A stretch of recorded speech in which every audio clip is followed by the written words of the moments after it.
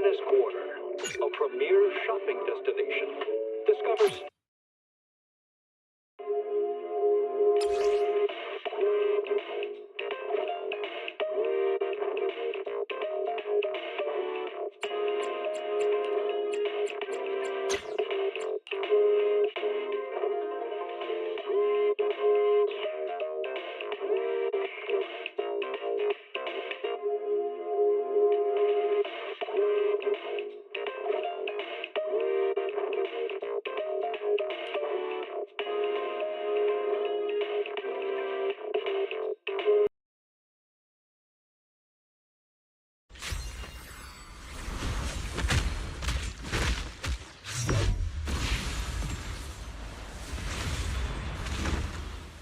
I can help you ward off misfortune and disaster.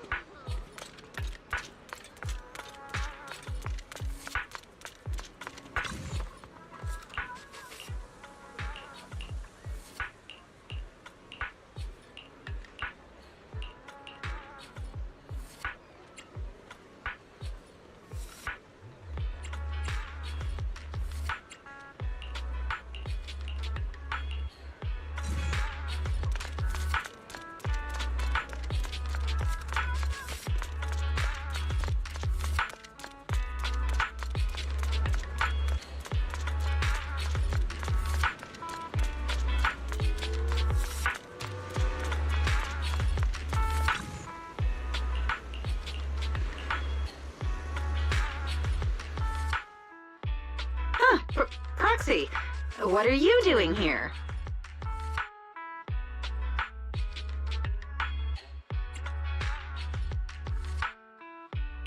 Why are you so surprised? It's not unusual for me to wander around Luminous Square when I've got some free time. You're right. City life is so convenient. What brings you to the city today? Let me guess. You're using work as an excuse to do some extra deals? Proxy, haven't you heard the saying, see something but don't say something? Of course, that's why I came to the city.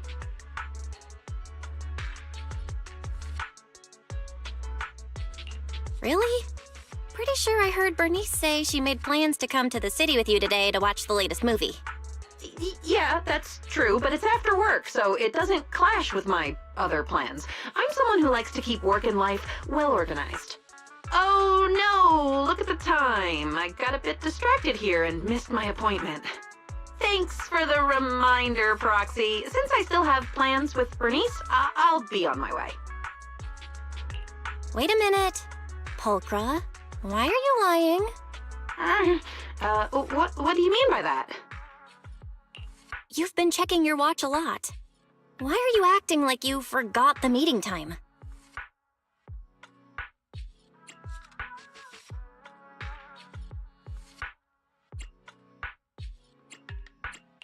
Are you always late on purpose? Including when you stood me up before?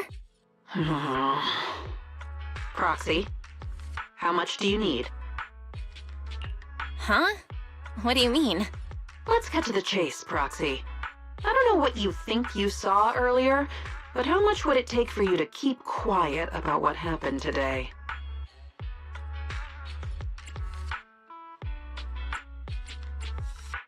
Hey now, I only caught you pretending to be late, and you want to buy my silence? This must be a pretty big deal to you. But I get it now. You really don't want Bernice or anyone else to find out about this. Don't worry, I won't say anything. I just hope you won't do something like this again. I can't promise that. Huh? Why? Fine. Looks like things are more complicated than I thought. Anyway, I'll help you smooth things over with Bernice. Let's hurry and meet up with her first. Thanks, Proxy. Let's go.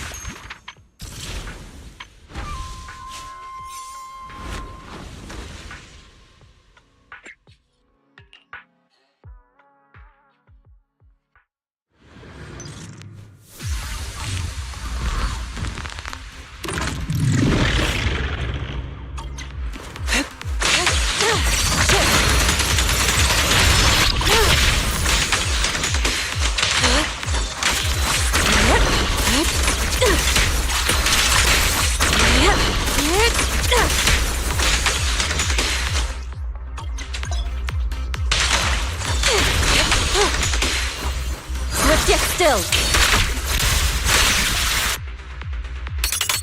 As decreed! Be gone! Take this! Be gone!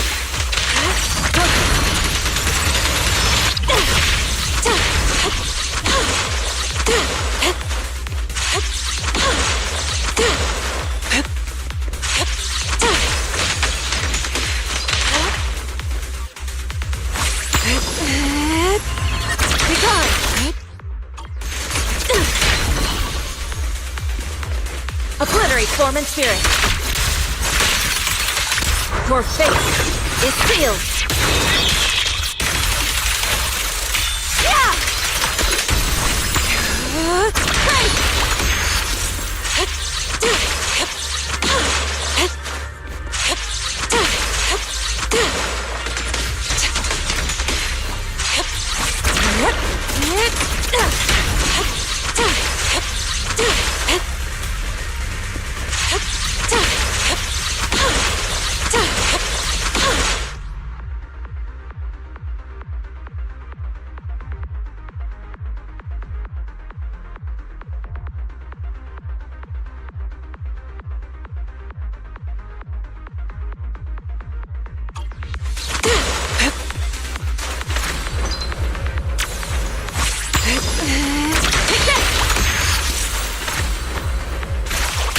Yin and Yang converge. Concentrate.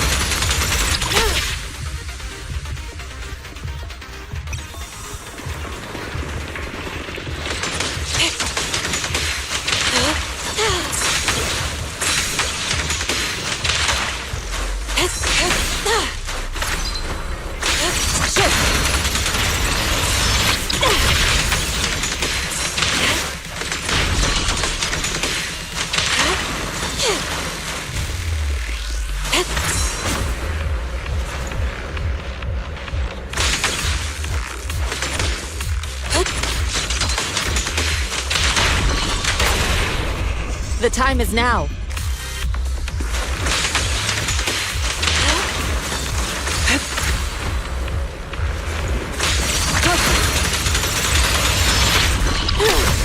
Cycle of yin and yang.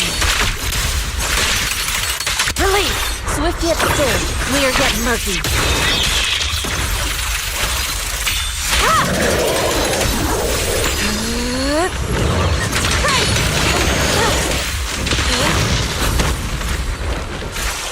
Clarity and impurity cycle.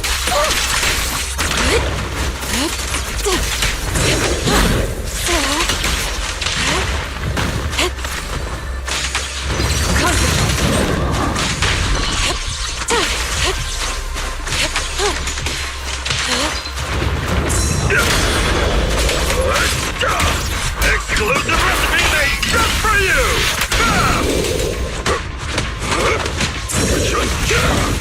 Allow me. Shift.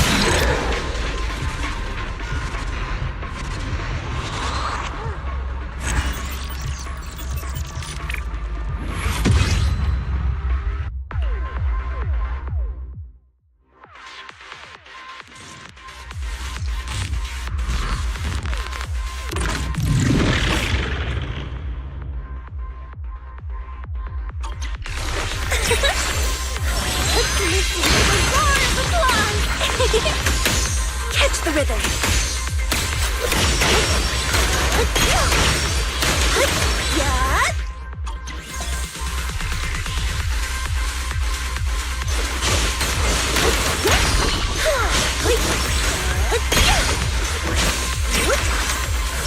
Let them hear your voice. That's voice. My turn! And everything.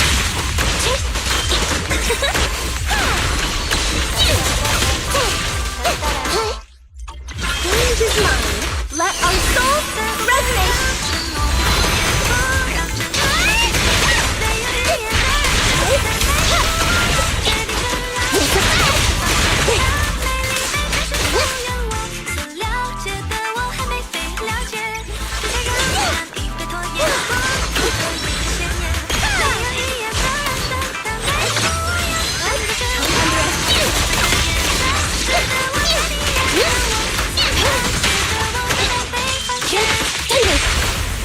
It's up to you. Eliminating target.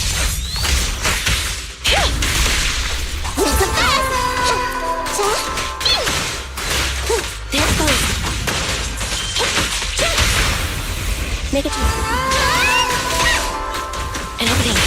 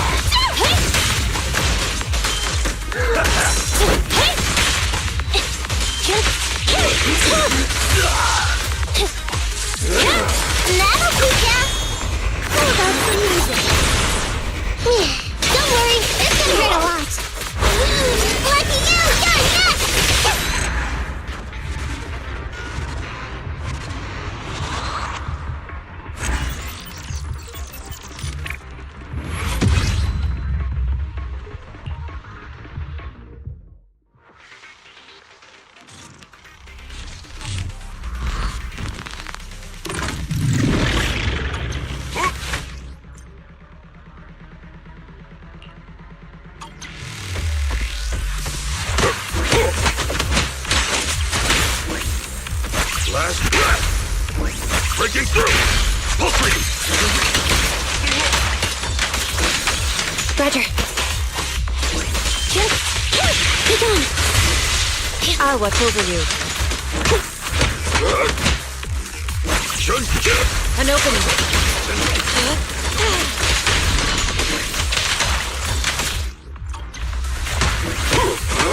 The time is right! Crank up the heat! Yeah!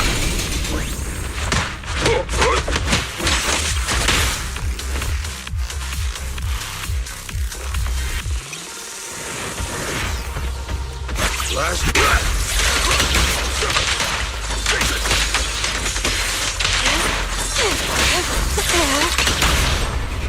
The time is now. Concealed attacks are hard to block! Watch it! Time to act.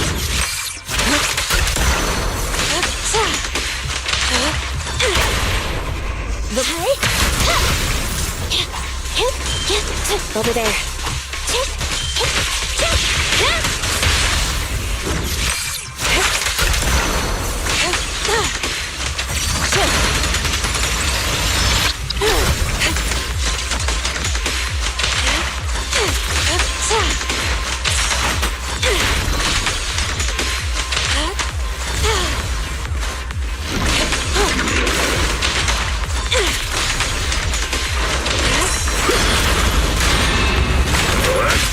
Have a taste of the Yunhui Jet's unique technique!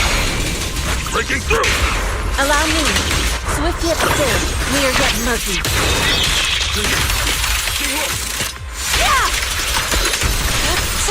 Concentrate.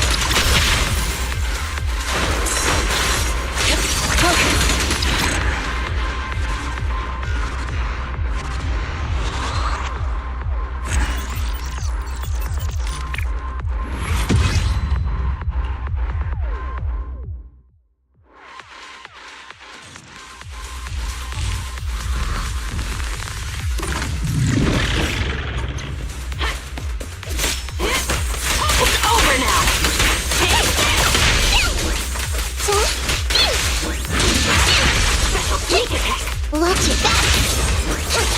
You can't escape! Alright, I'll take over.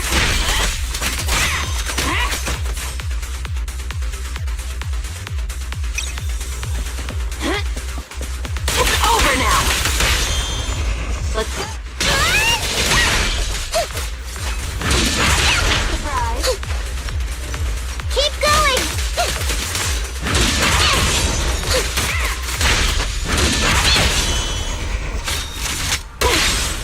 My turn!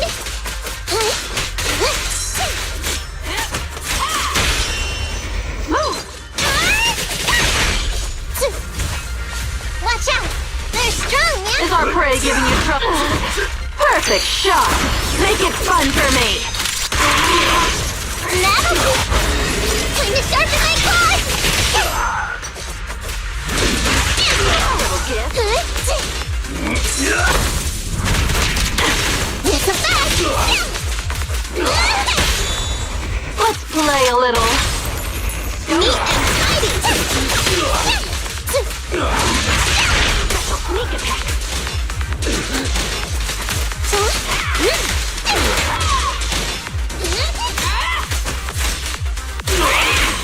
It's a fact!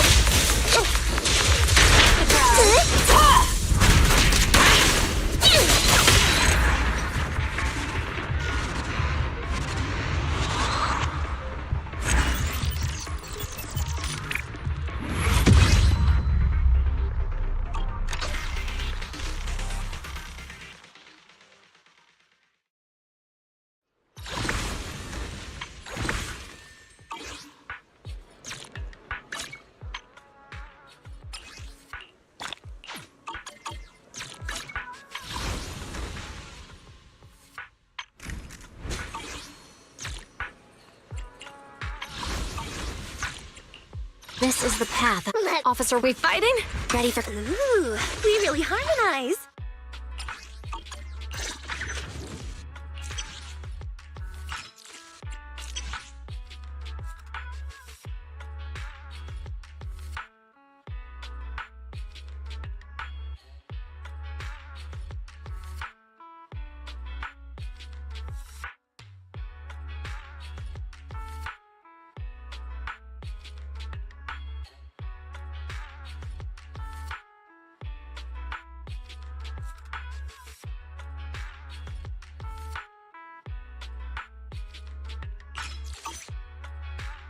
Is the concert starting?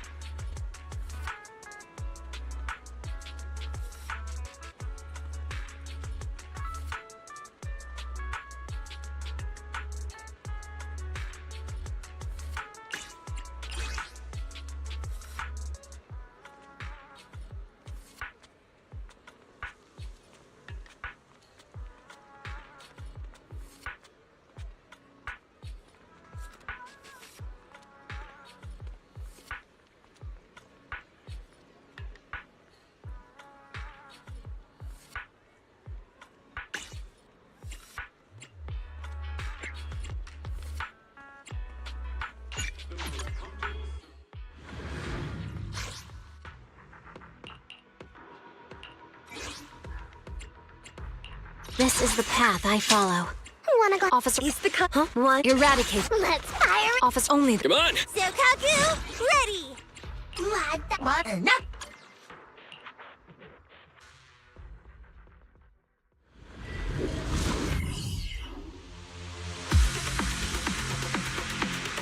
You are good enough to be the headliner. Perfect performance. Pick up!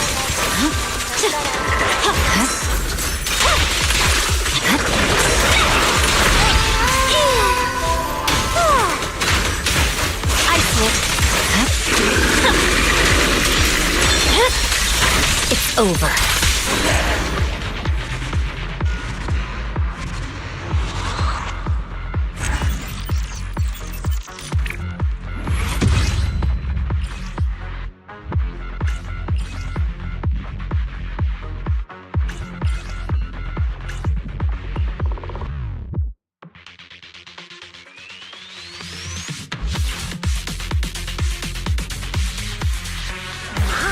What an interesting voice.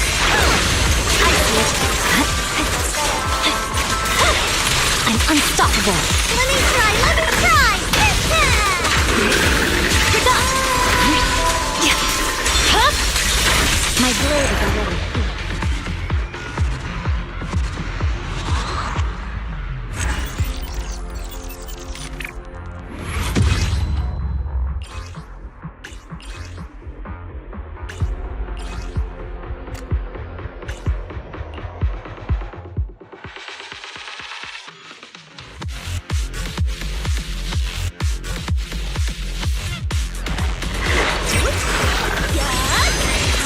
I see it.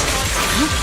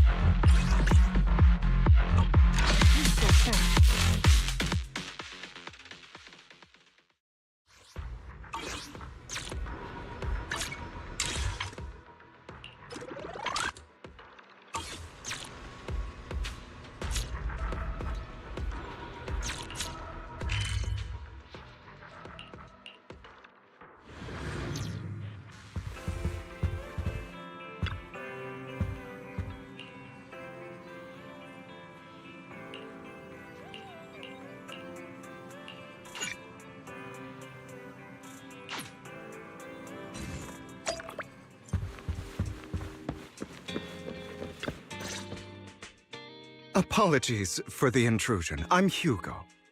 Let's just say I'm something of a collector. I've heard your video store is the most classy one in all of New Eridu, and I must say, it absolutely lives up to its reputation.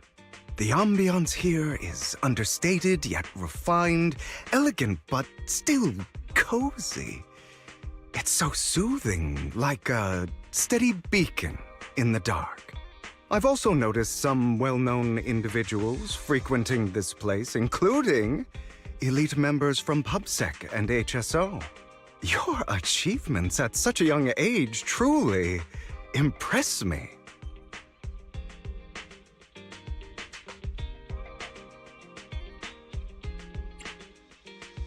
Oh, you give us too much credit. Trust me, I'm being honest. I do find your store quite special. So, I guess the rumors about this place are true. Children of Devils.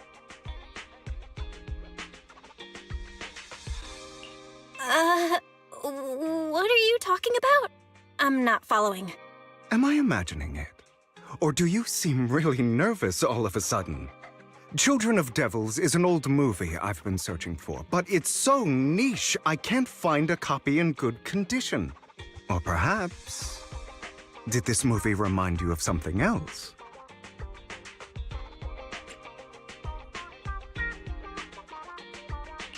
You're imagining it. I'm just surprised there's a movie we haven't heard of. No worries. Like I said, this movie is rather niche.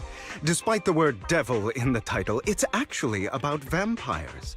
I'm sure you already know. Vampires were a popular fictional concept back in the old civilization. Typically, they are pale-skinned, well-dressed, exuding a mysterious and dangerous aura. But beneath their immaculate facade lie lethal fangs for draining human blood. You kinda look like one. I'll take that as a compliment. Too bad vampires don't actually exist in New Eridu. Oh, and I don't feast on human blood. In fact, if anything, I'm hypoglycemic. Anyway, back to the movie. It's about a man who unwillingly turned into a vampire, and after years of plotting, finally kills his evil father and ultimately dies in the process.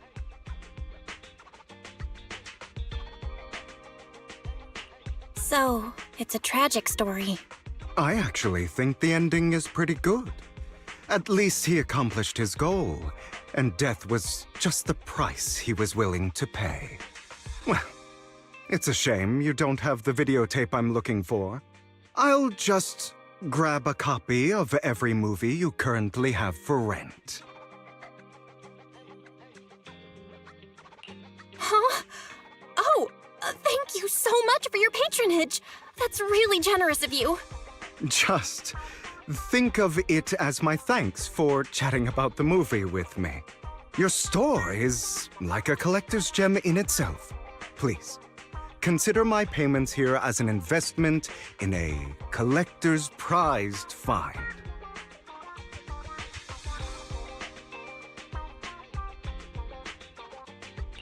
Your definition of a collectible is pretty broad. Just as I'd expect of a collector. Because of my work, I happen to know some of New Eridu's upper echelon. Some even collect human organs. Just some rumors circling around. Hope I didn't spook you.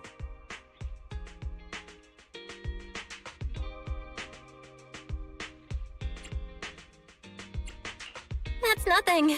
I've seen my fair share of crazy stuff. Guess I was worried for nothing.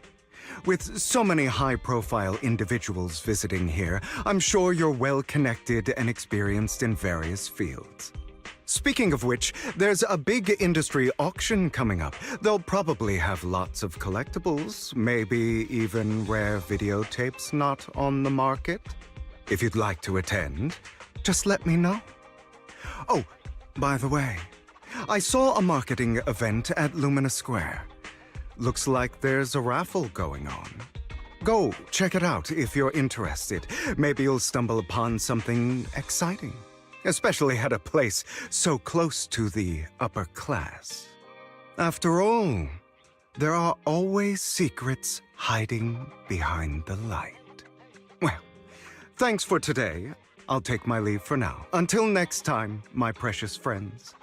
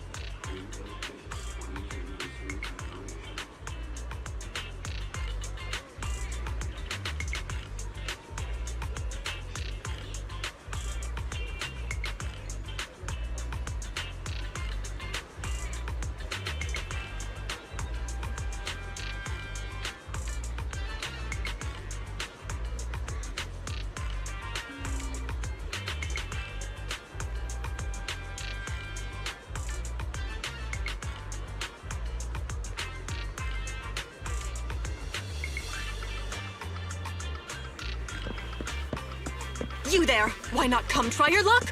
All sorts of prizes are waiting to be won!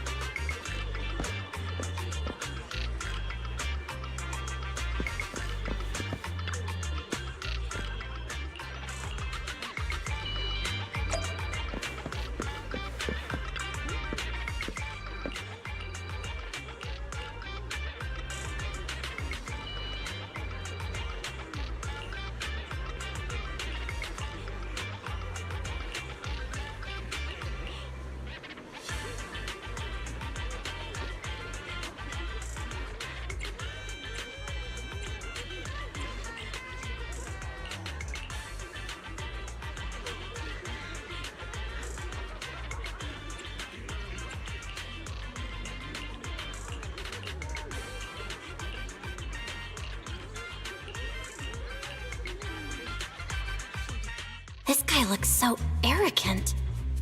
Maybe I should take a tougher approach with him. Quit the act. I've seen right through you.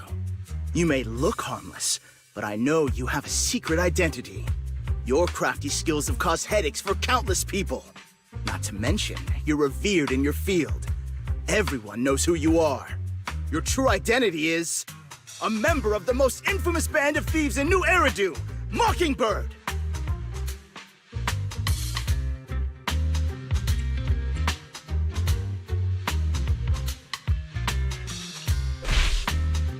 What do you know? My true identity is even more infamous than Mockingbird. What? You're even more evil than Mockingbird? No wonder you snatched my wallet! I know. Now might not be the best time to say this, but I'm genuinely curious about your true identity. Forget it. Clearly, you have no idea who I am. I'm Curtis Ravenlock. That's right, of the esteemed Ravenlock family from Tops. You'll face consequences for crossing me.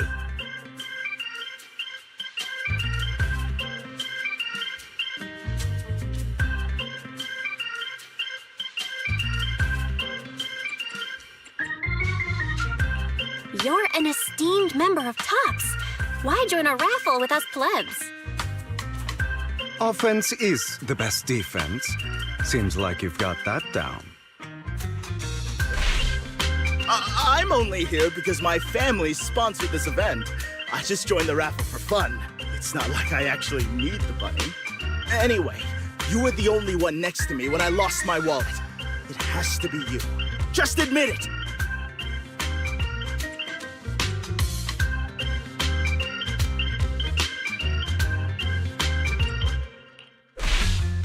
You've got it wrong.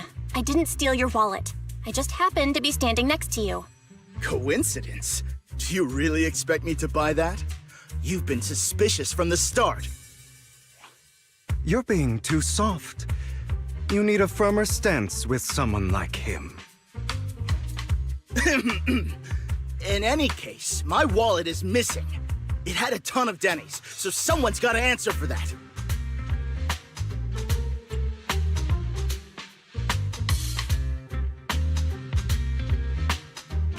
No one's responsible for your wallet except you. Let's be real. You're just trying to shift the blame. You! No one's ever dared to speak to me like that before. Clearly, your accusation is baseless, Mr. Ravenlock. Your outfit, while elegant, shows unironed creases and noticeable signs of wear. You've likely worn it for a long time. Plus, the wet ink on your cuffs suggests that you rushed straight here from your workplace. Likely so you wouldn't miss today's raffle. All in all, it's clear you're not well off and quite careless. Chances are you lost your wallet yourself, and it probably didn't hold much cash. Is that why you jumped to accuse others? Hoping to leverage your family name to make a quick Denny? That's utter nonsense! Regardless, you owe this person an apology. Damn it! You'll regret this. Just you wait! I really hate it when innocent people are wrongfully accused. But it's all over now. I hope it didn't ruin your mood.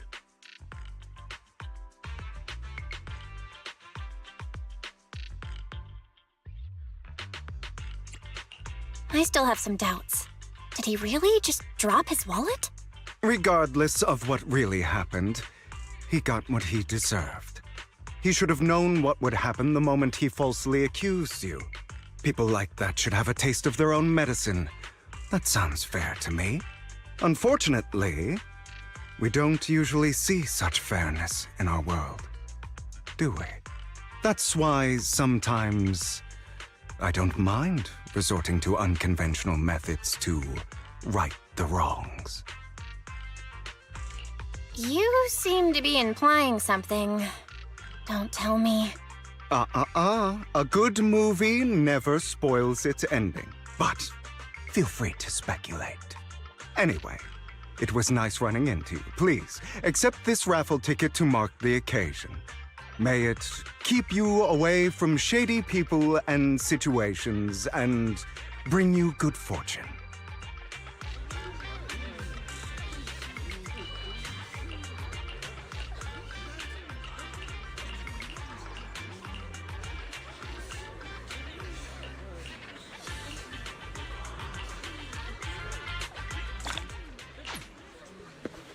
Anyone else?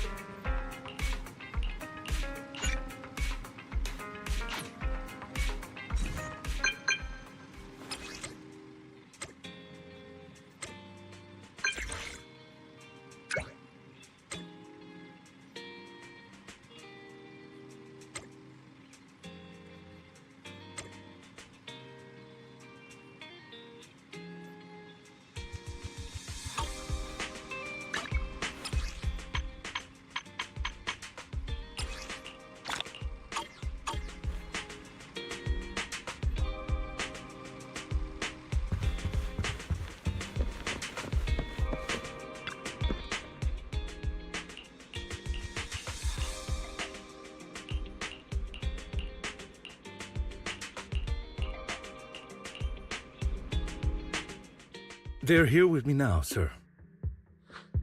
I'm glad to have the chance to speak with you, young'uns. Helios Academy used to be a peaceful and comforting place. You know about Helios Academy? Yes, I do. And I knew your teacher, Carol. She was a kind person. I was truly sorry to learn that she was the one held responsible for the fall of the old capital.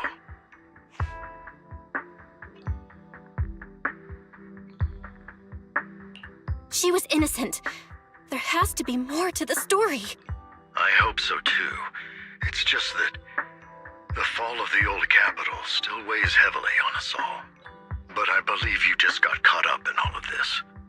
I'm sorry for what you've been through over the years. It must be tough.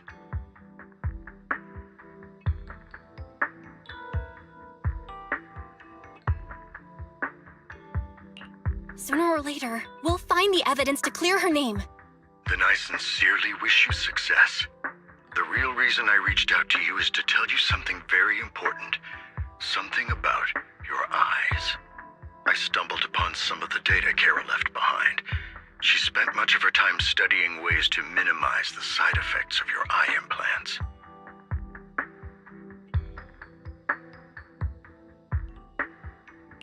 Teacher, she was always looking out for us. Yes, which is why I believe this was her final wish. As her friend, I want to see it through. Simply put, your eye implants are directly linked to your brain, and their functionality depends on your body's limits. As a result, the HDD system takes up a part of your body's capacity. This leads to certain issues, the most notable being that it suppresses your innate ether aptitude. I brought in a team of specialists to analyze Carol's data samples, and after some effort, they created a plan to upgrade the HDD system.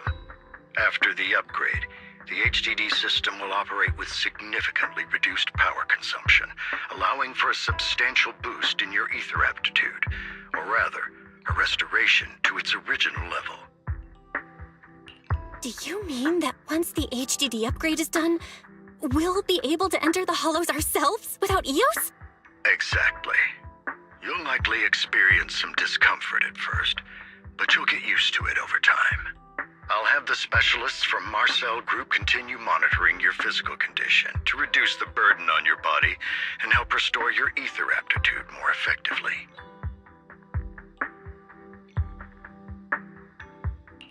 You're actually sharing such advanced technology with us?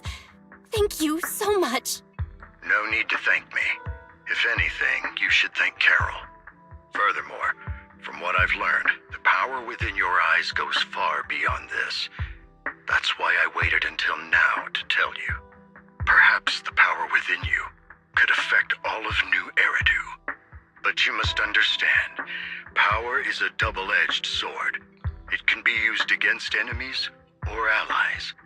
As the mayor of New Eridu, I must ensure everyone's safety. So I hope you'll forgive my caution. I'd been observing you for some time. That said, I'm confident to say that everyone at Victoria Housekeeping speaks highly of you. Miss Bell and Mr. Wise are both kind and honorable individuals. I believe they'll use their power for the right cause. Yeah, they're both good people. Thank you for your kind words, even though we have no idea what this power is. You're not just saying that to get our hopes up, are you? Of course not.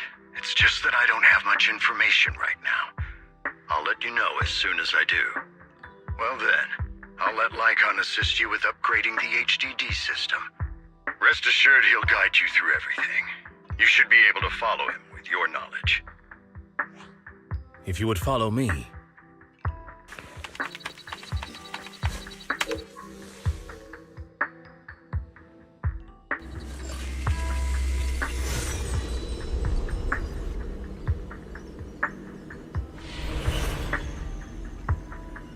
How are you feeling now? All good, I think. Really? I'm feeling a bit off. Your body is adjusting. Give it time to adapt to the changes. As a precaution, Hold off on entering the hollows until you feel better. I see. In that case, I'll sit back and help Belle for now then. It's quite impressive one of you adapted so quickly. Your ether aptitude is now on par with most hollow investigators, meaning you're ready to explore regular hollows. But you must be careful at first. Lycon, Ellen, why don't you two go along? One of the data piles in the hollow near the metro is malfunctioning, and we need a skilled proxy to address it. I'll assign this task to you. Of course, you'll receive fair compensation upon completion. Take your time in the journeys ahead. You've got plenty of time to uncover your full potential.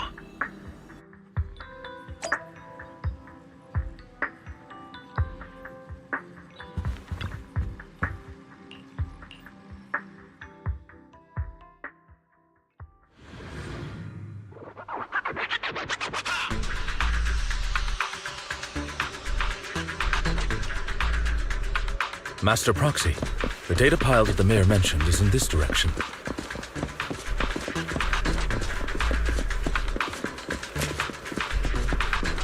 Let's keep moving.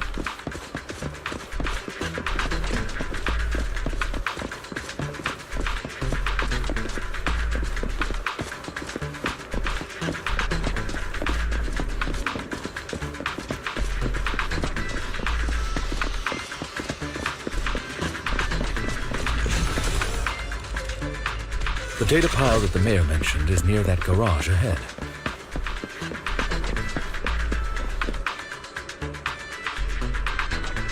What a pain. There's nowhere else to go. We'll have to move the train.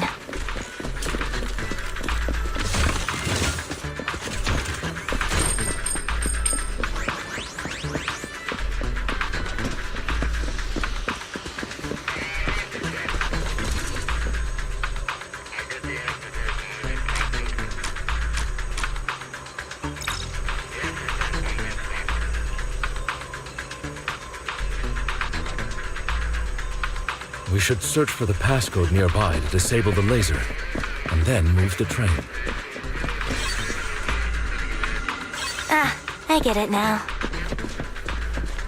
We should be able to enter the passcode now.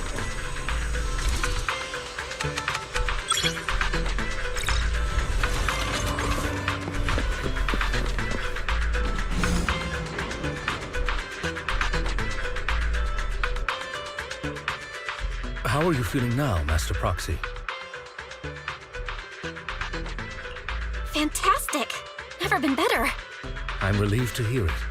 If you feel any discomfort, please, let us know at once. Yeah, I'll carry you on my back if needed.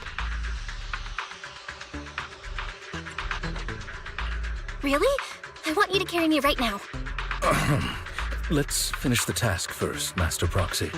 You've always had a sharp mind, and now you've got the muscles to match. Thanks for the compliment? No, I was just thinking. When will you pick up some fighting skills?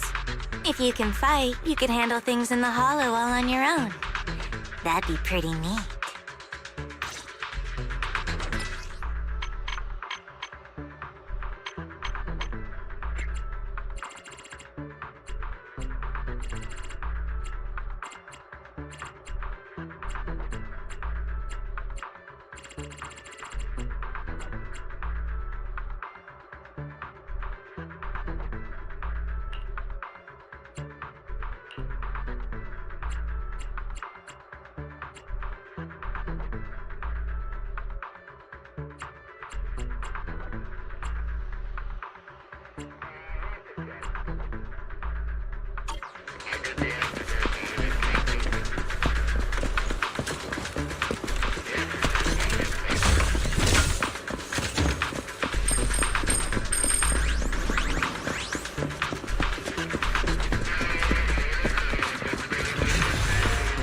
Master Proxy, the data pile is right up ahead.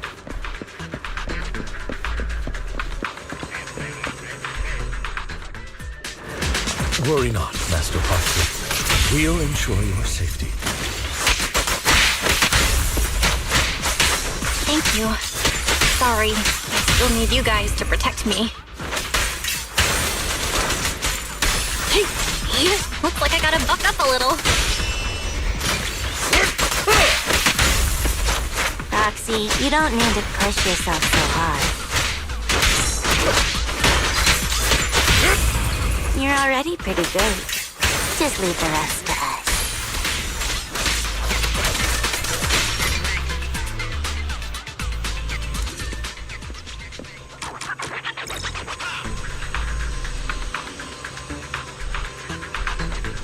Oh, it's another passcode.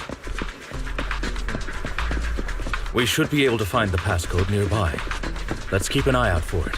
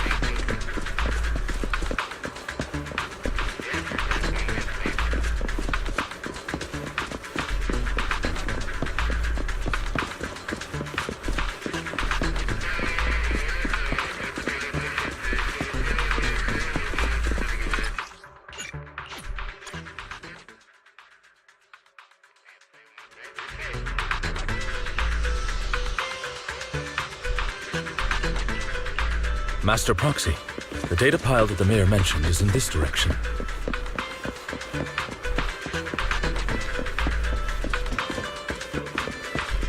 Let's keep moving.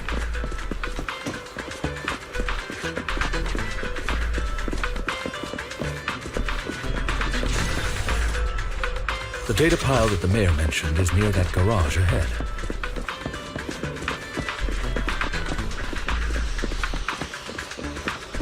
Let us make our way over.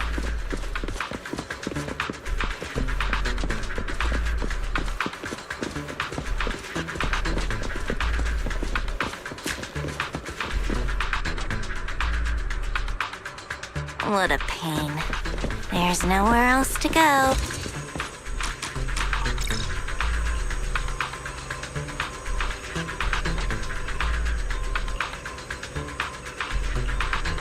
We should search for the passcode nearby to disable the laser, and then Ah, I get it now. We should be able to enter the passcode now.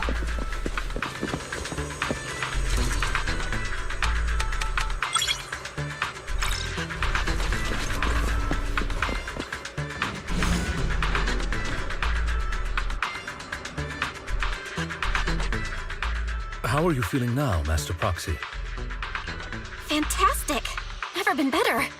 I'm relieved to hear it. If you feel any discomfort, please, let us know at once.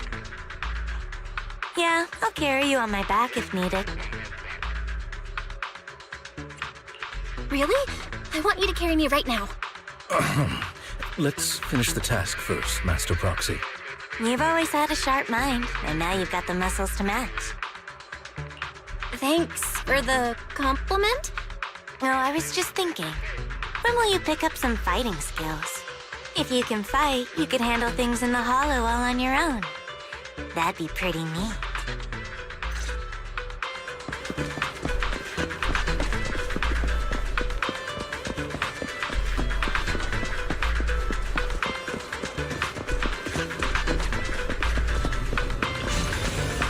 Master Proxy, the data pile is right up ahead.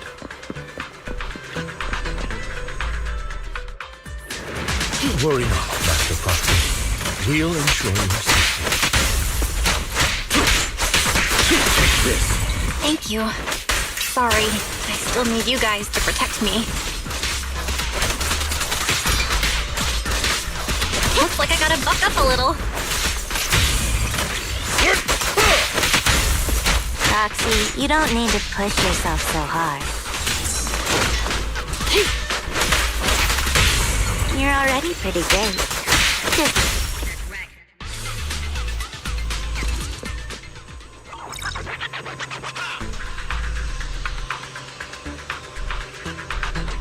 oh, it's another passcode. We should be able to find the passcode nearby. Let's keep an eye out for it.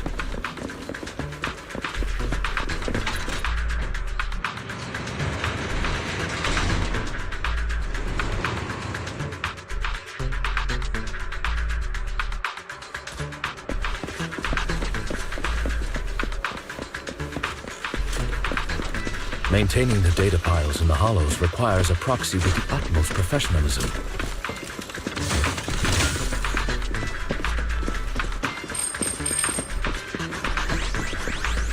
It is Victoria Housekeeping's honor.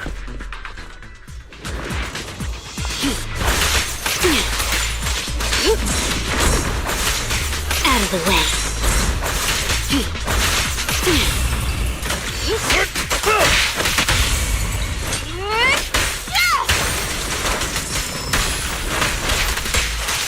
Take this.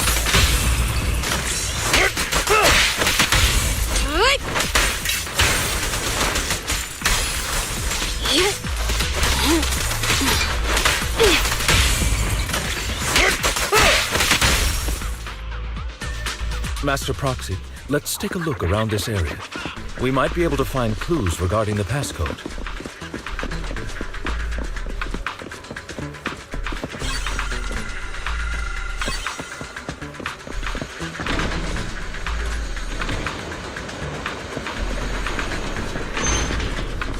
Proxy's moves seemed more fluid in that one. Master Proxy, this should be the second passcode.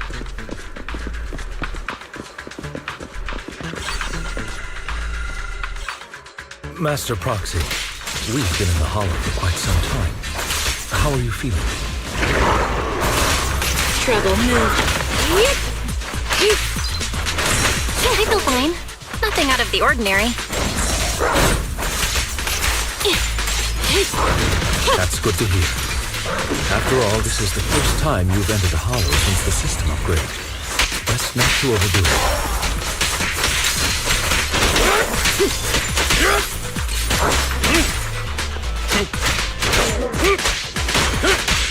Let's end this fight quickly.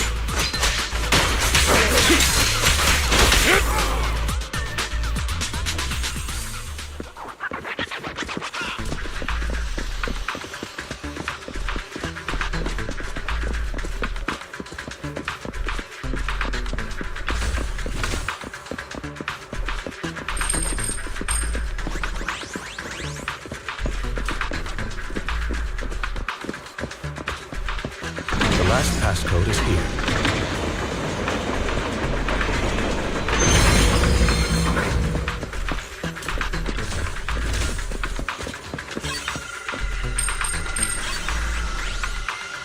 All right, that's all of them. Let us return and open that lock.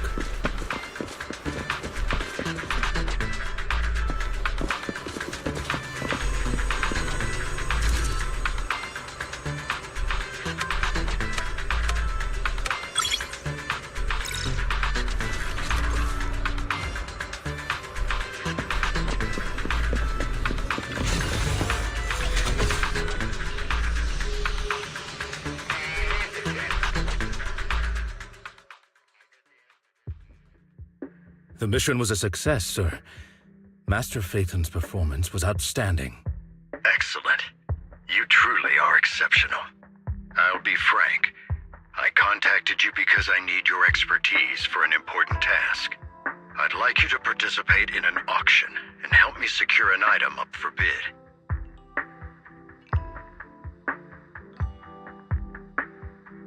Hold on. Is it the same auction I heard about? The one with all the high-profile attendees? Yes, that's the one. I knew asking you was the right choice. Since you're aware of it, I'll get straight to the point. It's related to the sacrifice you encountered. Sacrifice? Has it appeared again? Remember the sacrifice you took down near the construction site? Public security did some research after retrieving it. It turns out it can maintain its form outside the hollow and carries human genes. Within it, we extracted a mysterious core. This core possesses the same inexplicable power as the sacrifice, allowing it to exist without relying on ether. However, the core was recently stolen from the most secure lab in New Eridu. We suspect this is an inside job rather than an external theft. We searched extensively without success, until I saw the auction flyer. The core has been concealed within an auction item. So you want us to bid on it at the auction, but why us? The power of the sacrifice is highly volatile and destructive. We must keep it confidential, at least for now. And I, as mayor, am not suited to participate in the auction myself. Plus, I'm running checks on my inner circle due to the theft. Frankly, there aren't many people I can trust. Don't worry, the funds are covered, and Victoria Housekeeping will be assisting you. Of course, this hinges on one condition: your willingness to aid me. All right, we'll give it a shot. Thank you very much. I knew that I could rely on you. The only hurdle now is the invitation. It's exclusive to Tops, so obtaining one might take some time. I'll handle that promptly. I'll leave the rest in your capable hands. You seem a bit puzzled, Master Proxy.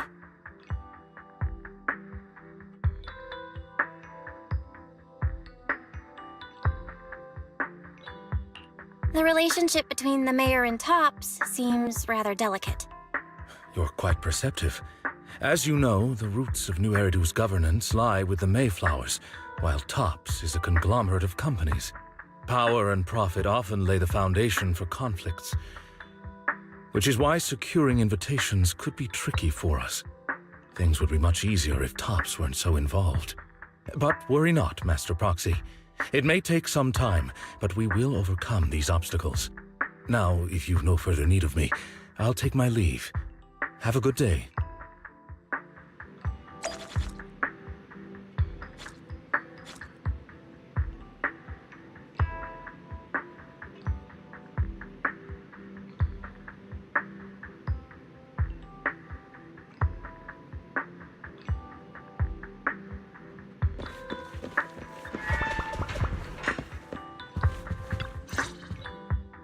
Didn't that collector Hugo mention if we wanted to attend the auction to give him a call?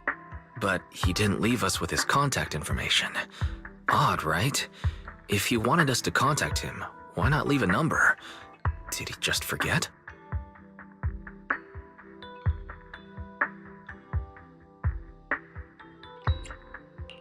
Maybe he left a puzzle for us to solve, like in the movies. You've been watching too many movies, Belle. We need to separate fiction from reality. Come to think of it, Hugo did leave us a raffle ticket, and said something weird. He said something cringy like, "There are always secrets hiding behind the light." Wait, don't tell me.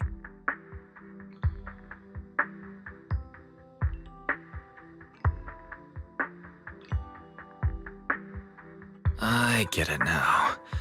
This guy watches too many detective movies. Anyway, let's try contacting him. Aha! It's you! The manager of my favorite video store. Glad you've cracked my little puzzle. I've been waiting for you to contact me. I was worried I might have left a bad impression.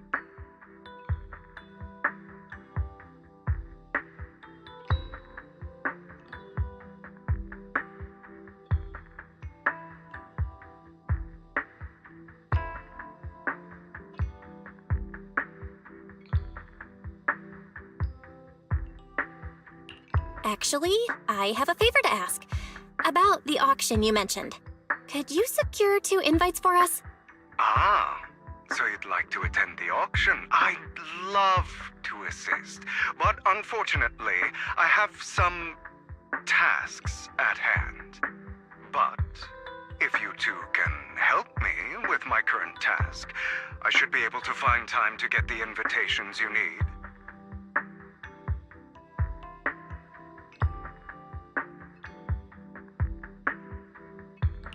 What kind of task? Is it something I can handle? Nothing too dangerous, I hope. Don't worry, I would never put you in danger. Let's discuss the specifics in person. I'll wait for you at Dew Gardening Shop in Lumina Square.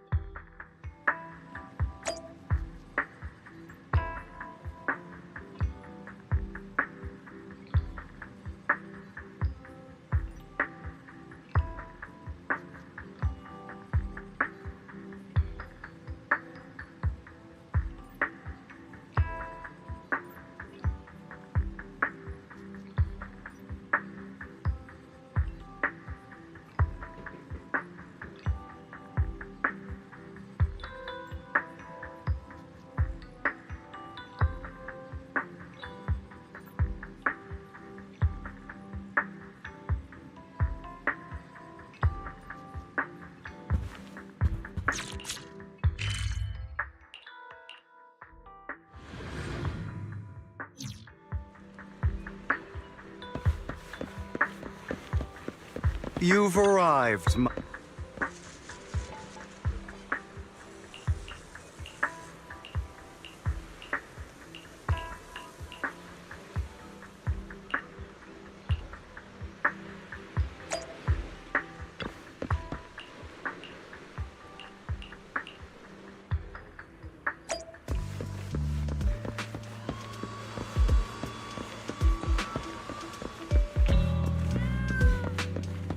Another one.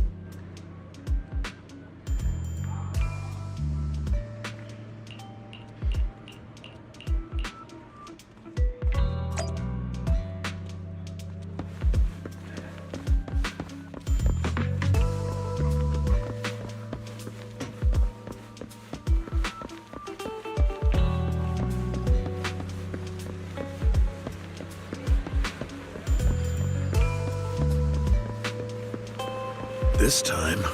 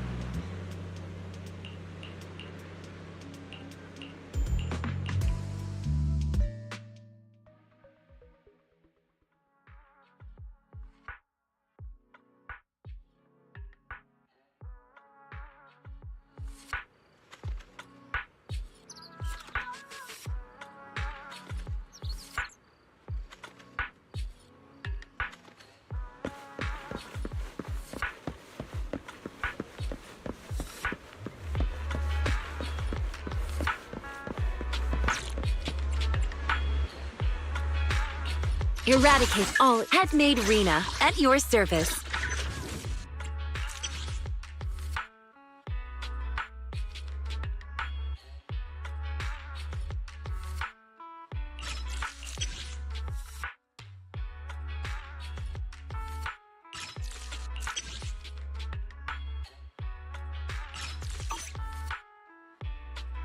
One, this standing. I would never wanna.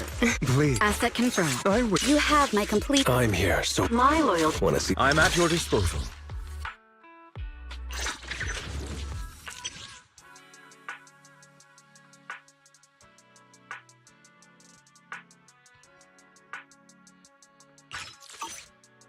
I shall. I'm here. I only handle technical matters.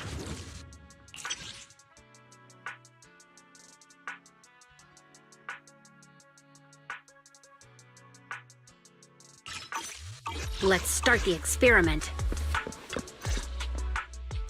Good day, Manager. Wonderful to see you again. You're as sophisticated and charming as always. About our previous discussion, I assume you've made some progress? I see. Looks like it's more complicated than I thought. I appreciate your help. Here are the promised invitations for you. One was mine, but I won't be able to attend as I'll be occupied that day. I had to pull a few strings to secure these invitations, so please don't mention where they came from. Otherwise, someone might come hunt me down.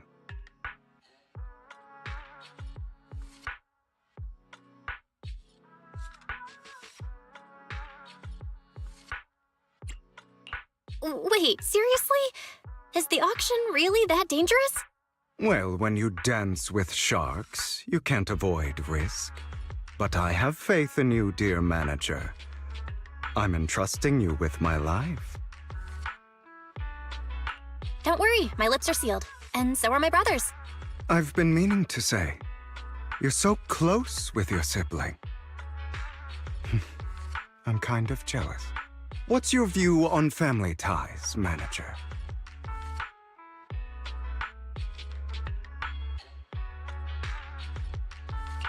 It's a bond you can count on.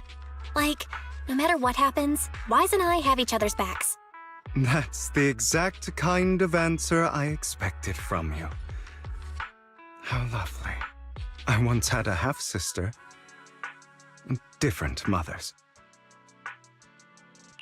Had? Did you two fall out of touch because of an argument or something? No, we never argued. I would like to try, but it's too late. She's been gone so long. I can barely remember her face.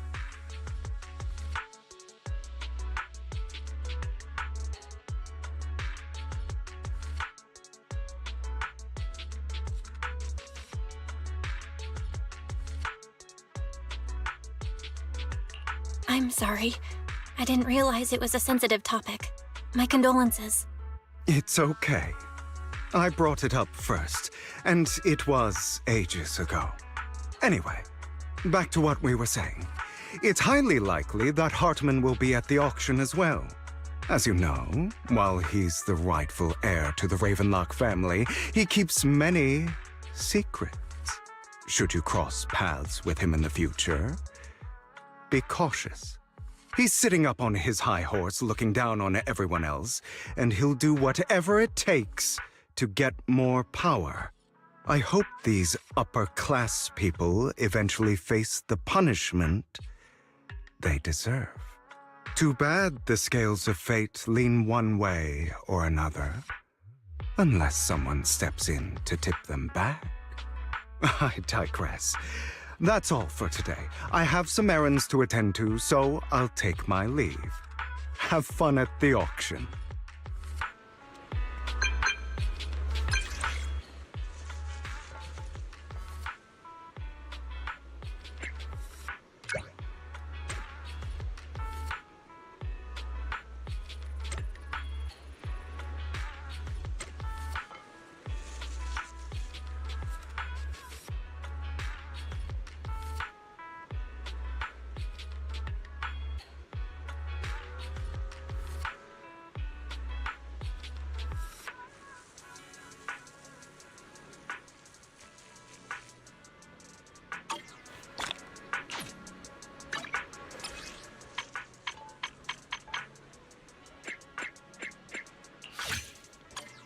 All right.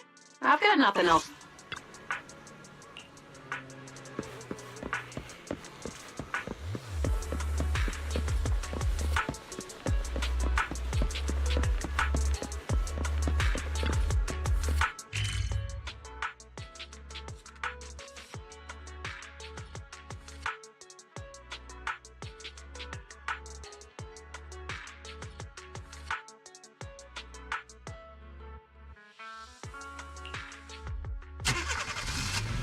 It is a pleasure to see you again. It's been a while.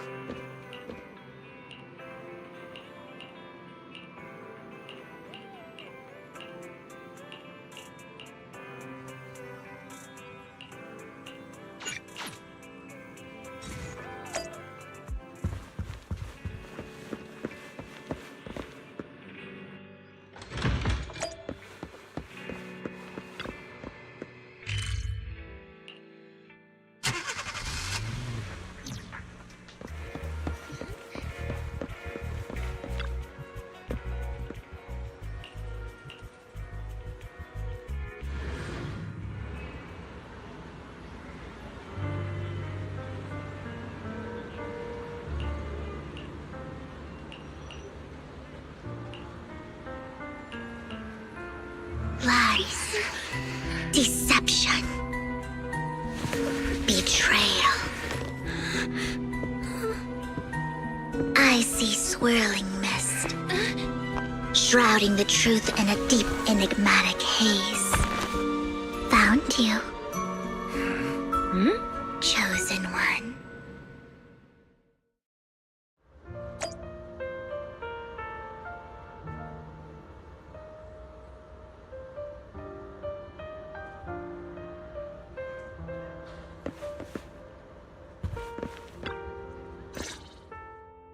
You are exactly as I thought you'd be.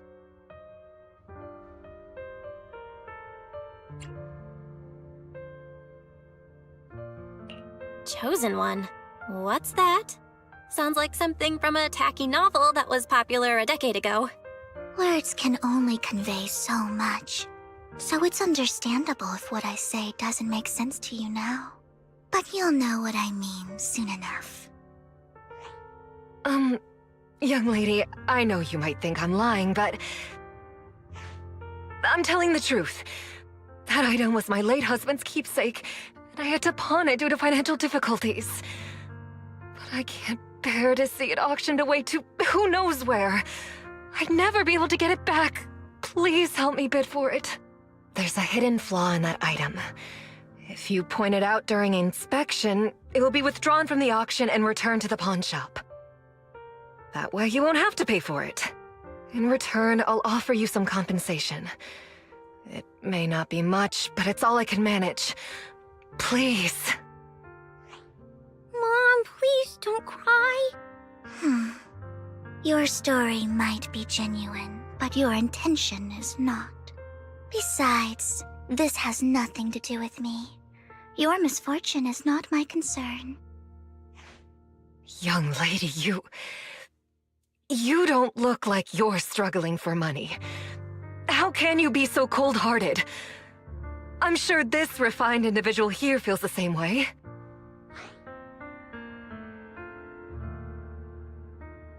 Huh? Are you referring to me? Yes, you! If you're willing, could you please... The auction is about to start. I'm not sure how you gained entry, but I'm sure you don't want to be driven out with your daughter. And you? Here's a little piece of advice. Don't let your sympathy easily sway you in an auction like this.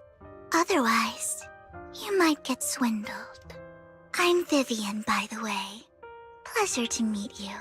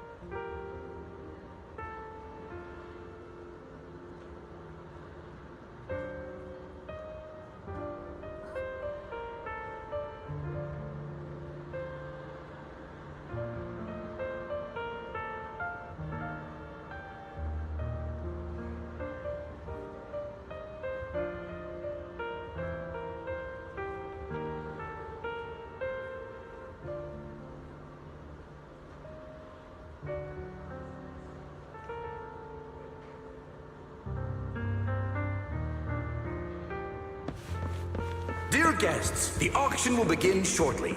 Please make your way.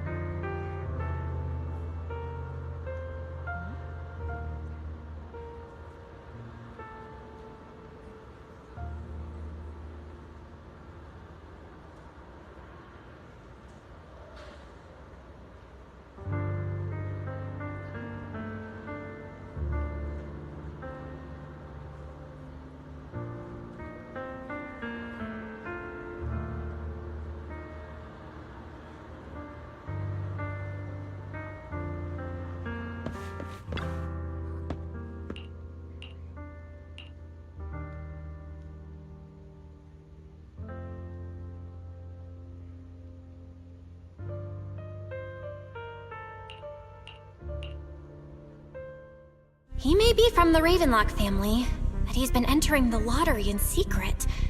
Maybe he's not as well off as I thought. Ugh, what rotten luck. I didn't expect to see you here. I won't back down this time.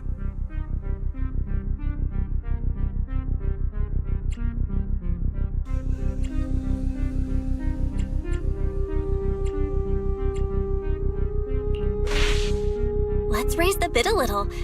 How about 10%? Such a small amount, as expected of a commoner. I'll raise the bid by 50%.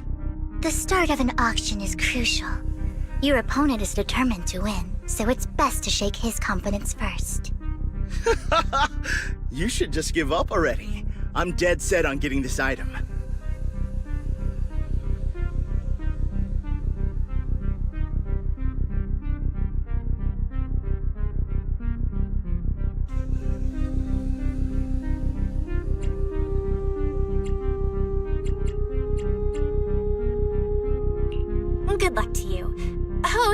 increased my bid by 20%. Where could you have gotten so many Denny's? A solid move, but perhaps a bit too costly for me. Okay. Let's not rush into inflating the price. Seems like it's just the two of us interested in the item. Why don't we discuss this in private first?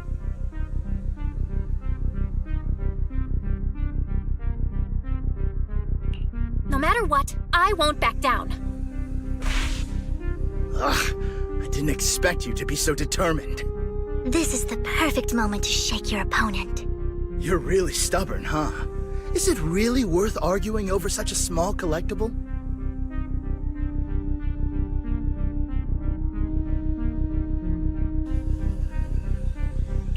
Sure is. The money in our pocket is our biggest advantage. Host, I'm raising the bid. The price is way more than it's worth. Forget it, I'm out. It's a bit overpriced, but it's still acceptable. Regardless, congratulations on your winning bid. Though in my opinion, its aesthetic style is a bit ahead of its time. But as long as you like it, that's what matters. After all, the true value of art is in the love people invest in it. The next item is truly exceptional. The final creation of a legendary artist, the only one of its kind in all of New Eridu. The artist's tale is quite fascinating. Unrecognized during his lifetime, his works were discovered by art collectors after his death and became hugely popular. Because of this, authentic works are few and far between, making each one incredibly precious. And this stunning final piece, anyone who loves his work won't want to miss it. Without further ado, let's get started! Starting bid, 200 million Denny's! If I can get it for under 500 million, I can still turn a profit. 300 million! If I'm not mistaken, Wise, isn't that the item the woman asked Vivian to bid on? Yeah, that's the one. If our budget allows, perhaps we should. 1 billion.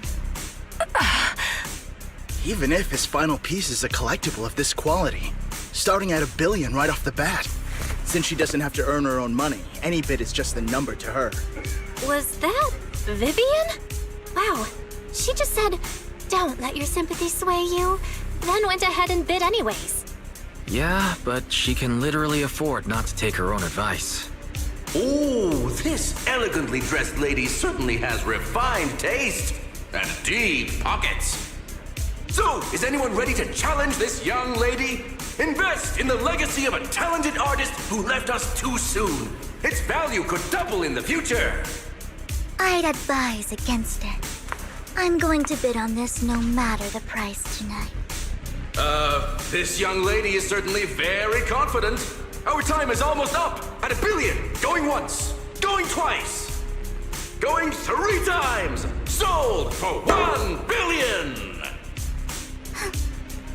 All right, ladies and gentlemen, that concludes the first half of the auction.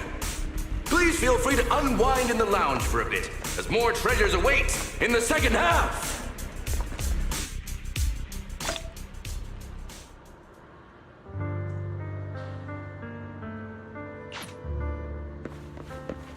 The coffee here. You have a strange look on your face.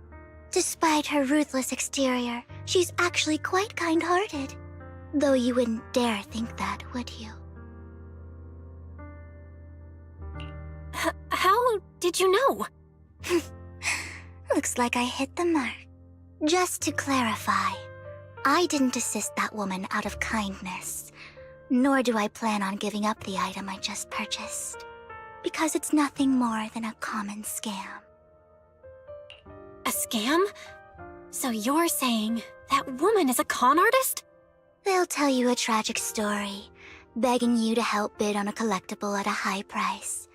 They promise a reward and guarantee the item will be withdrawn from the auction, so you think you won't have to pay anything. But the reality is, once you bid, the deal is done. No going back. And you end up shelling out a hefty sum for something worthless. So, why did you still bid on the item? I really enjoyed the story of that legendary artist. Art at its essence sells stories, doesn't it? I'm willing to pay the price for the stories I choose. That's another lie. Looks like you believed me.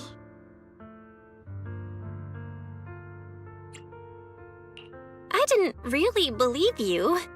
Let me give you another piece of advice. Appearances can be deceiving. People often mask their true intentions. Sometimes, what you can't see is the real truth.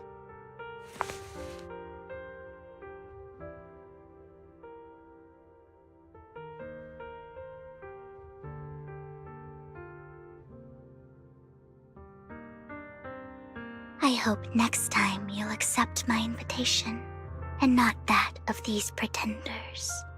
I'll see you soon, my friend of many secrets.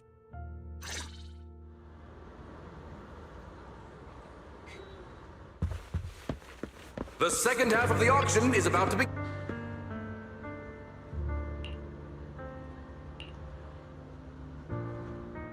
Ladies and gentlemen, welcome back! Up next in our auction is tonight's showpiece, the one-of-a-kind Robe of Heroes! Legend has it that, long ago, this was a garment that only a hero could wear.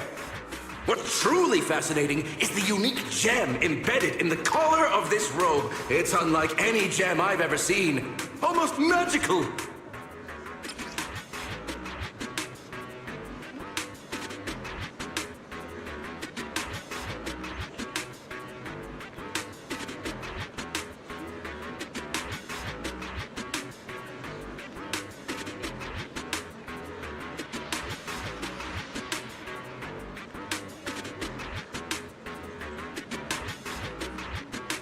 Wise, that gem's probably what we're looking for.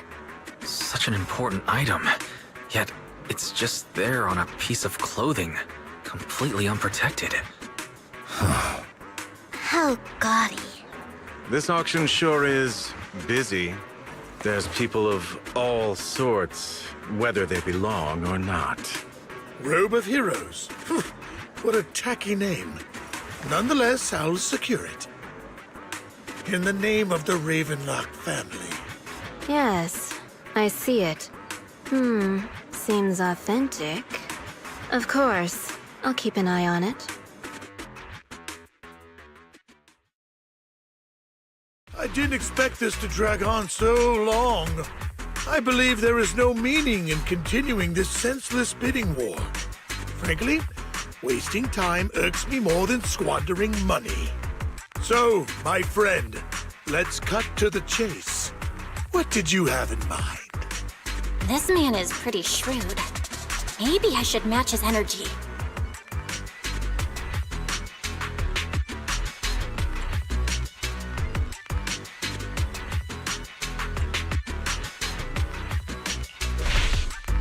I simply want to become a hero.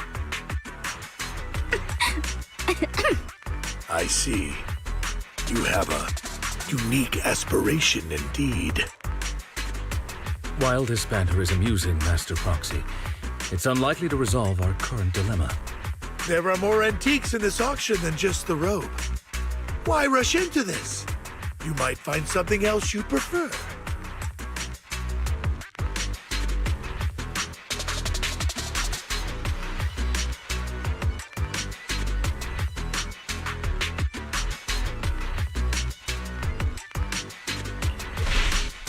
Actually, I know the secrets of that robe. Really? So there is something more to the robe. Our opponent seems quite astute, Master Proxy. Let's avoid anything that might raise suspicion. The Ravenlock family always gets what they desire. If you have any doubts, feel free to ask around.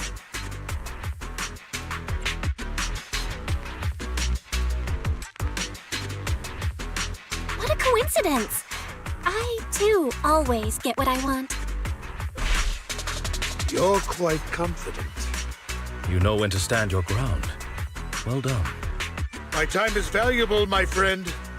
I've already lost a significant amount of Denny's talking to you. If I offer you a token of appreciation, let's say a hefty sum of Denny's, would you consider backing out of this bid?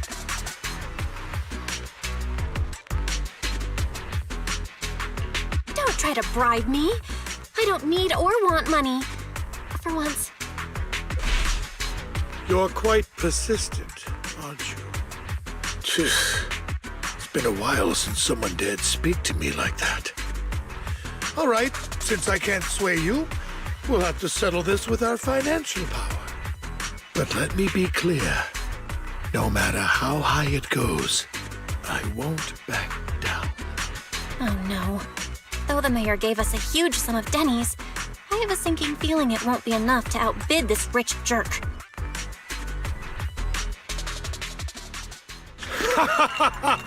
Thank you, everyone. It appears I'm the final winner of this auction after all. Well, I'll be taking this masterpiece with me. Of course. I must extend my sincere gratitude to all of you. Damn it, we almost won! Ugh, Denny grubbing jerks.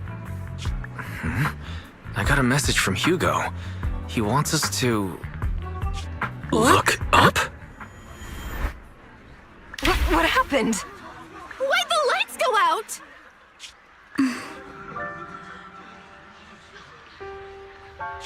What's going on?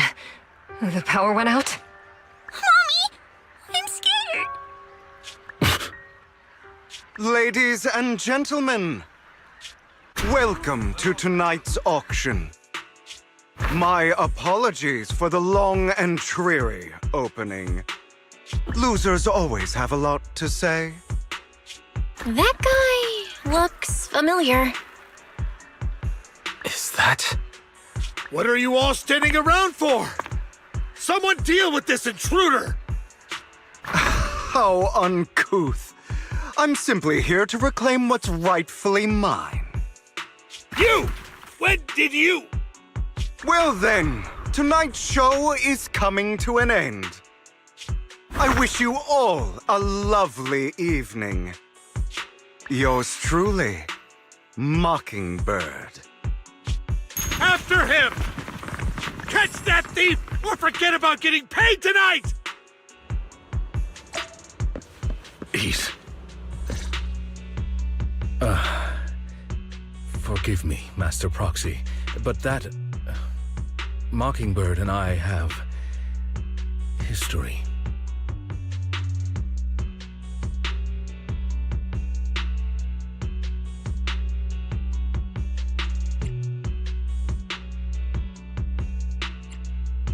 He might find it surprising, but I know him too.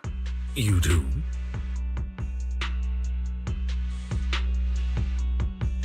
I see. So that's how you know him.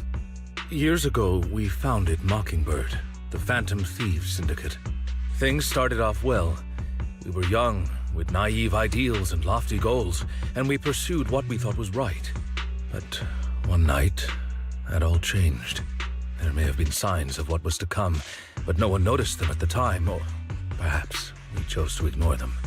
Eventually, I left Mockingbird and accepted the olive branch extended by the mayor. The separation was, shall we say, less than amicable. And my dearest friend became my sworn enemy. Master Proxy, if I may ask, what do you think of Hugo?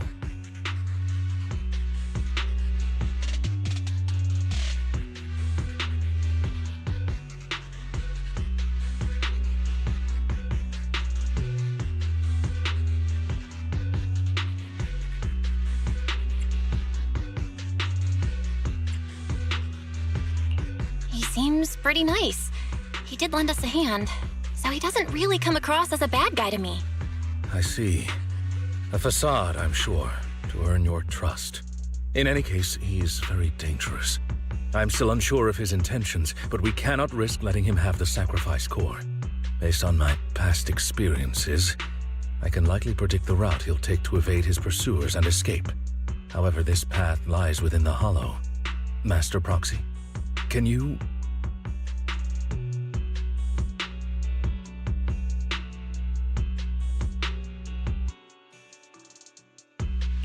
let's head straight there.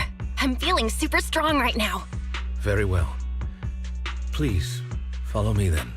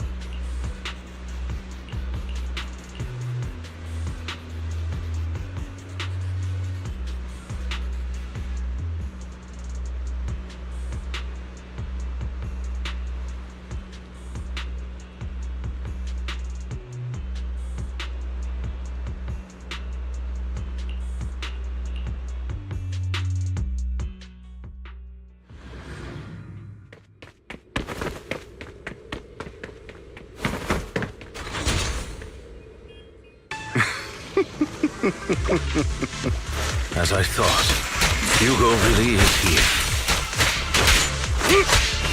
When we were still working together, he would often choose routes that were difficult to attack, yet easy to defend.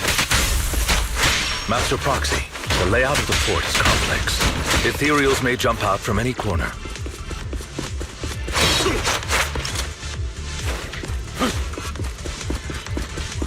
Do be extra careful.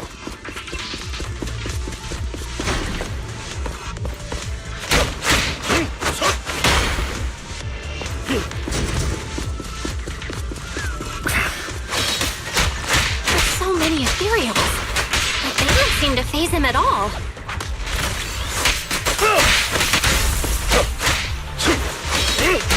Though I am loath to admit it, that man is quite formidable.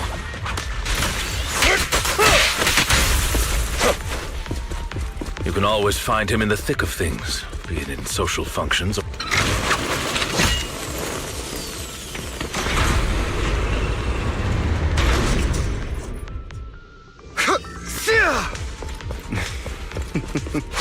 Goodbye, my friend.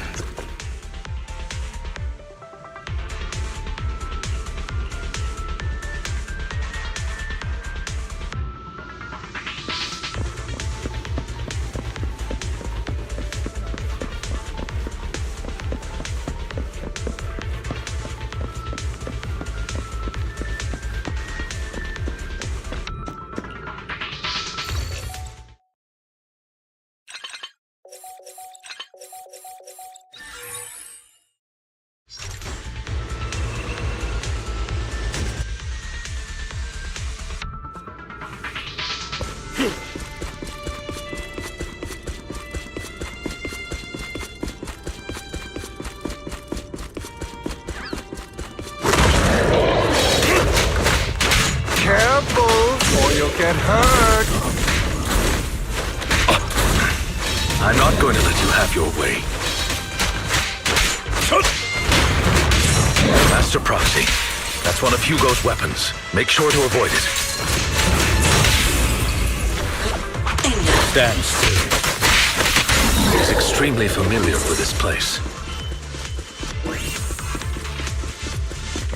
Master Proxy, dragging this out will only be to our disadvantage.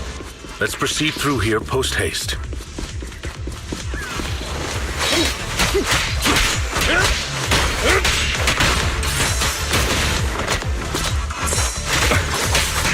Take this. Stay calm now. The mechanism here isn't damaged. It's still functioning normally.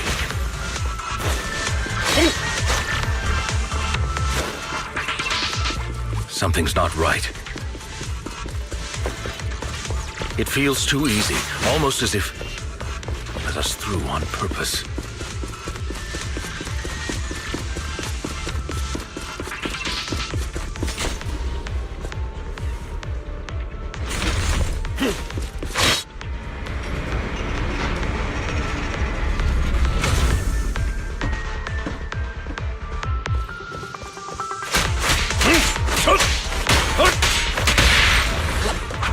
Stand still. What's the rush, my friend? We still have plenty of time. Calm now. This is one crap.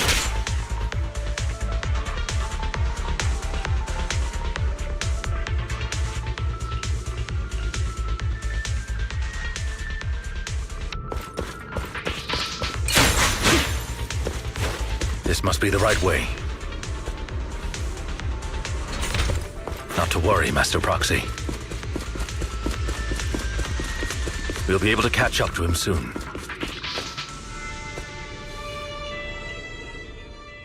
It should be this way. Are they from the auction? No, they shouldn't be able to track Hugo here. They're likely just hollow raiders. Back then, Hugo would typically retreat into a hollow after securing the goods. And as his partner, I'd be responsible for leading the pursuers astray. I'm unsure if he has a partner now, or who they might be if he does. Well, Phantom Thieves usually have partners, right? He must have recruited a new one. True.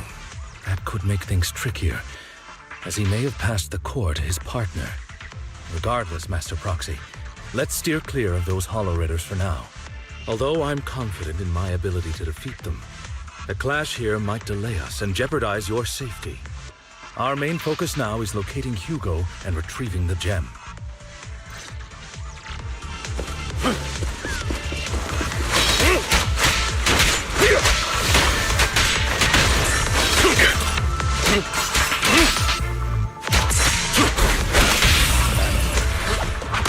Stand still.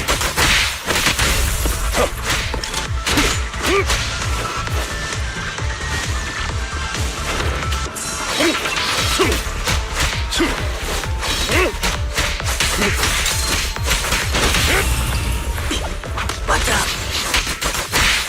He should be nearby.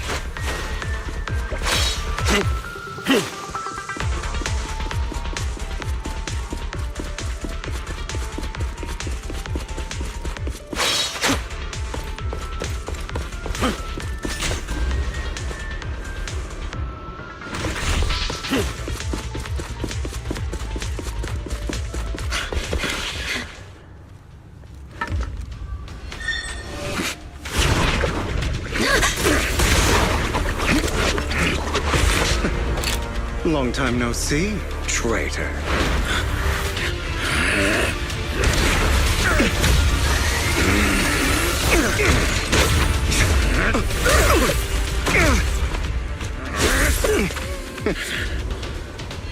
It was you who broke the oath, not me. You haven't changed, pompous and self-righteous.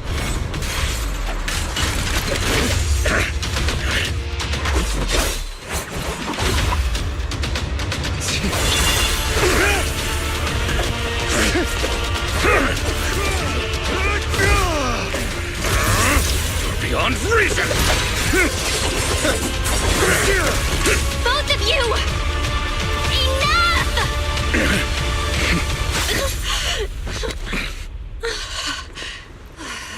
Master Proxy.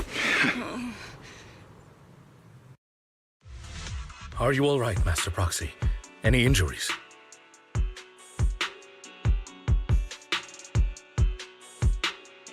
I'm fine. I just forgot I wasn't Eos. I thought your attacks would just go over my head. I'm not used to being this tall, I guess. Rest assured, Manager, my blade has always been steady. I'll never point my weapon at my allies, especially not you. As for that oaf, he has no sense of control in the heat of battle, even turning on his own comrades. I'd thank you not to spread lies. What? Are you denying it? I merely spoke the truth, didn't I?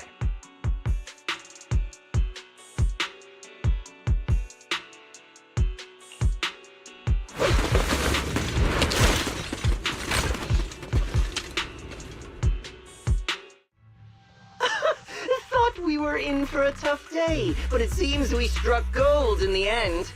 If you value your lives, you better hand over all your etheric resources and any other valuables you've got. I have no conflict with you, gentlemen. I'm here for personal reasons, not to mine ether resources. Cut the crap. It's been a rough day, and we need something to make it right. Whatever your business is, pay your dough or bite the dust. Pay our dough. This is the Hollow. You're not claiming this Hollow as your own, are you? Not even the current mayor of New Eridu would dare to make that assertion. Am I correct, Mr. Mayflower Watchdog? You sure have a mouth on you, pretty boy. Don't push it. We've buried idiots like you in the Hollow before, and soon you'll be joining them. I'd urge you to reconsider. Huh?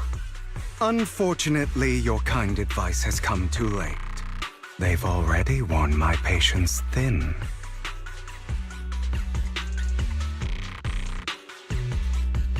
Oh, help me! Scared? Then perhaps you should think twice before you act.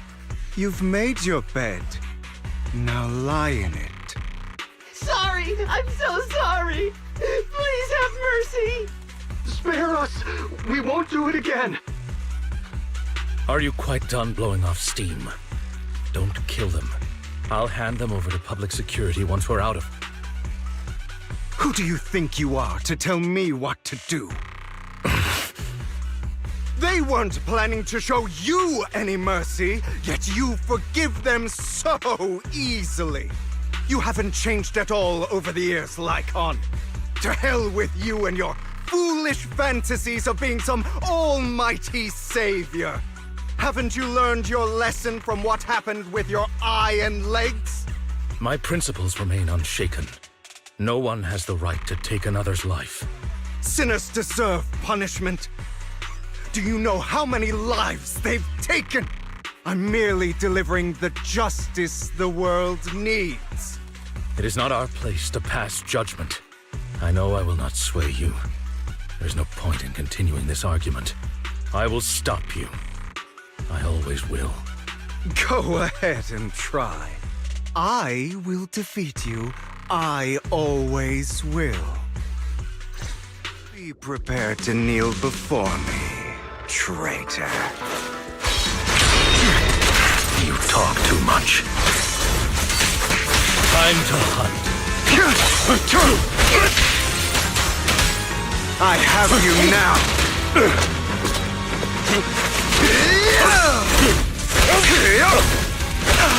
Amateurs.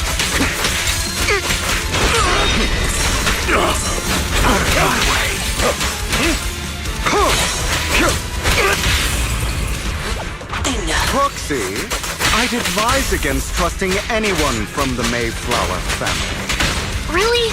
Do you two have to do this now? Is that all? My apologies, dear manager. But I'm itching to teach him a lesson. Shut up!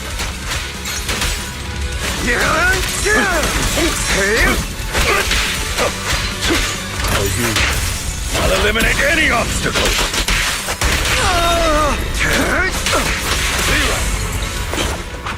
Stay.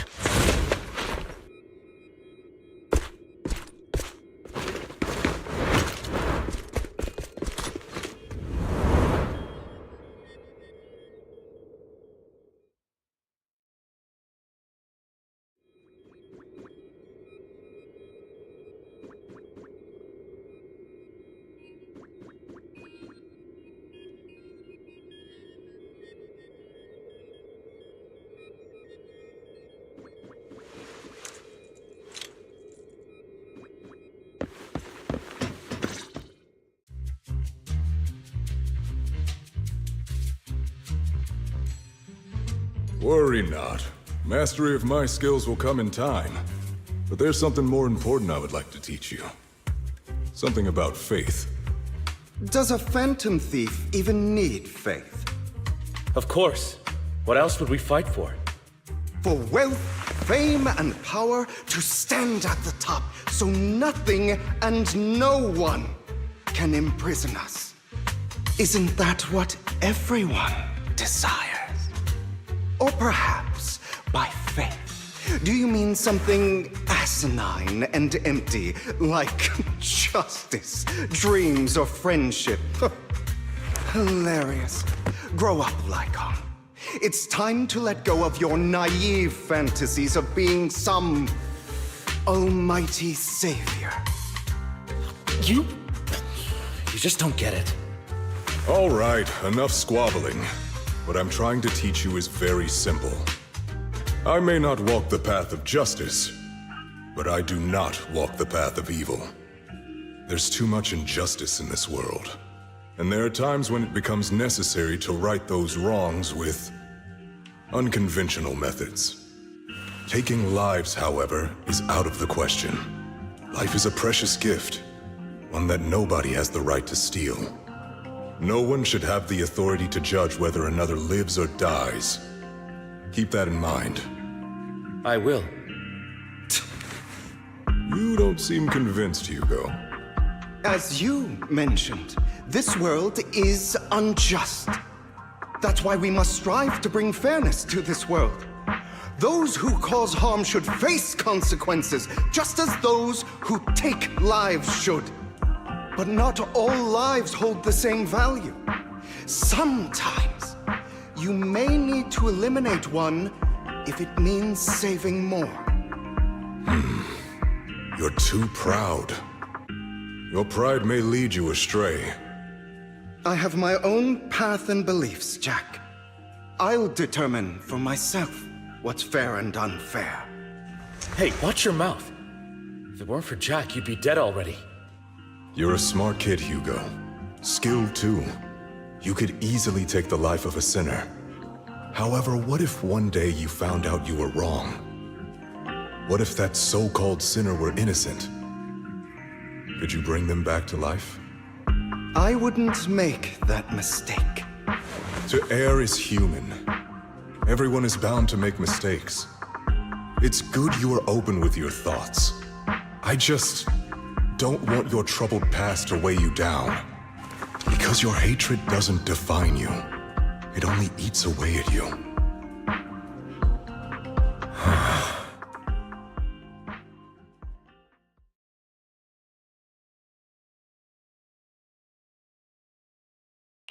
What's wrong, Lycon? You've been quiet for a while now. My apologies, Master Proxy. I was just reminded of some past memories.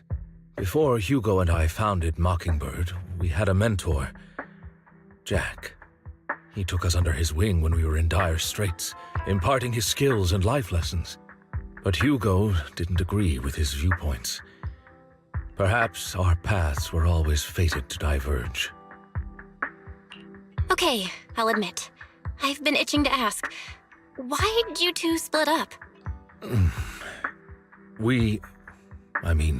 Mockingbird faced numerous triumphs, but also setbacks. And one of them was a disastrous one. Hugo. You... Was this you? All this? So what if it was?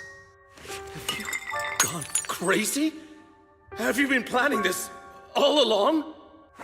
You'd bury all these lives in the name of vengeance? They deserve to die. Especially my so-called father. I should have killed him a long time ago. A really long time ago. You know what, Lycon? There's some people whose only purpose in life is to bring more suffering into this world. Sometimes murder is what brings justice back into this world. And for that, I must stain these hands in blood. Enough! I can't trust anything you say anymore. I'm leaving Mockingbird, now! Where are you going? Anywhere. Someone from the Mayflowers got in touch with me before. Are you mad? You know what those hypocrites in city administration are like. They're no different from tops. We fought them together all this time, and now you're leaving to serve as their lapdog. Are you going to turn your back on Mockingbird? Turn your back on me. The mayor is different from the others. But it doesn't matter. I'm not going to even try convincing you. As your friend, I'll give you one last piece of advice. Please, stop here. Otherwise, the day will come where your hatred and ambition will consume you.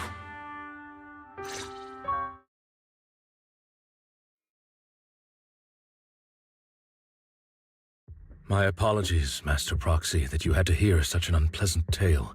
Hugo came from a powerful family, and his relationship with them was always strained, especially with his own father.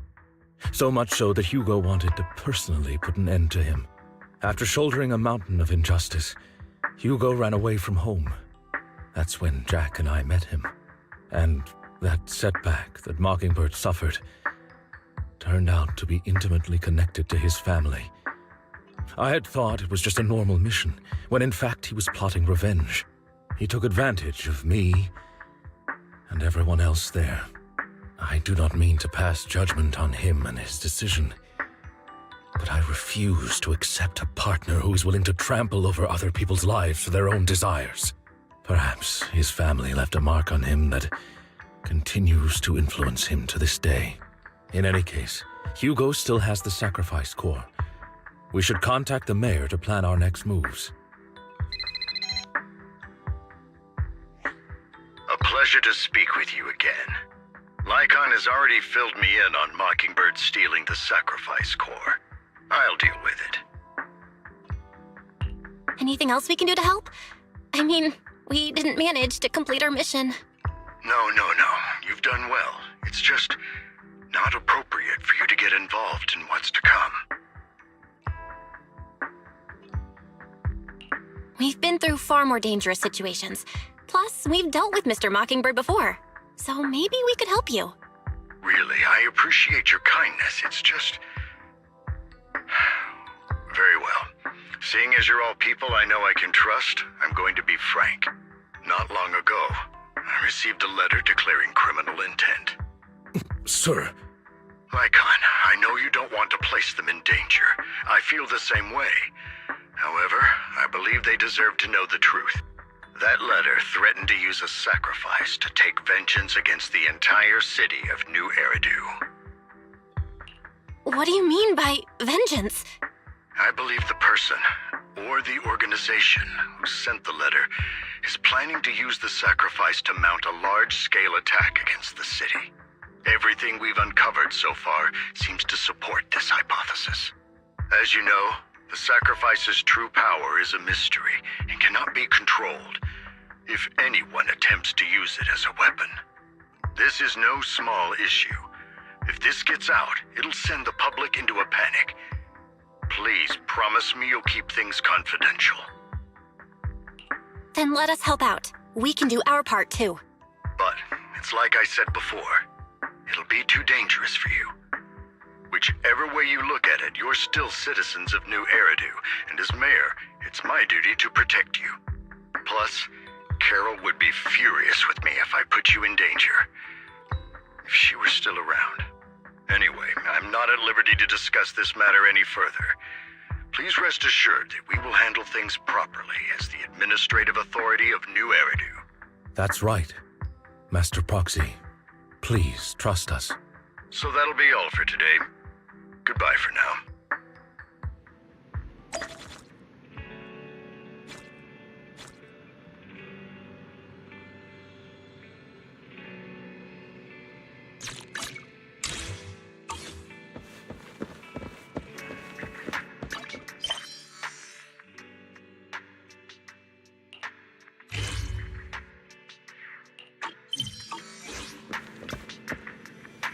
また会いた。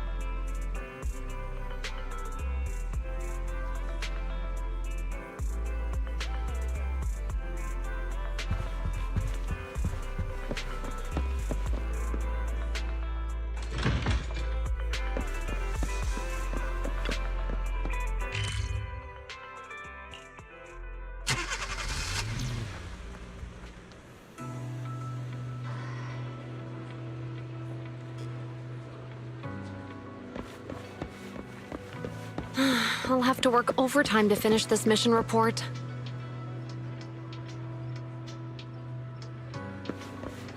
You're here!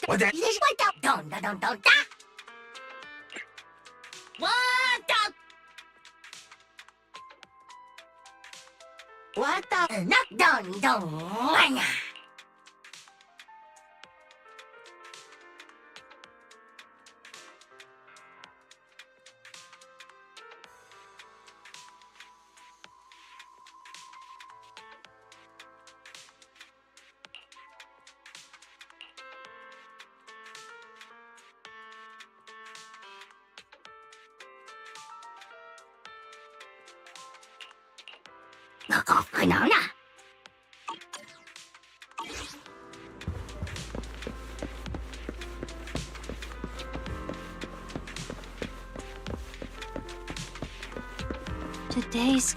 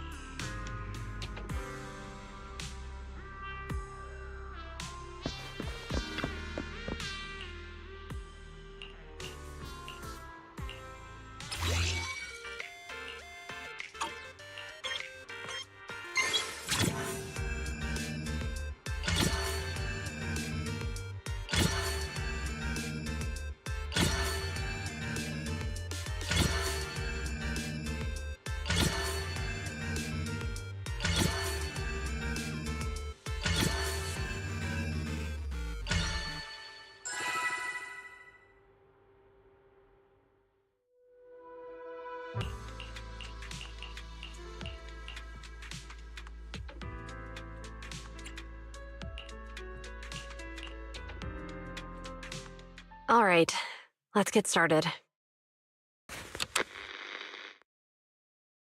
I'm probably not getting out of this hollow, but at least this tape recorder still works.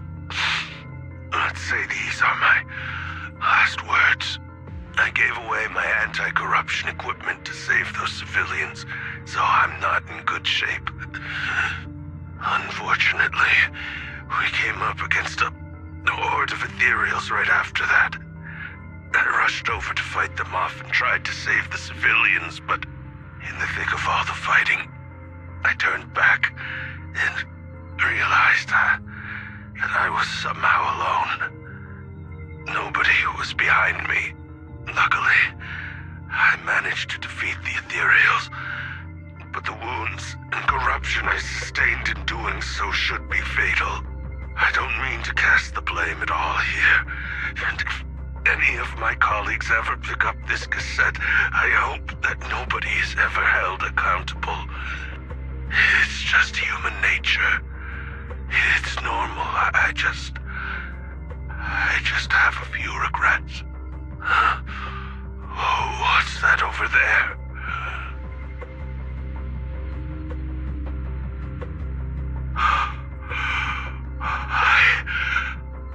I've seen a miracle. Yes, that thing is right. So long as humanity is in constant conflict against the Hollows, we'll never be able to grasp true power. Only by embracing everything. It's the only way. Only by embracing this power can everyone survive. Oh, Creator, please grant me this!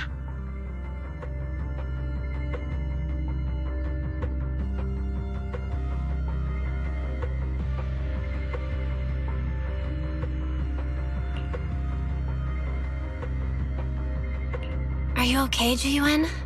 Don't be so sad. Thanks. I'm okay. It's just... even though we had our suspicions, now that everything is out in the open, I can't help but feel a little... well, at least now I know the reason why he changed. What did Bringer see during the recording? Whatever it was, he called it a miracle. I saw the mission report from that incident.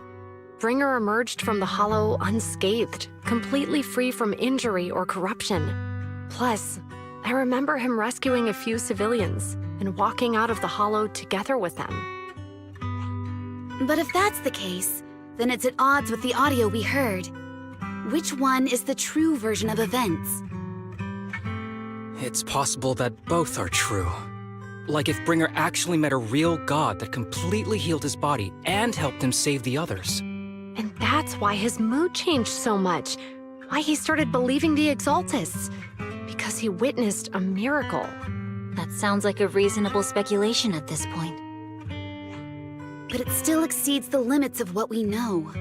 In any case, it's a clue that ultimately points to the Exaltists. I'll keep pulling this thread and see where it leads.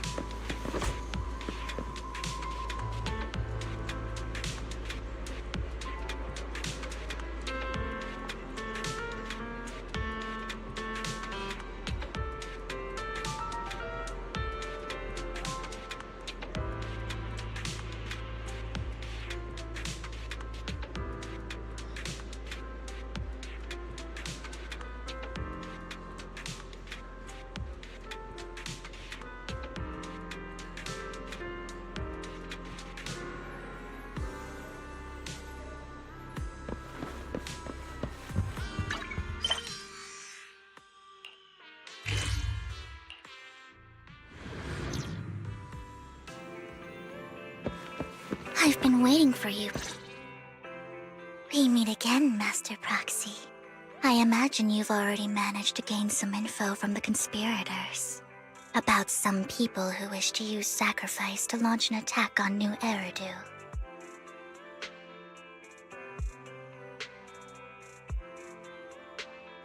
How do you even know about that? I only just found out myself. Because I've been watching you this entire time. I know many things. But unlike those hypocrites, I'm willing to share info with you to show my sincere hopes of working together. I need to find Bringer's belongings. Bringer's belongings. Did he even leave anything behind? Oh, he did. I have complete confidence in my intelligence network. All the more reason for you to work with me. You've probably already guessed, but what Bringer left behind will be crucial for cracking the alleged sacrifice attack. Find it, and we'll finally know what they are after. Who do you mean by they? The Exaltists, of course. They're always lurking whenever something related to sacrifice comes up. Actually, the Exaltists and I, we have a bit of shared history. But no more than that until you officially agree to work with me. All right, I agree then. Splendid. I like people who don't mess around. By the way, might I ask, you're not proficient at in-hollow combat, are you?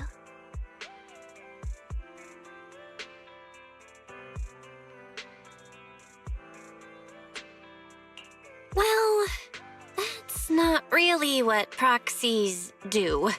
As I expected. Not to worry. You're an invaluable proxy. All I require is for you to guide me. I mean, not even my darling Lord Phaethon can fight in the Hollows.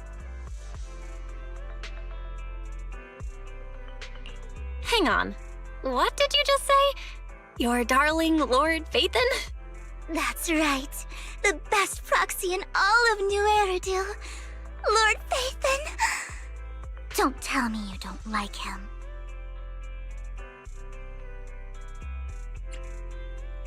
You're probably not going to believe this, but I'm actually Phaethon. You're an outstanding proxy, that's true. But Lord Phaethon's a cut above. No one could ever replace Lord Phaethon. But I know how you feel. You're actually one of Lord Phaethon's fans too, aren't you? So he's your biggest role model in life and you hope to become just like him, right?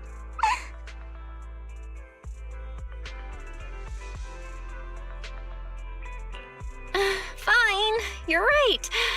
I'm actually a fan of Lord Phaethon. Then we're fellow fans! Wonderful. I feel so much closer to you now?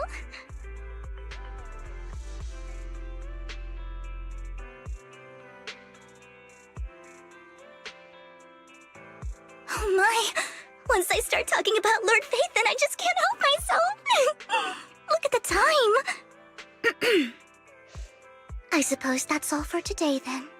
I'll be in touch with more news.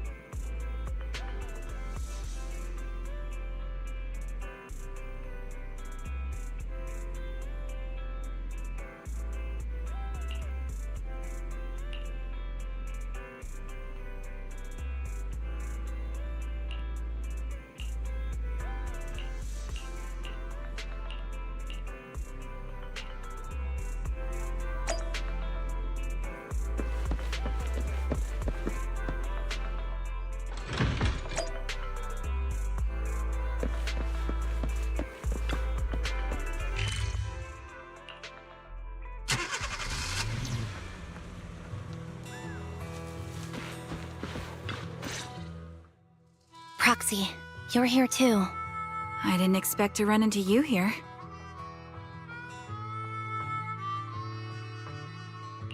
What are you two doing here? And still in that outfit, Ambi? I'm here to investigate that incident.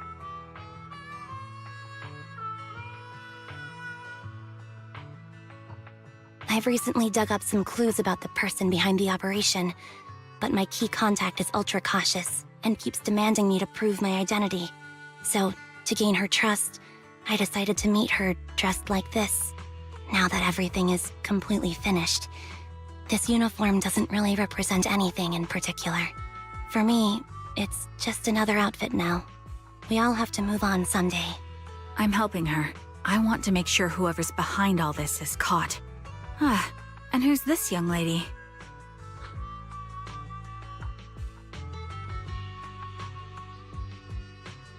Her name's Vivian. She's my friend.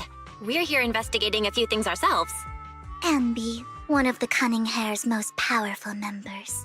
And Trigger, an Opal Squad sniper. It's an honor to make your acquaintance.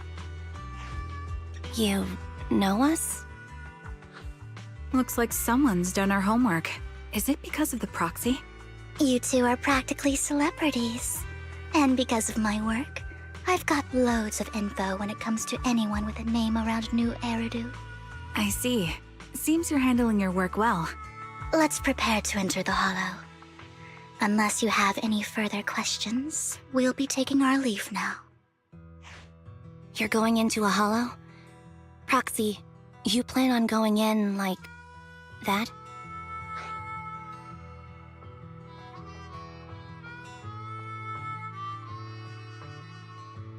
Yeah, that's right. I've recovered quite a bit lately, so I don't need any protective equipment in the hollows.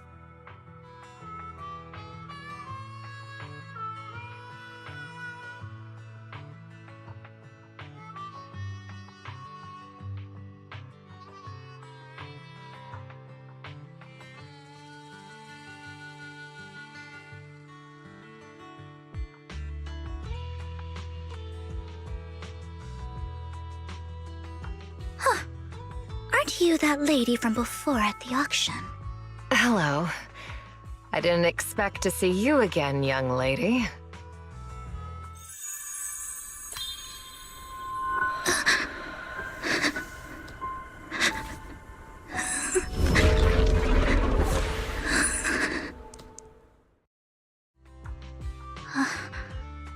Vivian, are you alright? You look depressed.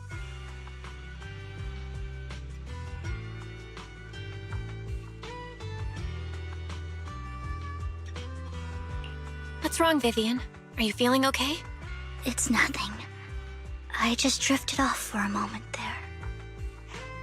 So then, What are you doing here? Don't worry. I'm not here to scam you. I'm waiting to meet someone. Don't tell me. You're my contact for intel? That's me. Ambi from Silver Squad, I presume? Pleasure to meet you. All right. I'm going to exchange some information with Miss Ambi here. So if you'll excuse me.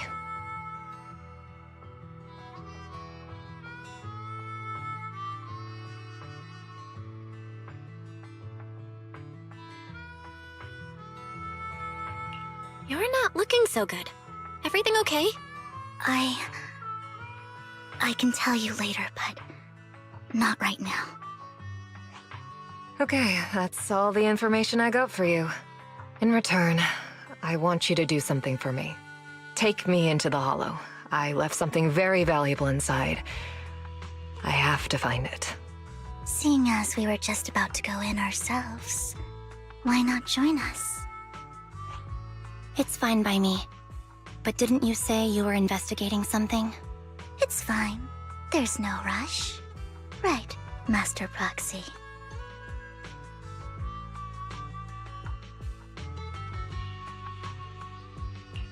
Huh? Yeah. There really is no rush.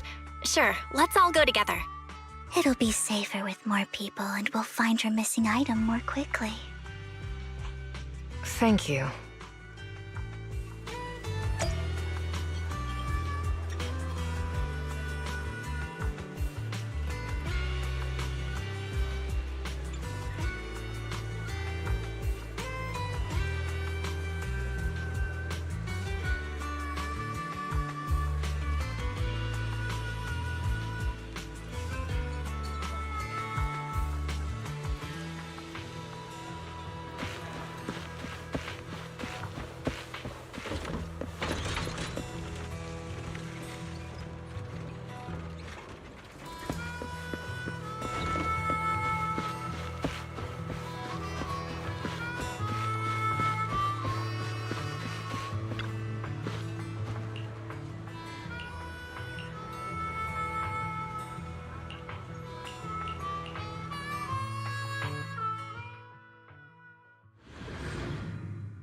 So, what is it that you all plan to do here? Leave it to me, Annie. Move behind me. We are here to look for something too. Something extremely important.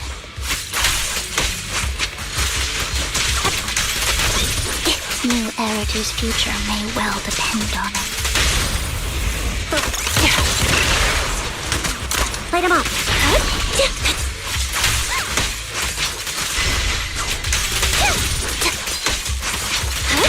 Keep up the... Attacking from our blind spot. That was easy. Look at that.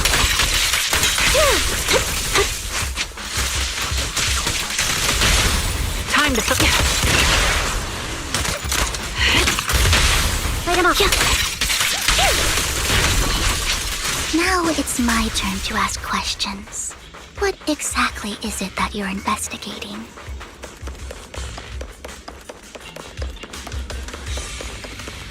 Since you're familiar with the name Silver, then you should know that it shouldn't exist anymore.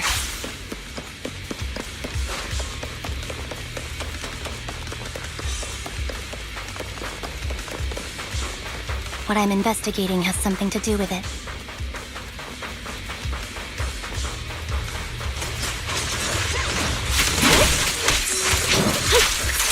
Right over. Through. Focus up.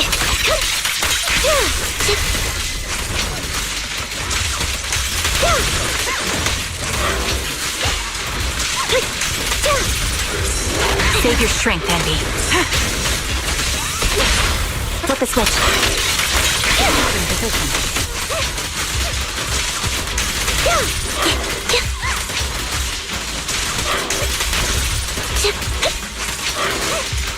Time to focus fire. Lux, let's use that fissure to head to the next location.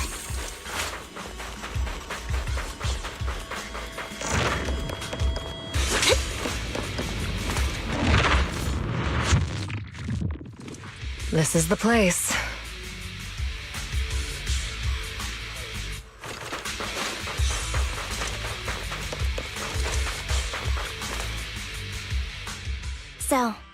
What is it that you're looking for? A ring. I was excavating ether here before and accidentally lost it somewhere. Please, could you all help me find it? It has to be somewhere among all this stuff here. Sure, I'll start looking. I'll go with you. I'll stay here with her then.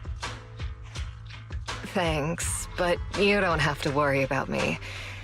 Go ahead and accompany the others. I'm sure it'll be faster that way. And sorry for wasting your time like this. I know it might sound strange, but I'll be so happy if my daughter grows up to be capable like you.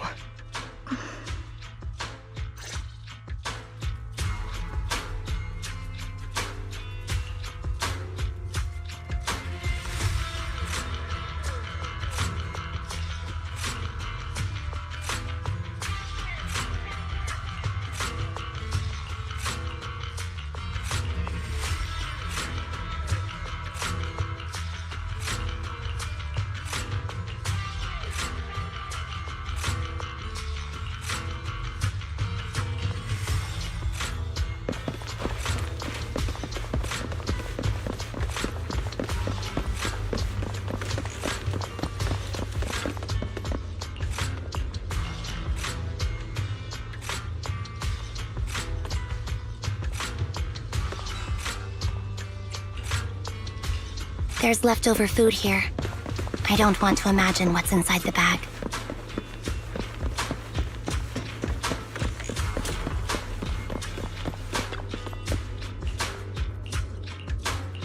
A toy that seems emotionally stable.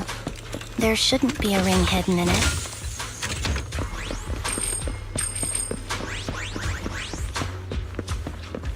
It's pretty cute.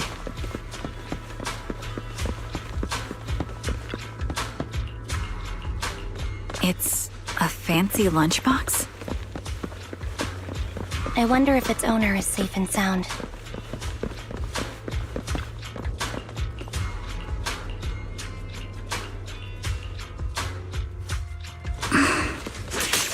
What's wrong, Vivian? You seemed worried for a while now.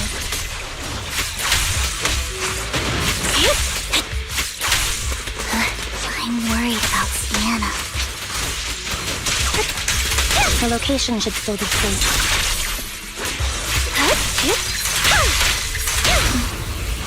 I hope so. Inactivate. Down strategy.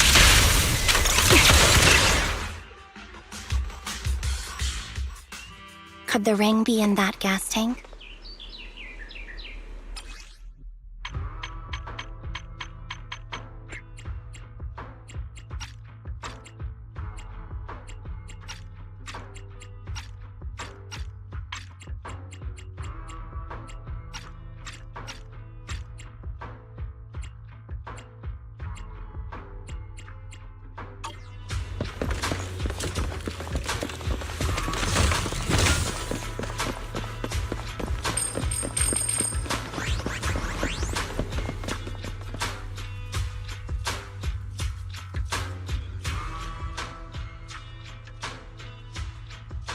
Her vital signs are gone. What happened? I guess this was her final scam. There's one thing I must remind you. Your time is running out. I'm not sure how you can tell, but you're right. I'm going to die in here. That's my plan. I'm very sick and don't have much longer. If I try to get treatment, it'll just be a burden on my daughter. So I scam my way through a bunch of physical exams and managed to take out a hollow corruption policy through Ravenlock Insurance. Once some time has passed, could you please take my corrupted body out of the hollow? That will secure a generous compensation package for my daughter. It's only what the Ravenlocks owe me. A pity, yes. But it's the only way I can squeeze it out of them. What makes you think that will help you? I just trust you will. I'm just awfully sorry you had to get involved in this, but it's something I must do. I have to leave something behind for my girl. I have to give her a chance at life. If it's okay, could you also please pass a message to Mira for me? Tell her, don't worry. Even if Mommy's body is corrupted, withers away, and turns to dust, my love for you will always be there. Thank you. You're a good kid.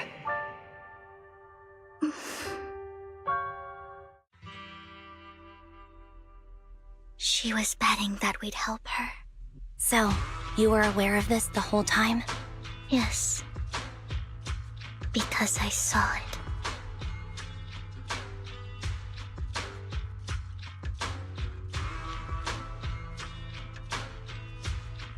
You might not believe me, but I've had this ability to see the future since I was a little girl.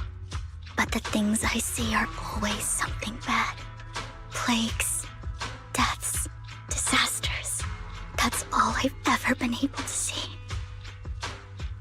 It's all that kid's fault! She's seriously jinxed. I always try to avoid her. Otherwise, she'll say something rotten that ends up coming true again. Prophecies, she says. Like she's not the one bringing the bad luck upon us. It wasn't me. I didn't do anything. Sorry. I'm sorry. What good is saying you're sorry? Things like this keep happening every time you open your mouth! How unlucky. She shouldn't be here. Nobody wants her around. If only she would just disappear. I just wanted to warn you all. I'm sorry.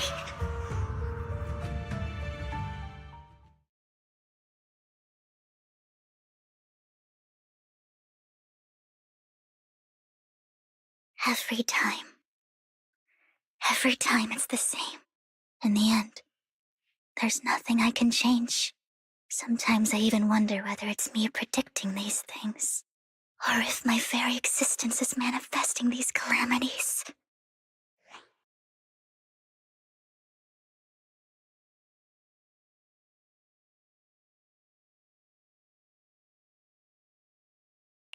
Vivian, it's not your fault. You were just trying to be kind and warn them about impending disasters. I can tell it's never been easy for you. Thank you. No matter what. I just hope she finally gets to rest in peace. I hope no misfortune, whether I foresee it or not, ever happens to anyone.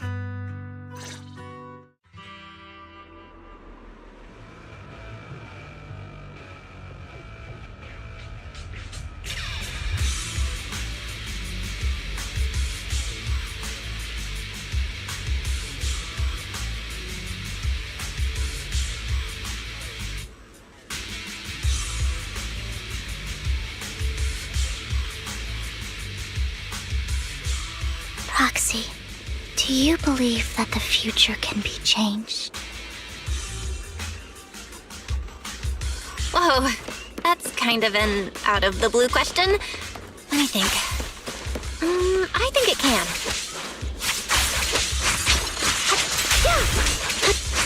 Is that so? In my memories, this has happened countless times already. Time to focus. I can only see these misfortunes. Why can't I even have a sliver of happiness?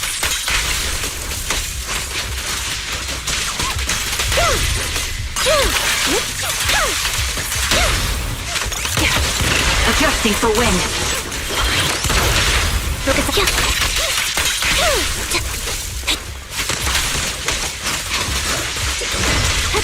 Foxy, the fissure that we're looking for is up ahead.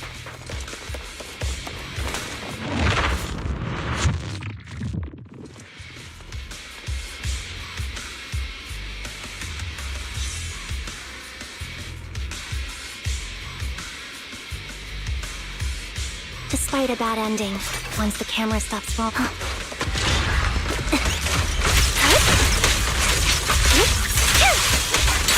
Off balance. Show no mercy.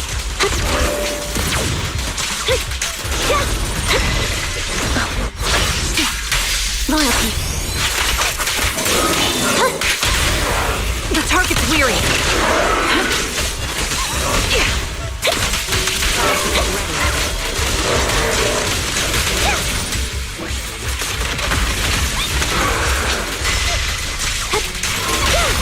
Quick shot.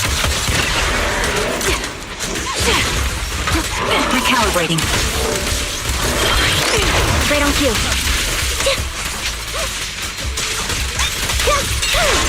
Now you pay.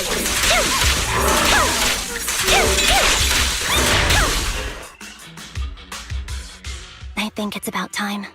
We should take that lady out of the hollow. You guys go on. Thank you. She gave us the intel we needed, so this is the least we could do. I hope everything else goes well for you.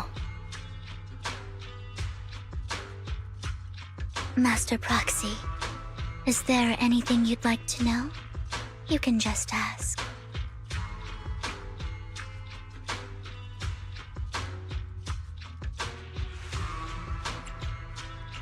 I'm curious about your story, Vivian.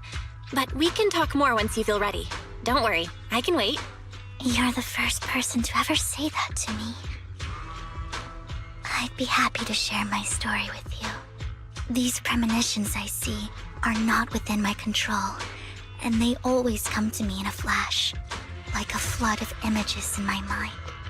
Most of the time, I see death, disease, accidents, and disasters. Of course, there are also some non-fatal mutilations. But every time, without exception, they end up happening. And I can never prevent or change them. That's all I have to say about it. If that offends Master Proxy and you don't want to hang out with me anymore, then I can understand.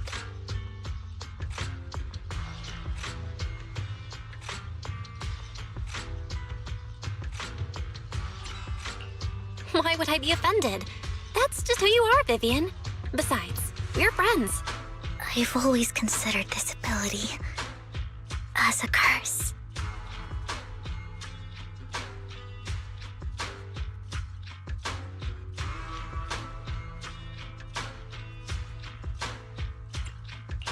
It's not a curse. If anything, I think you've been given a gift. Thank you. Really? Well, it's getting late.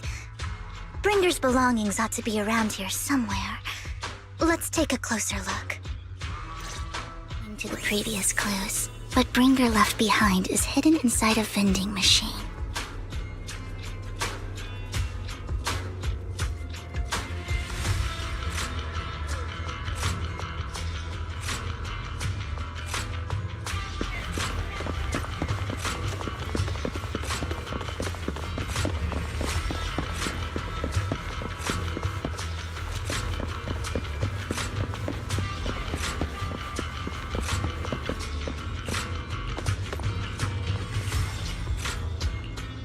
Looks like it isn't in here.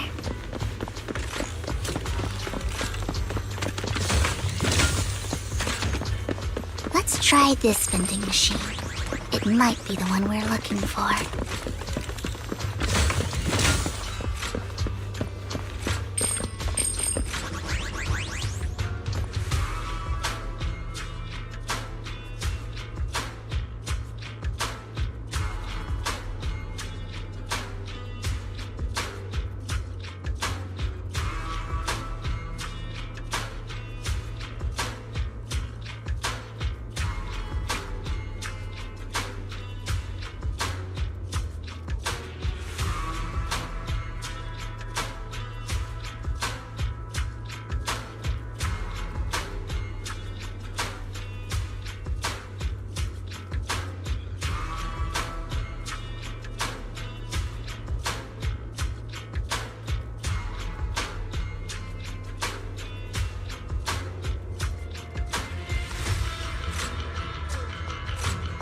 Strange, there's nothing in here.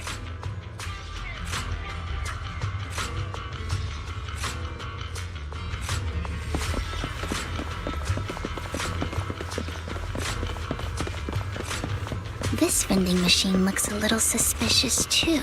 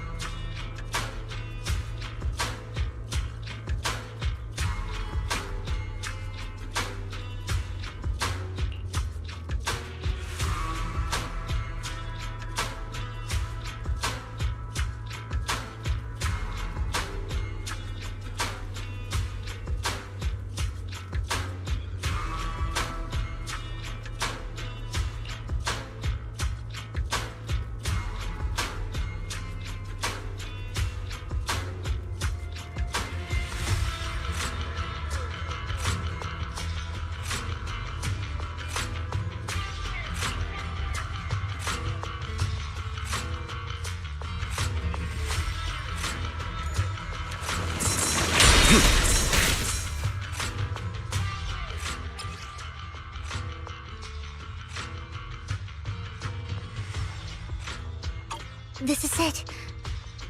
But I don't know what...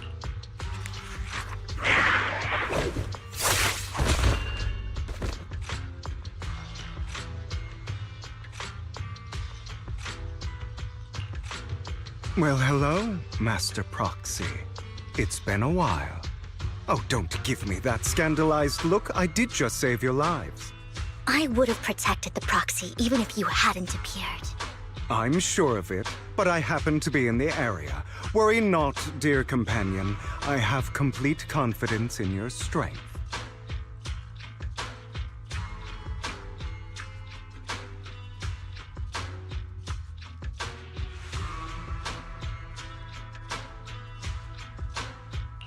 Hang on, did you say companion? So you two know each other. Apologies. I didn't have a chance to mention it before. I'm actually part of the Phantom Thief Syndicate, Mockingbird.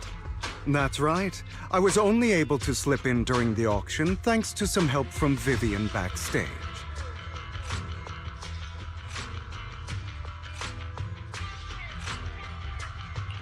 So, the whole time, you were only bidding on the collection so you could get backstage and mess with things?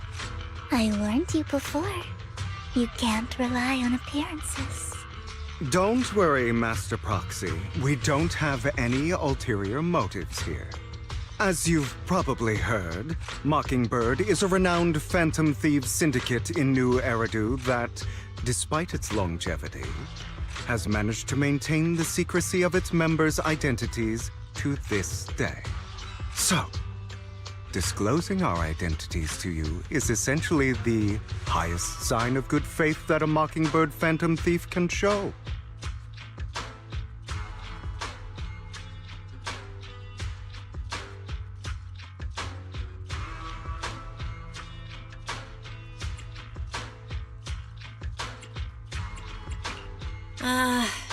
That sorta makes sense. Your trust is most appreciated. Mockingbird's purpose is very simple, really.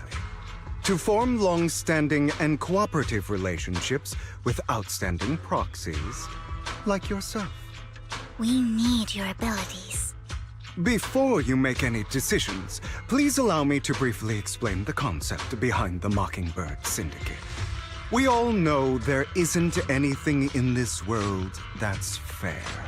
A prime example being the uneven distribution of wealth. People from tops splurge on luxurious collectibles, while the poor have to gamble with their own lives just to get by. Of course. Besides wealth, there's also an unequal distribution in this world of happiness and suffering, hope and despair, love and hate. It's all just so unfair. Somebody has to do something to tilt the balance of the scales. And thus Mockingbird was born. We take from those who have far more than they deserve and give it to those who deserve to have more. If you ask me, that's enough to be considered a form of justice. You do have a point. I can agree with that. Thank you. I knew if anyone, you'd understand. However, aside from these philosophical considerations, we also have a crisis on our hands to deal with. As you know, the Exaltists are plotting to use the power of sacrifice to launch an attack on all of New Eridu. We can provide you with all the latest intel, just like that notebook you found. Something those pompous housekeepers would never be willing to do. And the most crucial part of this whole game, the sacrifice core, is currently in my possession.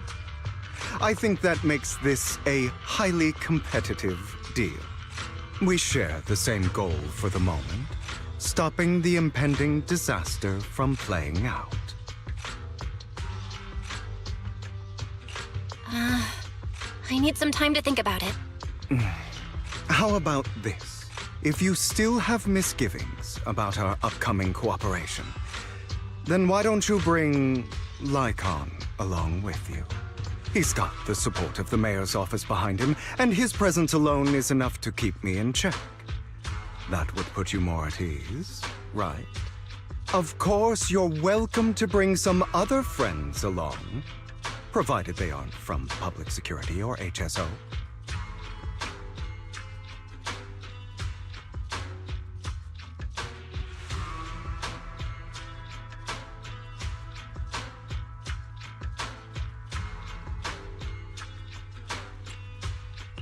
Well, if you're willing to let my friends come along, then you've got a deal.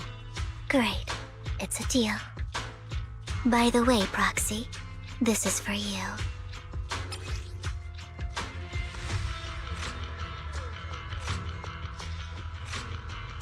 Consider it a souvenir commemorating our first time working together. For now, we'll carefully look through the contents of that notebook. I'll contact you if anything comes up.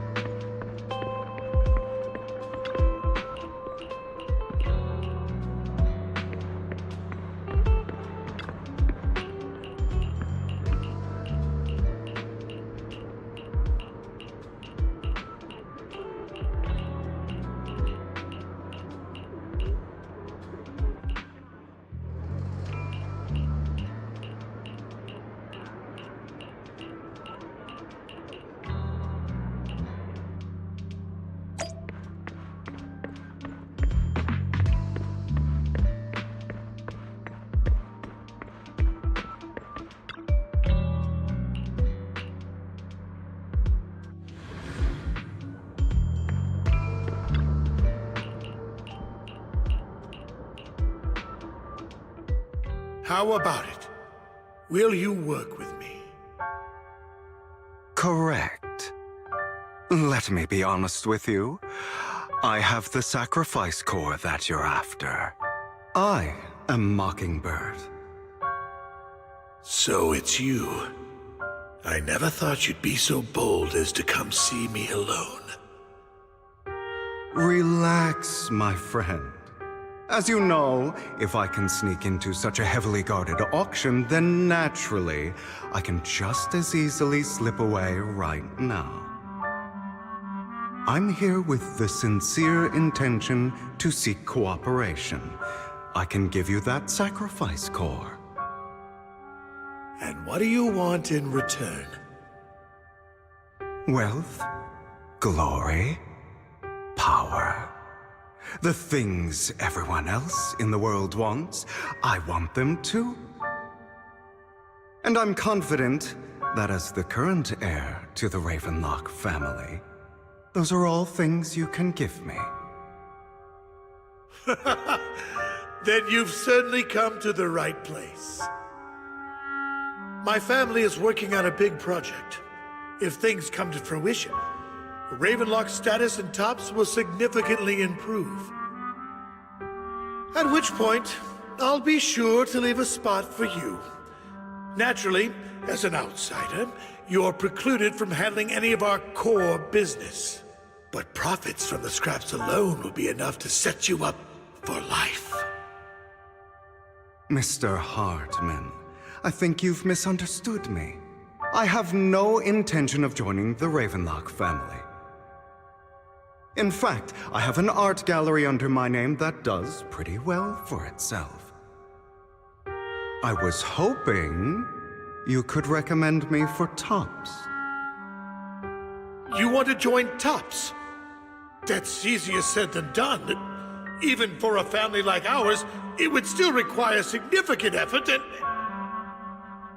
Just answer me yes or no. I don't think either of us can afford to waste time. I understand. Yes, you have my word.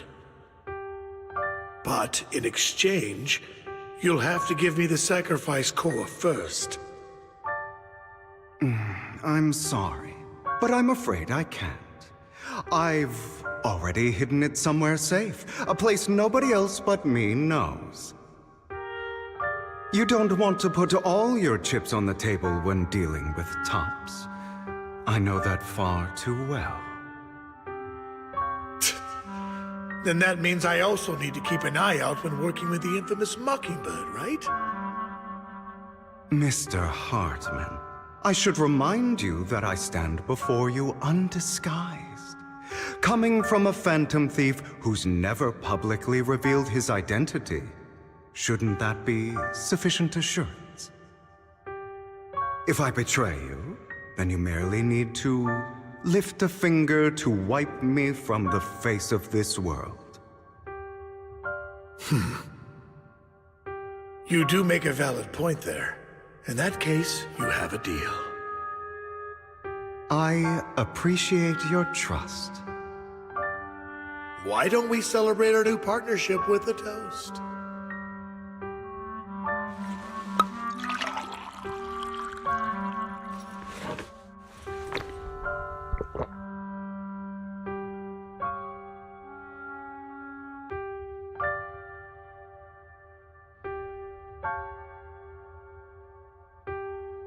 Having a drink before undertaking anything important is a family tradition. It's good luck. As an outsider, it's a real honor. By the way, you aren't the only member of your organization, are you? Shouldn't all your companions agree to this deal first? You don't have to worry about that. I'll make sure she agrees. Otherwise, I'll get rid of her too. Seems you'll do whatever it takes to get things done. Great things lie ahead for someone like you. All right, let's leave it at that for today. I'll contact you about what to do next.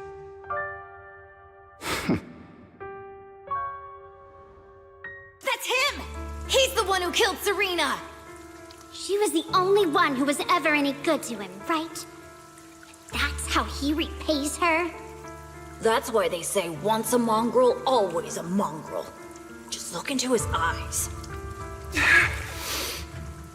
Father! We have to punish him! Serena had been ranking ahead of him. Hugo must have poisoned her water so he could pass her. Pure evil. Typical for an impure bloodline.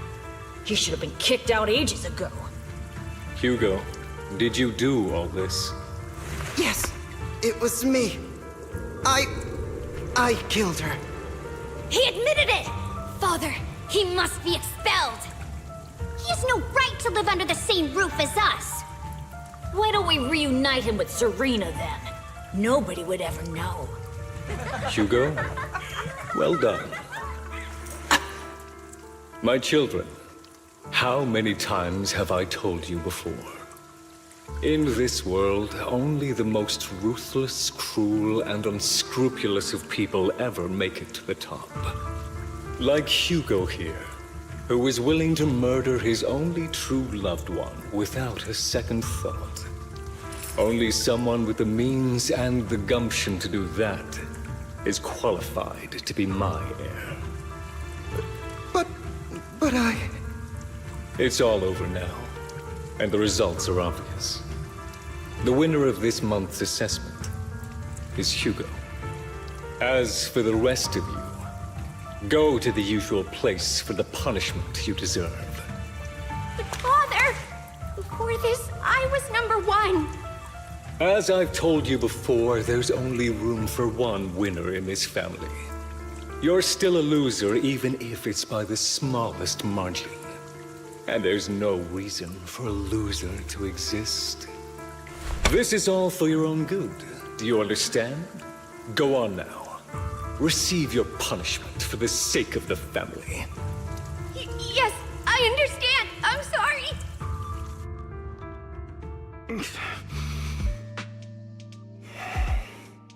That really brought up some unpleasant memories. It won't be long. Soon, it'll all be over.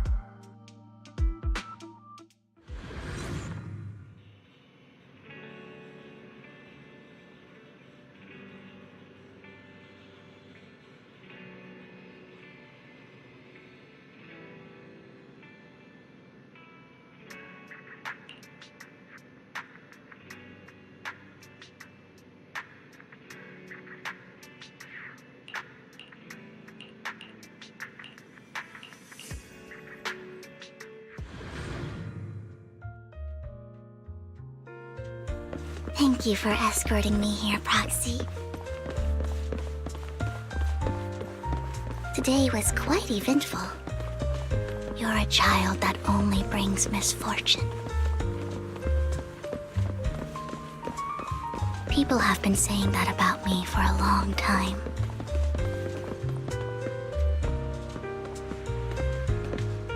I used to feel hurt and resentful. But now that I think about it, it's perfectly normal for people to react that way.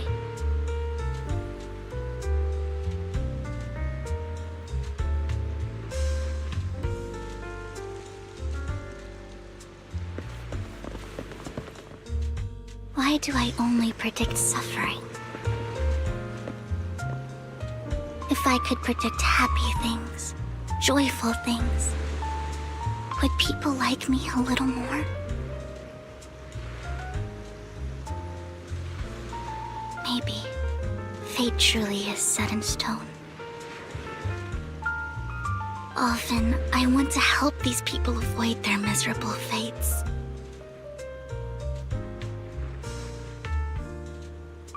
For a time, I even thought that I was successful, that I could change people's destiny.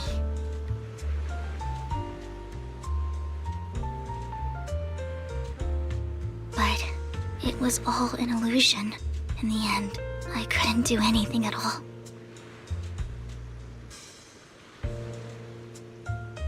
So, I was really happy when you said that my abilities weren't a curse, but a gift.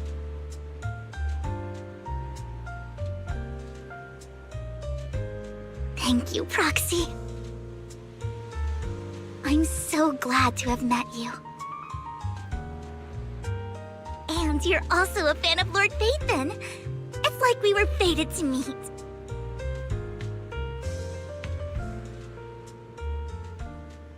I don't know why, but I feel completely at ease when I'm by your side. I feel like I'm free from judgment, from blame.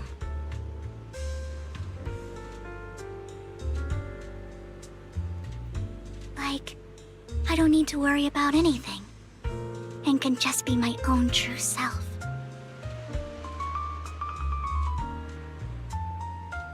Perhaps people really do possess an aura, and ours just so happen to be extremely compatible.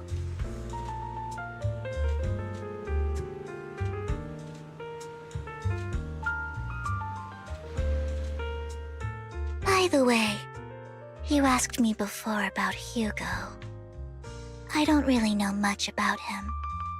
He rarely ever talks about his past. But judging from his eye colors, you can guess he's probably the bastard son of a renowned family. I think his mother was very worried about his different colored eyes, and even wanted to get rid of him at one point. But then his family offered a huge price and bought him off his mother for some reason. And just like that, he moved from a leaky and drafty boarding room to a luxurious mansion. But he's also mentioned that the extravagant home is actually like hell for him. I think it's probably because the family treats him terribly. I digress. He ran away and ended up meeting Lycon and his master. After that, they formed Mockingbird together and experienced a rare period of happiness. Until Lycon's betrayal. So, what's your take on Hugo? I imagine I would still be wandering around now if I had never met him. To me, Hugo is just like an older brother. I've always felt as though he's carrying some heavy burden with him. But that's a secret he's kept to himself. Something he'll never tell me. Sometimes when I look into his eyes, I can feel that he's really struggling with something. Even though he may say some extreme things, Hugo really isn't a bad person. I think one day he'll tell me his secret. Until then, I just have to wait. Wait and trust him.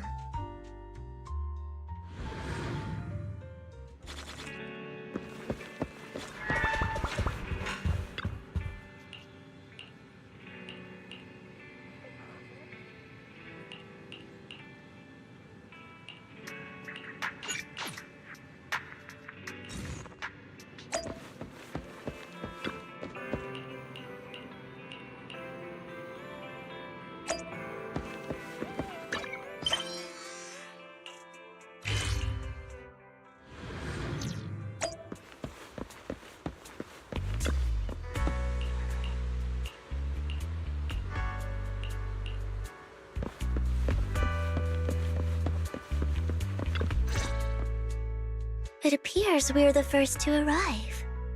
I thought we were running late. This might sound weird, but it's nice to think about getting to work with you from now on. I don't really know why that makes me feel so happy. Oh, it's because we're fellow fans! Anyone who likes Lord Phaethon can't be a bad guy.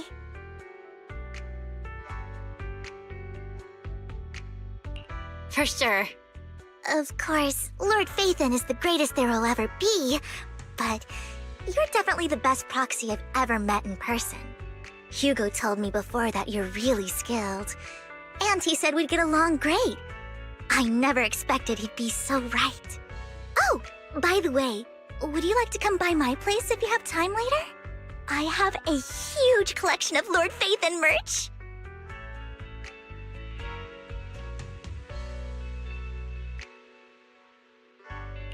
Phaethon, Lord Phaethon doesn't have any merch out there, right?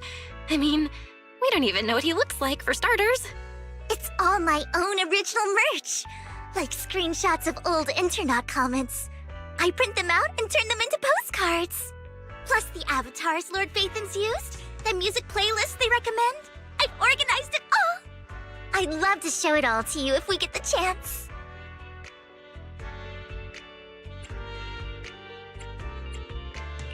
I'm super curious to see all that. Please be sure to show me sometime. Splendid!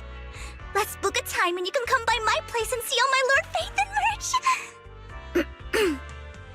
Speaking of which, what's taking those two so long? Hugo said he had some preparations to do before entering the Hollow. I wonder how that's coming along.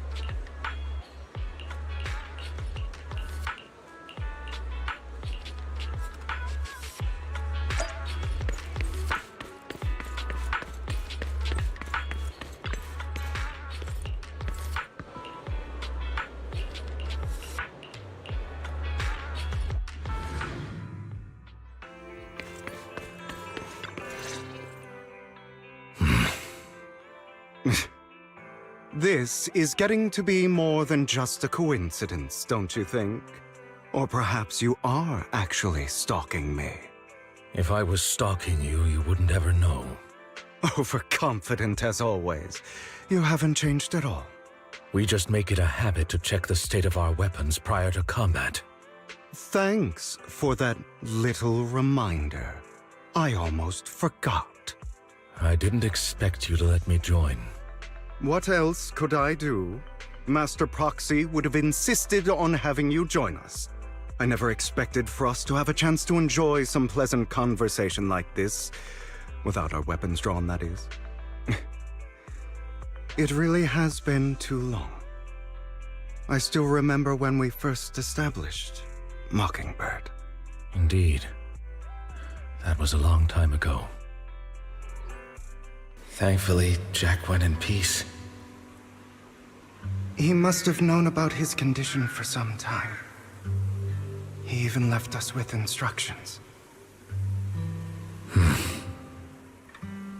Passing peacefully in your sleep is the most natural way to go.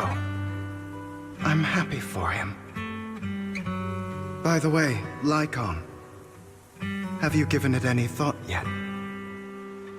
You mean about our guild for Phantom Thieves? Yeah.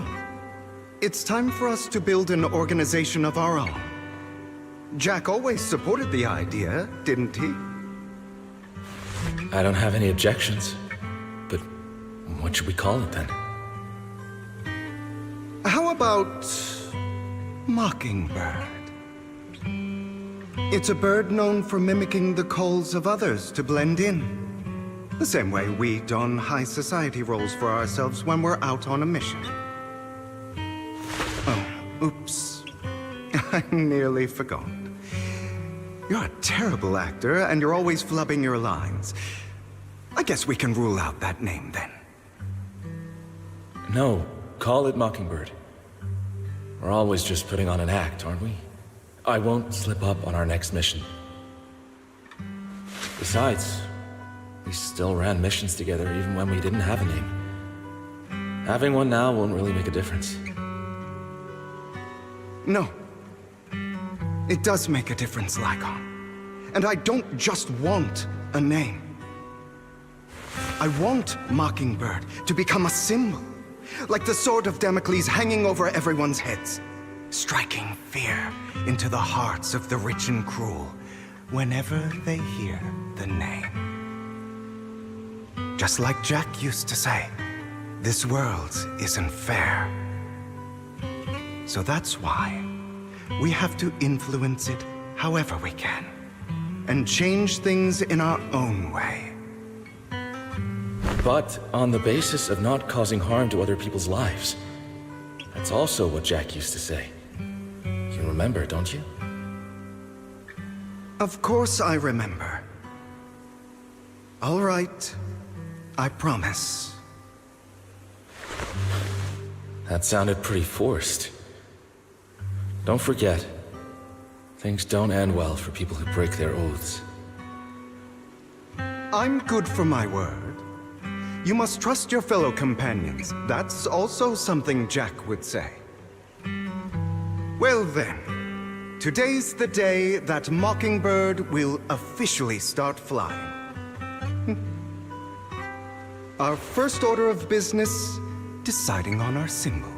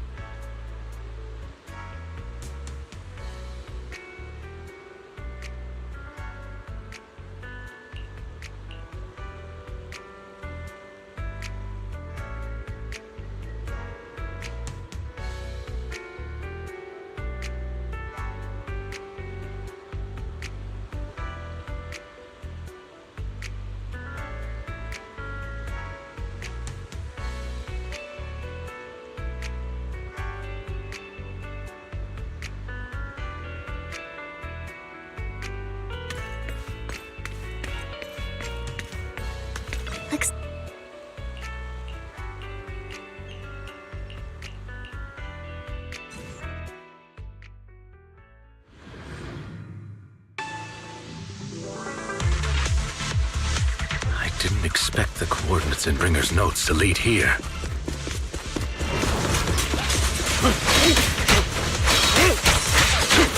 Oh, are you familiar with this place? More familiar than you, it seems. If they're being too noisy, can I take action?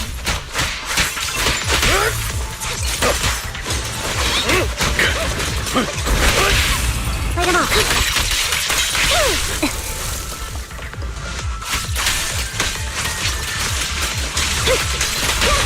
Thank you.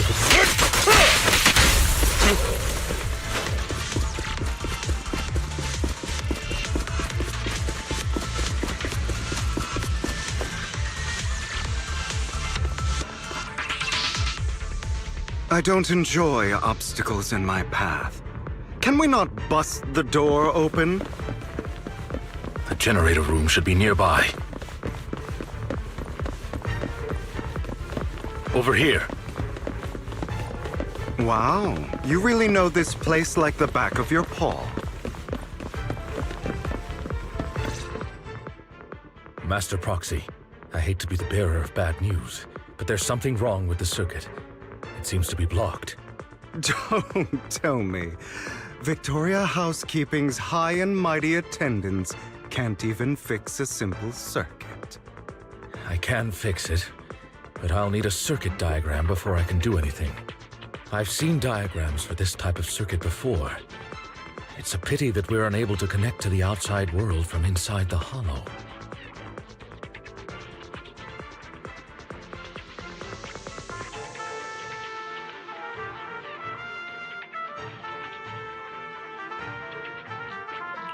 Just leave that problem to me.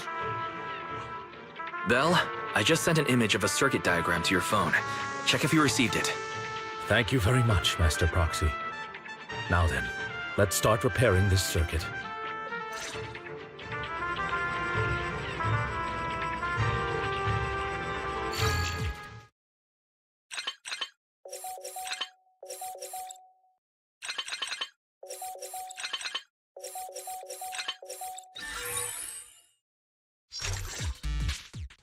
The circuit is fixed. We should now be able to open that door. Wait up.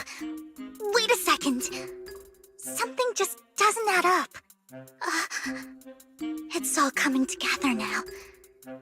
communicating with the outside world from within a hollow, and getting that circuit diagram. In theory, there's only one person who could ever do that.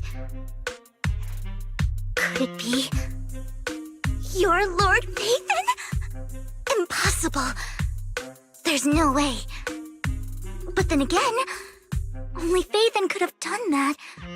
I mean, you're an incredible proxy, sure. And you're a good person. But could you really be Lord Phaethon? That's me. I'm Phaethon. Sorry, I just never had the chance to tell you. Unbelievable. Lord Phaethon! I've been your biggest fan for years now! Goodness me, Lord Phaethon was right in front of me all along, and I had no idea. This is like a dream. Could you... I mean, if you're willing, could you please give me an autograph and a group photo and...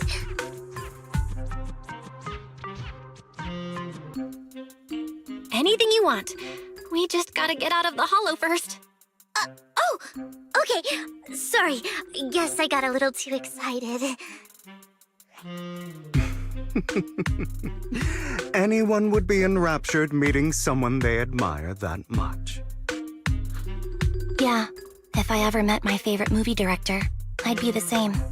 We should keep moving. This isn't the best place for idle chit-chat. The door's finally open.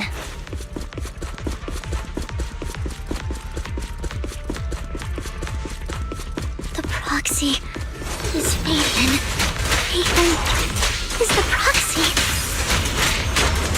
If this is a dream, I never want to wake up.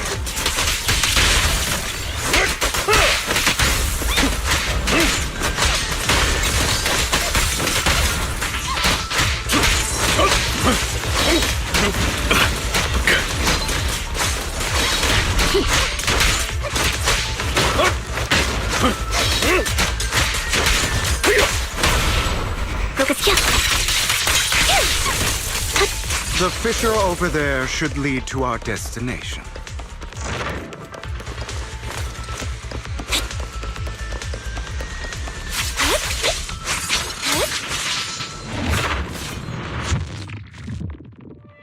There are more ethereals around. Please be careful, Lord Phaethon.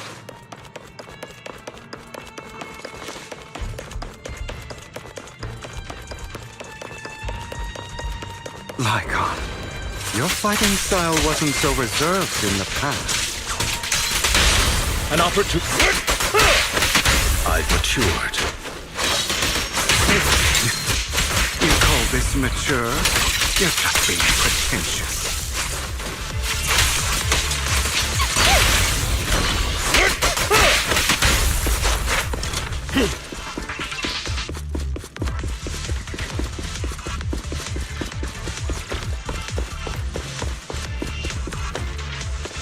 Difficult foe, that one.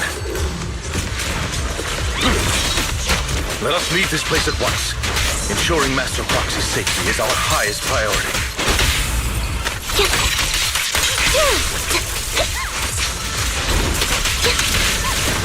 I won't let anything happen to you, Lord Phaethon. Look at that.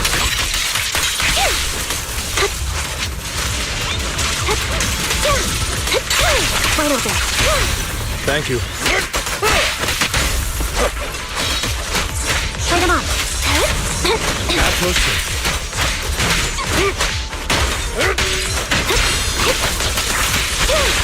Thank you.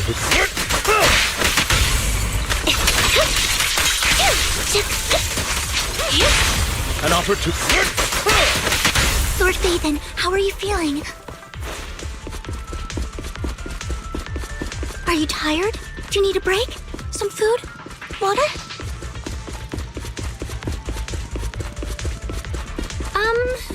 Thank you for your concern. I'm fine.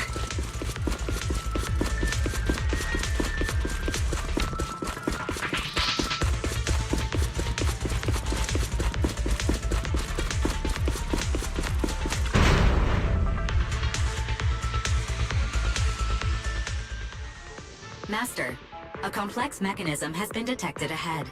To pass through, you need to activate all 3 smaller mechanisms. Suggestion: split up and handle them simultaneously to save time. So, we have to head to 3 different places to crack this thing. Huh? We're splitting into 3 groups? In that case, I'll protect you, Master Proxy! I can take care of one myself. That leaves the last one to me, then. You should go with Hugo. What's that supposed to mean? We get along just fine, don't we, Miss Cunninghair? I don't know what's going on with you two, but you've been bickering the whole time. It's annoying. This is a good chance for you guys to build some rapport. Anby's got a point. Hugo, just go with Lycon. You just want to be alone with your Lord Phaethon, don't you, Vivian? Huh? That's not it!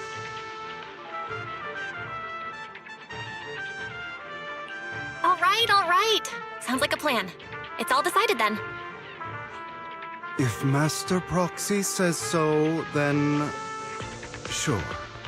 But, Lycon, you better not slow me down. I really want to recommend you two some movies for a crash course on teamwork.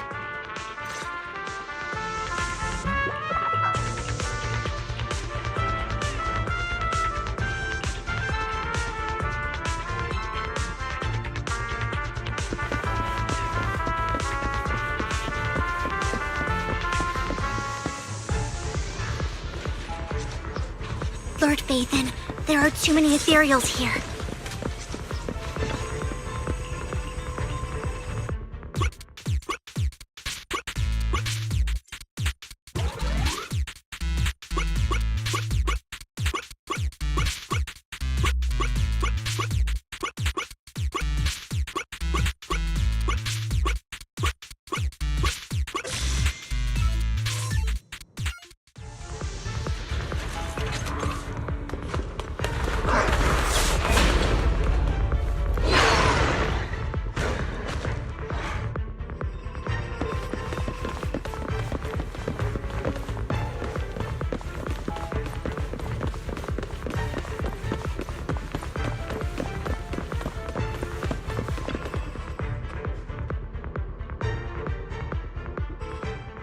Sure enough, Lord Phaethon and I share a deeper connection.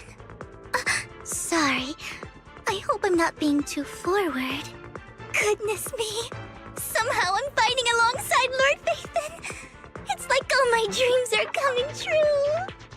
I'm going to wake up any second now, aren't I? No, this isn't a dream. I'm real, see? You can even hold my hand. Not only is Lord Phaethon incredible, but super kind. That's it. I pledge to be a die-hard Lord Phaethon fan until my very last breath.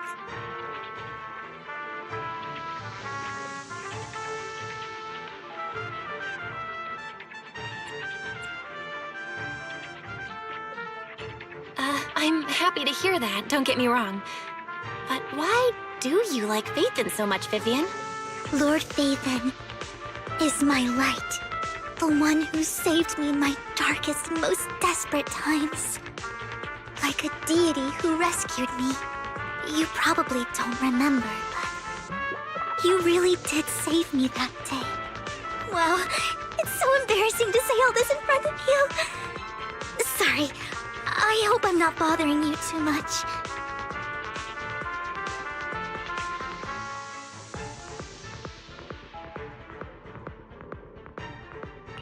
Of course not.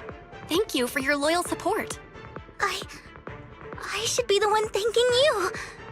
Just being able to see Lord Phaethon makes me the luckiest person in the whole world. Sorry to keep babbling like this.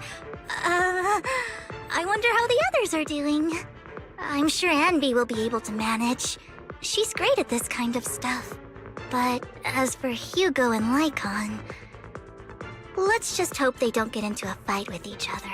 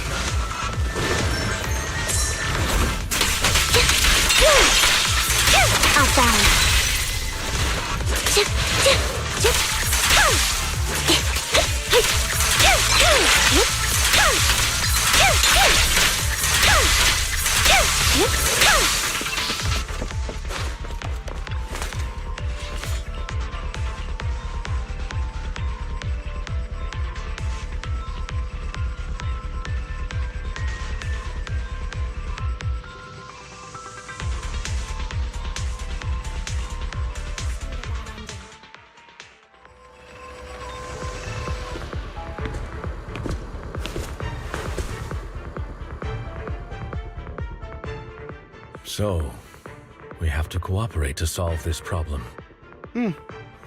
That's a real shame. I have no intention of arguing with you right now. Master Proxy and Miss Vivian are elsewhere, and we must rendezvous with them post-haste. What a coincidence. That's exactly what I was thinking. Just this once, we should trust each other. For the Proxy. I have no objections. Very well.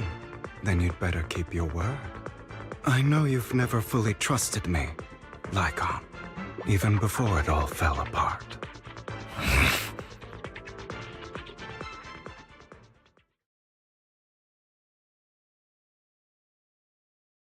You wanted to speak to me alone?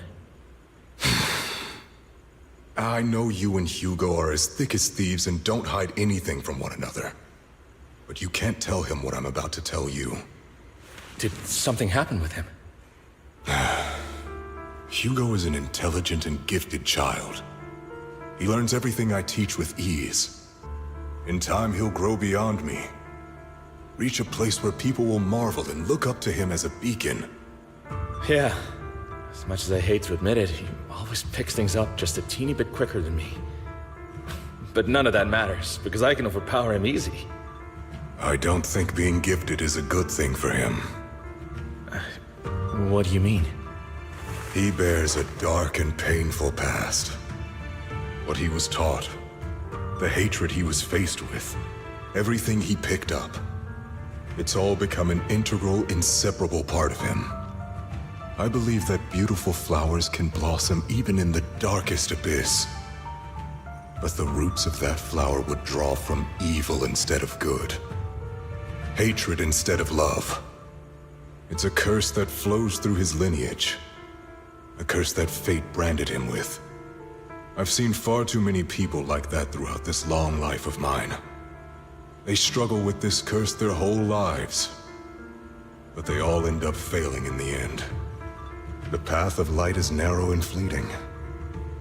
And the darkness is filled with such temptation that dropping your guard for even just a moment can send you spiraling straight into the abyss. Do you mean Hugo's going to be a bad guy? I don't know.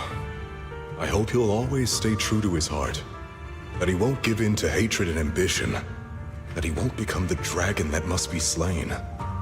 But he has inherited the seed of evil. You cannot let it take root. I'm afraid I won't be there to help you. There's not much life left in this old body of mine. So then, Lycon, promise me now. You must hold his chain tight. To restrain him. To stop him. And when necessary, to choke him. You've become slow. Or maybe you've been on guard against me this whole time, and that's what's slowing you down. Looks like I was right. Lycon.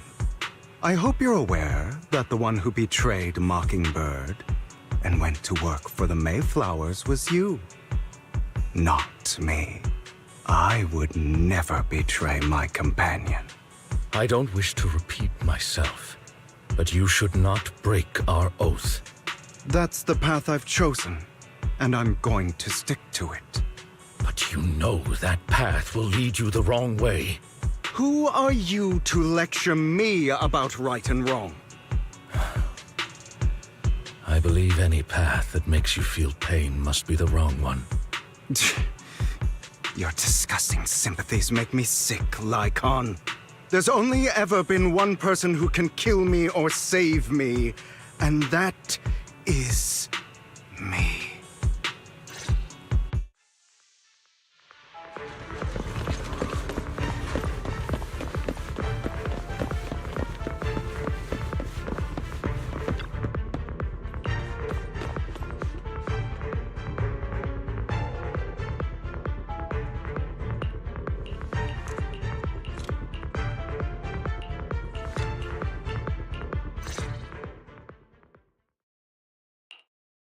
That was loud. What's happening up ahead? Hold on, everyone. I'll go check it out. It's probably multiple ethereals attacking. Just in case, I'll go with you. Vivian, you should go with them too. Keep an eye on Lycon, will you? I'm worried he might sell us out to the mayor when he gets the chance. I'd never do that. But if Miss Vivian wishes to join us, she's more than welcome. Okay. Then I'll go with you. Why do you look so nervous? I've spent so much time by your side already. I need to get away from Lord Phaethon for a little bit, or I might die from this overwhelming happiness. If that's the case, Miss Vivian, feel free to come along with me. Okay. All right. So, how does it feel to be worshipped, Lord Phaethon? You had that figured out a while ago, didn't you? Sharp as always. But of course, I couldn't spoil it for her. She has to figure it out on her own. That's what makes it special. Not only that, you asked Lycon and Vivian to leave for a reason. Is there something you'd like to say to me? I can't keep anything from you, can I? I've always treated Vivian like my own little sister. Maybe it's just a coincidence, but she looks a lot like Serena. I think I mentioned it before. Serena was my half-sister. She passed away a long time ago. Vivian adores you. Whether you're Phaethon or just Belle. Of course, I also have a lot of respect for someone like you. Strong, fair, and genuinely kind. So I hope... I beg you, please keep her safe. Hang on. What's that supposed to mean? Think of it as the last bit of conscience I have left. A kid as pure as her. She should stay alongside someone who walks in the light. Like you. Not even Vivian can agree with all my beliefs. One day we'll go our separate ways. Your beliefs? What do you mean exactly? You probably heard from Lycon. We swore an oath when we started Mockingbird. We swore to use our own hands to right the wrongs in this world. But never, under any circumstances, would we take another human life. I stayed true to my words. Until my father, the man I hated, stood right before me. I could have ended his life easily, but I hesitated. I remembered that damned oath and their repeated attempts to convince me. I didn't do it. Because of that, innocent people died. All because of him. If I'd killed him first, then none of those tragedies would have happened. People like him don't deserve to live. After that, I realized, sometimes, taking one life really can save countless others.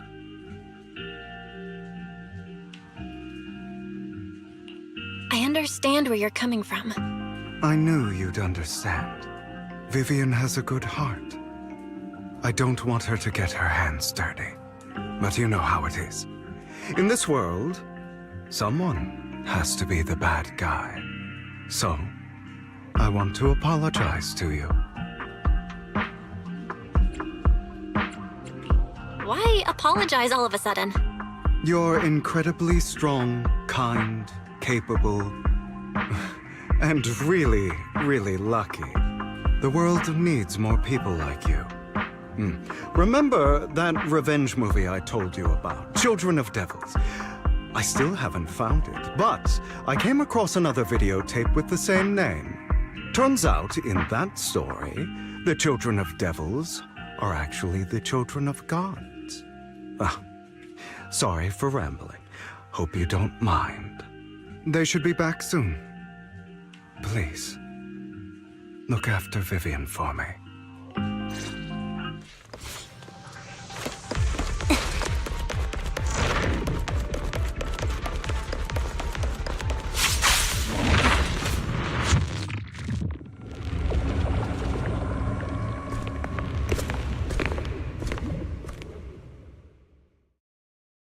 What is this? It looks like a cocoon. Careful, everyone. If I'm not mistaken, that's a sacrifice in there. It appears to be in hibernation. We don't know when it'll wake up. If it does wake up, we'll be in serious trouble. Wait, those spots Bringer marked in his notebook. Are you saying each one might have a sacrifice like this? That means there must be at least a dozen of them.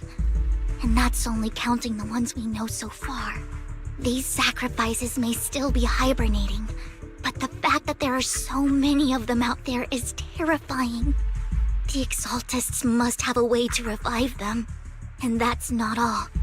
These sacrifices can exist outside the Hollows. If they make their way into populated areas...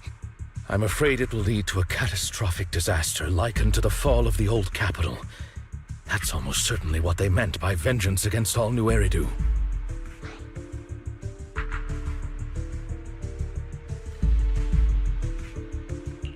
Let's find a way to get rid of these sacrifices. We can't let the Exaltists have them. Thank you for helping me find this sacrifice. But sorry, kids. You won't be the ones to keep it. It's that annoying old man. Why is he here? I'd advise you to choose your words wisely, young lady. You're from the Ravenlock family. So it was you. That face. Oh, I know you. I heard about what happened to your friend. Truly unfortunate. If only she'd been smarter.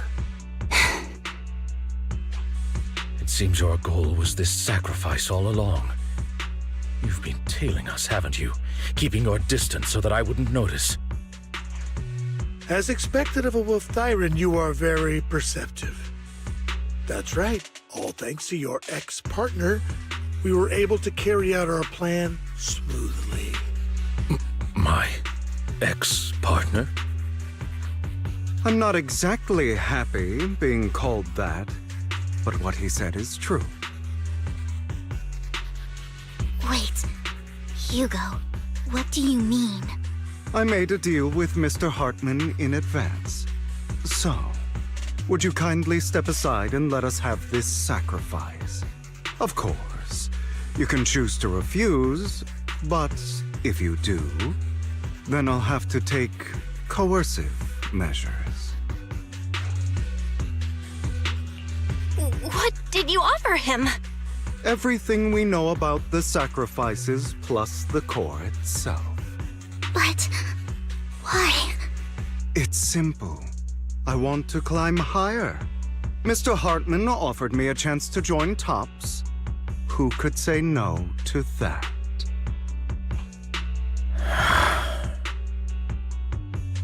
No. Impossible. You promised to help me investigate the Exaltists. You told me the whole point of Mockingbird was to do anything it takes to bring a little justice to this world. Was all of that just a lie? You're just too gullible, Vivian. I also told you, everybody lies. To hide their true intentions, people lie so smoothly, they don't even bat an eye. You... What a wonderful show of betrayal and backstabbing! Bravo! I've got no interest in your little feud. But would you all be so kind as to step aside? My men still have some delicate handiwork to do. To extract that sacrifice behind you. Over my dead body.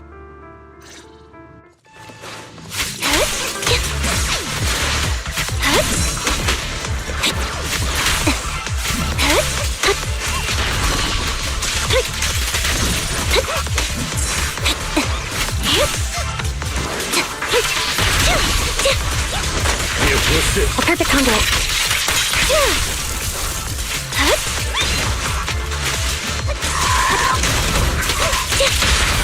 Stand still. Fall back.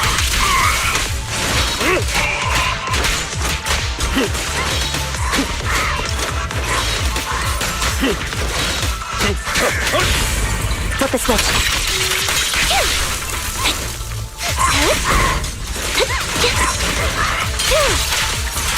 Wide open.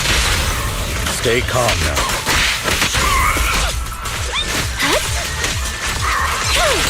It's time.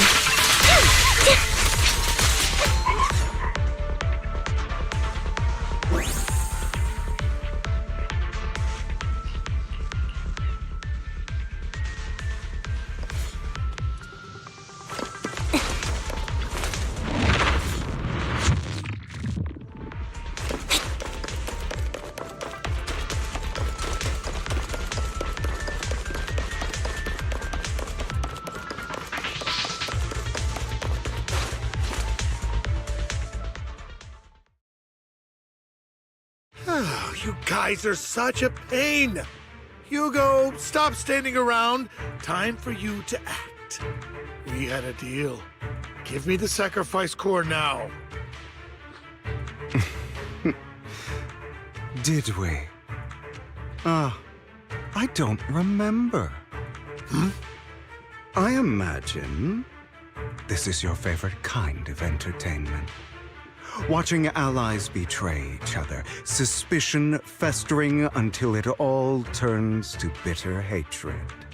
Seeing people tear each other apart like wild beasts, just like your decaying family. Does it comfort that dead conscience of yours? You. What's that supposed to mean? I am loving the look on your face right now. Right when you think you've succeeded, I'm here to tell you it was all fake. None of it was real. Let this pain sink in. It's karma for what you did to me back then. You're insane. I have no idea what you're talking about. You still don't recognize me, do you? Let me give you a little hint. My full name is Hugo Vlad Ravenlock. That's impossible. You're part of our family? I may be an illegitimate child, but I have the same blood flowing in my veins as you. I know you. You're that bastard of his. Damn it. I could have sworn you were already. My dear uncle, you were never worthy of your position. You have no claim to the Ravenlock lineage. You may have killed all of my father's other children, but sorry to disappoint. I'm still alive. I am the true heir to the Ravenlock family. You're a bastard. You have no right to inherit the family. That's not for you to decide. Master Edmund is very supportive of my claim. Edmund? That's impossible. You weaseled your way into Top's inner circle? Master Edmund doesn't care who achieves his goal. In other words, he'd happily let me take over the Ravenlock family, as long as I'm more competent than you. This can't be! You don't know the family's real secret! I know a lot more than you think, including everything that you've done. Just give up. You never even stood a chance. Damn it. This was all fake, right? You were just putting on an act to fool this old man, right? I actually fell for it. Don't do that again. At least give us a heads up next time. Vivian, everything I did was to rightfully inherit the Ravenlock family. That part is true. Now, I'm going to kill this man who stole what was never his. I'll make sure he can never be a threat again. You can't kill him. We still need information from him on the sacrifices and the Exaltists. You must be misunderstanding something, Lycon. Just like you chose the mayor, I chose Tops. At least for now, Tops has the same interests as me. I'm not going to harm my own self-interests. Be it intel on the sacrifices or the core itself. I'm handing everything over to Master Edmund. Why? I just want to take back what's mine. If fate is not willing to give me justice, then I'll just have to seize it with my own hands. Stealing, robbing, lying, or betraying. I'll do whatever it takes. Even if it means selling your soul to the devil? You know about the power struggle between Tops and City Hall. Those elites at Tops would be only too happy to see the Exaltists plotting a grand attack on New Eridu using sacrifices.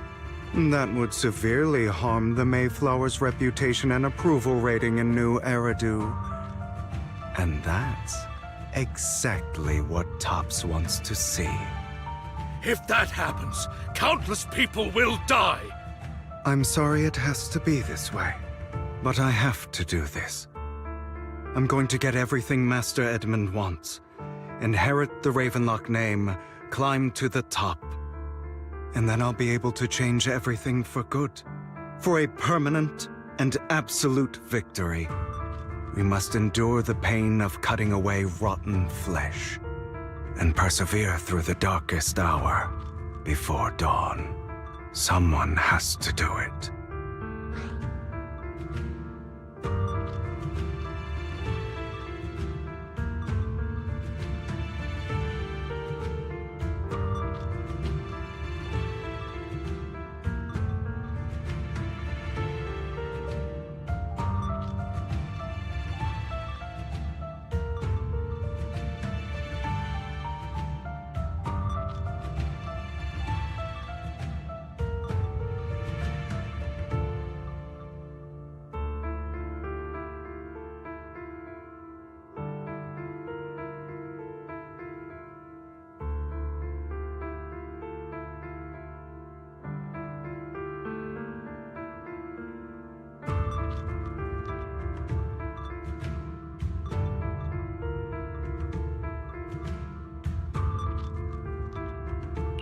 I don't really agree. Sounds like some twisted logic to me. This is the path I've chosen. Without power, resources, or strength, we can't do anything. Mockingbird is the perfect example. All the talk about using our power to tip the scales of justice and hover over them like the sword of Damocles. It's just a delusion. In their eyes, we're nothing but annoying gnats. Mockingbird has never really changed anything, or saved anyone. Never in the past, not now, and never will in the future. None of it matters.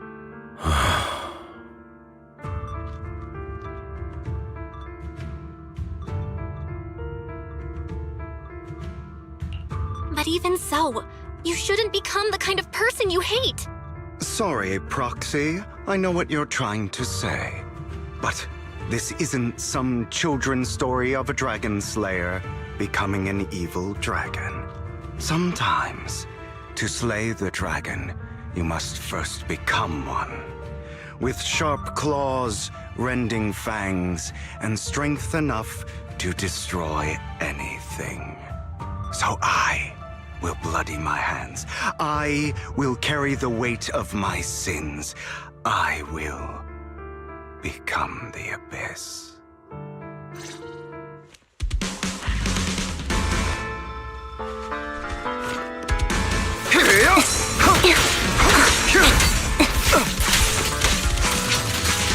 It's about time you kneel. Not bad.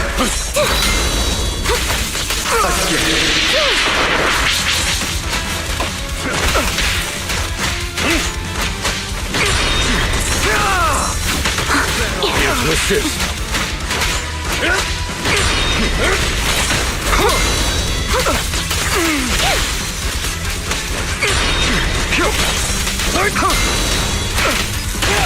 perfect conduit.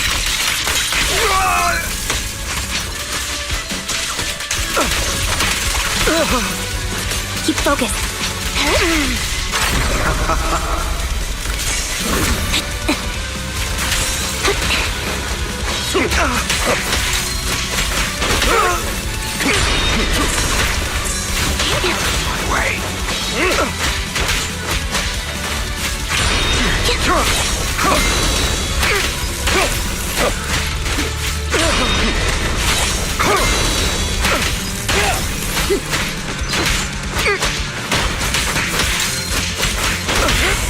Flip the switch.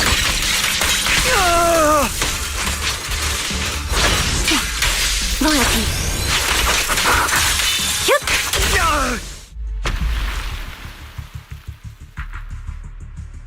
All right, you got me. But too bad. I have my own methods. What are you doing? Well then, make your choice. The sacrifice core, or your precious Phaethon. I know you took it. Don't forget, I'm the one who taught you that. Okay, the core is yours. Just leave Lord Phaethon alone. What a shame. Did you really think I'd keep my promise? That's right. This is the real me. What's the matter? Thinking of killing me? Didn't you say all life is precious? Drop your foolish facade. I knew it. You... He has inherited the seed of evil. Do not let it take root. When the time comes, you must be the one.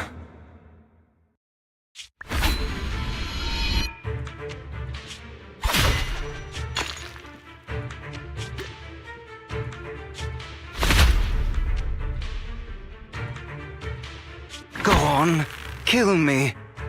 If you've got the guts, do it, traitor.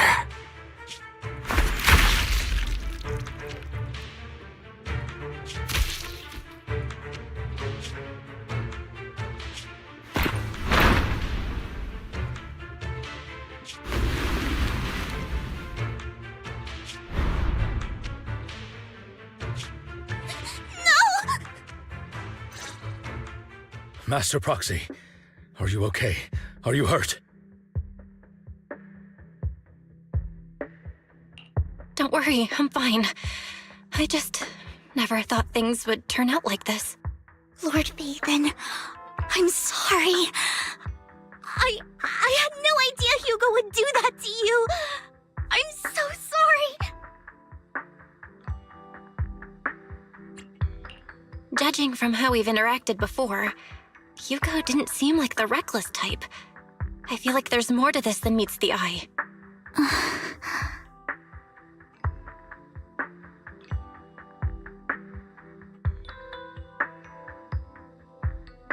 Hugo, he... That's a hollow down there. If you need, I can arrange for someone to go in and search for his body. That isn't necessary. To be frank, I thought you'd hate him for his betrayal, Miss Vivian. I do hate that he's keeping things from me, but all these years, Hugo's been like family to me. I believe he's still with us.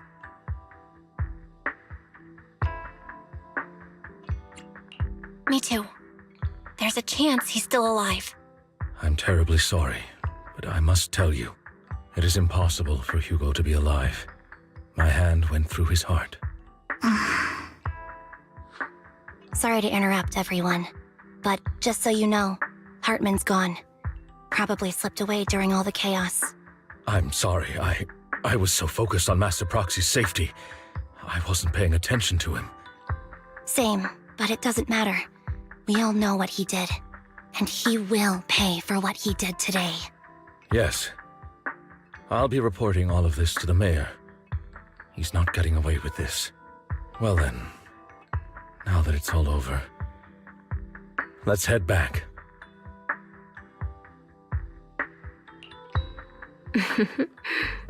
Another obstacle out of the way. She's going to be pleased about this.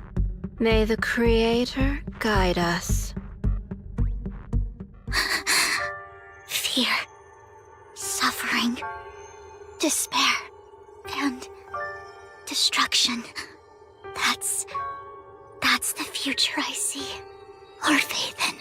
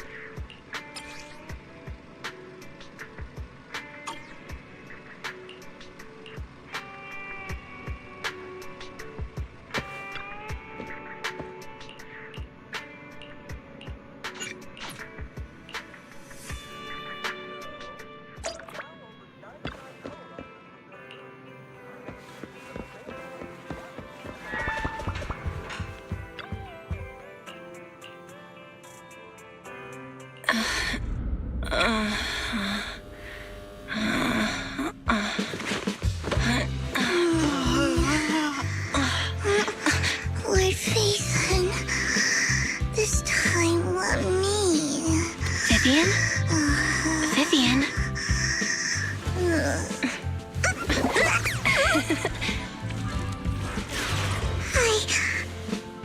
I didn't disturb your sleep, did I?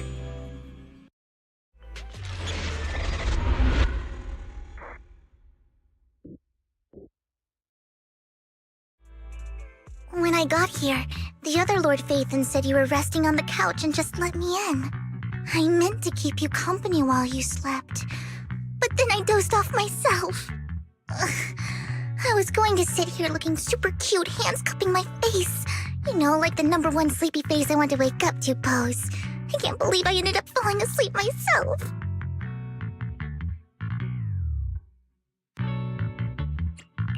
What sleepy face? What pose? That was a lot of words in one breath. Are you sure you got enough sleep, Vivian? No, Lord Phaethon. I was just worried that I had disturbed your rest. Just being able to see you sleeping peacefully is already the highlight of my day. No, my entire month. Though it is a bit late, but... Good morning, Lord Phaethon.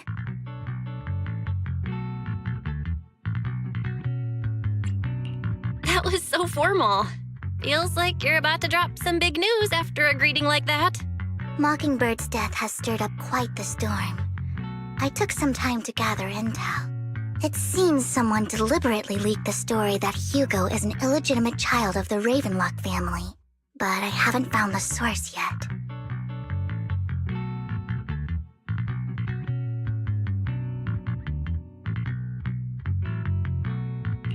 Could it be Hugo's uncle, Hartman?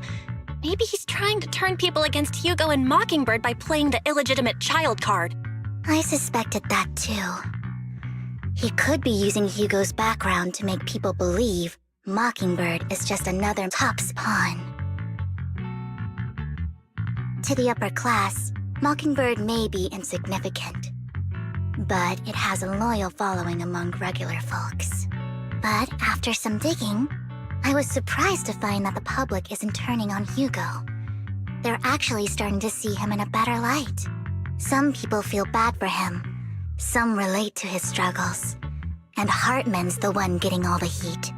public outcry against Hartman is growing, with many believing he murdered Hugo for his own selfish gain.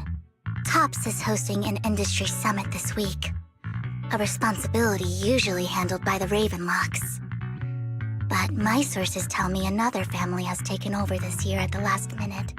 If I'm not mistaken, TOPS is intentionally keeping its distance from the Ravenlock family due to the current public sentiment.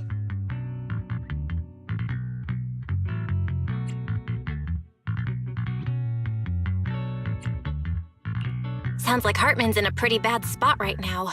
But we know he's not the type to go down easily. And that's what worries me.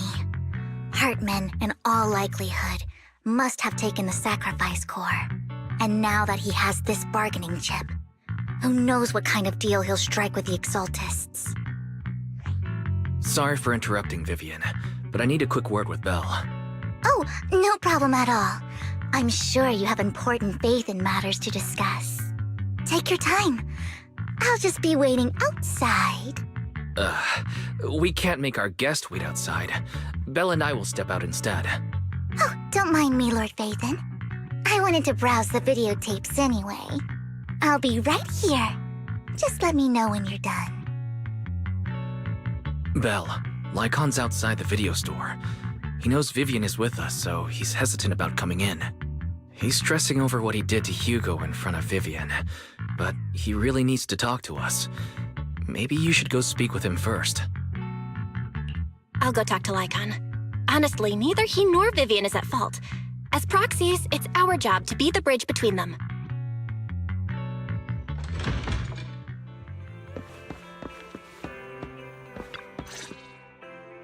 Good morning, Master Proxy. Good morning, Lycon. Wise mentioned you wanted to talk to us and Vivian about something? Yes, it's an urgent request from the mayor, one that directly affects New Eridu's safety. However, before we get into the details, as a former member of Mockingbird, I'm concerned about Miss Vivian. Hugo made many mistakes and betrayed the principles of Mockingbird, but I'm certain he didn't intend to put Miss Vivian or you in danger. I don't know Miss Vivian very well, and I was the one who took her companion's life. I might not be the right person to comfort her, but I hope she doesn't regret the choices she made or lose faith in the path she chose. Vivian's doing just fine. She's actually been gathering intel and has a clear understanding of where things are headed. She might be tougher than you think. If you're really concerned, why not just talk to her directly? If you'd like to apologize, it should be face-to-face, right? That's reassuring to hear. I trust your judgment. You've always had a sharp eye for people. Would you mind coming in with me? I'd like to apologize to Miss Vivian in person. No problem. But I'll be staying neutral. Everyone has their own stance on this, and I get where both of you are coming from. As a proxy, I'm just here to make sure you have an open conversation. I'm not taking sides. I respect that. Thank you.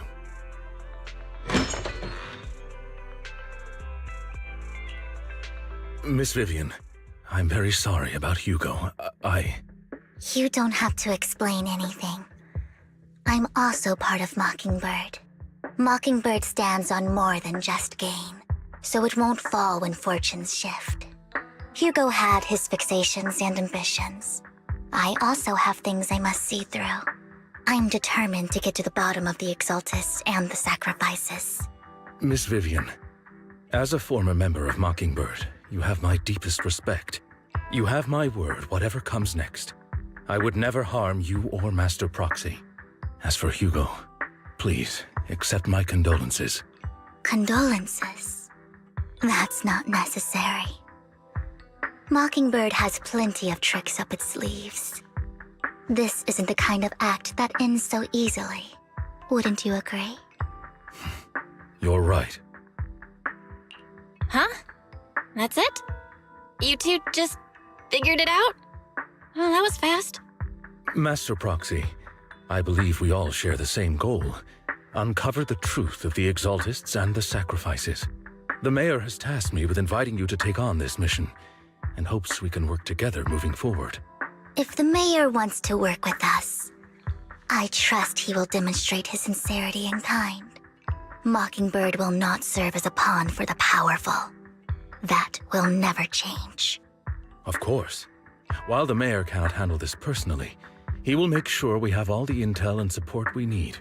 Miss Vivian, I know you have your own intelligence network, but for some high-profile shady dealings, perhaps the mayor can provide you a different perspective.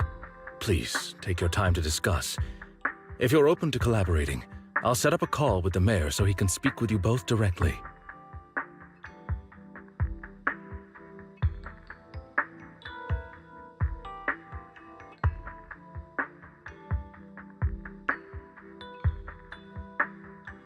I need to discuss this with Wise and Vivian. With so many people involved in this, we need to be very careful. Of course, I completely understand. When you've made up your minds, you can find me at the Ballet Twins.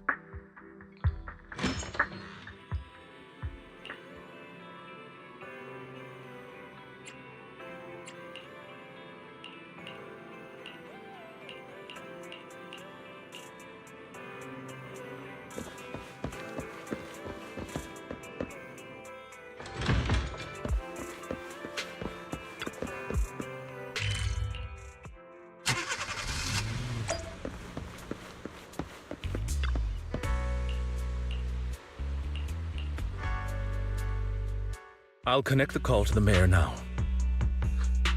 My dear friends, I'm glad you're willing to keep working with me. I'm truly sorry about what happened to Mr. Hugo Vlad.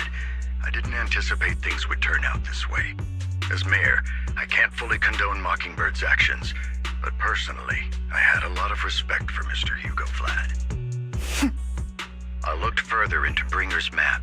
The sacrifices were created by an exaltist named Landon, who was active in Janus Quarter. Mr. Landon passed away in an accident a few years ago. Before he died, he was researching sacrifices and was said to have created a batch of serum that could turn living people into sacrifices. The problem was, the serum wasn't stable, and after his death, the recipe was lost. No one knows what happened to the exaltist in Janus Quarter back then. But it's clear that after the leader died, there haven't been major exaltist activities in the area. Bringer's map marks the locations where the exaltists' most successful attempts at creating sacrifices were.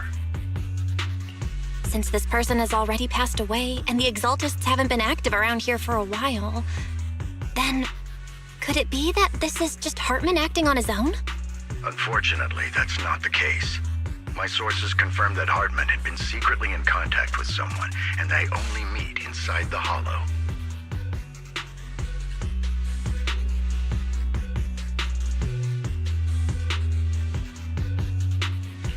Is it possible it's someone from TOPS? TOPS is a huge alliance of corporations. They wouldn't bother getting their hands dirty. Instead, they just sit back and reap the rewards. Everything Hartman is doing is to secure his place in TOPS and strengthen his power within the Ravenlock family. If my guess is correct, Hartman has gotten in touch with the remaining members of the Exaltists that used to follow Landon, helping them create new sacrifices. But what's in it for TOPS? There's no way the Exaltists would just hand over their secrets about sacrifices to Hartman, right? A sacrifice outbreak would throw the city into chaos. And that's when TOPS steps in, taking control of the situation on their terms. The public will see the mayor as incompetent, while TOPS comes off as the real protectors of the city. And when that happens, public trust will shift towards TOPS. And Mr. Mayor, you might find yourself in an unfavorable situation. Still sharp as ever, Miss Vivian. So, what exactly do we stand to gain from partnering with you? Please don't tell me you're doing this out of some noble concern for your citizens. I'm not some hero of justice, and I don't believe in lofty ideals or empty promises. We have a common enemy. While our ideologies may differ, we can work together on this. And as proof of good faith, I may not know exactly where Hartman is, but I can fan the flames over Mockingbird's death and escalate conflicts within the Ravenlock family. So it was you behind the rumors. No wonder I couldn't trace the source of the public outcry. I'm not the one who started the rumors. I just helped them spread faster after they leaked. And I pulled a few strings to make sure the story painted Mr. Hugo Vlad as a heroic figure who was unfairly persecuted. As I said before, I had a lot of respect for him, and I'd be happy to clear his name. Now let me lay out my terms for collaboration. After looking into it, I found that the dormant sacrifice you discovered wasn't the only one. There are more places where sacrifices might be lying dormant. Too many eyes are on me right now, so I can't send my own men to deal with it. I'd like to ask you to retrieve the sacrifices from those locations. I'll make sure to dispose of them once you do, so no one will be able to use them again. On top of that, I've asked a friend to help monitor your physical condition, and maybe even uncover more of your potential. Her research overlaps with your teacher's work. You don't need to worry about her capabilities. She's a Void Hunter rank special investigator.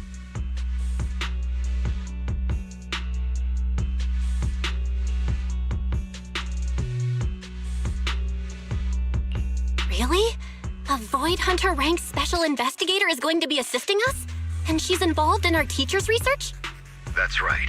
She's heading to Janus Quarter for some business. I wanted to set up a formal meeting, but she declined. She prefers to assess things on her own and will reach out when the time is right. She'll let you know the details then. So it looks like you both are on board with this commission and ready to help recover the sacrifices? Okay. We don't want New Eridu falling into chaos either. We'll do what we can. I know you won't let me down. Given our positions, we might not be friends, but we're definitely not enemies. I'll leave the rest to you then. I've got to go. Goodbye.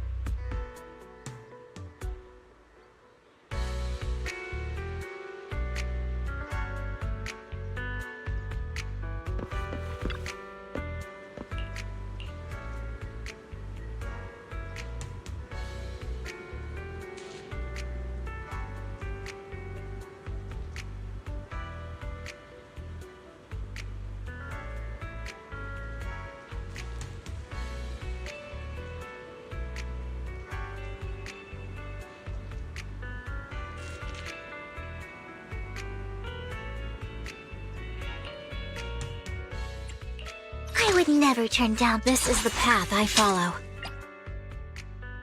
Let's Eradicate all evil.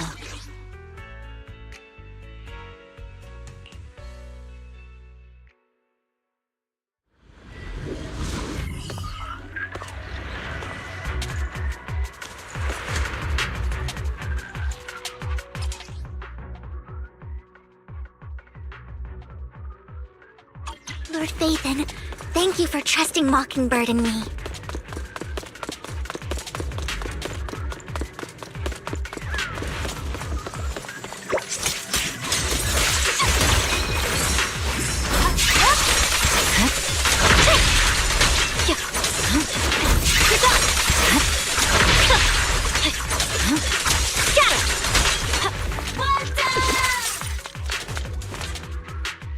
Has someone already taken the dormant sacrifice from here? Or did the Exaltus decide to relocate it? No. If these dormant sacrifices aren't handled carefully, they could awaken and turn against anyone nearby. She wouldn't risk moving them unless it was absolutely necessary. Did she realize the mayor was looking into this?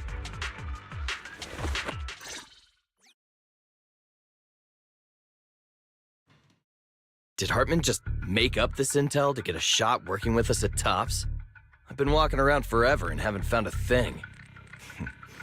The Ravenlocks have always been a shady bunch. No surprise they've gone downhill over the years. I heard they were pretty loaded back in the day. What kind of business did they run? No clue. On the surface, their businesses seemed legit, but who knows what was happening behind the curtain.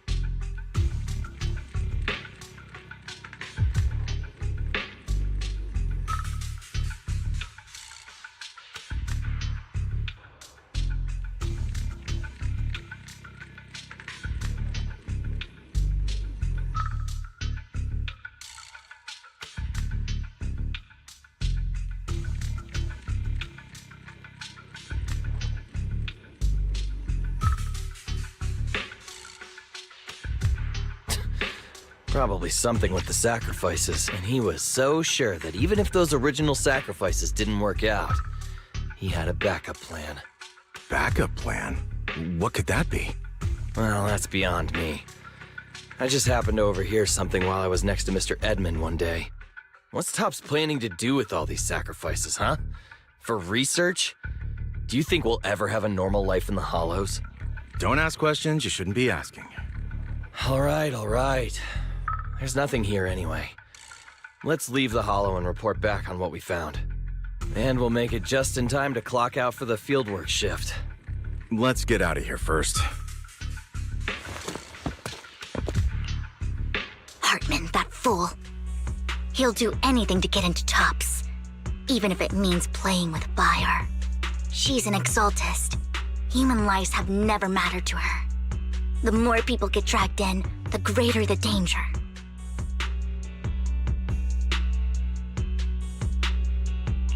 Vivian, I've been dying to know.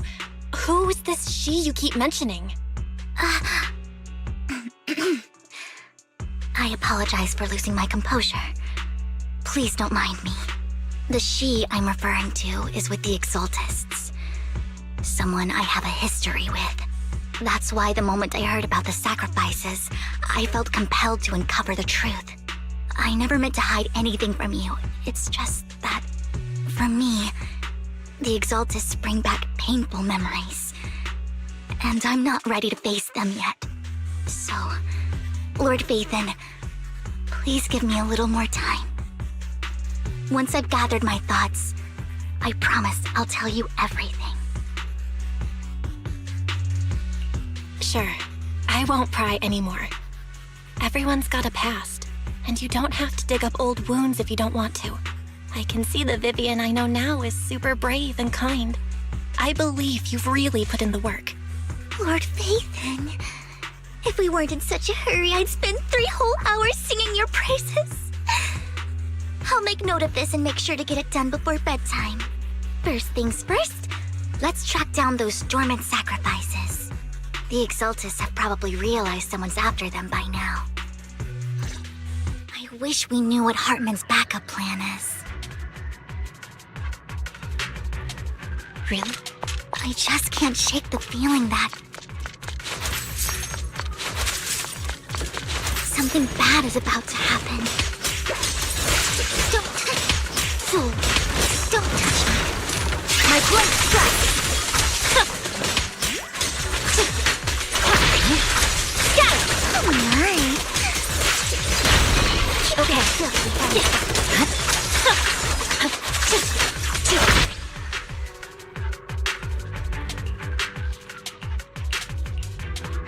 Hugo may have done terrible things, but he had his reasons.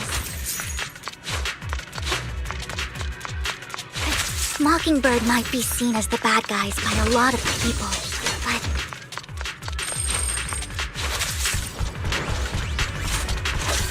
ironically, joining Mockingbird is what put me on the right path. Damn. For the first time. Nothing here either. Are we too late?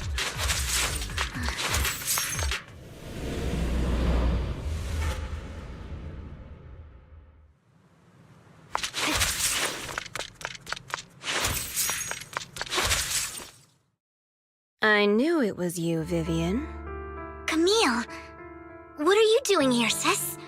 Are you destroying the dormant sacrifice? Vivian, don't call me sis. I'm not your sister. Are you trying to stop the Exaltists? I never left the Exaltists. You know what Landon did back then! Lord Landon did it for the Creator. His methods may have been extreme, but they were necessary. Back then, you walked away. You should do the same now. We didn't meet today. Take your friends and leave. What's wrong? Are you being forced into this? I can help you. Help me? Like how you helped her? Vivian, you're crying. You see me, don't you? No, You haven't changed a bit, Vivian. No need to hide your tears. I know exactly what's ahead for me. You've made your choice, and I've made mine. One last piece of advice. Stay out of this. She loathes you. I won't tell her we met today. Don't show yourself around us again. Camille!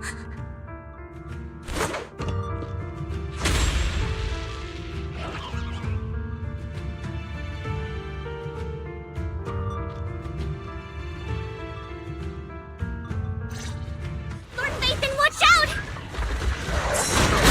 I'll tell you what that was about later!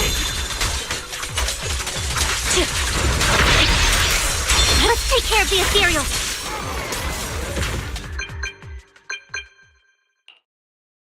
You two took longer than I expected. Did something happen?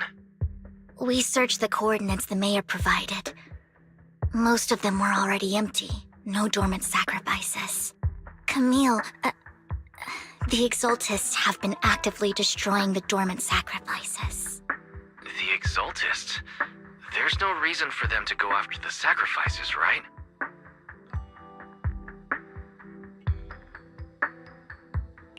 Vivian is telling the truth.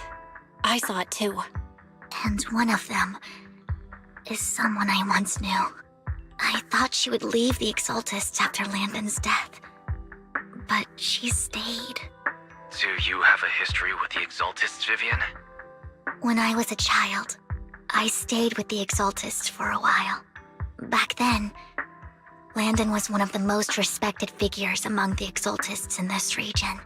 A lot happened, and after Landon died, I left. I can't turn a blind eye to the sacrifices. I know all too well how many lives have been lost bringing them into existence. Ever since I learned a sacrifice had appeared in Janus Quarter, I haven't been able to stop worrying. I won't let history repeat itself. That's why I asked Hugo to investigate, starting with the Sacrifice Corps. Vivian. Please stop. I'm not looking for comfort. I'm just recounting the story for you to understand the situation. We've got bigger things to focus on. But when I do need comforting, I'll come straight to you. I hope you'll make time for me, Lord Phaethon. Just so you know, I'm not the easiest to console.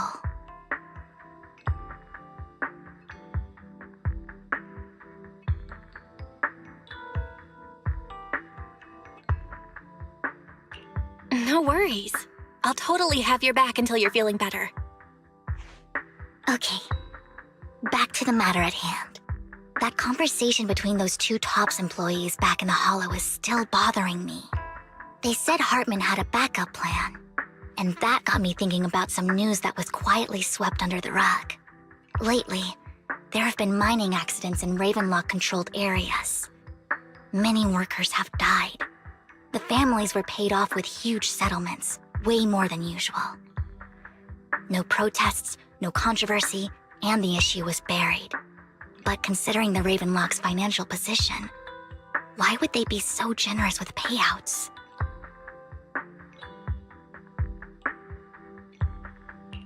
That sounds sketchy. Are you saying they made up the accidents and the workers' deaths? Precisely. I don't think those workers died in mining accidents. I'm planning to reach out to some old friends, see if they've heard anything about this. Do you have time, Lord Phaethon? My contacts are just near 6th Street. Care to join me?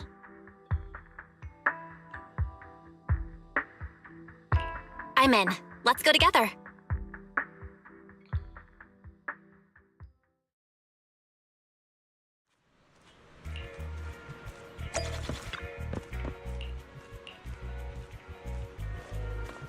An old friend of mine said she has some new intel.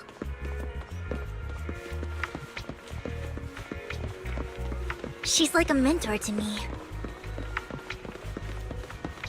I learned a lot about data scraping on Internet thanks to her.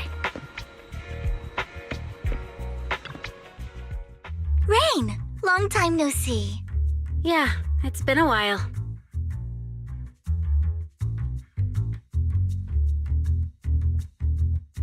Rain? You two knew each other? Yeah, Phaethon. Long time no see. Rain, you actually know that Lord Phaethon is Lord Phaethon? No, I mean, you actually know Belle is Lord Phaethon. I didn't know right away. One time, I needed a favor from Nicole. I only found out after meeting them. I mean, who would expect a legendary proxy to be running a video store for a living? Oh, by the way, your idol... Rain, let's not bring up old stuff. Lord Phaethon wouldn't be interested in that. Why are you all tense? Right! Lord Phaethon lives on 6th Street too, and might know your idol. Remember when you traced that post on Internet to 6th Street and actually went to check it out? And you came back all bummed, spouting nonsense. Like there was only a black cat at the location, and maybe your idol is actually a talking cat. Or something like that. I know that black cat. I'm always sneaking at snacks. Lord Phaethon, please, let's drop this topic. Come on, Vivian. It's been years and you still won't say who your idol is. If you'd just let me, I'd have tracked them down ages ago. I get it. You want to find the person who's important to you on your own. But you've tried so hard already. It's okay to lean on me a little, you know. I'm sure your idol won't hold it against you. I shouldn't have come to see you. Huh? What's wrong? Hey, Rain. Vivian said you might have some new intel. So let's get to the important stuff first. All right, let's get down to business. Here's something I'm pretty sure about. The Ravenlock family's claim that those missing workers died in an accident? Don't buy it. The last signal from those workers was near the Hollow, then communication went dark. I think they were taken into the Hollow. And yesterday, I picked up that the Ravenlock family secretly hired some people to search the Hollow's perimeter. I caught a weird distress signal from someone and managed to track down the source. When I tried to reach out, the signal cut out completely. The last trace of the signal was near Lumina Square. Finding someone in real life isn't really my thing, so that's where you come in.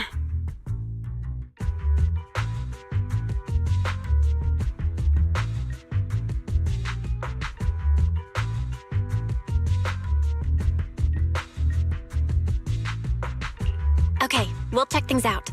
You just said this is something you're sure of. Do you have anything you are unsure about? I dug up some info online, and one thing stood out. A few days ago, there were some creepy sounds coming from an abandoned warehouse by the port.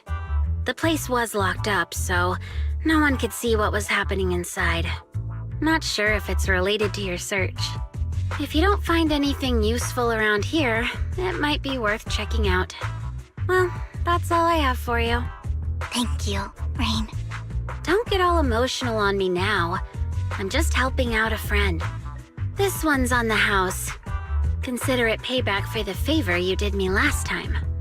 But if you still want to find your idol, hit me up. I've been curious for what... Alright, don't worry about it. I'll manage it myself. Stop being so nosy, Rain. Nosy? Nah, just professionally curious. What kind of person is worth all this searching, huh? But honestly, whoever they are in real life, they've become a part of you. You've come a long way in this search, Vivian. I much prefer the person you are now. So if you find this person, don't chicken out. Go meet them.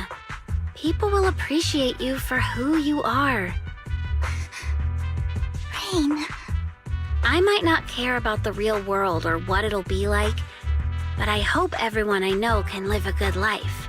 I'm counting on you to save the world, guys. All right, I have other business to take care of, so I'll leave the rest to you.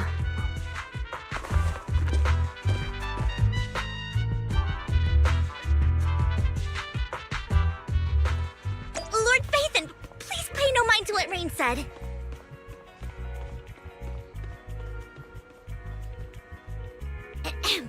That big guy's up ahead. Let's hurry.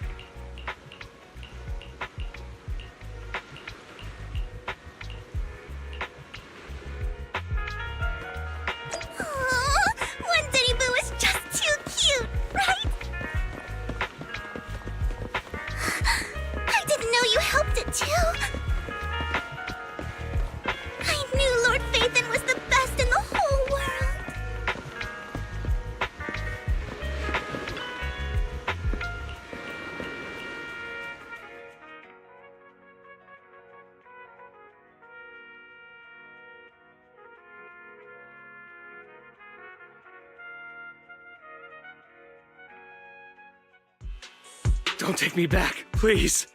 I was wrong. I know I messed up. I don't want your money anymore. Please, no. Calm down. Who are you? I won't say anything. Just let me go. I don't know anything. I swear, I know nothing.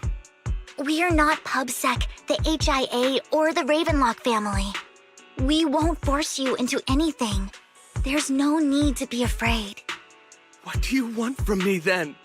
We simply want to know where the Ravenlock family took you and what they made you do. I can't say. I can't tell you. I have a family. They'll hurt them. You never saw me. Please, just stop asking. Don't you wish to see your family? I don't deserve to see them. It's my fault. I was greedy. I did this to myself. But your family must miss you dearly. I'm sure they won't blame you. No, it's my fault. It's all on me. I don't want to drag them into this. If the whole ship is sinking, no one on board can escape. I'm just a nobody. And right now, there's nothing I can do to change anything. If you care about your family and friends, now is your chance to stop the disaster before it's too late. Even a butterfly flapping its wings can send a tsunami surging across the ocean. No one knows how this will turn out. But if you do nothing now, the only thing waiting for you at the end will be regret. We're not here to turn you in, and we won't force you to confront them. You'll be safe with us. I'll help you return to your family. But you must tell us precisely what happened. Hartman offered a huge amount of money, looking for workers to go into the Hollow to guard something. The money was way too good. We all kind of figured something wasn't right. I thought it was just smuggling or guarding some kind of illegal ether resources, so I signed up. After we sent in our applications, Hartman's men took us into the Hollow. The first place we went, there was a strange box. When we got there, they handed us some pills, saying they'd improve our aptitude for ether, for us to last longer in the Hollow. But after I took them, everything went fuzzy. Something was definitely off about those pills. When I woke up, I saw my coworkers dead in front of me. And there was blood all over my hands. They said something about me being a good experiment, moved me somewhere else, and locked me up. They wanted to inject me with something. I got scared and didn't know what was gonna happen. But then a blonde guy found me, gave me a carrot, and let me go. So I escaped. I didn't want to kill anyone. I don't know. It wasn't your fault that your coworkers died. You were just a tool in their hands. Do you remember the place they first took you? Do you know what was in that box? I only remember the first place was like a rooftop. I think it was on top of a tall building. What exactly was in that box? I can't remember. I'm not lying. Those pills they gave us, they make you hallucinate. I took just one and my mind felt like it wasn't my own. My memories turned into a blur. I'm telling the truth. I'm not trying to run from my mistakes. I just really can't remember what happened. I know you're not lying. We'll arrange for your protection. You can rest easy and recover, and your family won't be dragged into this. Once this is all over, you will be able to reunite with them.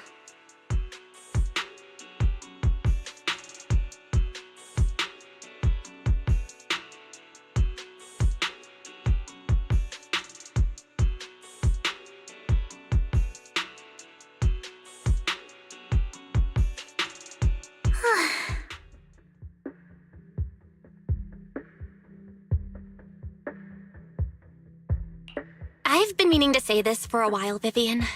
You're just so calm and decisive when things get tough. Totally different from the impression you gave me at first. Actually, I wasn't always like this. I used to run away when things got tough. There was even a point where I just wanted to disappear. As if my very existence was the source of suffering. I wondered. Perhaps leaving it all behind could put an end to the pain.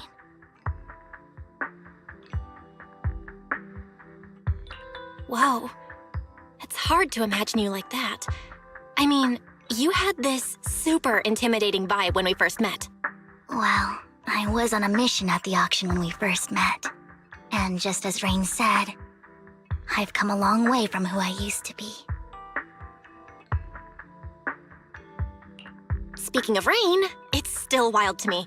I never thought you and I would have mutual friends. And you even know one Denny Boo. Can you believe we might have passed each other so many times without even realizing it? Enough about me. Tell me more about you, Lord Vathan. Where have you been? And what have you experienced?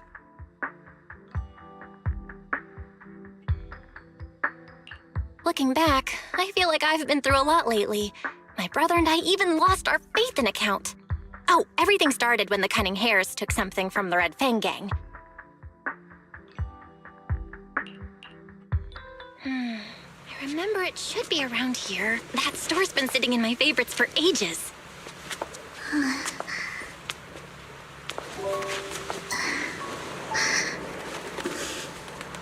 Lord Vathan! Huh? What's up?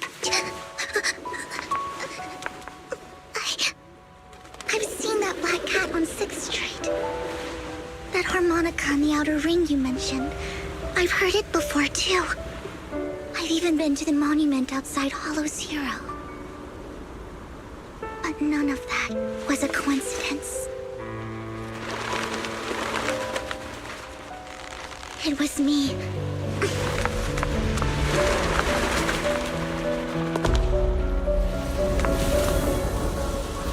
Following you, and now I've finally made it to your side.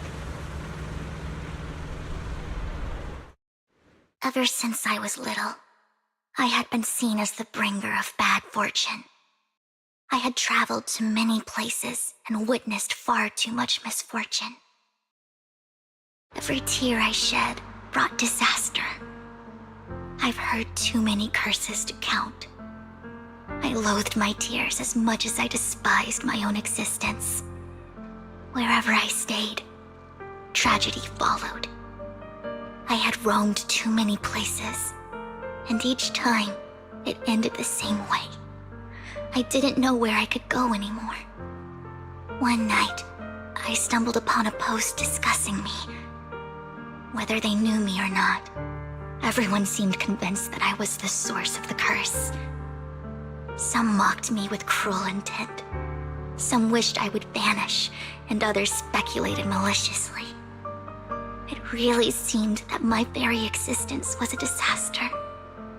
In that moment, as darkness enveloped the city, I saw lights flickering to life all around New Eridu. So many lights, and not knowing where to go, I thought, if only I could disappear into those lights. I made up my mind, and right then, my phone rang. I decided to take one last look. I wanted to know who left me my final message from this world. It was you, Lord Vathan. Wait, really? Me? Yes. And I checked with the other Lord Vathan. You were the one using the account at that time, but I know you probably don't remember it. After all, it was just an ordinary day, with an ordinary post and meaningless comments on mine. But for me, it was the night I finally realized where I could go. I wanted to walk the paths you had walked, see the sights you had seen. And then, one day, share it all with you, face to face. What did I even say in that comment? I can't remember off the top of my head. Well, you'll have to figure it out for yourself. I'm not telling you. Huh? No! So, Lord Vathan, thank you. Not only for that comment you made that day, which was a silver lining for me, but also for giving me the courage to become who I am today. The Vivian standing right in front of you now, Lord Vathan. I truly like who I've become.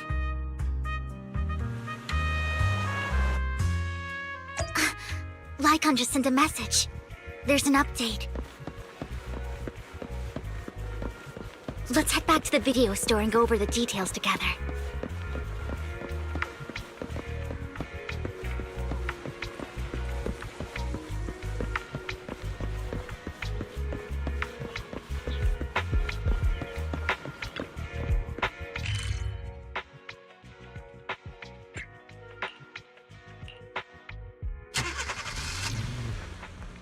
Belle, you're back.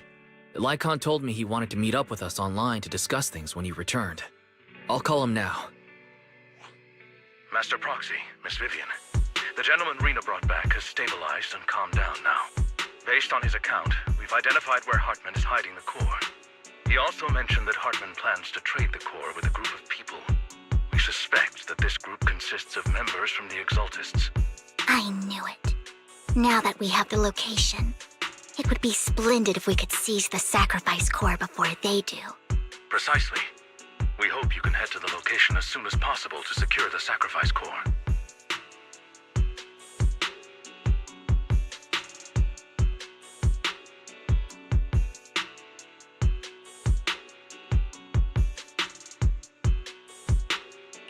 We've got this. I have other matters to attend to, so the mayor's friend that he mentioned before will also be assisting you this time. The target coordinates have been shared with her, and she'll meet you there. Please ensure your safety, and I wish you all the best.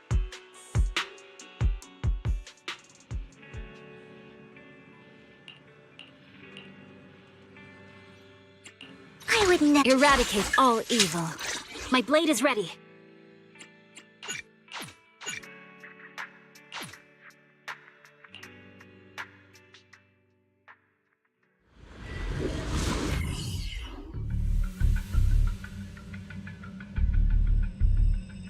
Where's the sacrifice core? Camille, you really think I'd stroll around with something this important? Plus, even though the Ravenlocks and the Exaltists have been working together for ages, I've hardly even met Lady Dina. I'm the one offering the sacrifice core here. I'm curious what Lady Dina's got lined up for me in return? I'm just here to verify that the core you mentioned is real.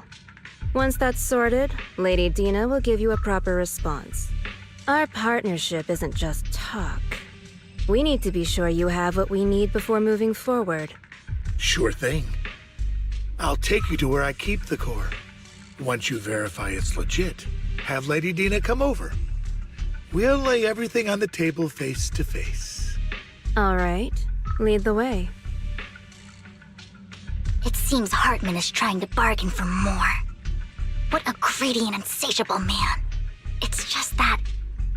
why would they only send Camille for something as important as the sacrifice core? And I can't shake the feeling that Camille doesn't want Hartman and Dina to meet. Why is that?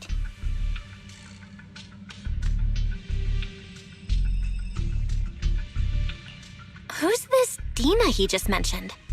Is she the leader of the Exaltists? Kind of. Lord Vathan, I really think we should hurry. We must get to where Hartman keeps the core before anyone else does. I've got a shortcut planned, but there are gonna be ethereals along the way. I'll let you handle them, Vivian. Don't worry, Lord Vathan. You're in capable hands. I'll ensure your safety.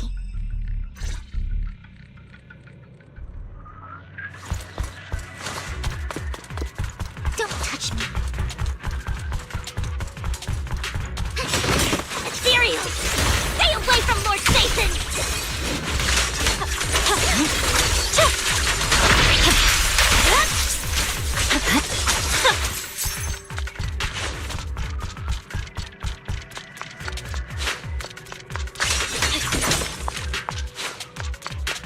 Looks like Hartman's trying to negotiate for more leverage.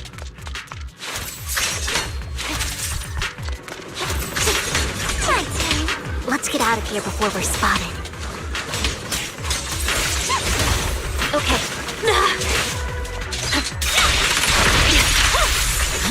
Let's keep moving, Lord Vathan.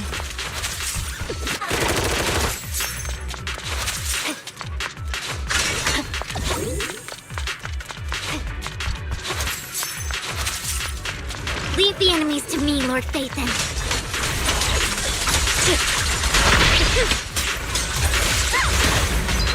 My point strikes!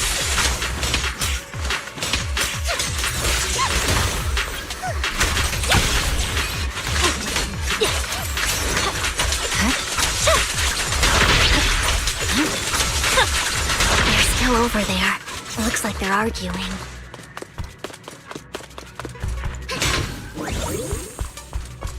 our chance. No matter who has the sacrifice core, Hartman or the Exaltists, it would be really dangerous. Hand over what's in the box. Or we do this the hard way. Don't touch me. You sure talk big, little girl.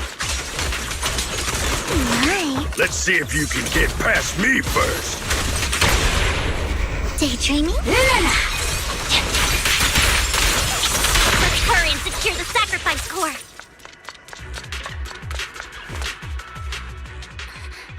Lord Vathan, the box is empty. So Hartman never kept the core here to begin with? How did you even find your way here? Where's the core in the box? What did you do with it? You call this keeping the sacrifice core safe?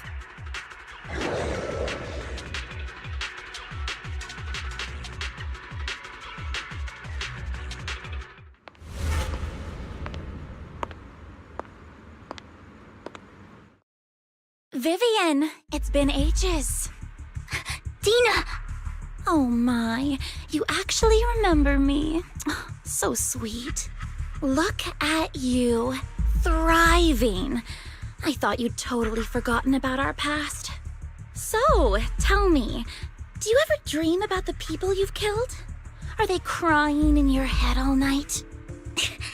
Back then, I had no idea. You had no idea? While you were soaking up all that love from your daddy and everyone else, you had no idea what was going on? I wasn't... Lady Dina, Miss Vivian didn't actually... Camille, when did I say you could meet up with Hartman today? I just wanted to make sure the sacrifice core is legit. I was worried Hartman might try to pull a fast one on us. Really? So loyal. I thought you'd be more like the old days. Just a few words from Vivian, and you'd be plotting my demise. Just like what you did with Father. I won't, Lady Dina. Don't even think about betraying me, Camille. You owe me for what went down back then. However, I do understand your worries. This core, it's fake. No way! I got this straight from Hugo! It can't be fake! How can you just claim it's fake without any proof? Ugh, seriously?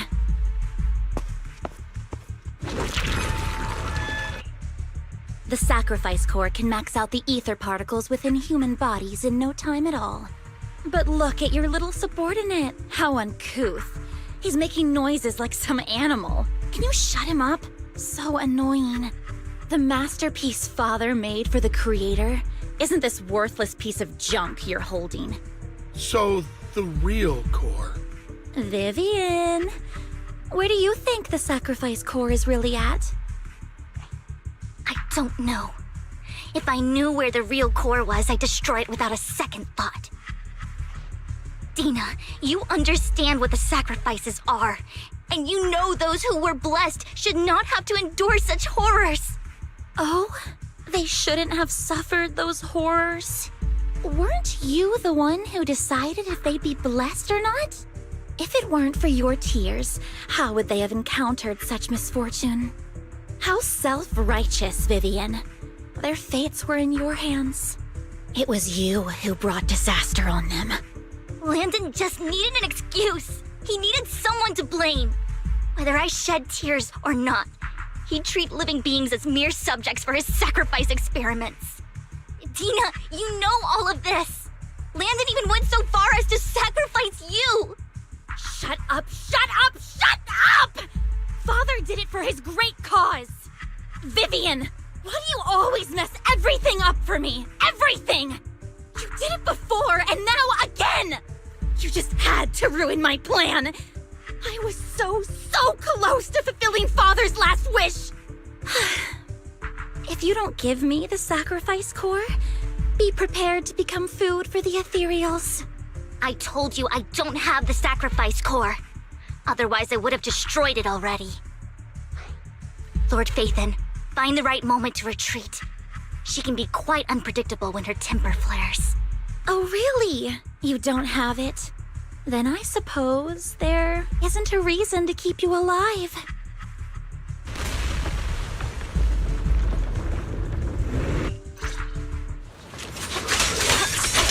More cereals are coming. So many.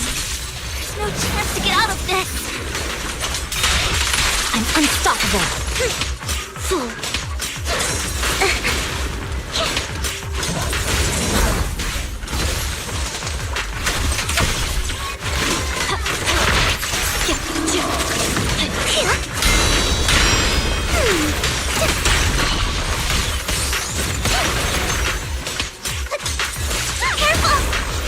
Okay.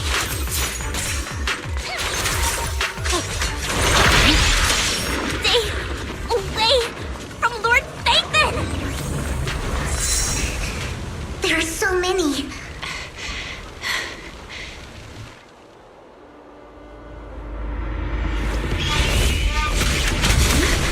It's ink?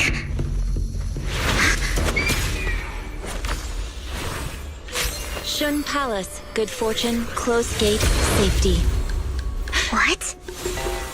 An evil miasma gathers here. Another place of conflict.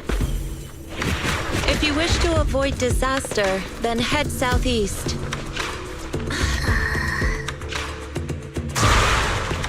Now! Thank you.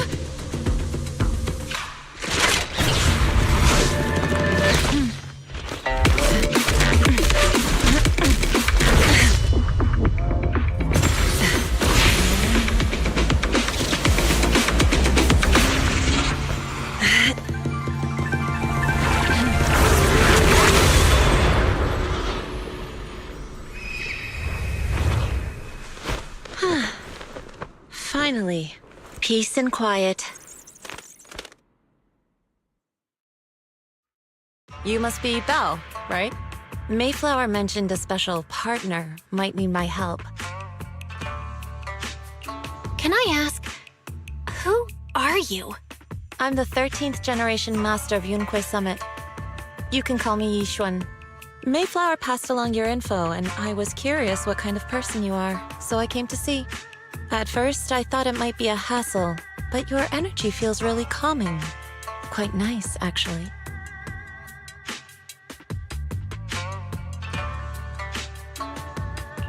Oh, so you're the investigator the mayor talked about. Yes. He also asked me to be your temporary teacher and offer you a bit of guidance.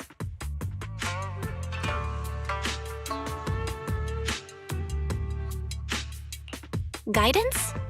What exactly does that mean? Unfortunately, this isn't the right time or place to talk. I have some investigation work to catch up on, and it seems you've got quite a lot on your hands, so let's part ways for now. I'll find a good time to visit you soon.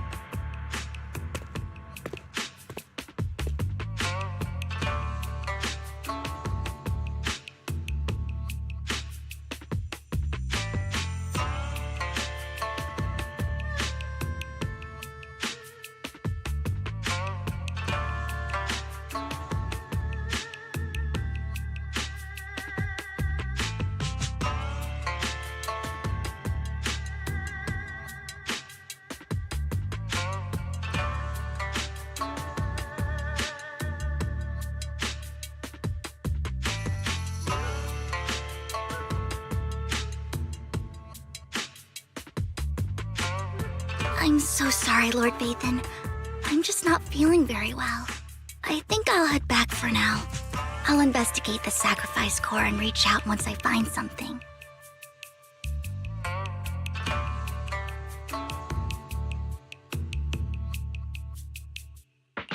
You definitely need some rest. Let's get out of the hollow.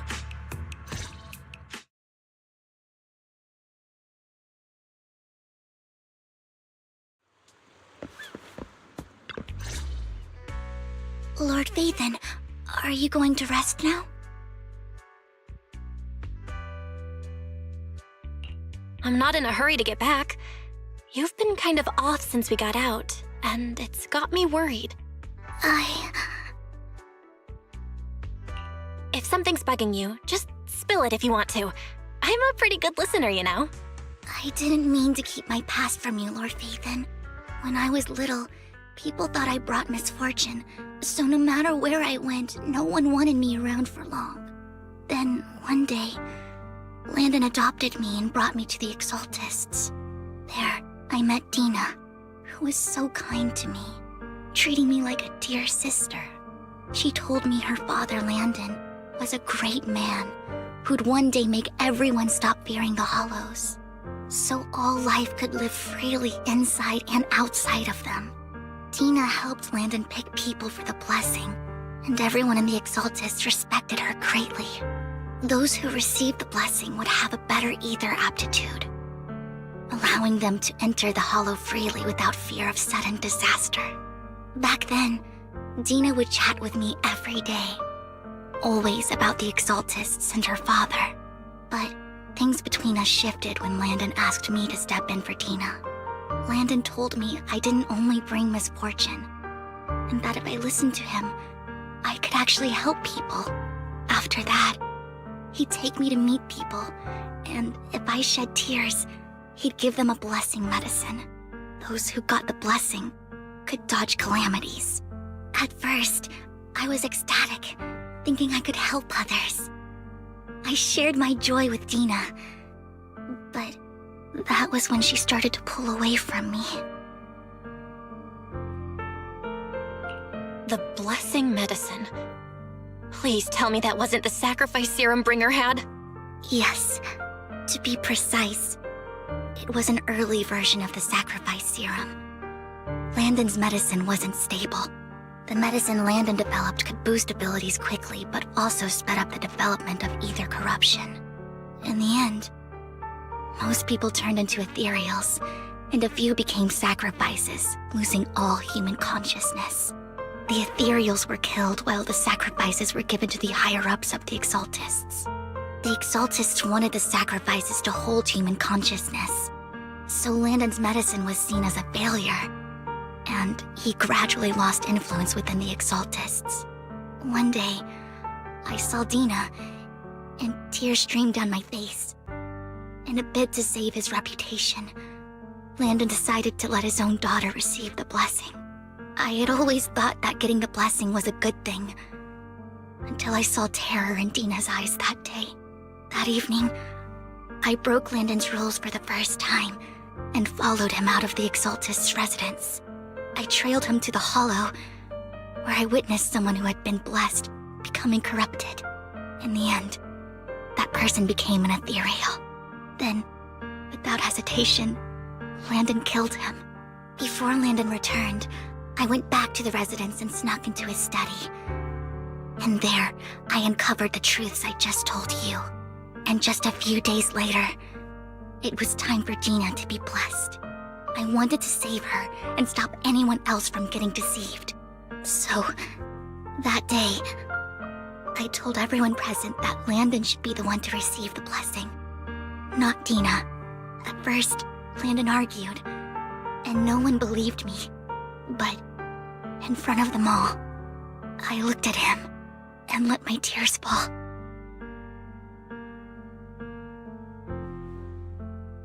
Lord Landon, please accept the blessing. Vivian, you... Why won't you accept the blessing? Were you lying to us? Ungrateful fools! You have no use anymore!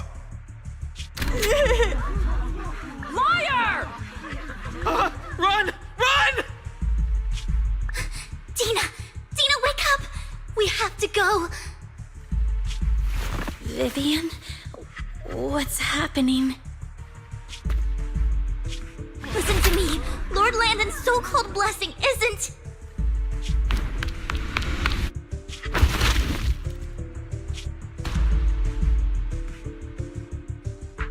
Father!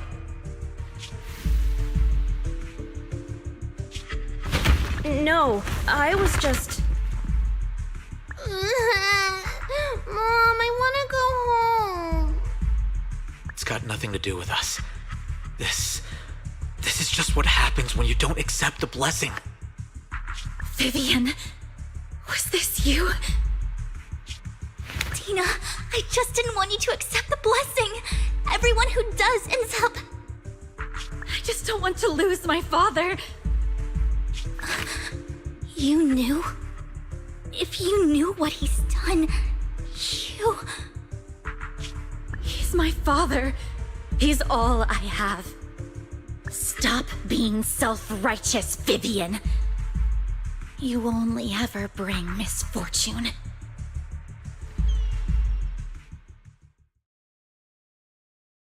I thought once Landon was gone, Dina would leave the Exaltists. I never expected her to continue his research, or that Camille would stay. Camille lost her entire family in a hollow disaster, so she's always supported the Exaltists. She's not a bad person. She's just someone searching for hope. She joined the Exaltists very early on, and even watched Dina grow up. That day, she was just so desperate to save Dina that she... All these years, she's been following Dina, taking care of everything out of guilt, I think. But I didn't just fail to save Dina. I trapped her. I see misfortune approaching, but I can never change its course or avoid the bad ending. Maybe I really am a bringer of misfortune. No way. You're not the one bringing bad luck. Whatever went down with the Exaltists, Landon used you. As for Dina and Camille, they know the truth, and they just made their choices. The Hollows and the disasters they caused took more than just their loved ones. But not all survivors cling to obsession and hatred like they do. Lord Phaethon.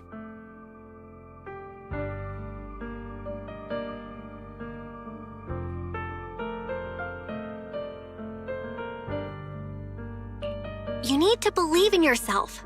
You're currently resolving the sacrifice crisis with your own effort. I remember you saying you really like yourself now. So what's changed? Yes, that'll always be true. Thank you for listening to my story today. Years have gone by, but I've never had the courage to face all this. Maybe Dina and I were meant to meet today, so I could finally spill it all out. It lightens my heart a little. Lord Phaethon, you truly are a wonderful listener.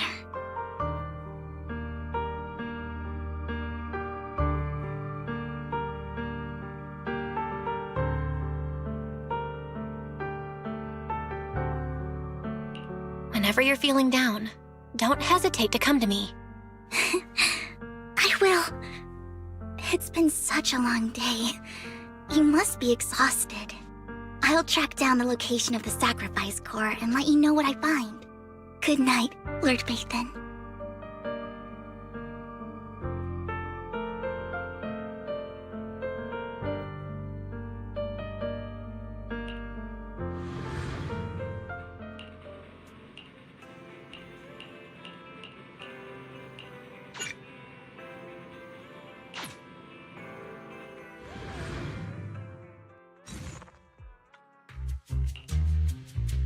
Shawl, I didn't expect you to be working here. Perfect. I was just covering someone's shift. The screening here is super strict, and I was afraid the supervisor would realize I was new and subbing for someone, so I hid in the control room during the supervisor's inspection. So I happened to bump into this guy, a blonde man wearing a hat, and I think he was checking some footage. Then he logged that footage into the tape he brought. Later, I found that part of the footage had been wiped. Blonde, wearing a hat. Could it be Hugo? Do you know him? I think it's him. If it were Hugo... I think I know where he would hide the tape. Thank you, Shaw. You were a big help. Great! You also helped me a lot when I started working. I used to make mistakes all the time. If it weren't for you cleaning up my messes, I would have been fired ages ago. So I'm happy I could help you too. All right, go ahead and do what you need to do. We'll catch up another time.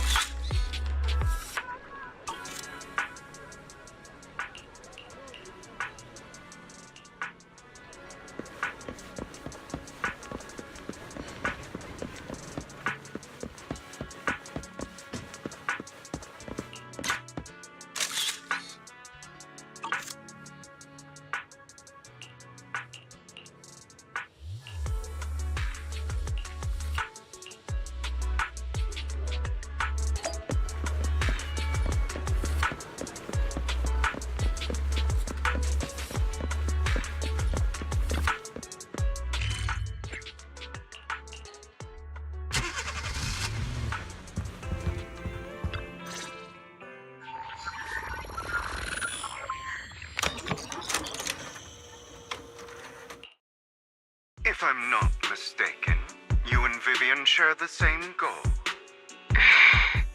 Silence is no good for negotiation. I just don't want Dina to reach a point of no return. Hasn't she already reached that point with what she's doing? The formula for the Landon serum was lost, but a batch survived, and Dina was able to develop a substance that can be used for mind control. She's trying to combine the two to make sacrifices that would obey human commands. If the dormant sacrifice and the remaining Landon serum are destroyed, we can put an end to this. Dina's concoction can't create sacrifices on its own. And the sacrifice core? That belongs to the creator, not her. Although I find Landon's methods despicable, I can't deny that the Exaltists and the creator are leading us in the right direction. I just don't want Dina to spend her life trapped by her father's mistakes. I mean, no offense, but I find your protectiveness rather weird. I will confirm the location of the dormant sacrifice and find the chance to relay the information to you. I do not want any of my people to be going into danger. As for the sacrifice core, I can only guarantee that it will not fall into her hands. As for how things will ultimately play out, The creator will guide me.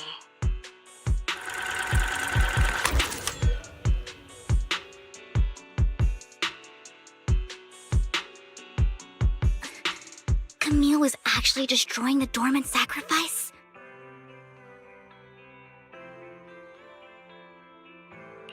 Now Camille's actions make sense. But why did Hugo never tell us? Hugo... he... Val, Lycon said there's something urgent he needs to discuss with us right now.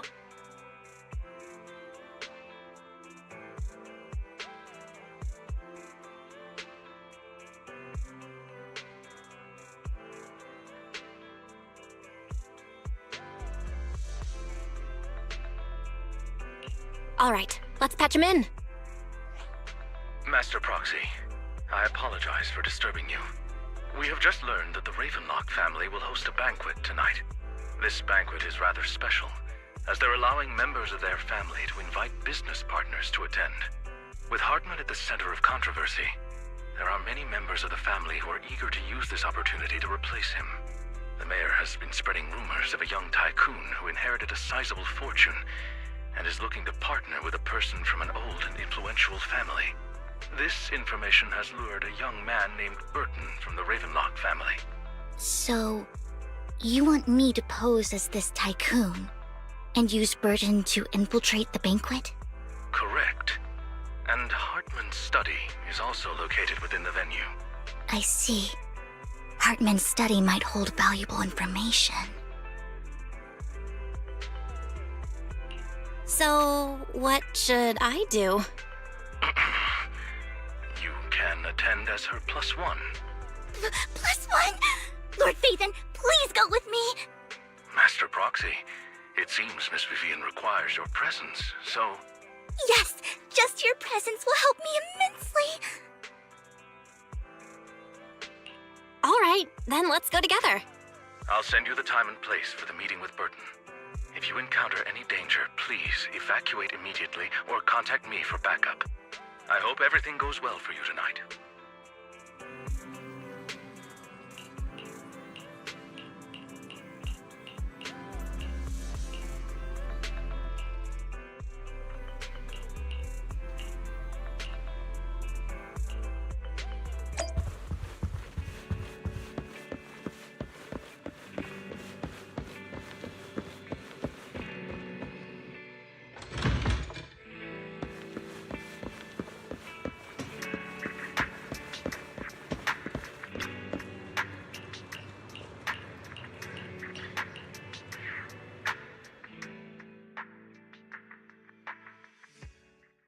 Miss Banshee, I believe I've shown you my sincerity. Now how about you?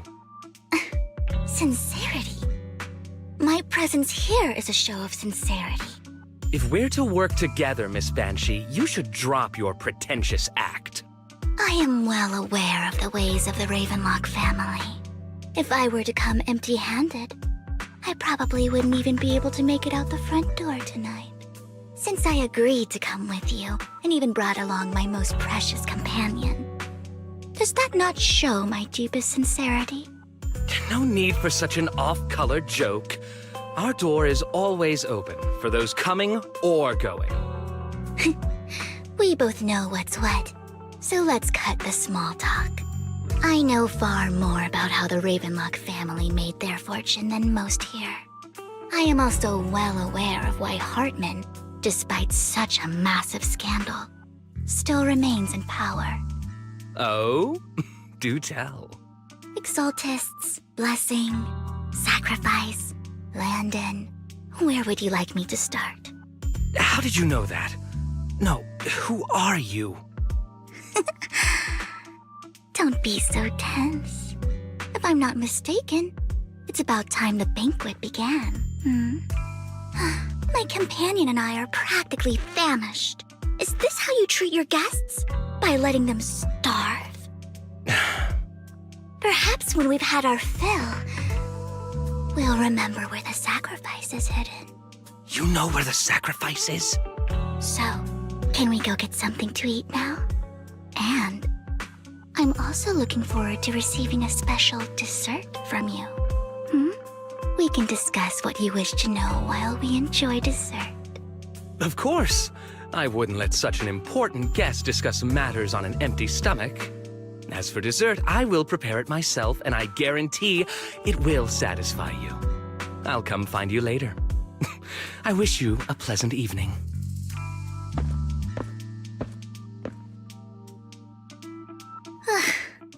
These kinds of people are exhausting to deal with.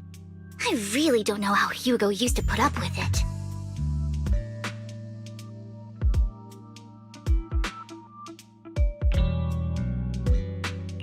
What did you mean by dessert just now? I couldn't really follow. Hugo taught me that bringing up dessert in such situations is a way of telling the other party they need to offer more. Fortunately, that old fox Hartman is terrified of losing power. He's definitely keeping the destruction of the sacrifice and the fact that the sacrifice core is fake hidden from the other family members. Otherwise, Burden wouldn't have been so willing to raise his offer. Lord Phaethon, let's find Hartman's study when the banquet is at its busiest.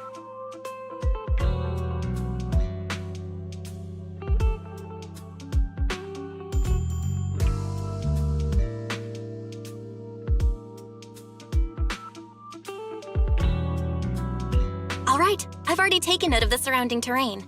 Once more people arrive, we'll enter the garden through the door in the corner of the banquet hall. Wherever you go, I'll follow, Lord Phaethon.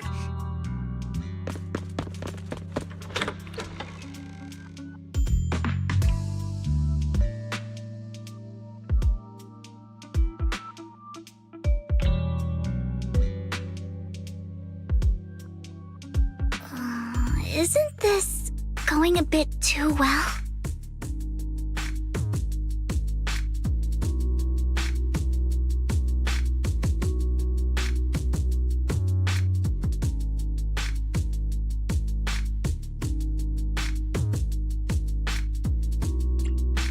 The security around the manor is really strict, but inside might be more lax. But just in case, let's tell Lycon. Right. Having some backup would be safer.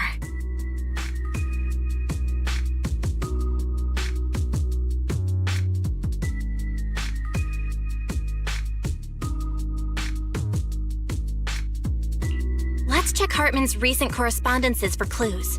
I still have concerns about the sacrifice core. Right. Though the core he gave Dina was fake, Hartman might have left a trick up his sleeve and hid the real one.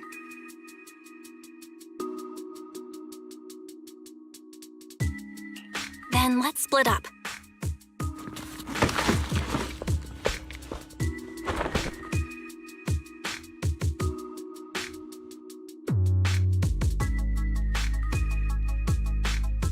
Esteemed guests, is the catering at the Ravenlock family banquet not to your satisfaction? So much so that these two distinguished guests felt the need to come to my humble office to scavenge for food. Don't want to come out? Well, after all, you don't have long left. Burton, that greedy idiot, fell for the mayor's trap. But I never expected that he would bring you into my territory. I suppose I should thank him. Otherwise, I would have had to go to great lengths to eliminate you. Vivian, Phaethon, give Hugo my regards. Tell him I shall be taking the wealth and power of the Ravenlock family for myself.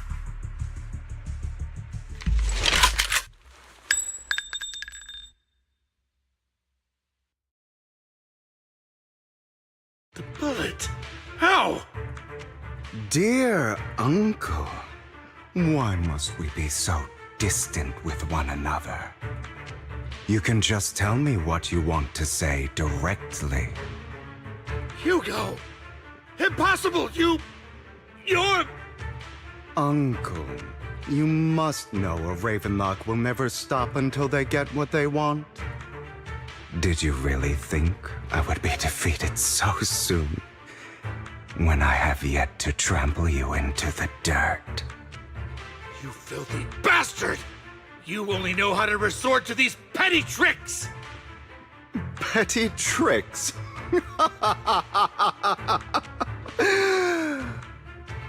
Perhaps you'd like to know what I managed to accomplish using this faked death of mine.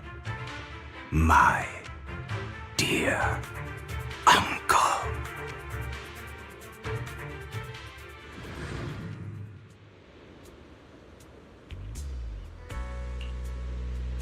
Faking my own death. Hope it's all worth the theatrics in the end. It was just to keep Hartman off my back, but maybe I went a little overboard. The manager must be pretty shaken up. I should apologize at some point.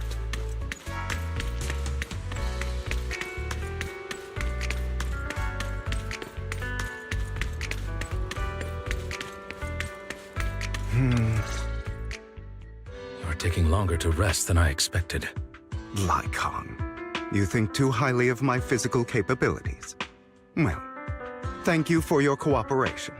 I must say, if nothing else, at least your acting skills have improved. Why do you look so angry? You should be happy. We pulled that off together with flawless teamwork and managed to fool everyone. Drop your foolish facade. I'm glad you still remember the code we set all those years ago. And thank you for ensuring your sleight of hand didn't deteriorate. Oh, right. I should also thank the blood bag hidden in my clothes and our other props. Do you remember when we last used this trick? It was probably ages ago. Sometimes I really don't understand you. Have you never thought about what the consequences would be if I didn't understand your code? If I decided against helping you? Or if I just couldn't control my strength properly? You'd understand it. Of course, if things really did go awry, I had alternative plans. You wouldn't be so arrogant as to think I'd bet everything on you, would you? You're insane. Aw, I'm flattered. So what exactly is the purpose behind all this? Surely after going to such great lengths to erase your own existence, you don't just plan to hide here and reminisce about the past with me. Don't try to brush this off. I've already helped you enact your plan. Tell me the truth. Don't get your tail in a twist. I have more plans that require your assistance, so naturally I would not hide anything from you. Simply put, as things stand, whether as Hugo Vlad or as Mockingbird, I am doomed to die. Seems you've made quite a few enemies. As a member of the Ravenlock family, I negotiated with Edmund and managed to obtain resources from Tops for my future plans. I also confirmed what attitude they held toward your master, the Mayflower family. Meanwhile, I used my identity in Mockingbird to strike a deal with Hartman and gather information on their collaboration with the remnants of the Exaltists. That's where I got my intel on what Bringer left. Oh, by the way, the crime declaration letter that your dear mayor received, that was also sent by yours truly. He's probably figured that out by now, right? Though I'm not sure if he told you. The mayor learned about the sacrifice attacks through his own means, but lacked an opportunity to take action. That warning letter was precisely what he needed. You aren't hopeless yet. How delightful. In short, I'm more well-informed than your lot because I get around, dealing with all these different important figures. But of course, it comes at a cost. It's only fair. After all, you can't hide the smoke from a wildfire. Rather than trying to carefully tame it and risk setting yourself alight, it's better to let it burn free. When I helped you put on your little act, killing you in front of everyone, you left the sacrifice core to Hartman. That was intentional too, then? Oh, yes. And it worked like a charm, didn't it? Now no one cares for me anymore, and all eyes are on Hartman. A perfect situation for keeping the Ravenlock family in check while dealing a cutting blow to the Exaltists behind them. Another crucial point is Vivian and Phaethon. I must sever any ties they have with me or Mockingbird. Although I feel bad for Phaethon about what happened, but it had to be done. That's the only way they would be safe, allowing the plan to continue. I noticed that you never turned your blade toward Master Proxy. So, those words you said back then were also... I will bloody my hands. I will carry the weight of my sins. I will become the Abyss. Obviously, it was all an act. My acting has always been impeccable, as you know. Hugo, you're taking such a tremendous risk. Why? Would you believe me if I said it's for justice? But unfortunately, it's not. I want revenge on the Ravenlock family. And I will make sure that despicable excuse for a human being, Hartman, suffers a slow, torturous end. Of course, I also promised Vivian that I would help her investigate the whole thing with the Exaltists. That's all. You don't look too good. Is it your wounds? No. This is the first problem I plan to resolve. Lycon, do you have a place that is sufficiently discreet, quiet, and can take a lot of damage?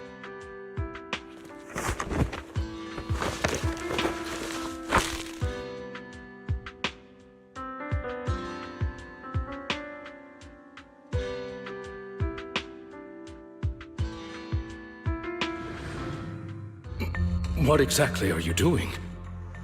Don't look at me like that. If I didn't have to do this, I wouldn't. Hartman recently obtained a bizarre substance, most likely from those crazy Exaltists. After use, it allows control of the victim's mind. To some extent. You were dosed with it? To be more precise, Lycon, I deliberately allowed Hartman to put this drug in my cup to facilitate our previous collaboration.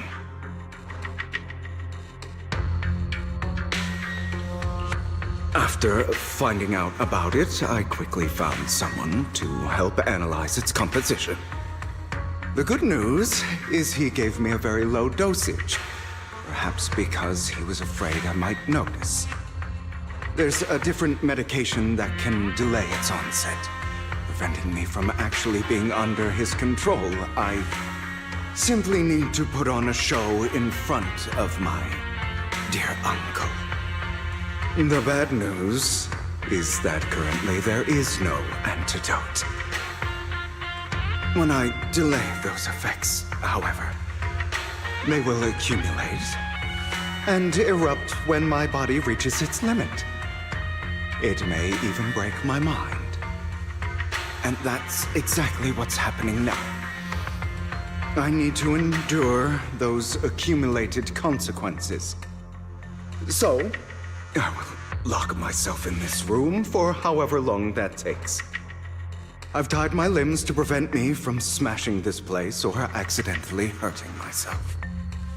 Anyway, after you leave, do not open this door, no matter what you hear. I recommend seeking professional medical assistance.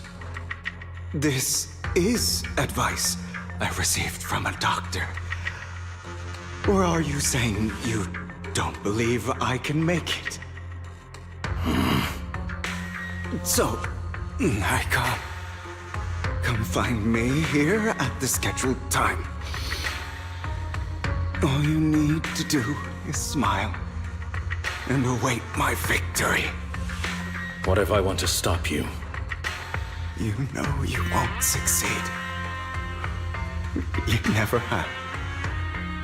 And you never will. Well, time is short. Let's begin. I understand. Don't die, you stupid bastard.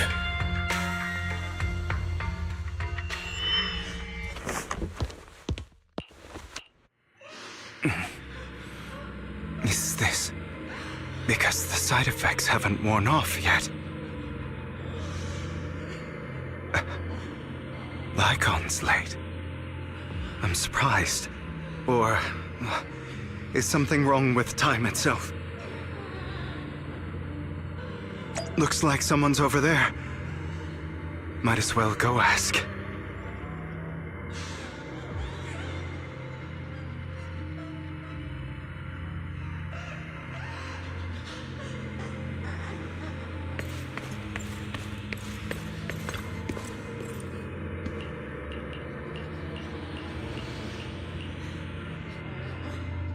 It's all your fault.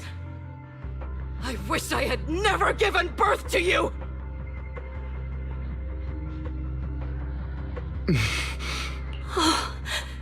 Everything will get better if you just die, right? If you die, he'll come back. We'll have another, more perfect child. One who will inherit the Ravenlock family bloodline. Then I'll be able to escape this pain. So, Hugo, for the sake of Mommy's happiness, just die, okay?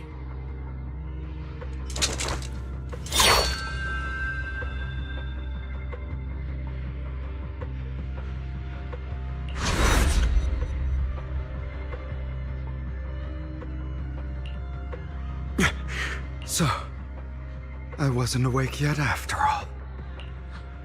That's because you don't want to wake up again. Who are you? I am you. Hidden deep within your heart. Your most true self. You want to kill her, don't you? Your so-called mother. Every time she beat you without reason, when she tried to gouge out your eyes, when she sold you into that hell, laughing all the while. You wanted to be the one to end her life.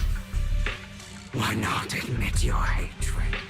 As you are, you can hunt her down and make her pay for the living hell of a childhood she made you suffer. Yes, I hate her. I hate her because she was foolish and shallow, greedy and stupid. I hate her because she doesn't deserve to be a mother. She did everything she could to try and get into the Ravenlock family.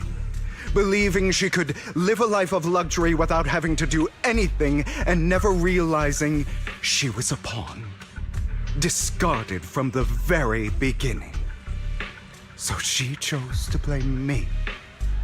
Blame me for my heterochromia. Blame me for my very existence. But I won't kill her, because I know it won't change anything. She was incapable of loving me, just as she is incapable of loving herself. Have you been brainwashed by that dog? Keeping up the act of being some magnanimous and forgiving fool? Don't compare us. I've simply come to understand love or hate. I make my own choices, and they have nothing to do with anyone else. She sold you to the Ravenlock family for a huge sum of money. She used that money to start a new life without you. While she was indulging herself, you were going through hell in the Ravenlock Manor. Does it not torment you? Do you not feel the hatred? Do you not want to demand answers? Kill her. Only by killing her can you be truly free. For a long time, I thought the same way. But now, well, I want to make a different choice. Stop lying to yourself. You never had a choice. This weak-minded thinking will only lead you to failure. Like before, you'll be nothing but a worm, trampled into the dirt by those so-called elites. Do you still not get it? This is how the world is, and always has been. Hesitate and you'll be the victim. If you don't grab your knife first, you'll end up being on the other end of the blade.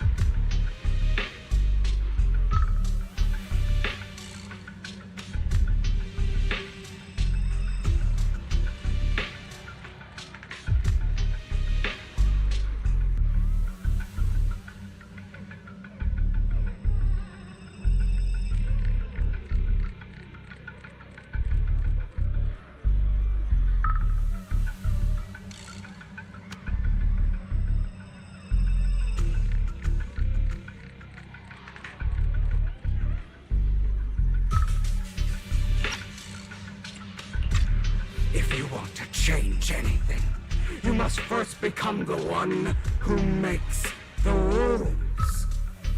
Just like that woman.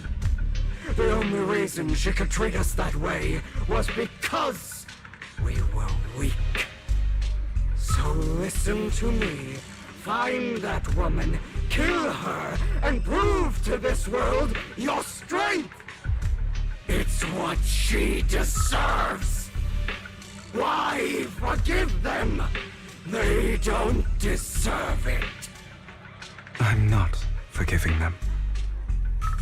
Or rather, I don't care about them. They don't even matter, at least not yet. You know, perhaps the person I hate the most, the one I truly cannot forgive, has never been someone else, but rather my weak, powerless past self who could do nothing but hide inside a closet and cry. I hate myself for having neither the strength nor the courage to resist. I hate myself for begging for so-called familial love, even after being treated so terribly. I hate that despite the pain of my wounds, I still hope to receive the carrot and not the stick. And that means you. Correct. So, I forgive you. I forgive myself. You'll regret this, fool. Your pretty words mean nothing. You will ultimately return here to me.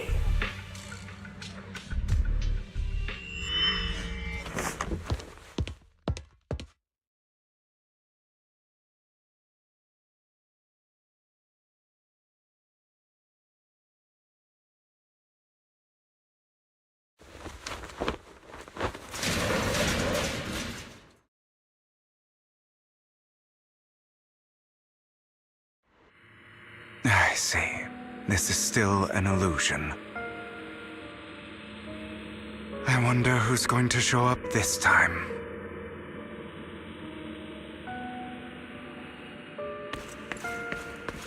Brother! Hugo, let's play hide and seek! I'm already hiding! You'll find me, right? Like you always do. Serena.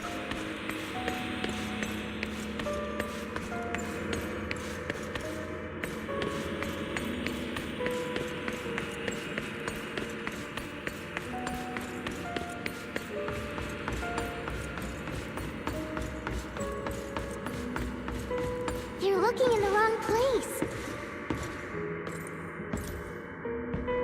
I found an even better hiding spot this time. Harder to find than any place you showed me.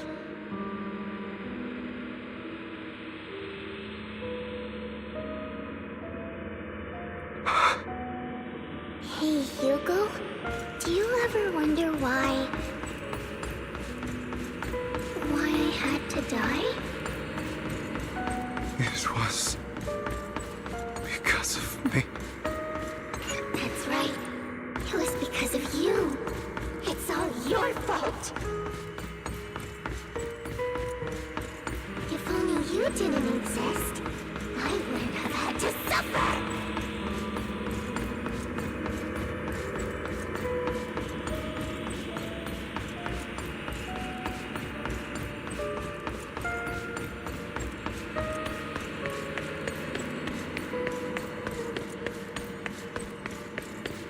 Still looking in the wrong spot. I can't believe you still haven't found me after all this time.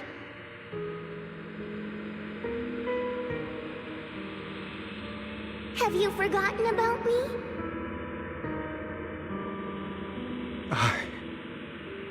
I haven't forgotten. It's okay. I'll forgive you.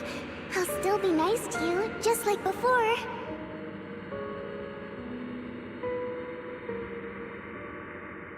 I was the only one who was ever nice to you, wasn't I? Yes. Then tell me, why do good people always suffer? Why is kindness always punished instead? Tell me, Hugo, why?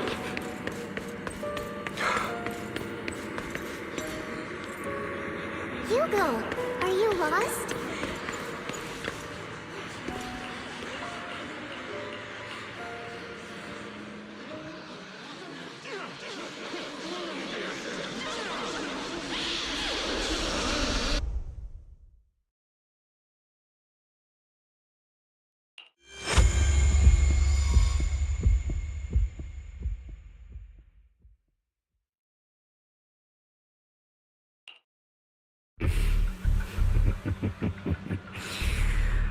I told you that you would eventually return.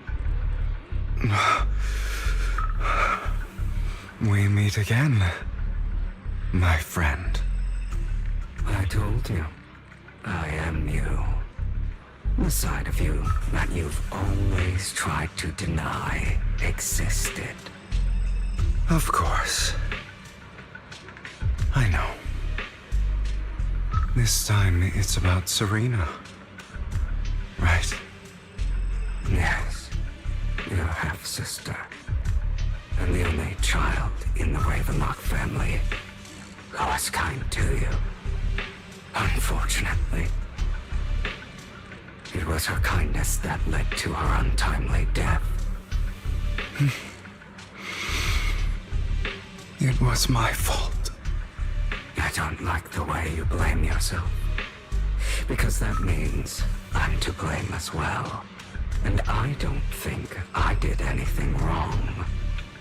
Your mother sold you to the Ravenlocks. And your father, he saw your talent and wanted to use you to push the other children into competing with each other. My brothers and sisters wanted to get rid of me from the moment they first saw me. In their eyes, you were no more than a slave. But Serena dared to treat you, a slave, as if you were human. And so, she was fated to die. They tried to kill me. Many times. But I was careful. And they did not succeed. So they killed Serena, who was weaker, an easier target, and pinned everything on you. Serena died in your place.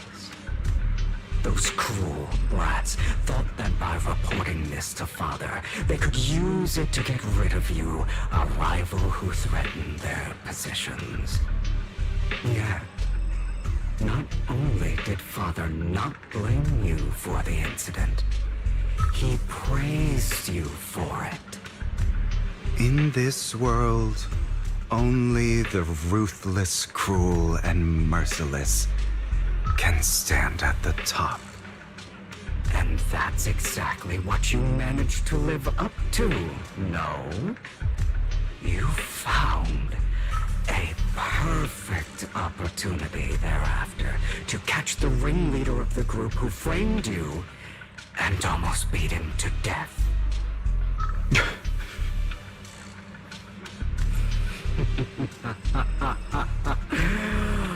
Oh, you should have seen the expression on your face back then. Oh, crazed and manic with utmost delight. I don't remember that.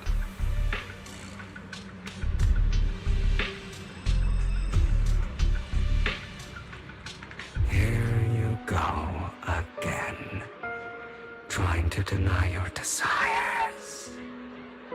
Deep down inside, you've always wondered, asking yourself why these evil people never got the punishment they deserved.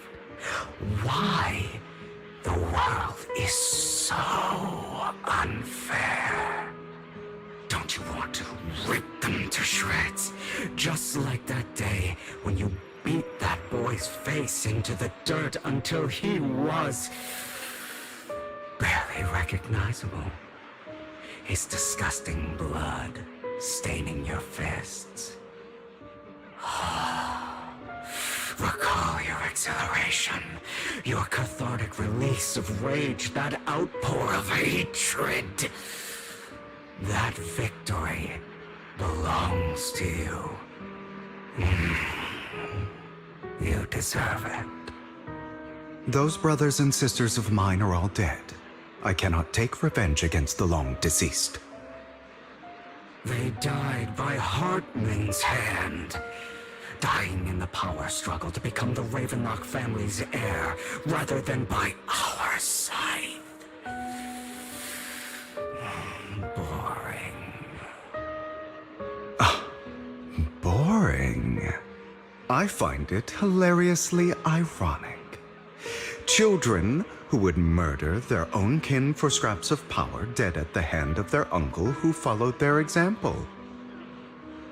Is that not karma?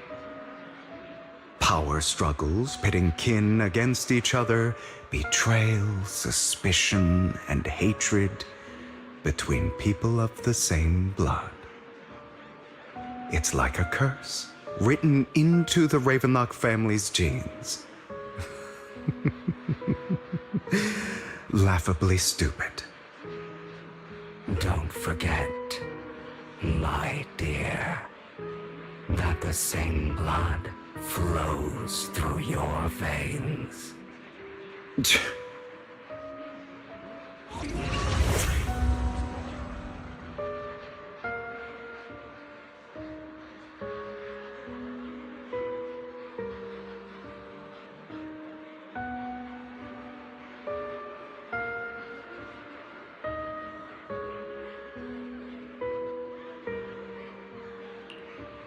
That's right, my dear nephew. No matter how much you deny it, the blood of the Ravenlock family flows through your veins.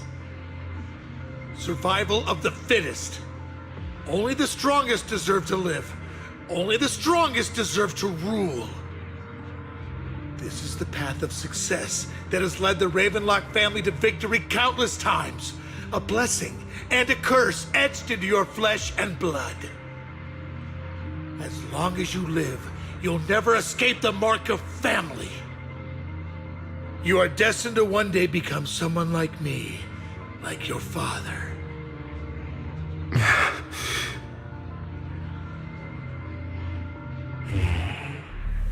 Is that fear I sense?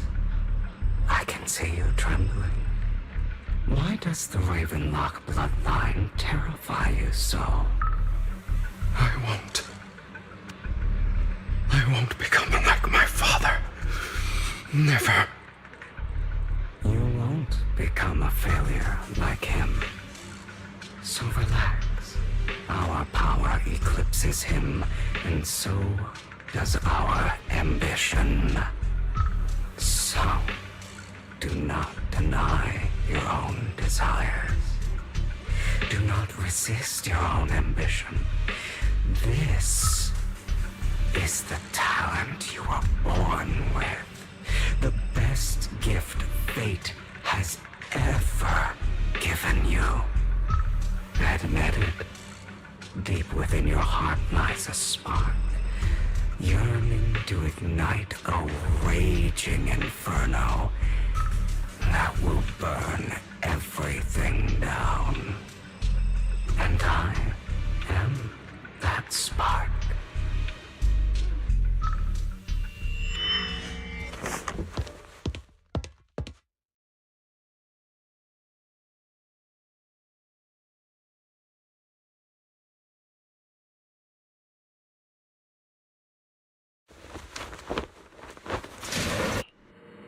Lygon. Never thought I'd be this genuinely thankful to see you.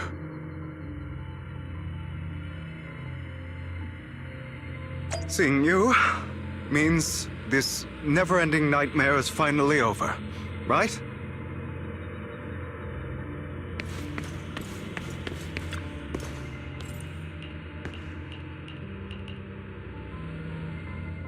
I don't want to hear something like that from you. You have no idea what that man, my father, is really like. A person who stops at nothing for their own interests and ambitions. Just like what you're doing right now. And what do you think I'm doing this for? All of this was part of your plan. You knew where the Ravenlock family was going to be, so you set Mockingbird's target there. To seek revenge, you plotted to assassinate your own father, but he was too vigilant, and you failed. After almost being assassinated, your father was furious and locked everyone in the hall, but was unable to find the assassin. And what a coincidence that a hollow disaster just occurred in the vicinity. So he used it to eliminate all the unfamiliar faces there, turning them into victims of the hollow, an easy feat for the Ravenlock family. So, the one who killed innocents was my father, not me. You knew what choice an extremist like him would make, and you used the chaos to once again attempt an assassination. This time you succeeded. You killed your own father at the cost of innocent lives. Admit it, Hugo. You don't care about anyone else. The only thing you care about is your revenge. How is that any different from your father? Enough. I'm tired. I may hate him for betraying me, but he wouldn't say something like that. What? You aren't Lycon. You're the other me, hidden deep within my heart.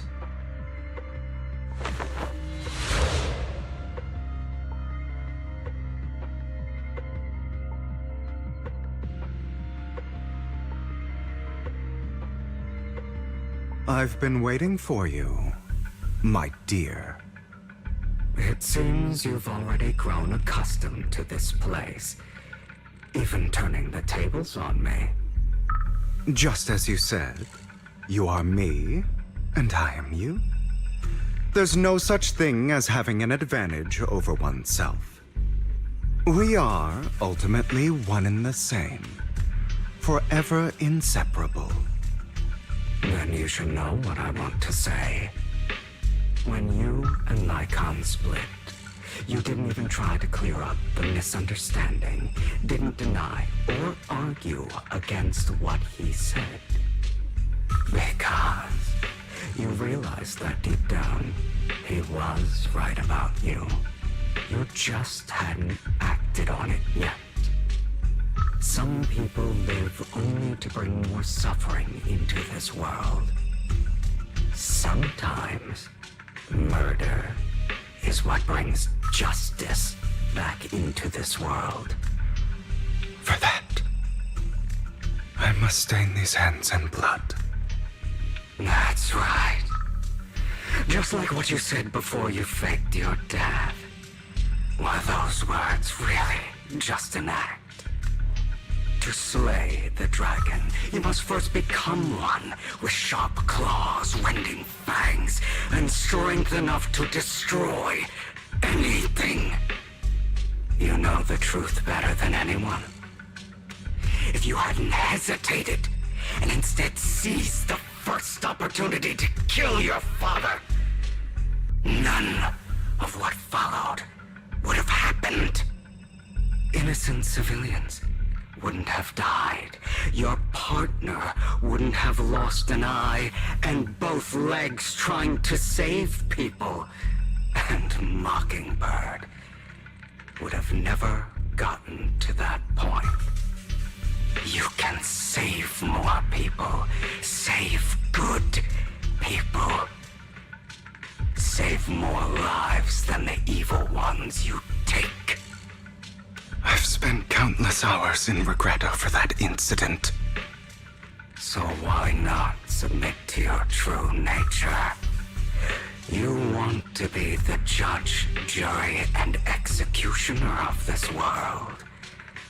And you can. I wasn't responsible for Father's death. The true mastermind is my uncle, Hartman. His schemes to kill the head of the family were all so he could take control. Mockingbird was simply unlucky enough to get caught up in it.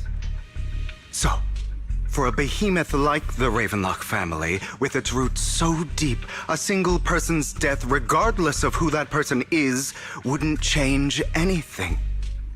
Of course, whether it's Tops, the Mayflower family, or even the entire world, it's actually all the same. I refuse to be dragged down by pointless hatred any longer. You foolish, stubborn idiot. Do you understand the power of hatred? Have we not come this far precisely because of it? Or are you going to follow Lycon and Jack's twisted logic? Come on. You don't actually trust anyone? Otherwise, why would you hide this whole scheme of faking your death from them?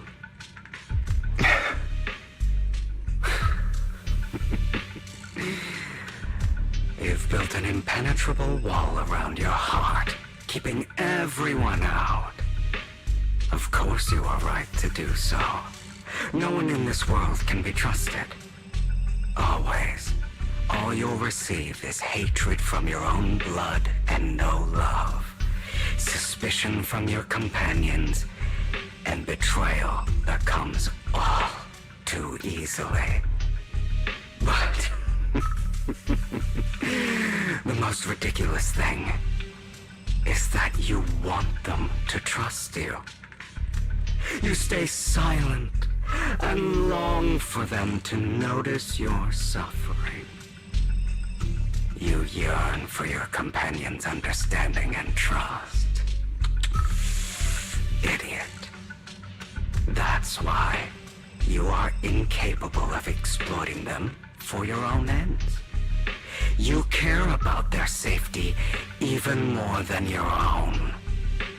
But remember, only the weak need companions. And we are children born from hatred. We are different from them. I will never be like them, and I don't need to be. Come. Let me show you what powers we can wield. But you are me, and I'll never lose to myself.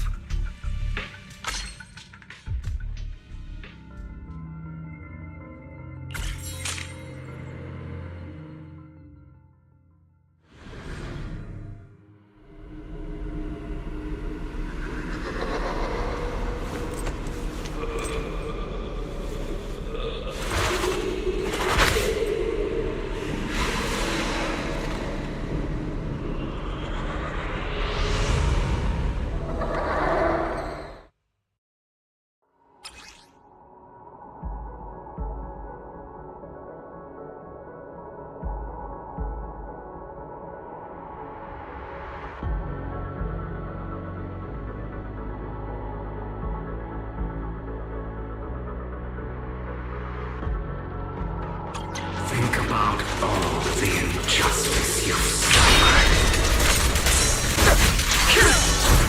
If you choose to forgive, you're not betraying yourself. You know that. Letting you consume me would be the real betrayal to myself.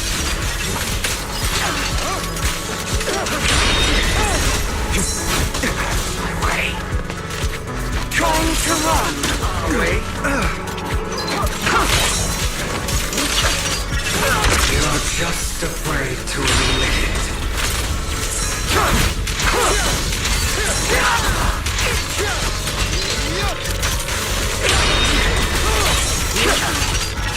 You're too scared to face your true self and what you truly desire.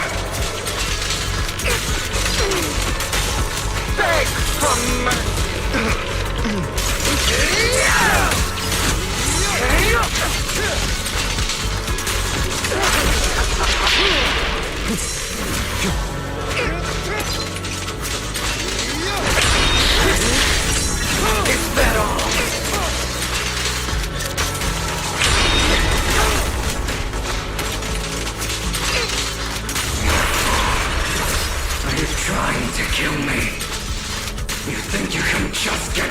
me. Without me, you are nothing. For what it's worth, thank you. Don't be afraid. You and I are inseparable. You're part of me, just as I am part of you. Fancy words won't change anything. No. It's not just platitudes. I finally understand now. Some pain only fades when it's seen, when it's accepted. So I won't fight you anymore. I won't hate myself anymore. Weakness, hatred, malice, strength, forgiveness, justice.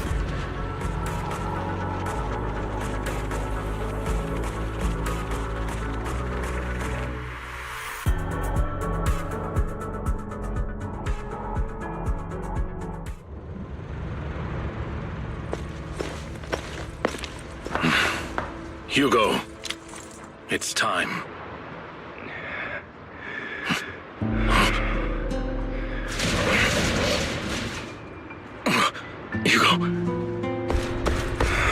Hugo, you... Did I scare you? I made it through. I won. No praise for me, my dearest partner.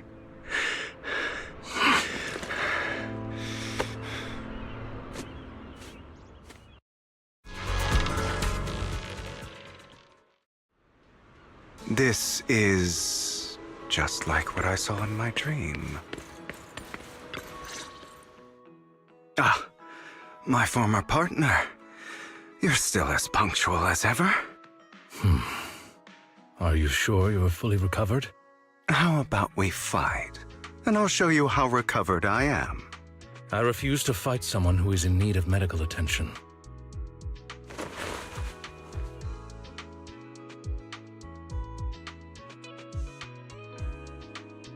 How thoughtful. I'm touched. Or perhaps is this simply part of Victoria Housekeeping's professional care? I'd rather you not starve to death.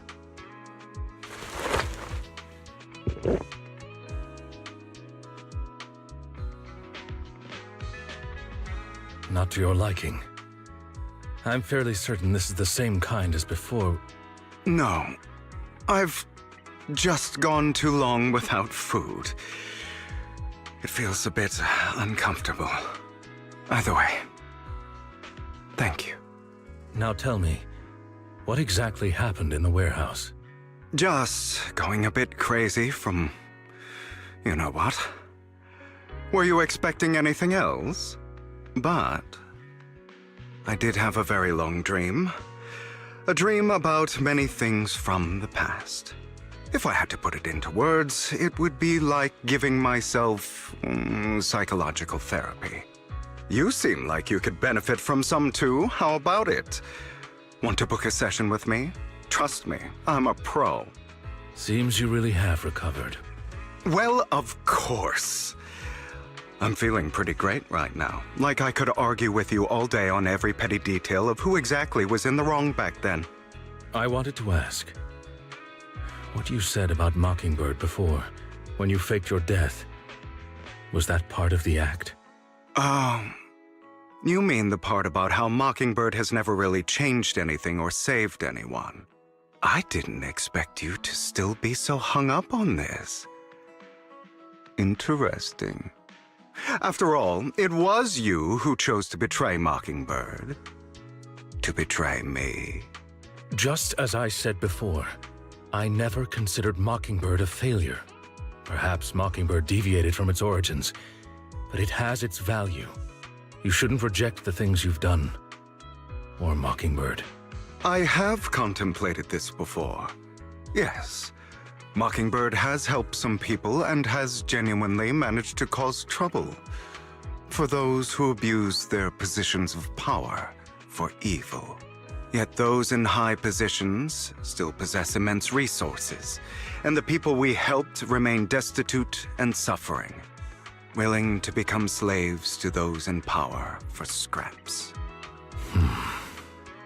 But just as you said, even if what we did was childishly idealistic and flawed, as little as we actually achieved, even the slightest change is by no means meaningless. Nothing holds more value to me than Mockingbird.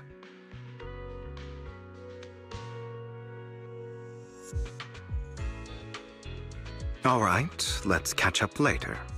I still have things to do and need to wrap up my plan. I thought you would rest up first. As much as I would prefer that. My dear uncle and the Exaltist fanatics likely would not give me such an opportunity. If all has gone to plan, the fish will have taken the bait already. And if everything goes very well, I'll soon have solid evidence of the Ravenlock family's crimes. Well then, thank you for your assistance, former partner. Let's part ways here. I'll go with you. Lycon, surely you don't think that because I just recovered, I'm too weak to deal with those useless fools. Hartman's actions will disturb the safety of New Eridu. As I serve the mayor, I should intervene. Very well, whatever. Let's go. And don't slow me down.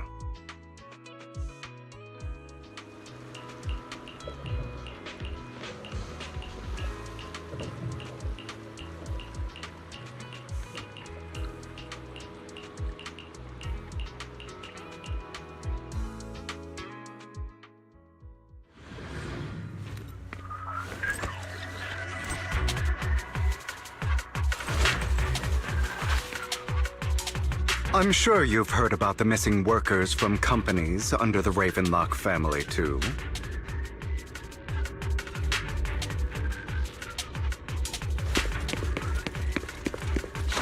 I know where they are.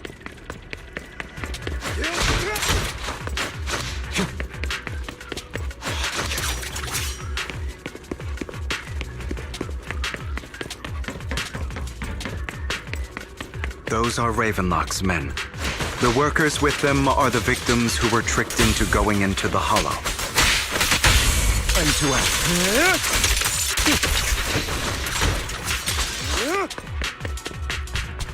Come on, let's get them out of here.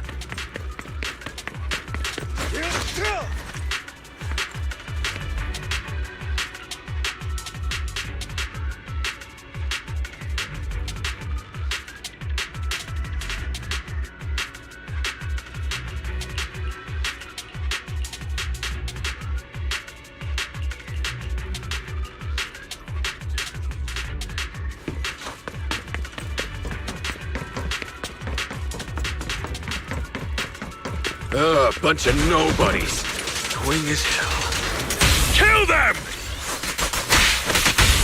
You're welcome to try. Thank you.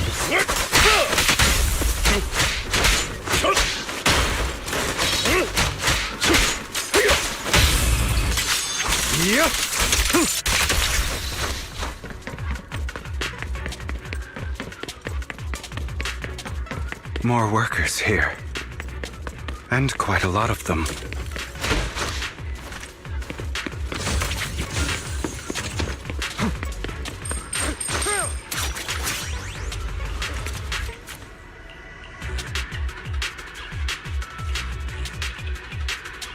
Is Hartman behind this, too? Of course. He threw them into the Hollow like offerings for the Exaltists. To him, those workers are just... There's more over there. Let's hurry. It's different this time. Don't rush in. Let's listen in on what they're saying first. I still need more direct evidence to ensure the plan is absolutely foolproof. The compensation you promised, it's all real, right? All we have to do is follow you into the Hollow for some simple tasks, and you'll give us a huge sum of dennies. It sounds real suspicious. Shut your trap. You keep yapping and asking questions. If this is all so suspicious, why were you so eager to sign up for it? Because I don't have a choice. My daughter was previously caught in the Hollow disaster and suffered severe corruption. The treatment costs have completely drained our family's savings. So that's why... It's the same for me. A serious illness at a senior age. I need the money. Who would risk taking a job like this unless they were desperate? I'll do it. No matter how suspicious. As long as I can get paid, I'll do anything. Even risk my life! Wait, you people from the Ravenlock family, you're part of a big company in Tops. You wouldn't go back on your word, right? Don't worry, you'll get every denny you were promised. But before we start, you all need to take this medicine first.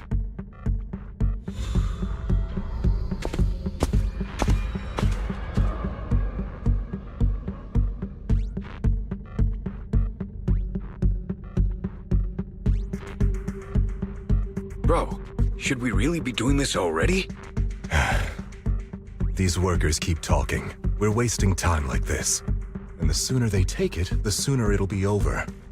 Consider it an early release for them. What? You didn't say anything about having to take pills before. Look, this is good stuff, all right? It'll increase your ether aptitude. There's tons of people who'd kill for something like this. Exactly! You'll be working in the Hollow for several hours. This is essential medication. You have to take it before we continue. If you refuse, then you can forget about the job. Of course, you won't receive the compensation either. Lycon, what are you doing? Rescuing those workers, of course. There's clearly something off about those pills. We can't let them take them. Now is not the right time. As I said, we need more evidence to ensure the plan works. And as I said many years ago, you can't exploit innocence to achieve your goal. So that's how you see it. If that's not what you want me to think, then explain everything to me. All right. It's a little complicated, but simply put, these workers will be fine. Of course, it's your choice to trust me or not. But if you try to rush in, I will stop you. I trust you.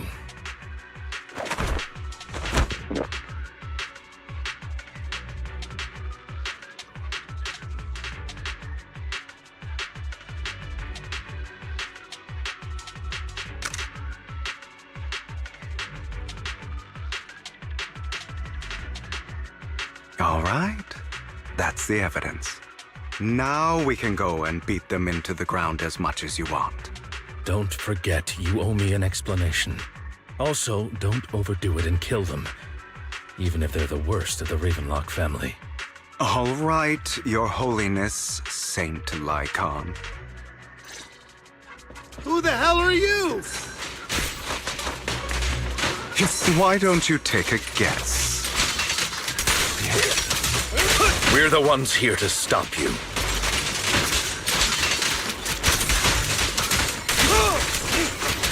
Can't remember the last time we worked this well as a team. Your legs? How are they feeling?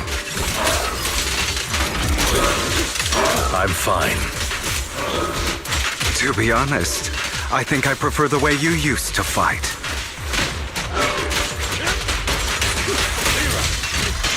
You had a lot more aggression. I've merely learned to control my strength. When I need to be aggressive, I will be.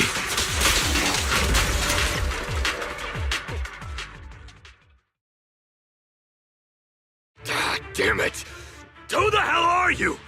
How dare you mess with the Ravenlock family? Ravenlock. Savor the name while you can, for it will soon cease to exist. What's that supposed to mean? It means exactly what I said. I think this might be good for you. Sever your ties while you can. You still have a chance to walk your own path. The family's honor comes above all else. Is that really what you think? I saw the compassion on your face just now. You're not from the main family, right?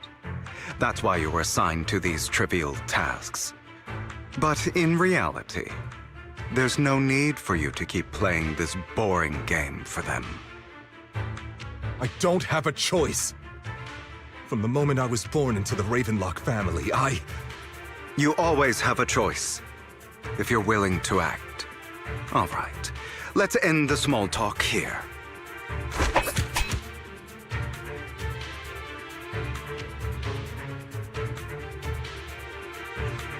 Don't worry, Lycon. I didn't hit them too hard, just enough to keep them quiet. How's that? My acting's pretty good, right? As always, a certain someone should take some lessons from you. I'll leave the rest to you then. Okie dokie.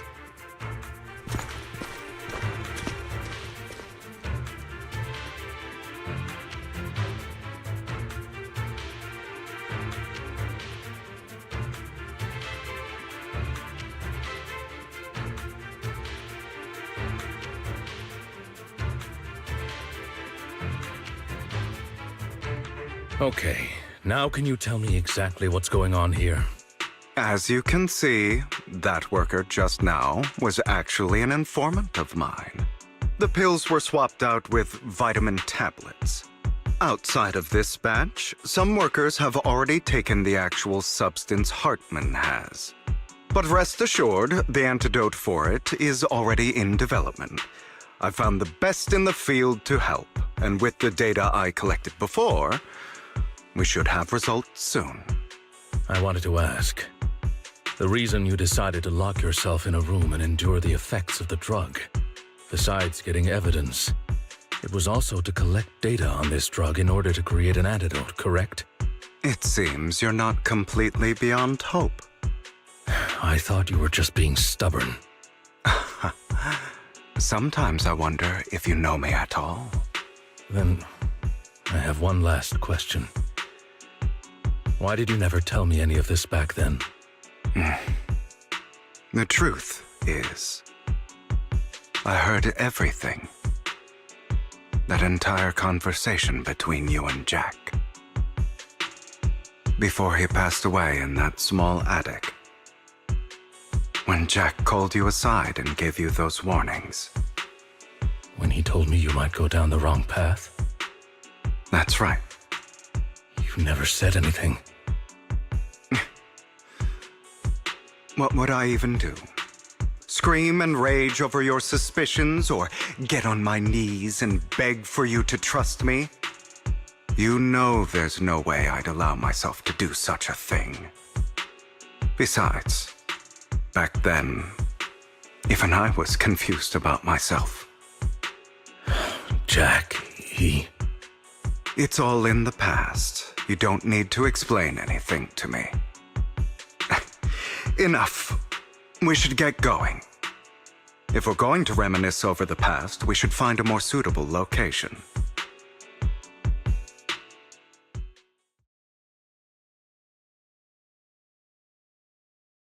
Lycon, that incident back then, I didn't do it. It was a scheme Hartman devised to take over the family. It was Hartman who killed my father, too. I only discovered the truth long after the fact. I did indeed attack my father, and I thought he was dead. But he wasn't. I couldn't kill him. And even before that, if I hadn't hesitated, none of what followed would have happened. Even now, I still think they deserve death. But I no longer care to personally deliver that fate. They're beneath me. And I have more important things to do. You? I know we may never agree on that point, Lycon. I once wanted to fight against those ugly truths that defined me, but I discovered that the more I rejected them, the more painful it became. So, I could only accept that crazed, hateful, and malicious side of myself. As long as I know I will never become like my father, like Hartman, that is enough for me. You've changed, but I think that might be a good thing. Don't patronize me. You've changed a lot too, compared to before. I still disagree with Jack's words, and I won't forgive your betrayal. I will walk the path I believe is right, even if I must tread over thorns and through the mud. But I will also allow you to walk your own path, Lycon. Should I say thank you? You're welcome. Come to think of it, we haven't talked about your legs and eye. It was just an accident, not your fault. I'm doing well now. I hope you are too. On the contrary, perhaps I should be the one apologizing. I misjudged you. I used to think you wanted power, that everything you did was for your own ambitions. I thought you wanted the power to pass judgment on all in this world like a god. I am a god. I am my own god. Or you could say that in this world, everyone is their own god. There are many things that we are powerless to change. But there are also many choices we can make. Just as I said before, I am the only one who can kill me or save me. I'm glad you think that way. Let's go. I still have one last thing to do. To witness the end of Ravenlock.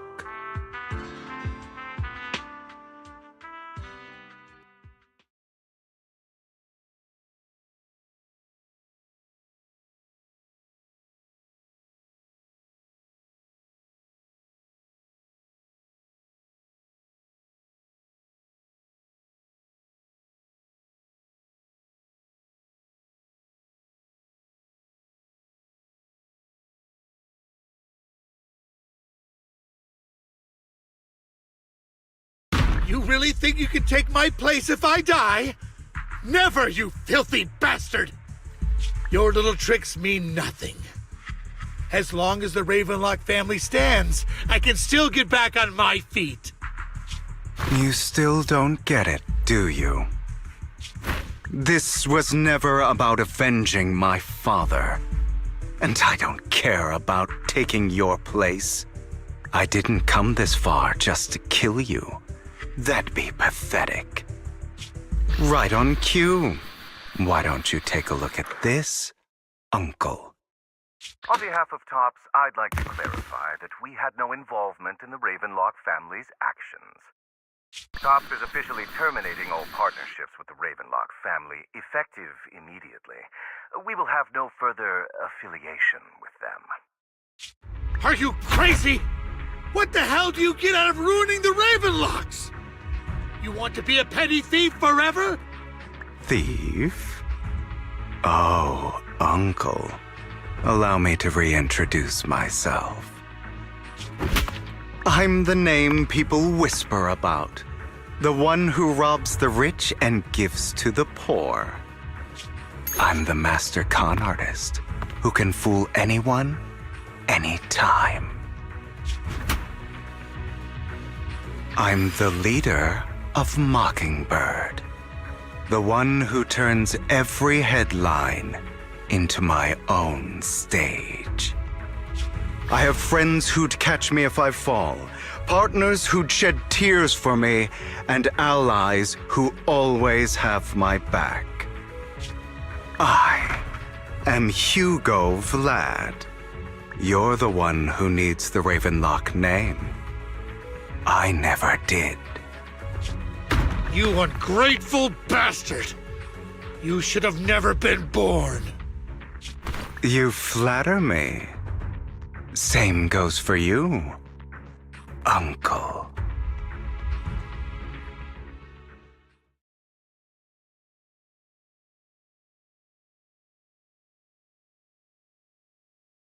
You've done well, Vivian. You had better give me an explanation. And here I thought this would be a touching reunion. What's with all the anger? Hugo, I'm a member of Mockingbird too, and I mourned your death. Listen, Vivian. I don't want you or the people you cherish to get caught up in danger because of me. I've always been selfish, so I don't hesitate to use you all as variables in my plans. But it is because I am selfish that I also don't want my failures to affect my treasured companions. In any case, if you were in the same position, would you not make the same decisions? Lycon's taking care of everything outside. We should go. Also, Belle, thank you. And I'm sorry for the whole act where I threatened you. It was the only way for Hartman to drop his guard against you and leave you be. I, Hugo Vlad, am forever indebted to you.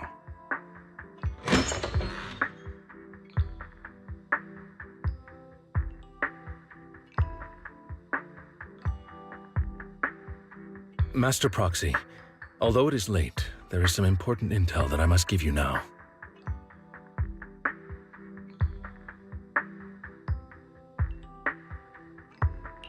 So, Lycon, you knew about Hugo's plan to fake his death? I was simply playing along. After all, I could not determine whether Hugo's plan would pose a threat to you.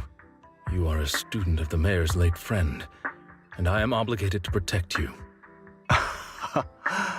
You still have that habit of finding awkward excuses when you're embarrassed. Mr. Hugo Vlad, if you have any important intelligence to share, please do so with haste. I need to return to rest before midnight.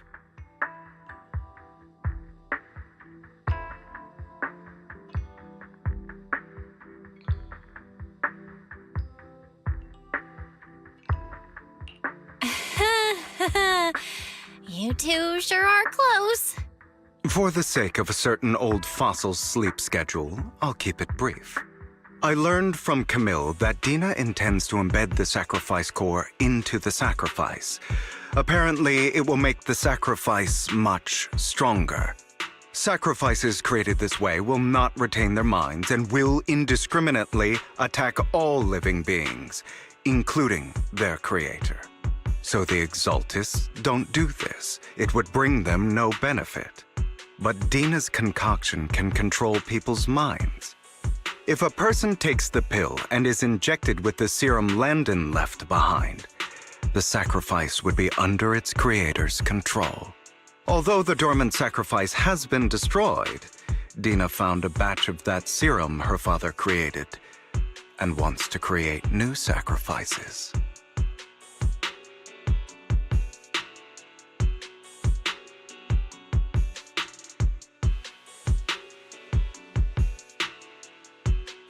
Never mind the sacrifice. Hartman's sacrifice core is a fake.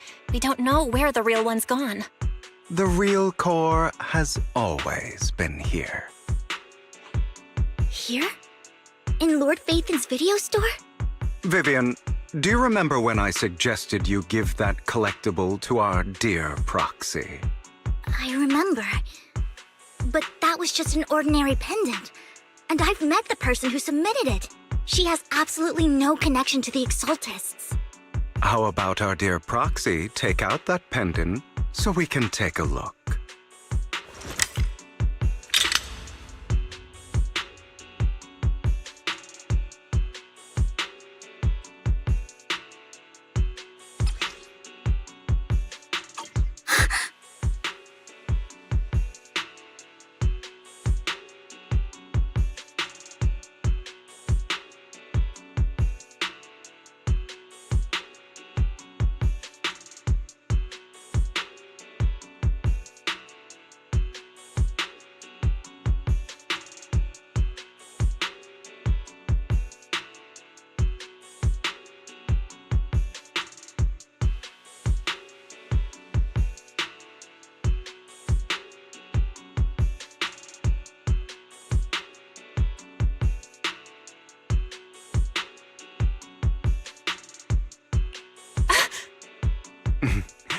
I'll take your surprised expressions as a compliment for my little trick.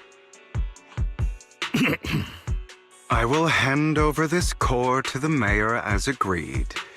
Since he fulfilled his promise to protect Vivian and the manager while I was pretending to be dead, I won't go back on my promises. No wonder the mayor would promote rhetoric favorable to Mockingbird. I can't believe I thought he was actually being sincere.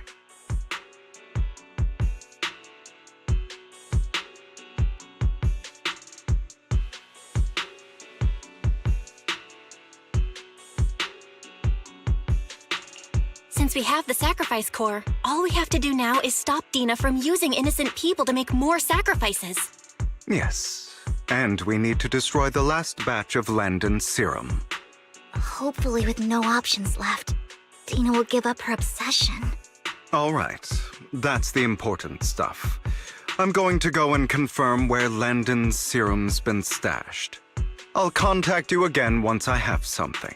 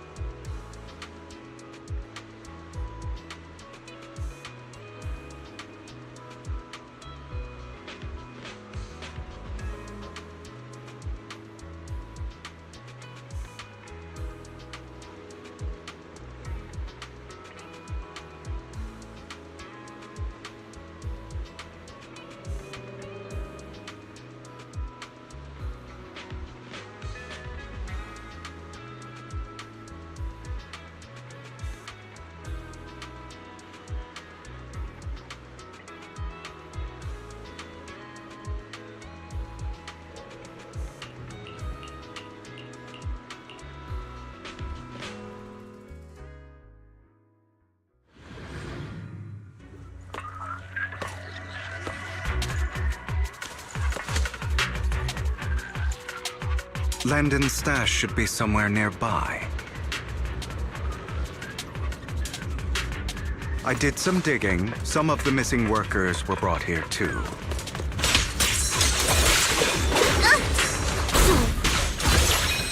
In position. Dina's getting ready to make her move. Don't worry, we'll clear them out.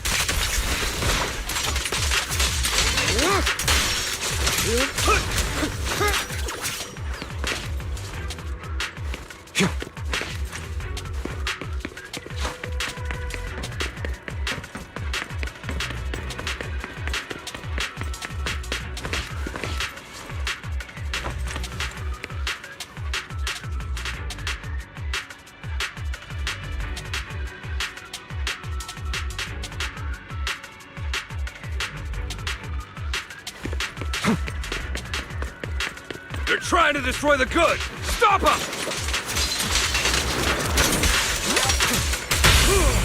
We need to take care of the guards first.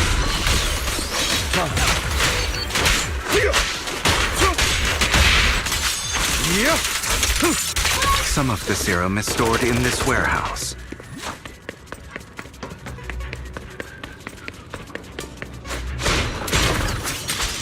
You're not taking anything from here! Hugo, get the guards first. No more.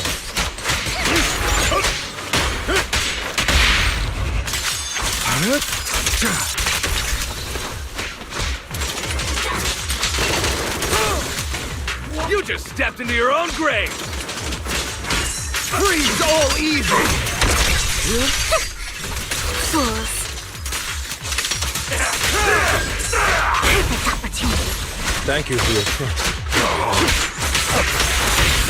I'll write the ending to your nightmare.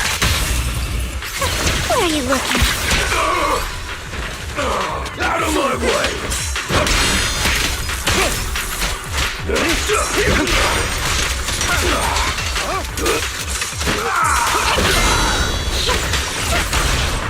Stand still.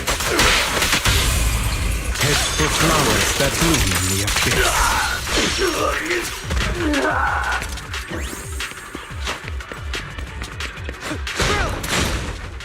More of Landon's serum survives than expected. Fortunately, since they're still here, it means Dina hasn't executed the final step of her plan. There's likely a lot more stashed around here, and we have yet to locate the missing people. Our actions here won't go unnoticed. Perhaps they're making plans to deal with us on their side. With Landon and Dina's concoctions combined, she may be capable of creating a sacrifice that obeys her. If it comes to that, this will get far more troublesome.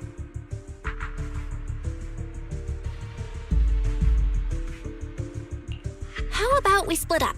Hugo and Lycon will destroy what remains of the substance around here, and Vivian and I will go search elsewhere. Very well. Let's go with your plan. But be careful if you encounter Dina and her people. According to Camille, she's absolutely obsessed with completing her father's dying wish. Who knows what she may try? Let's part ways here for now. And perhaps the other manager could use Eos to guide us. Sure. I've been feeling better these past few days, so just follow me. It's only now that I realize how fortunate we are to have two Lord Phaethons. Although, I feel like our work's doubled. In the past, Belle and I would only ever work on the same route. Greater power means more responsibility. And in any case, I'm sure the mayor would be able to provide double compensation. He's a very generous person, after all. Right, Lycon? I will request additional compensation from the mayor. Compensation is just one aspect. It's one thing with Belle being in the Hollow in person, but now with us working on separate routes, I can't help but worry even more for her safety. Oh, but I trust in your abilities. I'm just not quite used to this.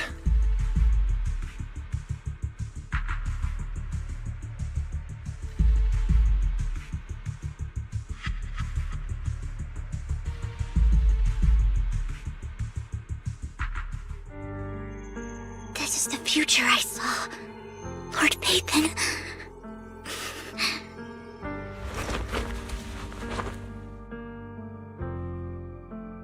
I'm sorry. This time, I will make sure the future I saw does not come to pass. I don't want to bring you misfortune. That's all I wish for.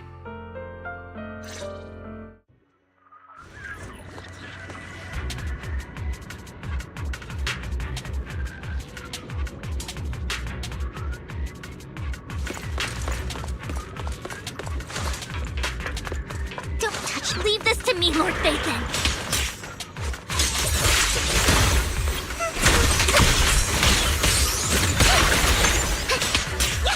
Don't you know? Get my first 30 little pig.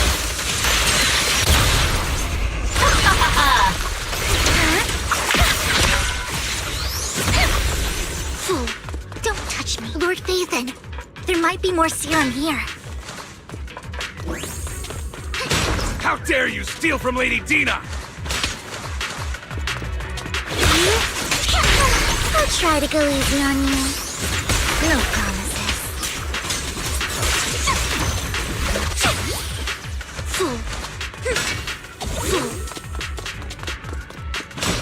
Don't touch it. There are containers by the fissure. There's got to be something inside. Let's try opening.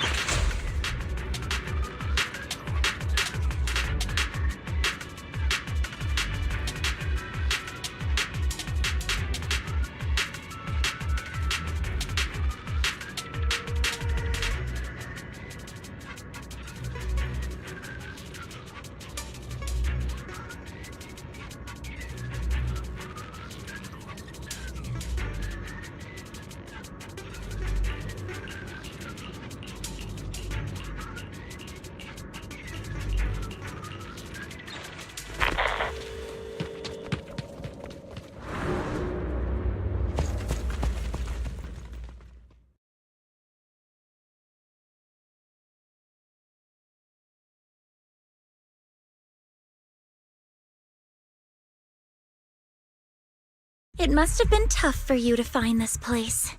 Vivian, if you had stayed out of it, I wouldn't be so eager to get rid of you. Those people have been taken to safety. You're all out of options. They're just mere test subjects. So what if they get away? There will always be people consumed by greed, and therefore, they will come willingly to me. In any case, what are a few sacrifices in comparison to the completion of Father's grand ambition? Dina, you deceived those people. They didn't come willingly to you. You tricked them, just like Landon did back then. Deceived? Father gave hope to those who had everything taken from them by the Hollows.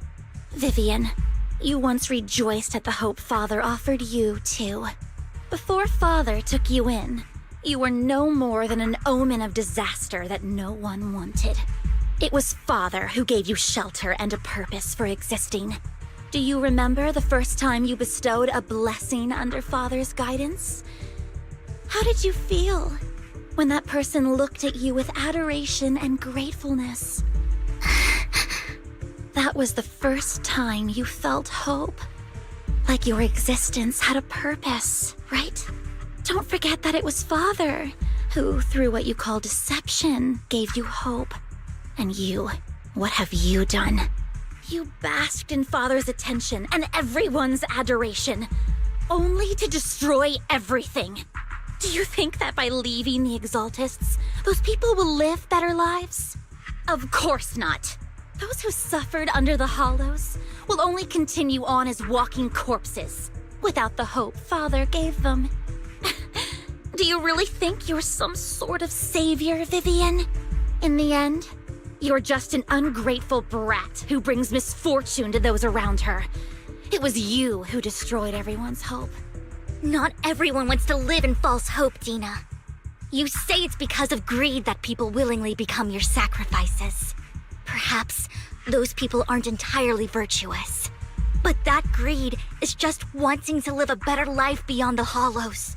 What you and Landon have done was never about giving people hope, but exploiting it. Stop lying to yourself. Deep down, you know what Landon did was cruel. No. Back then, when Landon wanted to inject you with the serum, the fear in your face was as plain as day. I saw it all clearly.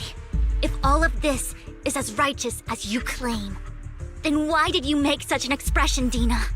Don't look at me with such pity! Father did nothing wrong.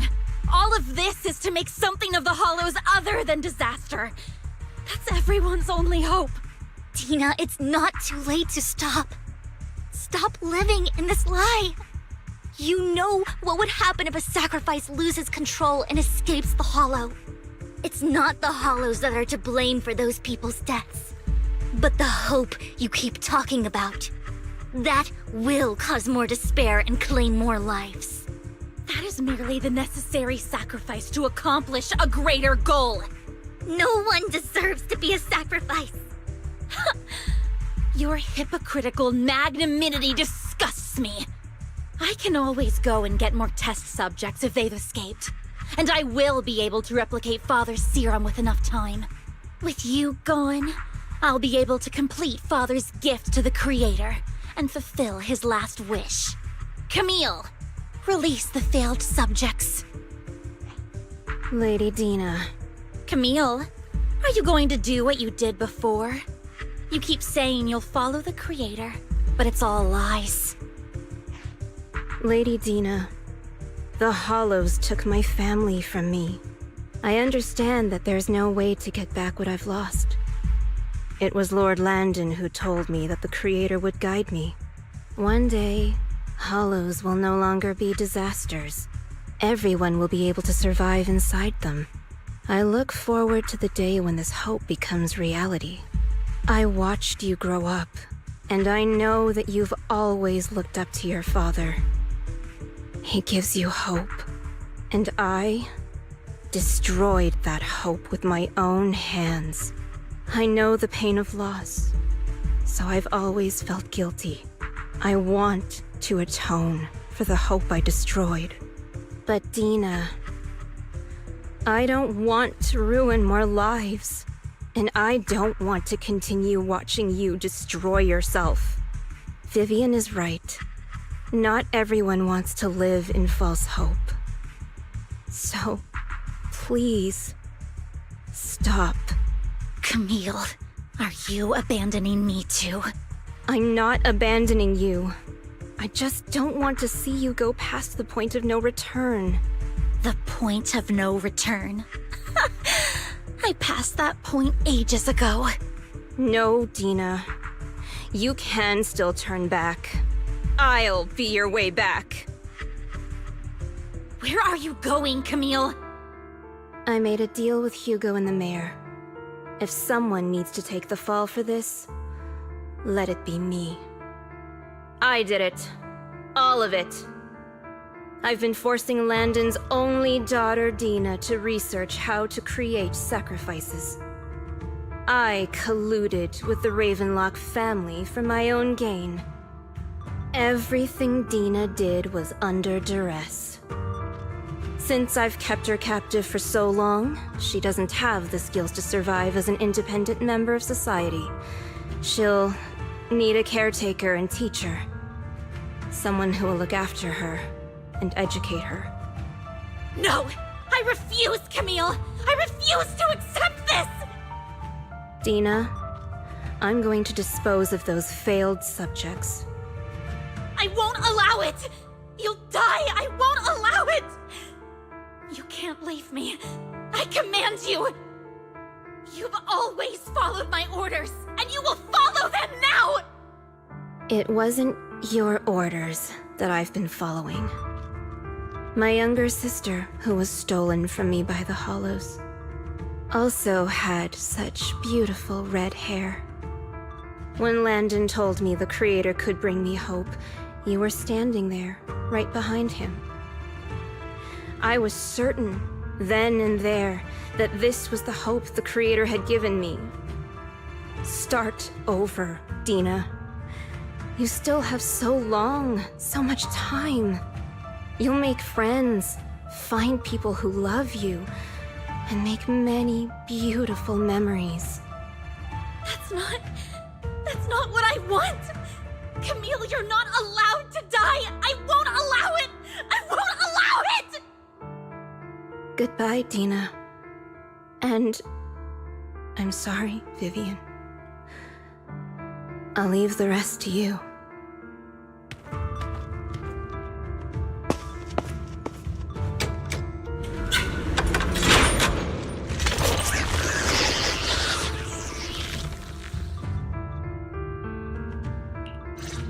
Take out these ethereals first.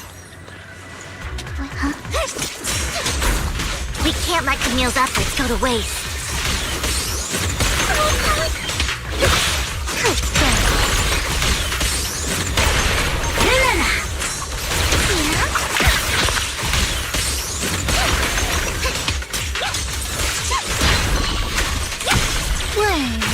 longer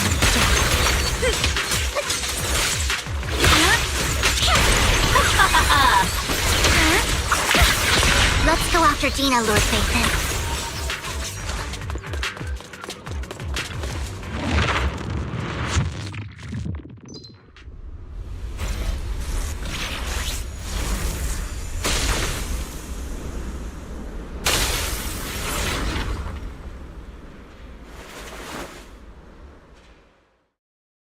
Are you satisfied now, Vivian?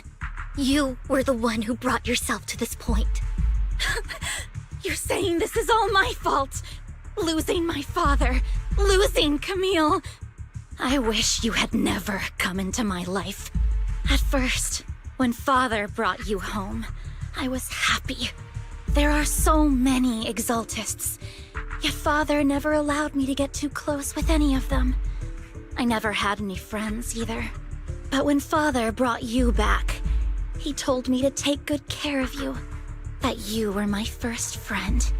I was also so happy the first time you took my place in helping Father select a person to receive the blessing, because it meant you were different from all those other people. You could stay with me. But soon, I grew jealous. You took the attention that should have belonged to me. You even took Father's love from me. It's only because of my ability that Landon... I know, but... Vivian, jealousy is something you cannot control. Of course, the same goes for fear and hatred. I was terrified that one day you would look at me and shed tears. I knew if that day ever came, Father would not hesitate to force the blessing upon me. And when that day did come, I hated you for causing my father's death. Tina, you knew everything about what happened back then, so... why are you still defending Landon? And why didn't you tell me back then? If I had known earlier, maybe I could have found a way. Because it's the only thing that makes me more special than you, no? It proves I had Father's trust. I was more useful to him. Vivian, you said you wandered without a home ever since you were young, hated by anyone you encountered. You were happy to gain recognition from everyone and help Father when you were among the Exaltists. But in the end, you discovered you were being used, so you felt betrayed and hurt. Then, what about me? All I ever had was my father. I've never known a life outside of the Exaltists. Ever since I was young, my only purpose was to help Father select who was to be blessed. The only purpose I had was my father and the Exaltists. I've never been taught anything else, Vivian. It is what little value I have, and have ever had. In the end, you took even that from me, and completely destroyed it. You think you're doing good and fighting evil. You've only managed to affect a small part of your world.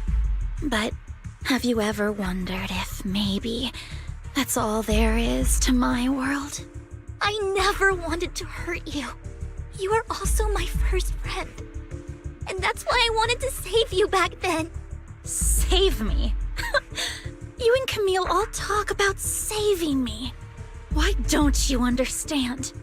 To me, loss is so much more painful than death. Tina, you can start over. Everything Camille did was so you could live on. Let's leave the Hollow together. There are so many amazing places in New Eridu. This time, I'll take care of you. I've also met so many amazing people. I'm sure they'll love you too. Okay, Dina? Vivian, I can't forgive you. And I don't want to forgive you. I have nothing left. If what little hatred I do still harbor were taken from me, well, I refuse to be so pitiful. I won't apologize, Vivian.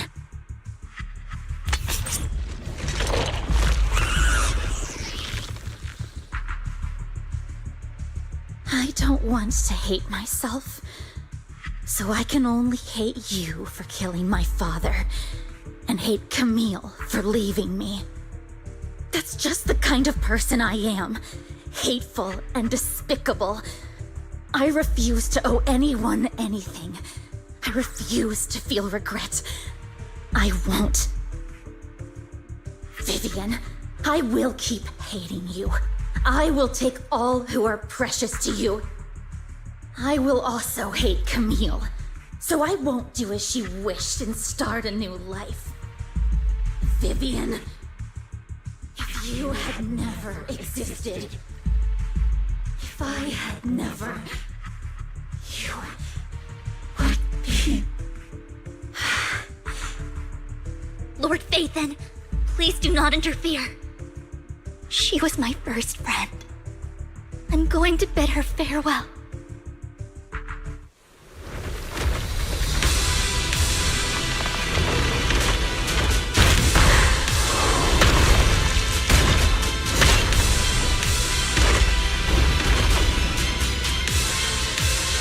Soon, the pain will be over. Lord Phaethon, don't come any closer!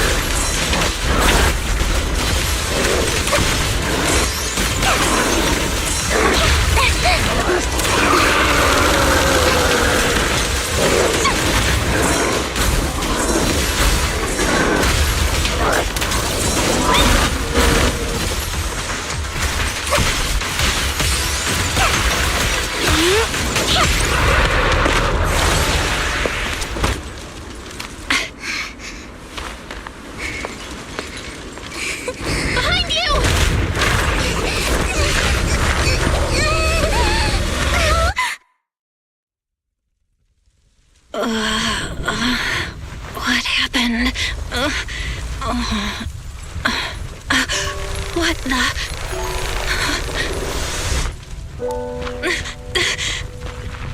Vivian! Val, don't come near me. This is my own choice.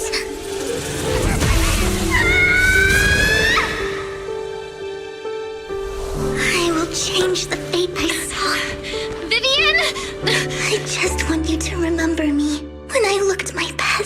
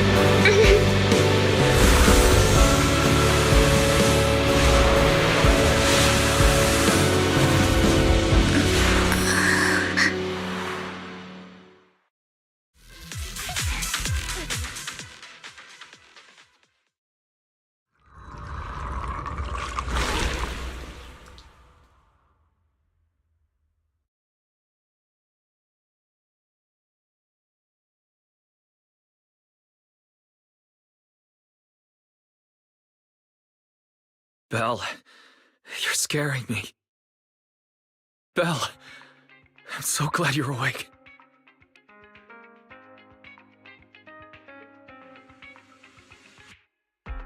What happened? I remember Vivian and I... Wait, where's Vivian? She injected herself with Landon's serum! Hugo and Lycon brought you out of the Hollow. You were in a coma and... I'm so glad you're safe. And you said Vivian used the serum on herself? But she looked fine to me, barring a couple of scratches. Hugo sent a message earlier saying he got her checked over, and she was alright. Can you recall what happened?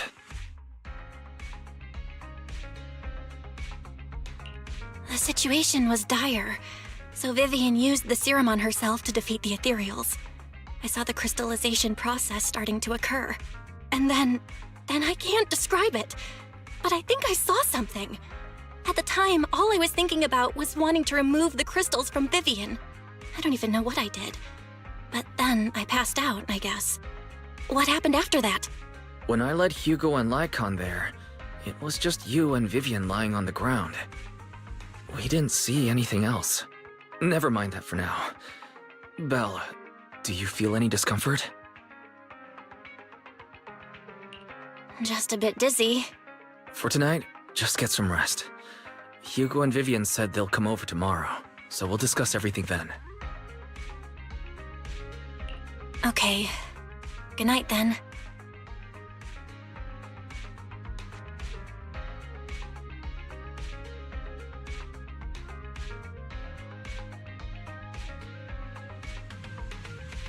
Lord Phaethon! How are you feeling? No headaches? Leg pains? Heart palpitations? Loss of appetite? Vivian? I was just so worried. Sorry. Anyway, Lord Phaethon, I'm so glad you're okay. What happened this time was all my fault. You only became an ethereal to defeat Dina. If it weren't for you, neither of us would have made it out alive. So, what happened? Belle said she saw the crystallization process start, but I didn't see anything through Eos. Hugo, Lycon, did either of you guys see anything strange? Allow me to explain. Miss Vivian told us what happened after she awoke, and the mayor arranged a full medical checkup for her. Based on the results, Miss Vivian indeed shows mild corruption sequela. But if the crystallization process had already started, the lingering effects should be far more severe. To be precise, if the process had already reached the point of mass surface crystallization, it should have taken no time at all to become an ethereal. So, the mayor theorizes that it was the etheric energy within Master Proxy's body that affected Vivian's condition and the surrounding etheric particles, causing Vivian's corruption to recede. Essentially, corruption is a reaction between the etheric particles inside the body and in the surrounding environment. Therefore, it's not necessarily irreversible, just that currently our mainstream method of defense is prevention. How come I didn't know I had this ability? How's it even possible for me to influence other people's etheric particles? That makes it sound like I can manipulate etheric energy at will. Master Proxy, you are special. This is a gift your teacher left you.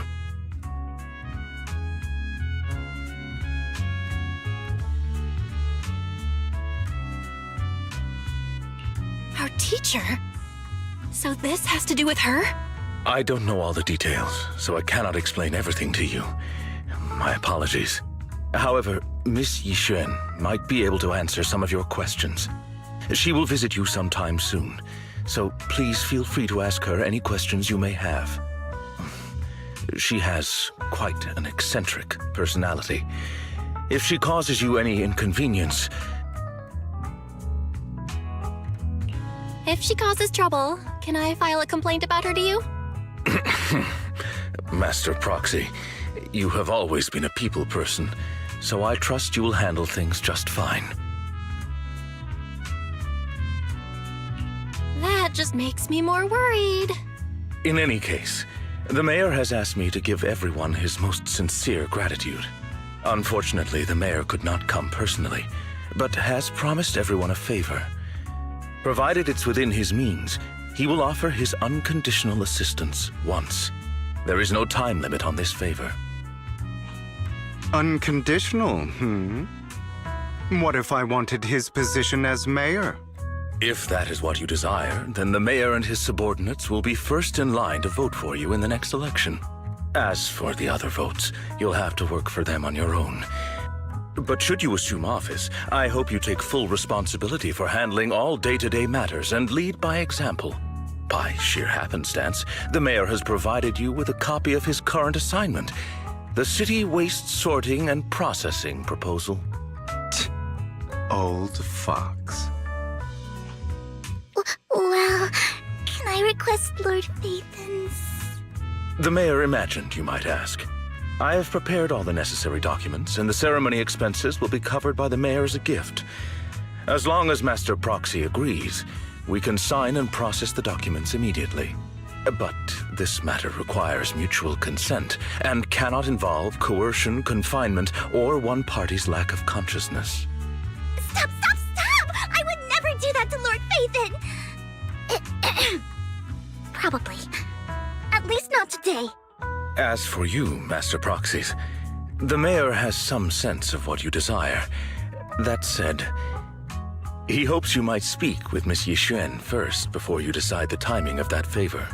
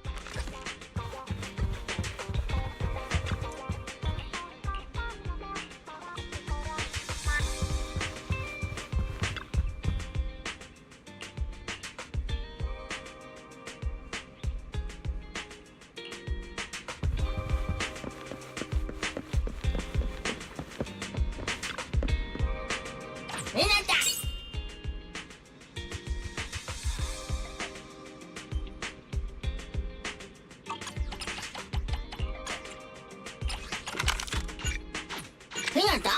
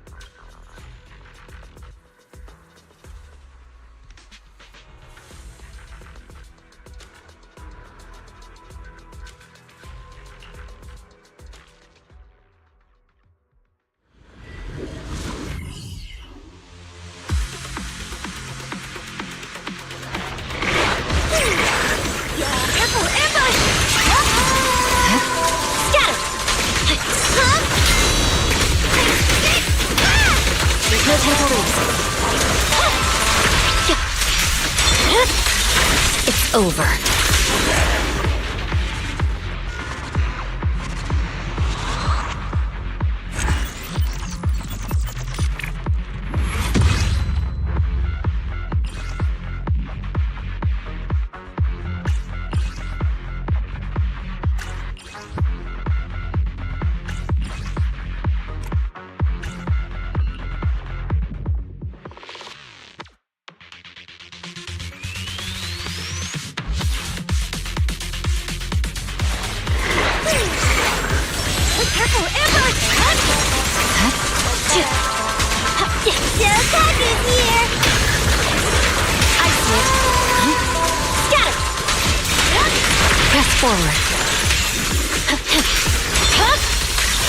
Weakling.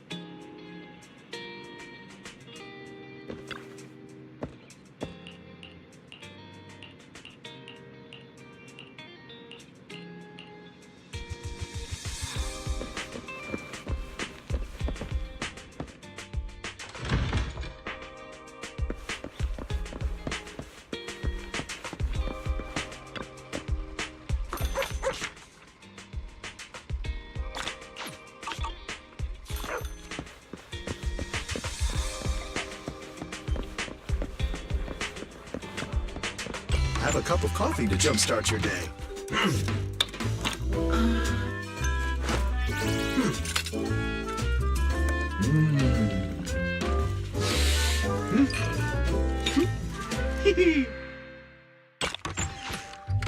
Whenever you feel lost, you can always come back here for a cup of coffee.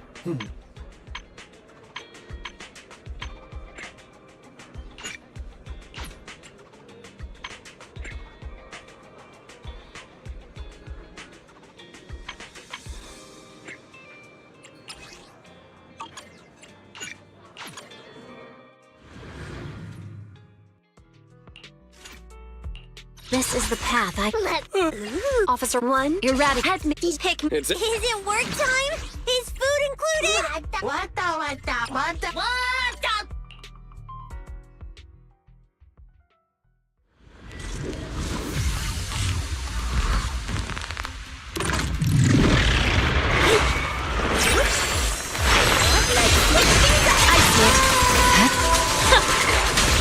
Sarah Pack is here! Tag team time! Awaken!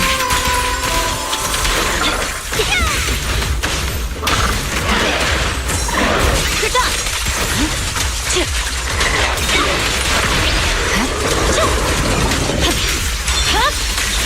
My blade is already sheathed. Let me try! Whoa! You're done! Press forward.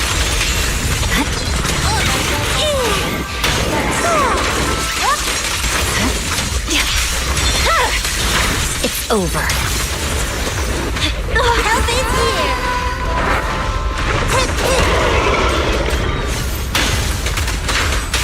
There's no time to lose. Purging slash!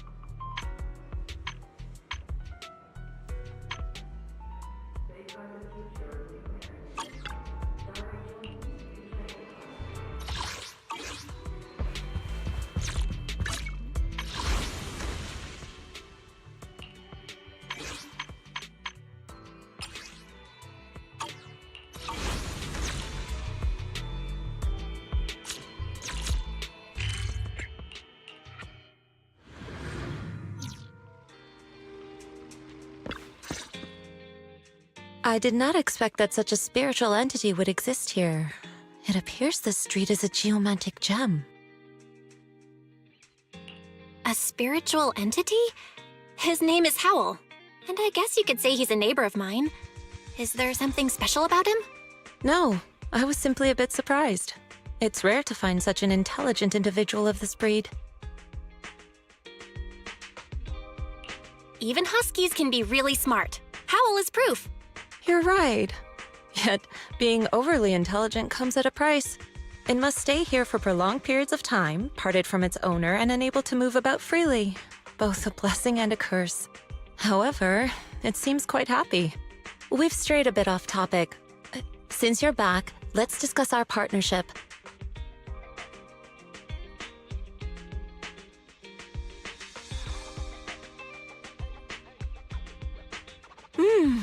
Nice job. Good air circulation, excellent layout. Very suitable for a business. Your bamboo here are also very energetic. It seems your fortune is good when it comes to wealth. Didn't expect you to understand feng shui.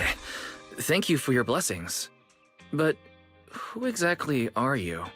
I suppose this is our first official meeting since parting ways in the Hollow. Now that both of you are present, allow me to reintroduce myself. My name is Yi Xuan, a mystic from Yunquei Summit.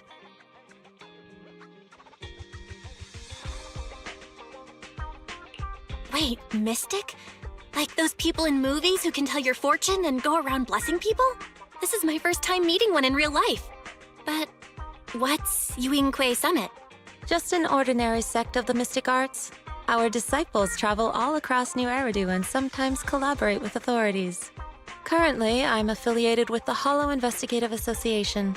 Right now, however, I'm here to discuss a partnership in the name of the Mayflowers.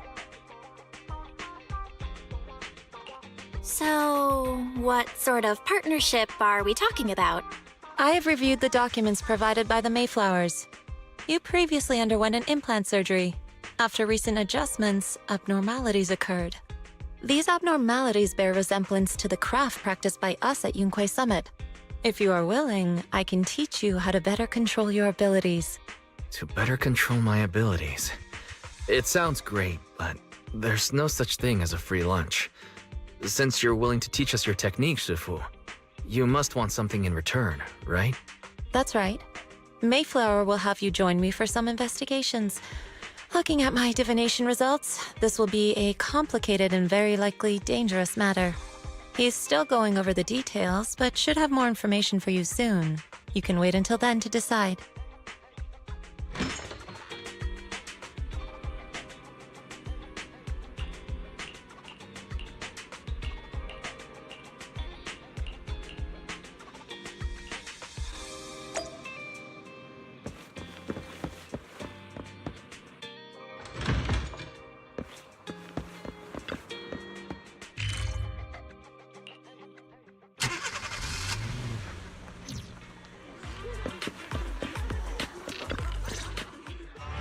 Please, help me check my fortune!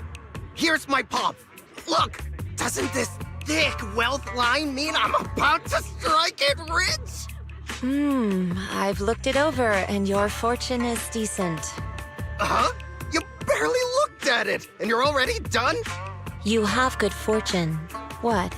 You don't believe me? I do. Thank you so much. Next, it's my turn. Hey, wait, hey, quit cutting in line.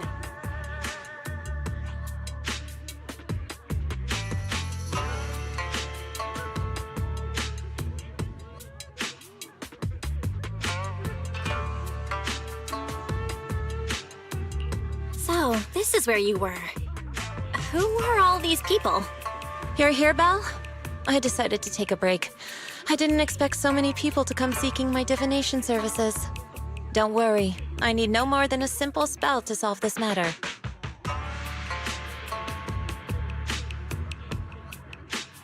Fortune-telling services is 10,000 dennies per session.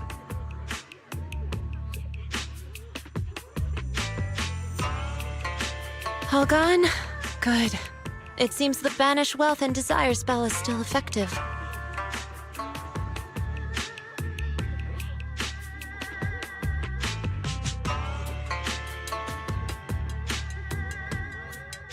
Banish wealth and desire? That's a spell? This isn't the kind of craft you said you were going to teach us, is it? Our video store has a business license, and we'd get complaints if we charged unfair rates. Of course not. This is just a trick to deal with trouble. I'll take my time showing you the true craft of Yuinkui Summit. For now, let's find that shop.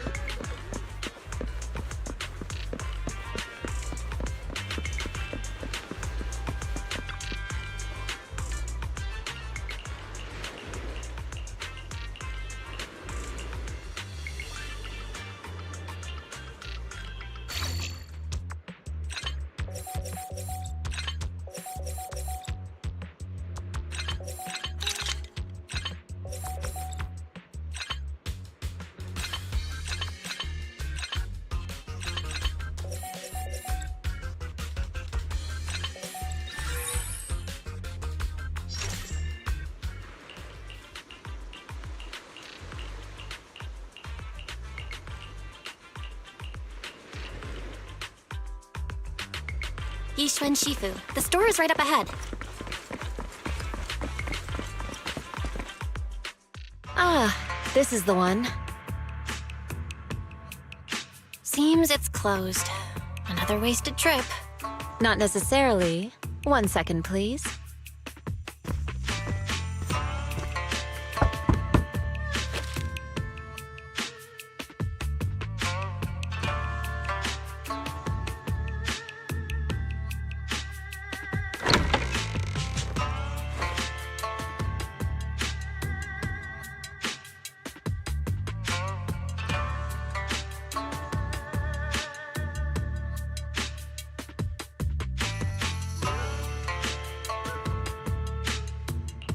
Huh?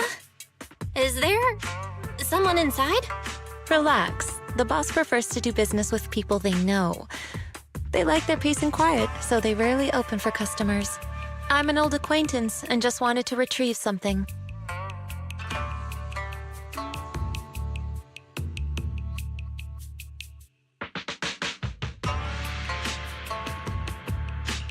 What a strange private business. Shifu, what exactly are you retrieving? Just some things needed for our future investigations. You'll know in time.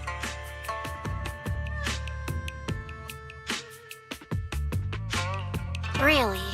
Shifu? I feel like you're always so mysterious. Rest assured, I'm not hiding anything from you. It's simply because the correct time has not yet arrived, so there is no need to rush.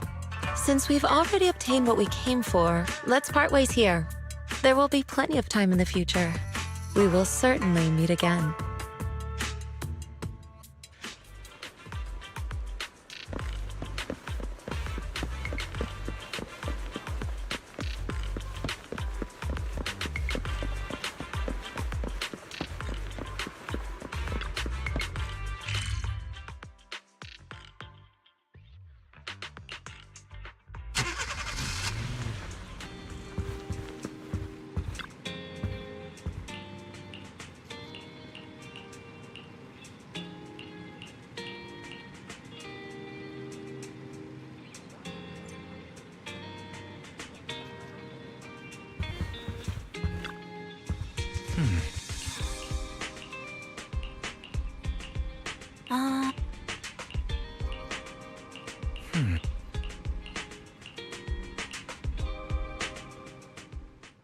Let's go to bed early, Bill.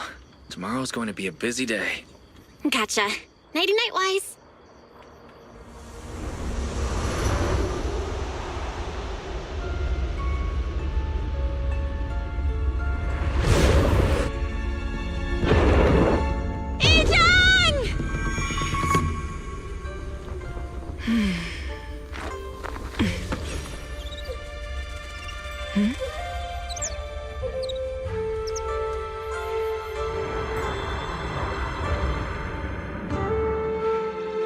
Shifu! Shifu! Whoa! You're up earlier than usual? Or have you not slept? Is there something on your mind? No, Fufu. I was just stargazing, trying to divine what's to come. The hour has arrived. I must go pick up the new disciples. This time, I'll escort them personally.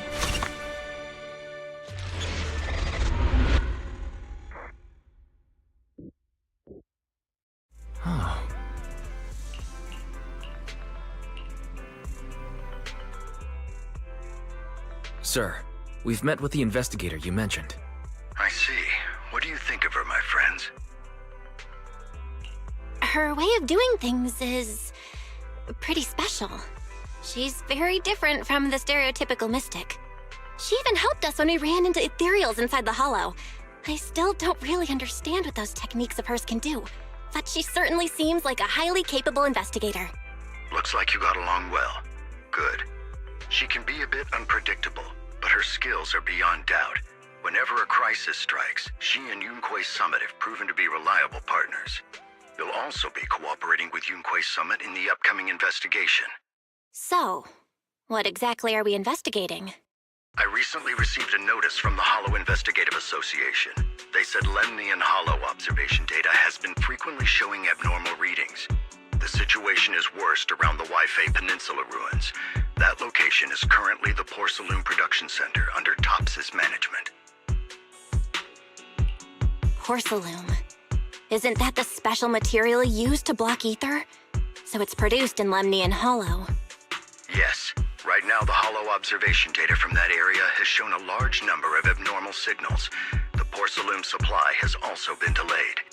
Initially, I thought it was due to a production issue, until I obtained a photograph through a special channel. I'll send it to you. I suspect you're very familiar with the person in it. It's our teacher, Carol Lorna. But how? Isn't she? That's right. Presumed dead during the fall of the old capital, though her remains have yet to be found or identified. I was equally shocked when I first saw this photo and initially questioned its authenticity. I've since had it examined, and the photo has been confirmed genuine. Unfortunately, we'll never know who the photographer was. The only thing we can know for certain is that it came from the Porcelain production area near Waifei Peninsula, inside Lemnian Hollow. So she's alive? And she's there? No. Something feels off about this whole thing.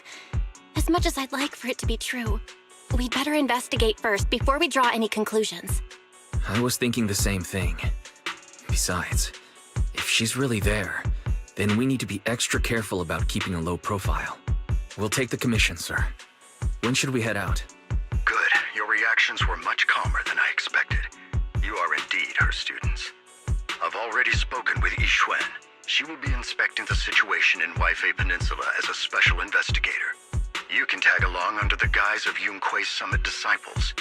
This will also be an opportunity to discover your potentials under her guidance. Leave the specifics of the operation to her. She just sent me a message saying she's getting ready to come meet you. Got it. We'll talk to her. Good. Then I'll leave the investigation to you. I hope everything goes swimmingly. Mm-hmm.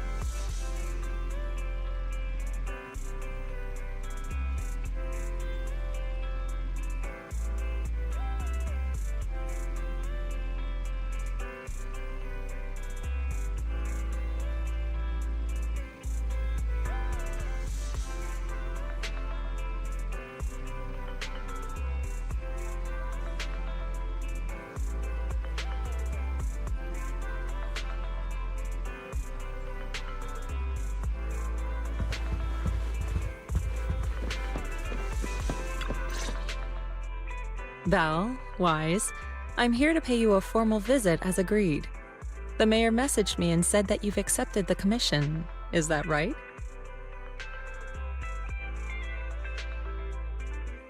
The mayor said he found a photograph of Carol Arna in Waifei Peninsula. So we want to get to the bottom of this. Yes, I've heard Mayflower mention it. Even though the world accuses her of being the culprit behind the old capital's fall, as her students, you still choose to believe that she's innocent and that there's more to the story. Such devotion is admirable. Since we'll be cooperating together on this investigation, Yunquei Summit will of course aid you in uncovering the source of that photo. Thank you, Yixuan Shifu. Thank you so much for giving our teacher the benefit of the doubt. I don't know Carol Arna personally, but I trust your judgment. We can investigate the photo and the observation data anomalies in tandem. When the time comes, we'll certainly be relying on your holo navigation skills.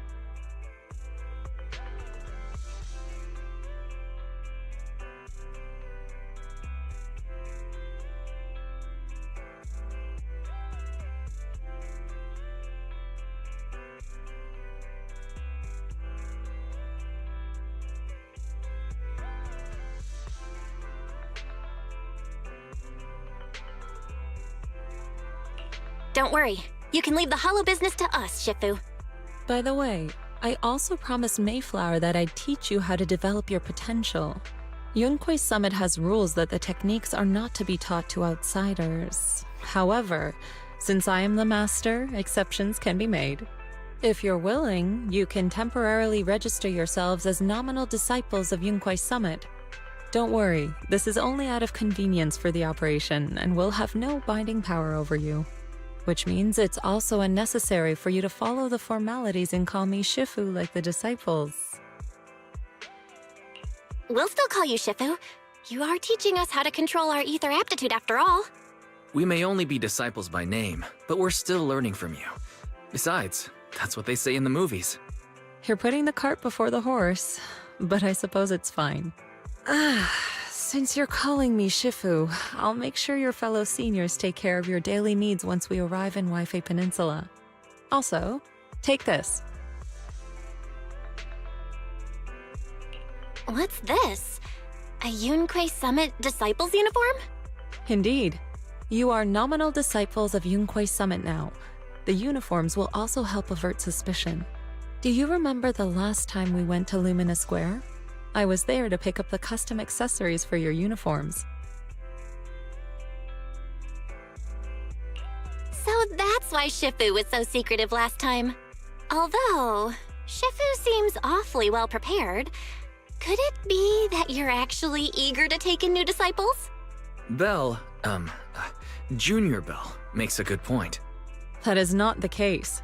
Don't make wild assumptions now, you two. It's just that a reading I did had foretold these events. That's all.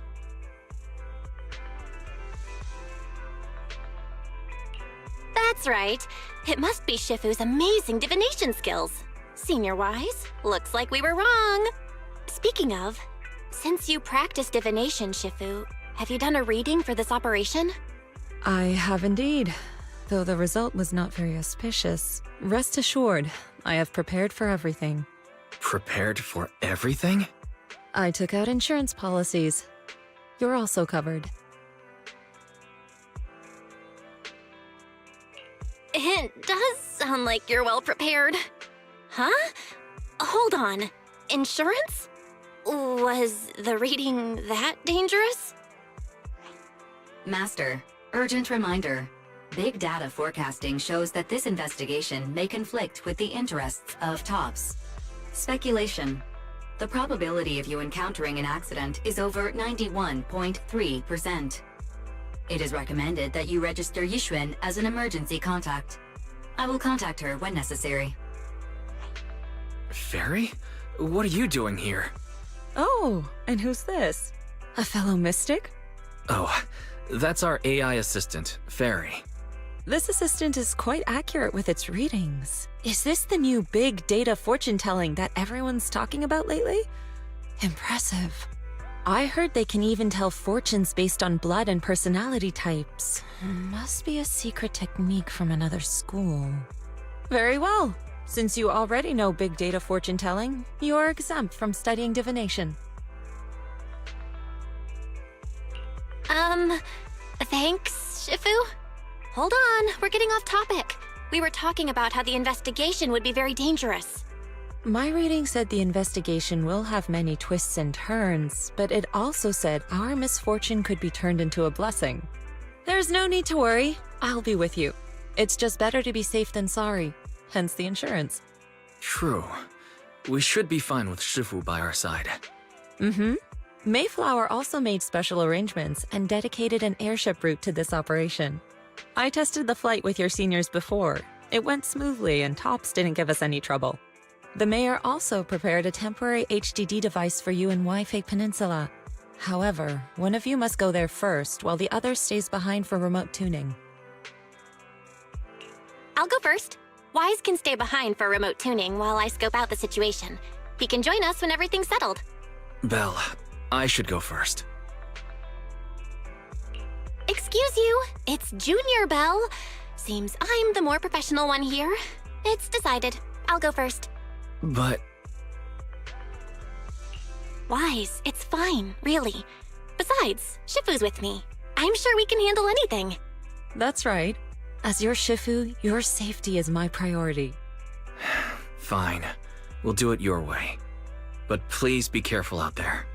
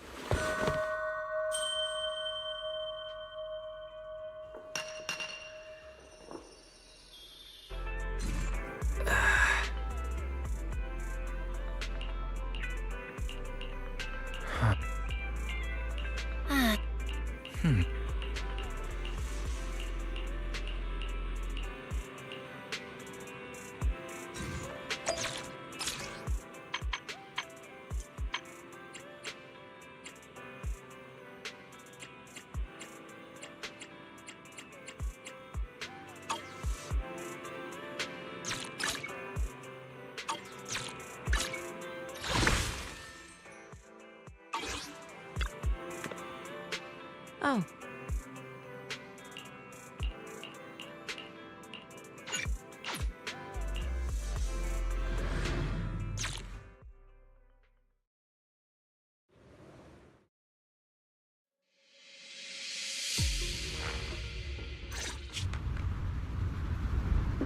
Is that Lemnian Hollow? Looks like we're almost there. Luckily, nothing happened along the way. Indeed. Target is approaching the designated location. What's going on? We're losing altitude!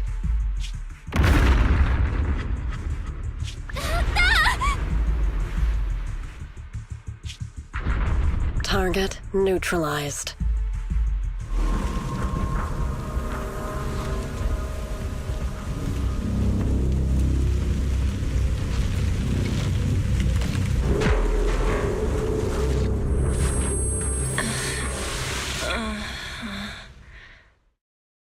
I'm feeling a bit dizzy. Thank goodness for that spatial rift. This could have been way worse. What is this? It look...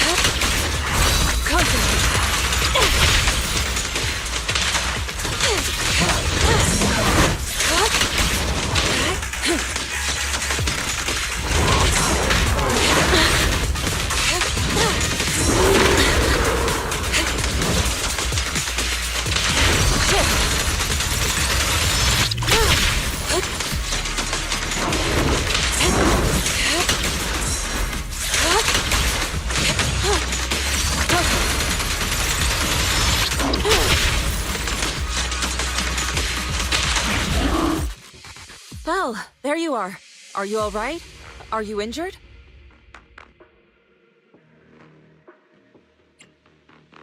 I'm fine. Shifu came just in time. The ethereals couldn't get to me. The airship suddenly lost altitude and crashed. That was terrifying. Thankfully, we fell into a fissure. It would have been really bad otherwise. Belle, there's something I need to tell you. I inspected the crashed airship and found evidence of an explosion. It seems that someone attacked us with a ranged weapon on the way. An attack with a ranged weapon? So this wasn't an accident, but a deliberate attempt to hurt us? Correct. Just now, I spotted a few figures in the distance. It looked like they were keeping an eye on us. I wanted to chase after them, but your safety matters more than finding out who they are. So I searched the fissures around the crash location to look for you. Thankfully, I had anticipated trouble, so I brought a copy of Lemnian Hollow's carrot data, which saved a lot of time. As expected of Shifu, you're so well prepared. But who were those people that attacked us? It doesn't matter. Your safety is what's most important. They won't dare approach now that I'm around. As for their identity, we'll find out who they are in time. But that can wait. For now, let's find a way out of the hollow and head towards Waifei Peninsula.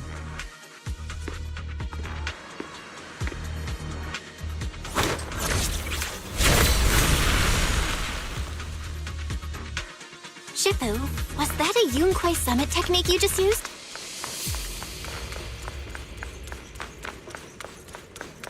Indeed. The principles of such techniques are in fact rather simple.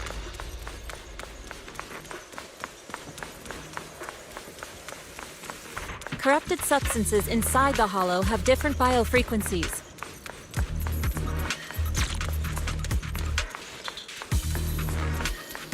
By manipulating their resonance or altering their frequencies,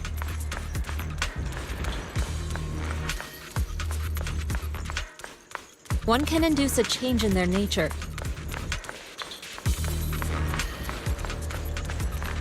That sounds pretty straightforward, but I'm not sure exactly how to do it.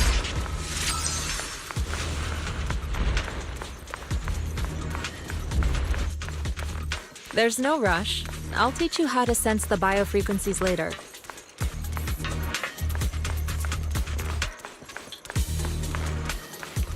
Some techniques can only be mastered through personal experience.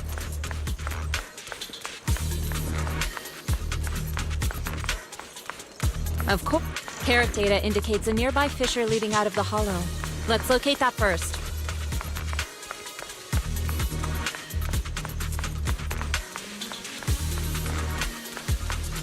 Let's go look for that fissure first.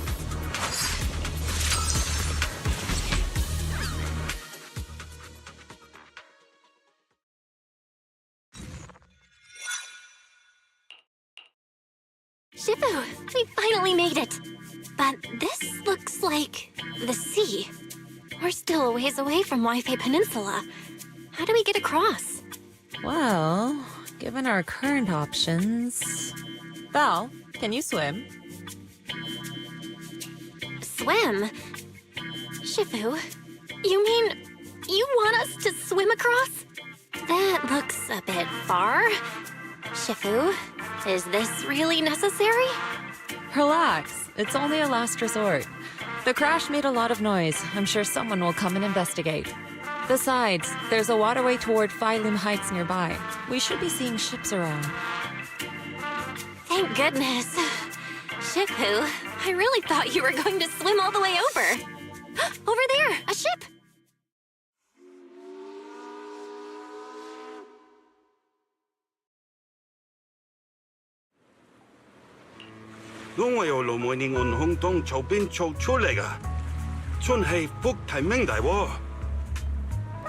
Haya, dosule hambon sao choi modeyaching.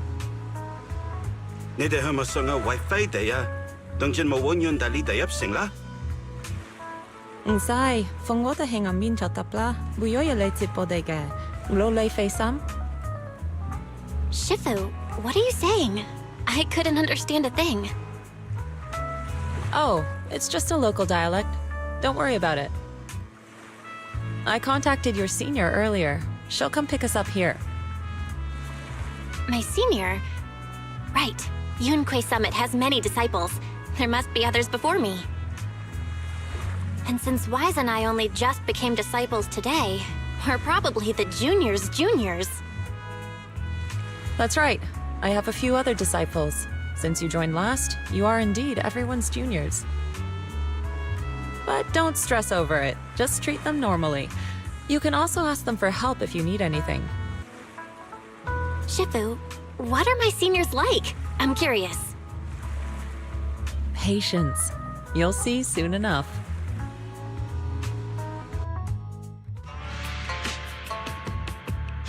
So, this is the place. You said someone will pick you up. Yes, I've contacted my disciple. She's on her way, so she should be here soon. Sorry to keep you waiting, Shifu. Fufu's here. Huh? Who's this? Aha! So you must be the little junior Shifu spoke of. Oh wait, you seem kind of familiar. Have we met before? I don't quite remember. Anyway, let me introduce myself again. I'm Fufu, and I'll be your senior here. Shifu was being all secretive before. I see now we have quite the interesting junior here. You've got nothing to worry about with Senior Fufu around. If anything comes up, I'll handle it. Thank you so much, Senior Fufu. If I have any questions, I'll be sure to ask. Uh-huh. Ask me anything. Food, entertainment, training. Oh, I know a great tea house nearby. Fufu, let's continue the conversation when we've returned to Suibian Temple. We've just exited a hollow. I'm sorry, Shifu. I got a bit too excited. I'll take you to the temple now. Oh, would it be okay if I show Junior Belle around on the way back? Sure, I'll leave that to you.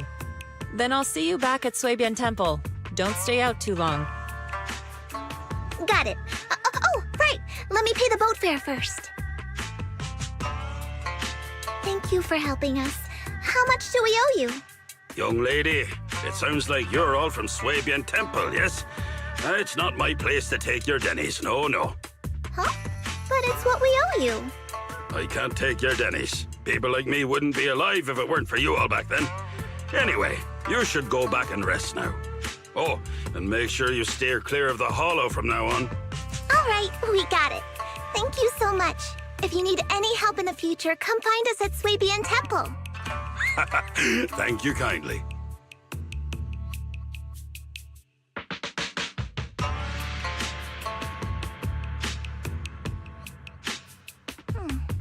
Well, Shifu's gone back to Suibian Temple, so I guess we're free to do whatever now. Come on, Belle, I'll show you around. There's plenty of fun to be had here.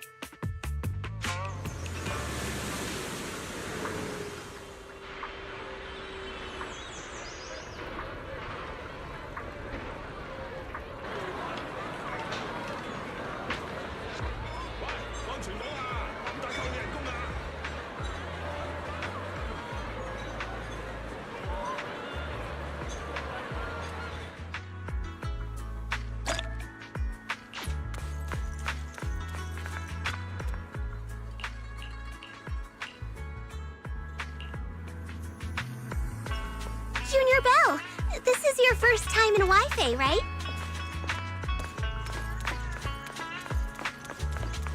Yep, this is my first time around these parts.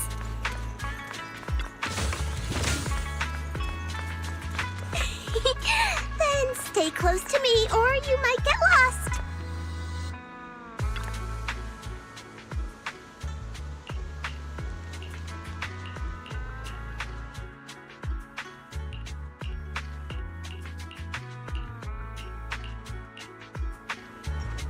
Check this out! Wi-Fi's iconic cable car. Getting around here on foot's a real pain. The cable cars make it way easier.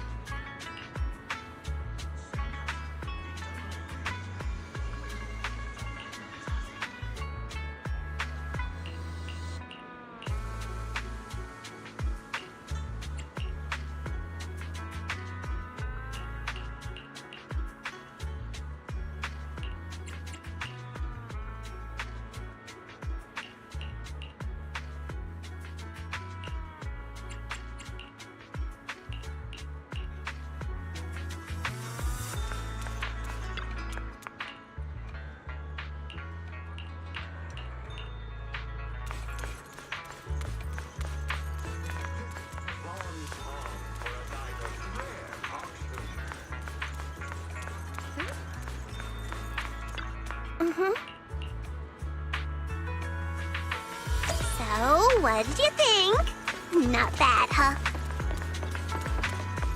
Yeah, the view from up there was really something.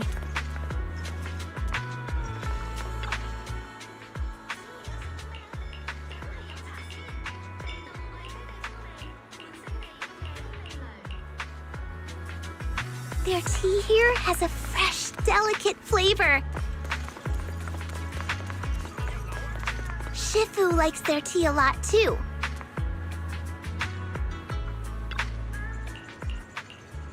This shop is called Good Goods. They have a bunch of fun stuff too.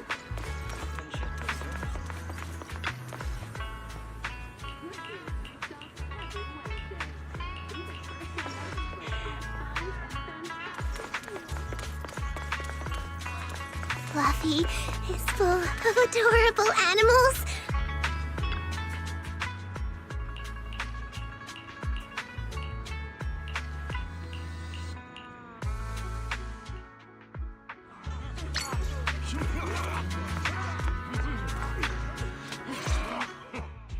The compensation you promised before. Why hasn't it been issued yet? When are the Denny's coming? I have someone sick at home waiting for medicine. Enough. Master Damien said the compensation will take time to process. Expect a reply in 2 days. 2 days? It's already taking forever. Are you stalling on purpose? Don't push us too far. If you don't give us an explanation for the incident, we'll expose you to the papers. Oh? You might want to rethink that. Master Damien promised compensation and he will deliver accordingly. That's his duty as the head of Porcelumex.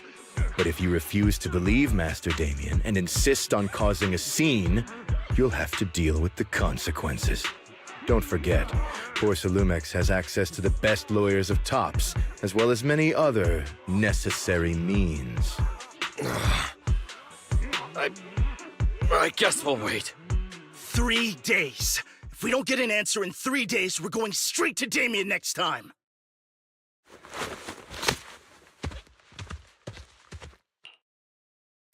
What were these guys arguing over? I thought there was going to be a fight.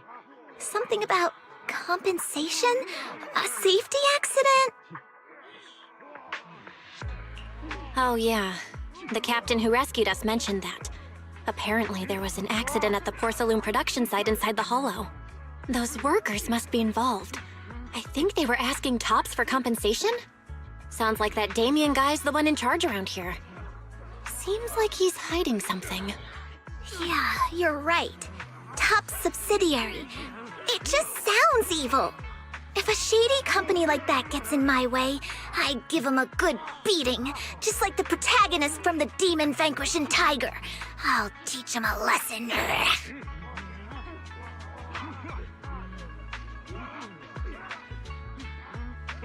The Demon Vanquishing Tiger? Oh, I remember that movie. I think the protagonist was a Tiger Thyran, a skilled mystic called... Oh, what was it again? Oh, wait! My childhood idol! Though, I learned later on that she wasn't a Tiger Thyran like me. She was actually played by a Cat Thyran. But I guess that couldn't be helped. Tiger Thyrans are rare after all. So Senior Fufu is really a Tiger Thyran. When I heard the name Jufufu before, I thought, What are you trying to say? Did you think I was an orange cat Thyran?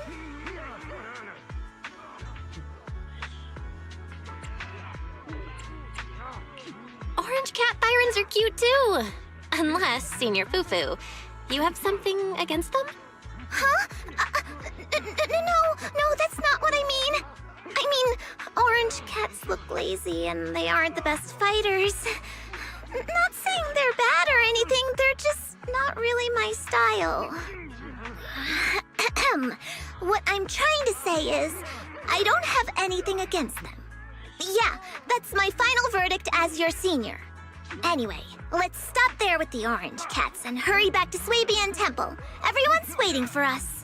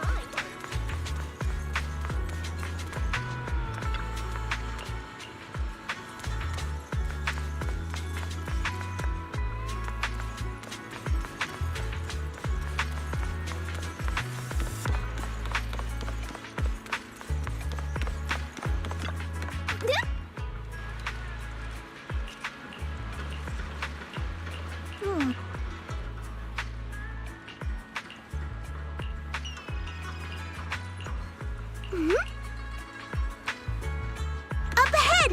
That's the temple's main gate.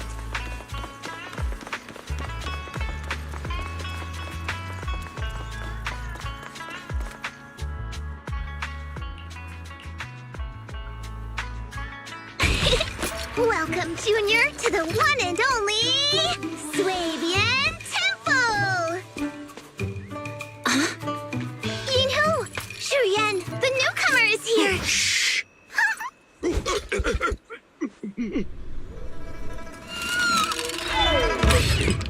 Kitty! Catch it!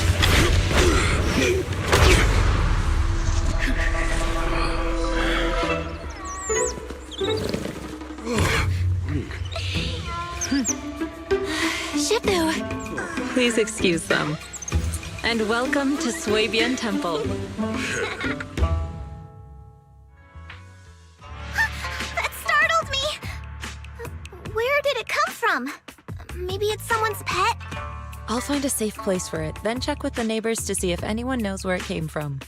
Fufu, since Belle is here, why don't you introduce her to everyone and give her a rundown of the temple? No problem. Leave it to me, Shifu. I'll take care of this little fella first. Belle, remember to come see me after. Got it, Shifu.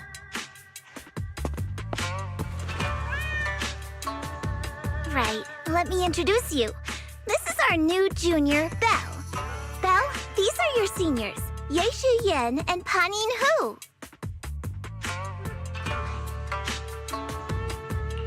Hey there, I'm Belle.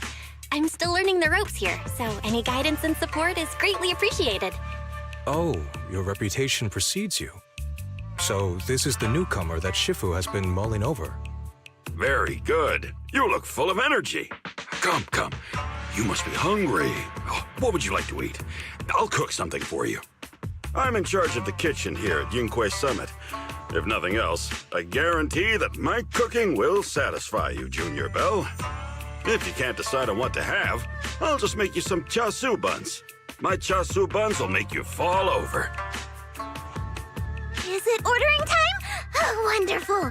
I would like some braised pork and fried chicken wings and, Senior Fufu, Junior Yinhu is offering to cook for Junior Belle, not you. If you're hungry, have some dry bread from the storage. It'll mold if you don't eat it soon. Huh? Oh, you're right. I should let Junior place her order.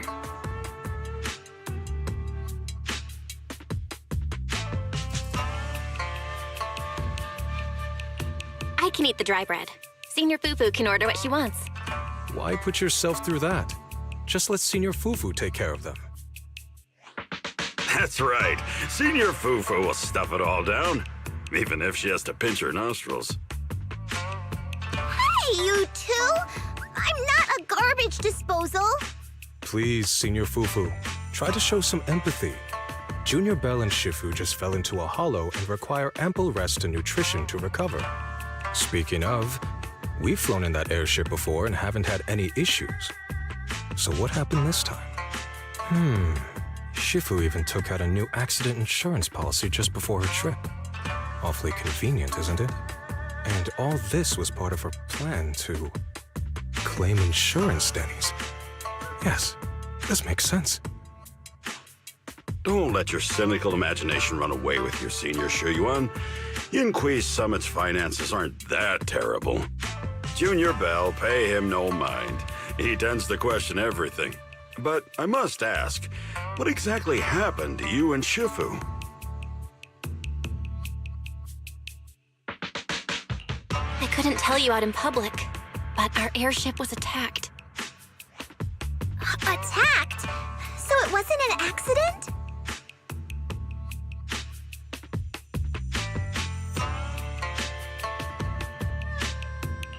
That's right. Shifu checked the airship after the crash. Looks like someone launched a rocket at it. How dare they attack members of Yunquay Summit? We'll teach them a lesson once we find out who they are. This attack might be an attempt to obstruct our investigation. Junior Belle, I heard Shifu say you are Faithin, the famous proxy, yes? Now that you're part of Yunquay Summit, our hollow investigation progress will surely speed up. It's possible that someone out there didn't want to see that happen, hence the airship ambush. The operation was also arranged in secret by the mayor, yet somehow, someone learned of it. According to the original schedule, you and your sibling were supposed to take the airship to Waifei Peninsula together. If it weren't for Shifu changing it at the last minute and deciding to escort you personally, things might have taken a grim turn.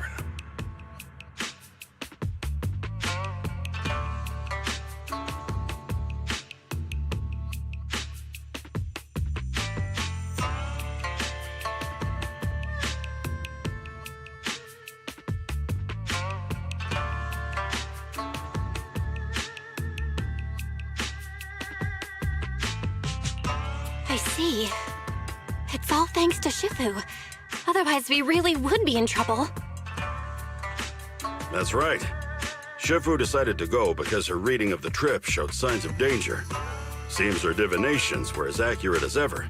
But with this airship crash, I bet a lot of people are aware that Yinghui Summit has returned to Suibian Temple now. Don't worry, Junior Yinhu. With Shifu here, those scoundrels won't dare to come pick a fight.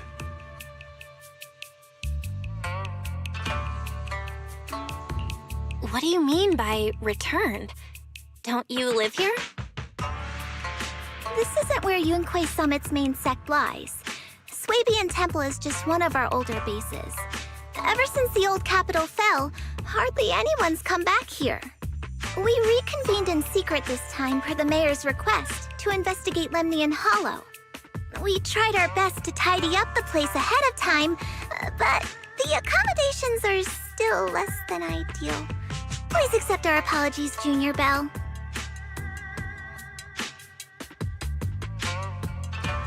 I see. It's fine. I'm not too picky about living conditions. Thank you all for going through the trouble. We have other core members of Suibian Temple. Right now, they're out on their own investigation missions. I'll save the introductions for when you meet. Senior Fufu, Junior Bell must be tired. Shouldn't we let her rest? I'll prepare the food in the meantime. Oh, you're right. We should let Junior Bell rest first.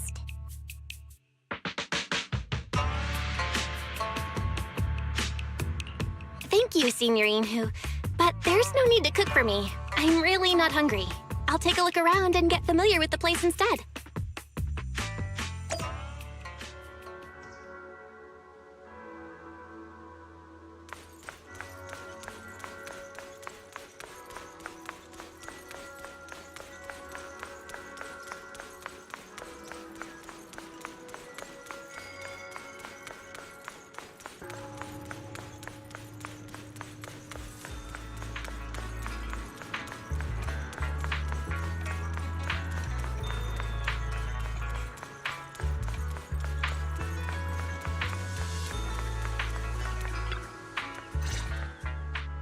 Belle, you're here. Have you met the others? Did they leave a good impression?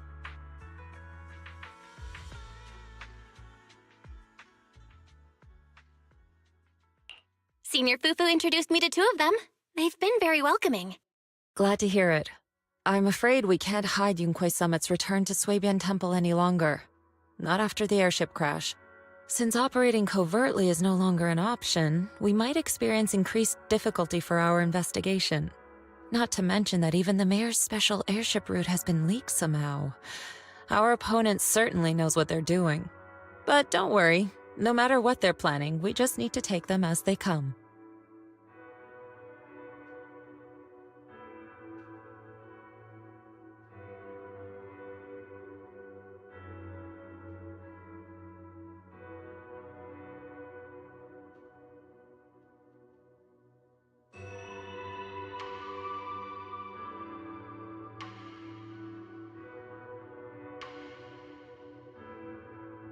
I'm glad you're here, Shifu.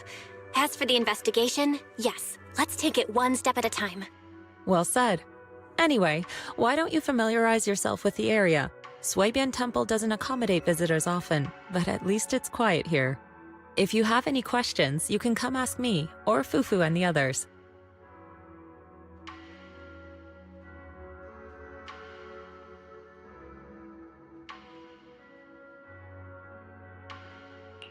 Speaking of, I actually do have a question. Shifu, why is this place called Swabian Temple? Swabian means something like casual or whatever in the local dialect. The name came from a senior member of Yunquei Summit. It's said that when she was scouting for a base location, she spent an entire week here surveying the feng shui. When the original landowner then asked her why she was spending so much time there, she said she was just casually looking. In actuality, she was trying to hide the fact that this place had outstanding feng shui. Eventually, she bought the land to build the temple. The workers kept joking about it, and the name Swabian Temple stuck. And here I thought there's some deep philosophical meaning or something. So that's where it came from. As for the reason why it was abandoned, that goes back to when the old capital fell. Story for another time, perhaps. Despite the temple being uninhabited all this time, everyone still took turns to come here and clean up the place. Since our current objective led us back here, Paninhu and the rest returned earlier to set things up and check out the situation. If the investigation goes smoothly from this point on, then we should expect to live here for a while. You'll have access to all facilities throughout your stay.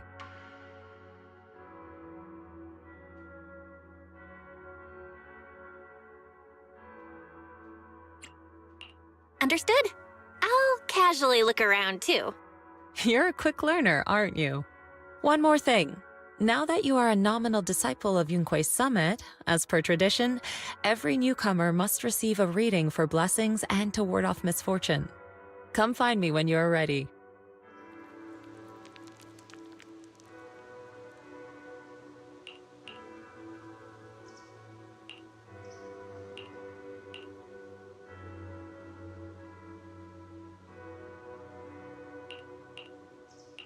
Huh.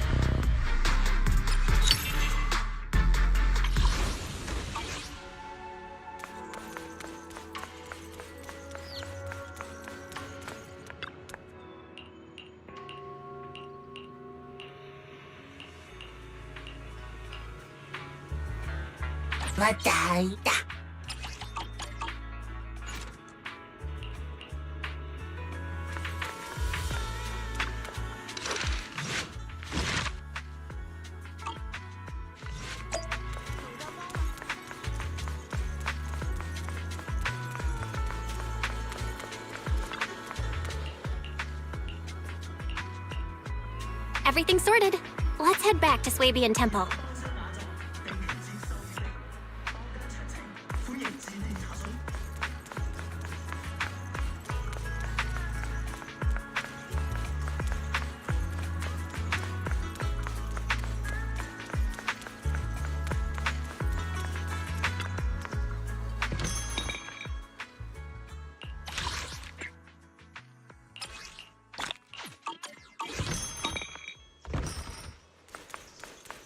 Belle, your room's all ready for you.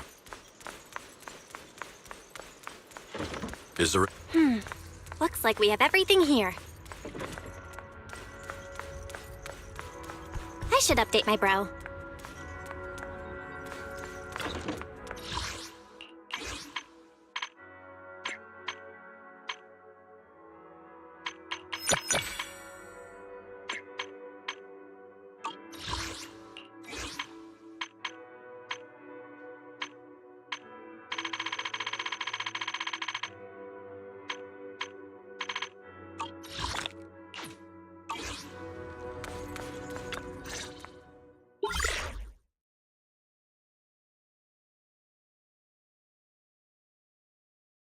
Hello? Belle, can you hear me? I can hear you, but aren't you using the wrong title? You should be calling me Junior Belle. Belle, now's not the time for jokes. Shifu sent me a message earlier. She said that your airship had an accident and fell into the hollow. She also said you were attacked. What's going on?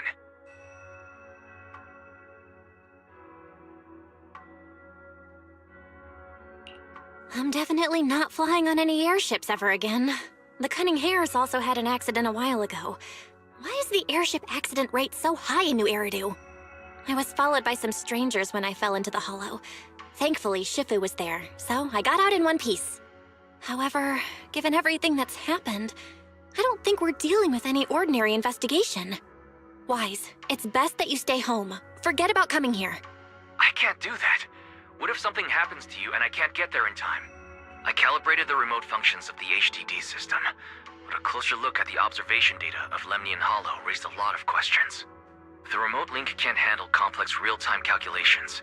If we're going to process this problematic data, I'll need to be there in person for live updates.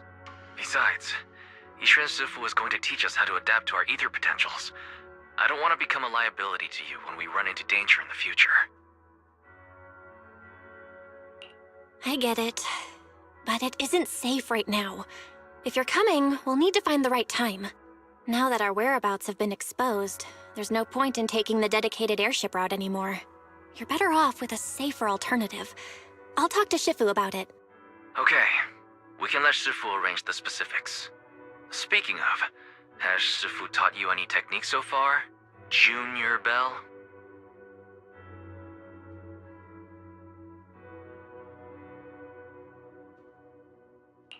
Of course! Shifu taught me Yunquei Summit's secret cloud riding technique. Thanks to that, I was able to land safely during the airship crash. Hold on. Are you serious? You're kidding, right?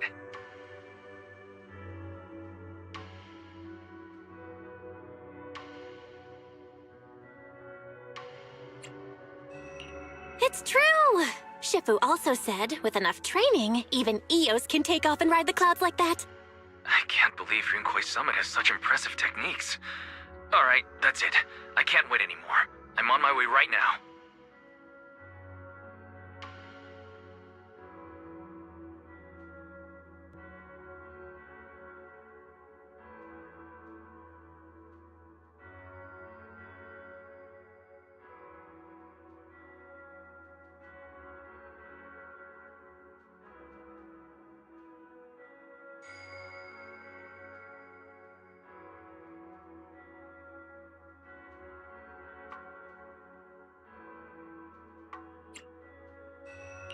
Wait, hold your bing boo. I might have exaggerated a bit. Don't worry about coming over right now. Wait for Shifu's arrangements. I knew you were making it up, Junior Belle. I'd be careful if I were you. Shifu might put you through the ringer with her punishments. Carrying heavy buckets of water up a mountain, balancing on one foot for hours, or worse, standing in a corner by yourself. Scary stuff.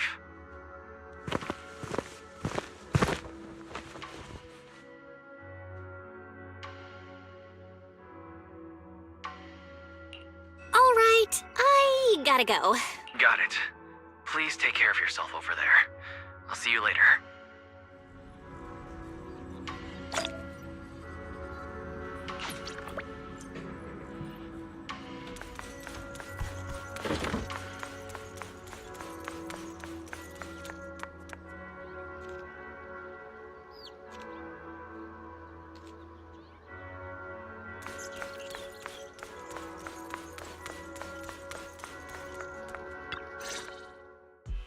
You must be the mystics of Yunquei Summit. I am Damien Blackwood, head of the Special Development Company Porcelumex, under the Tops Alliance. It's been a long time since Yunquei Summit last visited Waifei Peninsula. For an airship accident to occur upon your return and within my jurisdiction, please accept my deepest apologies. I hear Yunquei Summit has become a partner of Mayor Mayflower. May I assume that your return was also at his behest? That's right. We are indeed under the Mayor's commission to investigate the situation within Lemnian Hollow. I'll ask a disciple to send you the official commission mandate later. Just as I thought. However, I should notify you that the situation inside Lemnian Hollow is rather delicate. Porcelumex owns mining and refining equipment in the porcelain production areas. I urge you to stay clear to avoid any complications. After all, we must ensure that porcelain production and supply remain uninterrupted. Uninterrupted production? But I just heard something about a safety accident inside the hollow from the workers. It was probably your irresponsible mining that caused the problem to begin with. That's right. The safety incident Fufu mentioned can affect the Hollow. Naturally, Yunque Summit must investigate. Yes, there was an accident, but we've already locked down the affected area according to protocol and have provided aid and compensation to the workers. For the safety of everyone here, again, I urge you to avoid entering the porcelain production side. And finally, just a friendly reminder, the porcelain mines are one of the TOPS Alliance's critical assets. It's in your best interest not to dig too deep, whether you're Yunque Summit or any other big name. That's all I shall say for now. This is my contact information. I bid you all farewell.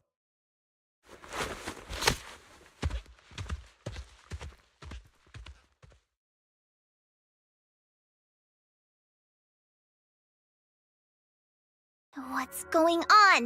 This guy's got the face of a villain! He's hella suspicious. Fufu, what exactly was the accident you mentioned? Junior Bell and I heard about it on our way back here. I think some workers were waiting for compensation. Yes, I heard about it too. The workers around here have been talking about it. Something about a corrupted porcelain production site inside the Hollow. But I don't know all the details.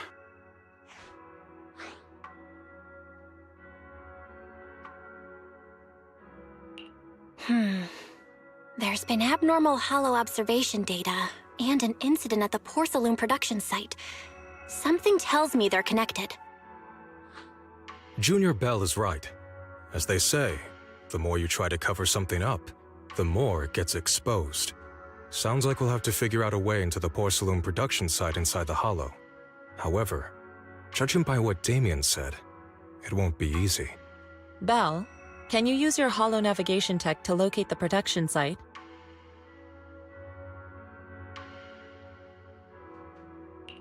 I called Wise earlier, and he said there's a problem with the Lemnian Hollow observation data. We can't analyze it with the HDD's remote calculations, so he has to come over and do it in person. Shifu, we have to think of a safe way to get him here soon. Don't worry, Junior Bell. I've sent the mayor's investigation mandate to Damien and formally requested his assistance in the matter. Since this investigation is now officially a joint operation, even TOPS will have to think twice before trying anything shady. Besides, now that our operation has been revealed, there's no point in taking the airship route anymore. It's safer to just drive here on the freeway.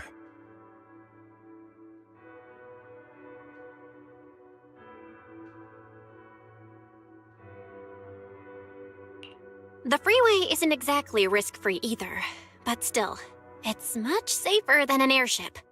In that case, let's divide and conquer. Bell, you, me, Fufu, and Yinhu will go question the workers. Shuyuan will drive to 6th Street and pick up your brother. Then we'll rendezvous at Suibian Temple. Don't worry, I'll do a reading of the trip before Shuyuan's departure, just to be safe.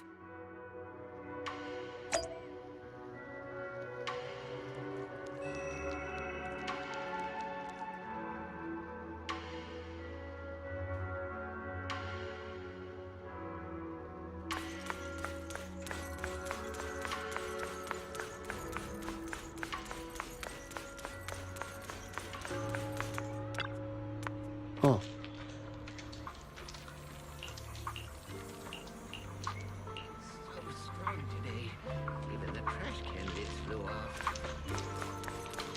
It's this late already?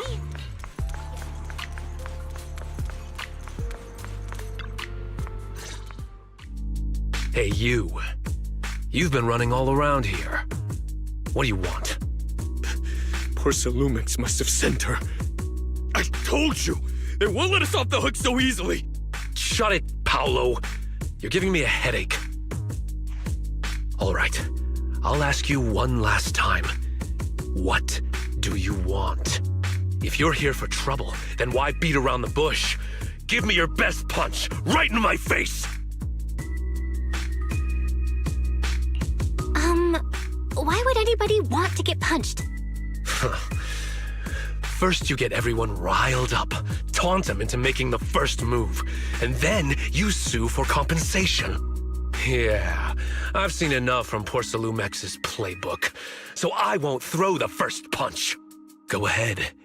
The honor is all yours. Just remember, once you throw that first punch, then whatever happens after will be considered self-defense. And then, it's my turn.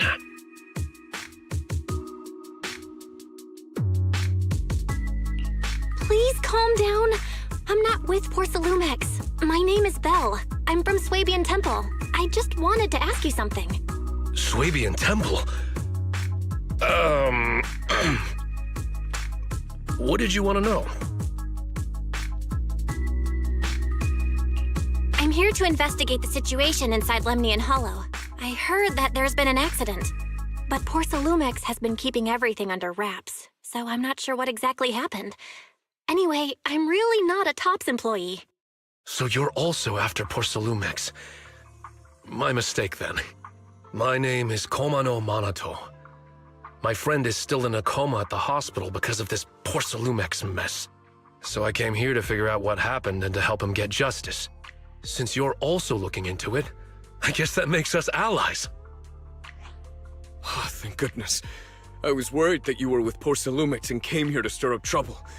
So you're also looking into the corruption incident?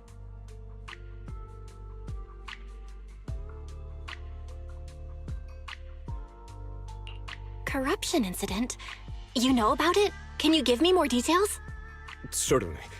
I was on the same shift with the guys that got sick, and I saw with my own eyes how their corruption broke out.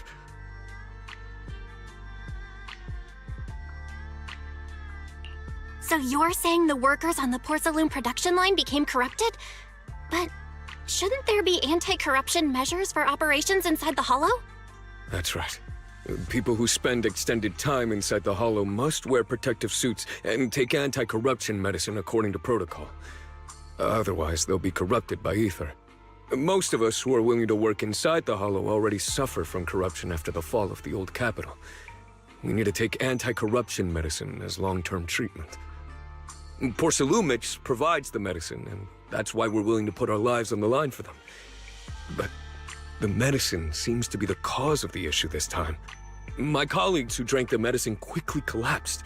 Some of them even had a corruption outbreak on the spot. It took so much effort just to bring them to the hospital. After Porcelumex learned of this, the first thing they did was order us to keep our mouths shut.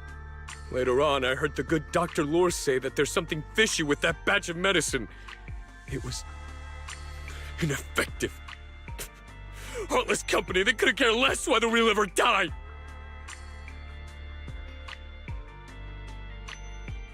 How could they? I never thought Porcelumex would stoop this low. That's right. Damien ordered a lockdown on the affected area, said the place was abandoned, and forbade us from going near it. Something doesn't feel right. I've got to find a way into that area and see what's going on. To tell you the truth, we are investigating for the mayor. Our goal is to find out what exactly happened inside the Hollow. If you're willing to work with us, I can help you and your fellow workers fight for your rights and secure better compensation. Investigating for the mayor? Paolo, this is your chance. Don't you want to get fair compensation and treat your family's corruption? You're right. And Yunque Summit helped us a lot too, back when the old capital fell. I trust you people. All right then, you have my word. When you're free, head to the Hollow Cable Car. I'll ask a worker friend to sneak you in. As for the corrupted area, although I can't get you in, I know someone who can. He also knows a lot more about the corruption incident than I do.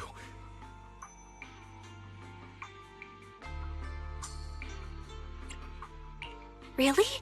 Thank you so much. Don't worry, I promise I'll get to the bottom of this. And if you need my help, You've got it. Actually, there is one more thing I wanted to ask. Have you seen this person in Waife Peninsula? Or maybe you recognize the location in the photo?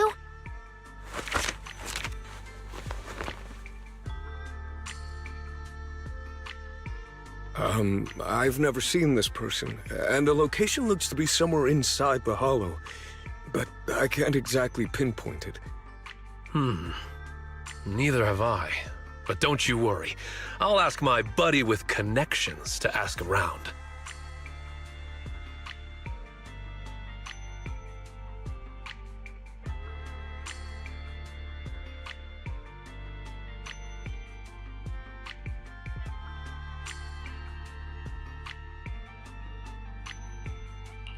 I see. Thank you both. I'll ask around too.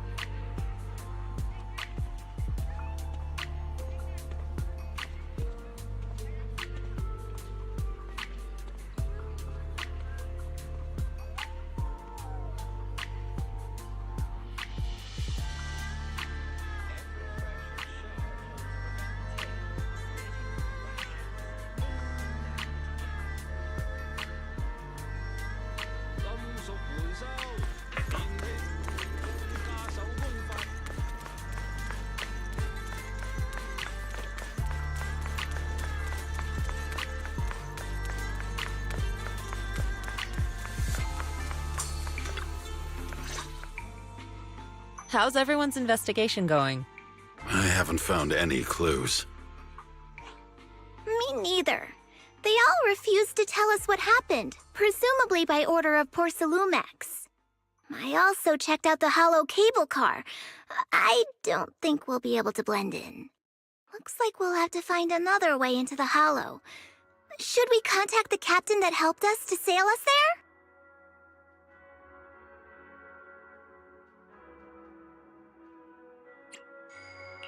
Don't worry. I found a worker who's willing to take us into the hollow. And he experienced that accident firsthand. Apparently, the anti-corruption medicine Tops provided was defective and caused a major corruption outbreak among the workers. I see. No wonder the workers are demanding compensation and coverage for their medical bills. Belle, is this information reliable?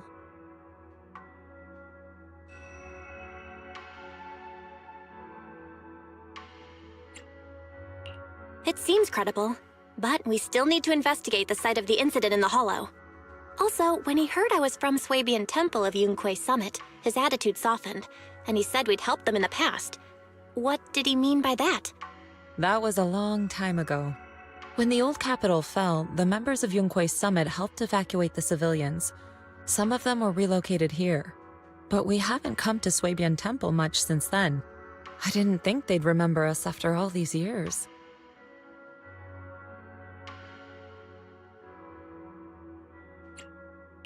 So that's the story. No wonder the captain wouldn't take our money. But why did everyone stop coming here? Swabian Temple actually feels like a pretty nice place to live. Let's talk about something else. That's right. Why don't we eat something nice before heading into the hollow? I'll prepare the food right away. No need to worry. It's just something from the past. I'll tell her the full story when the time's right. Anyway, let's focus on the investigation for now.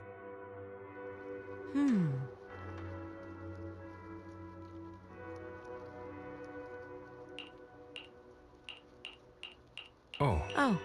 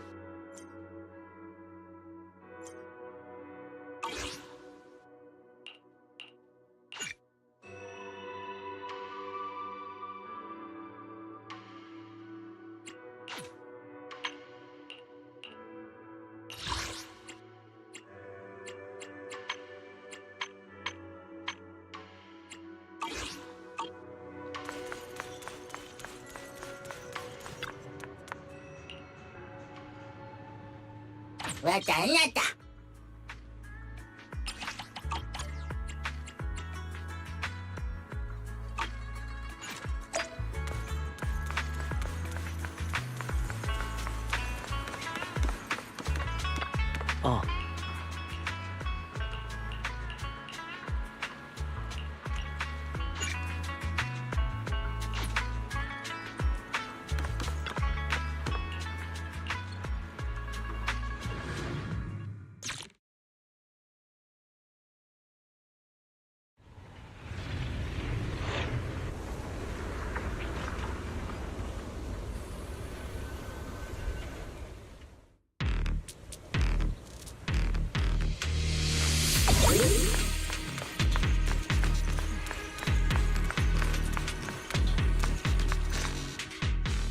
You must be the investigators that Paolo mentioned. Wonderful. With your help, we'll have a chance to discuss compensation with Porsalumix.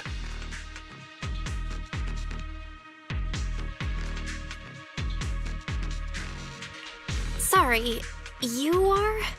I'm Eric, head of the Porsalumix Labor Union. We do what we can to help folks when they're going through tough times. Surely you've heard of the production accident by now? We have a general idea. The anti-corruption medicine was defective, causing a corruption outbreak among the workers, right? Yes. Ever since that happened, I've been assembling everyone to negotiate with Damien for compensation. But now I hear Damien's putting it on hold, waiting for a chance to cut the compensation. We're looking for a way to negotiate with him. We decided to take action. We can't let him get away with this anymore.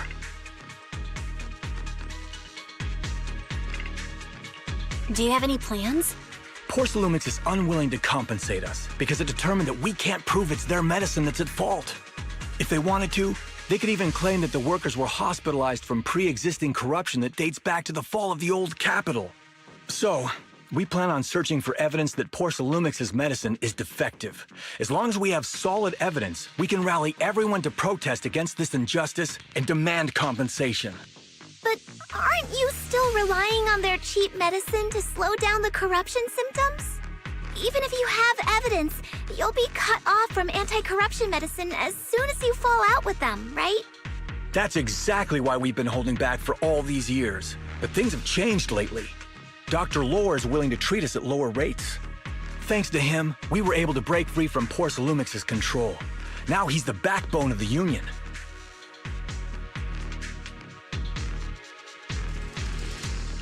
Oh, really? How did he manage to provide low-cost anti-corruption medicine? I don't know the technical specifics, but I believe he used the early production facilities that Porsalumix abandoned and organized a group of people to privately produce it. This medicine doesn't sound very safe. Who cares? If we don't resist, we have no hope left. By the way, Dr. Lore is going to look for evidence of Porsalumix being responsible for the production site accident. If you want, you can ask him about the details.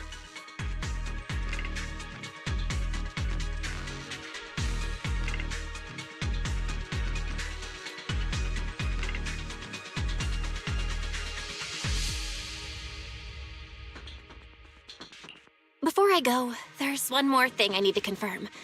Have you seen this person? Or can you tell me where this photo was taken? No. I've never seen this person around here, but there's a lot of miasma in the background. Maybe it's somewhere deep in Lemnian Hollow. That's all I can say.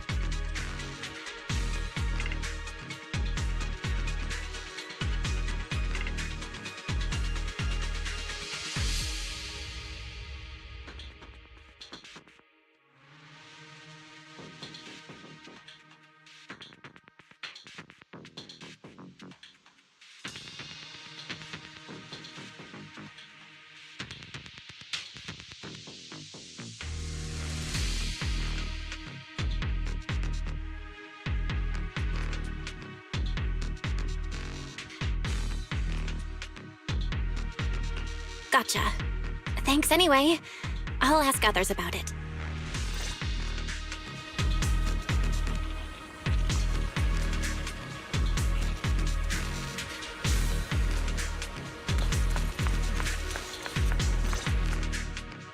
Oh, you must be the investigators that Eric mentioned.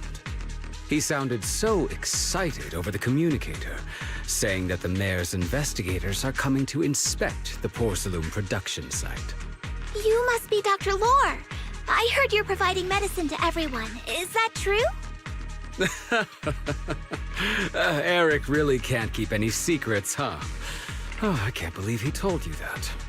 Just don't go spreading it around. If Porcelumex finds out, I'll be in big trouble. Don't worry, we won't. But can you tell us how the medicine is made? There's nothing special about the composition of the anti-corruption medicine. Actually, the most valuable ingredient is Porcelume powder, which is common in Lemnian Hollow. I recently discovered an old production line that Porcelumex abandoned in the Hollow back when the old capital fell. With the help of a friend, we managed to repair it. I didn't have high hopes at first, but as luck would have it, those old machines began working. I named this medicine Alleviating Water. Hopefully, it'll help alleviate people's corruption symptoms and help them escape Porcelumex's trap. Porcelumex's trap? What do you mean? Have you ever considered that while Porcelumex has been providing anti-corruption medicine, they don't really want to cure these people working in the Hollow? It'd benefit them more to provide weaker medicine just enough to slow the progression of their illness, not stop it. That way, these workers are stuck here forever. After all, nobody wants to work in the Hollow long term, except those who were already corrupted during the fall of the old capital. Porcelumex is deliberately delaying because it doesn't want its cheap long-term labor to leave with large sums of compensation. That's why we can't trust the medicine they give us. We have to find a way to make our own. This path is illegal and very risky, yes, but at least it's a hopeful one. Dr. Lore, you said Porcelumex is delaying compensation, but do you have evidence? Of course. My friend works in the local hospital. He checked Porcelumex's medical records and statistics. The medical records of the victims have been tampered with, so there is no specific reason for their illness, let alone any compensation process. They're clearly trying to cover the whole thing. Without hard evidence, they'll never process the compensation.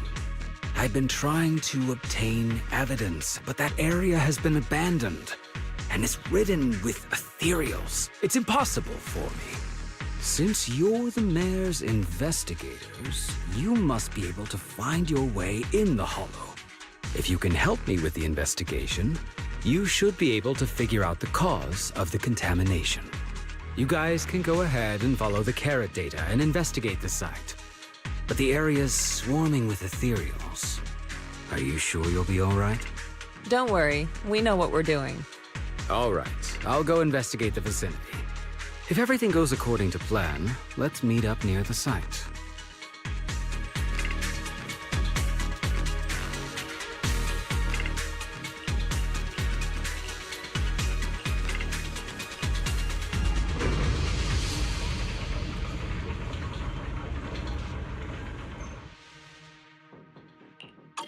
There's a good vantage point over there. That should give us a better look at the surrounding area.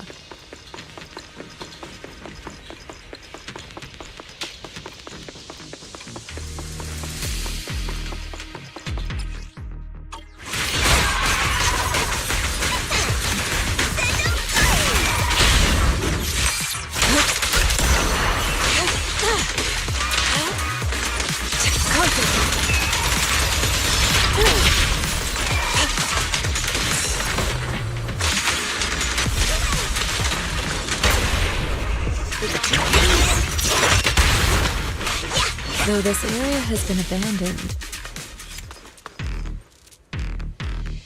the corruption outbreak must have left some traces. Ether residue wouldn't just vanish.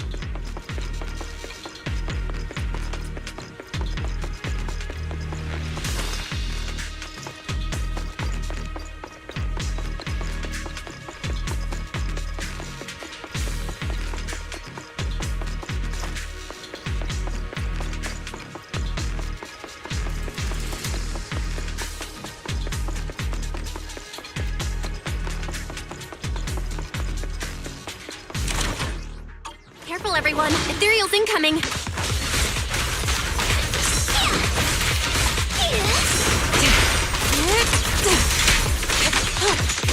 Look out!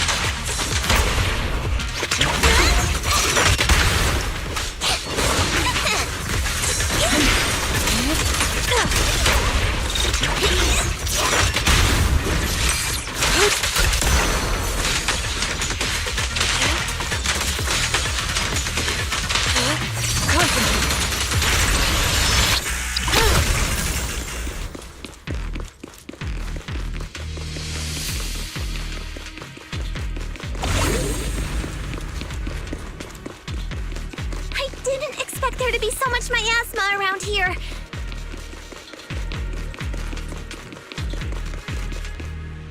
Is it because of the accident that happened?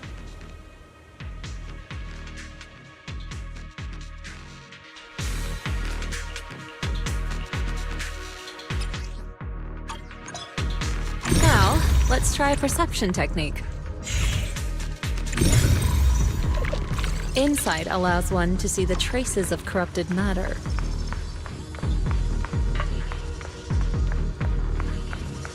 Control your breathing and feel the ether fluctuations around you.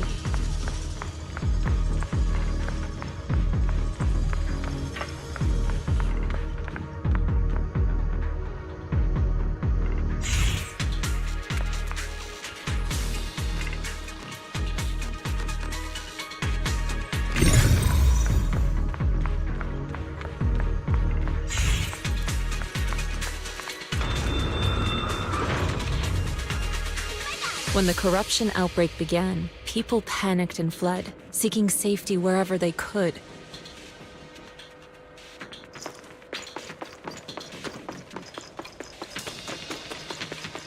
These ether traces must be from that time.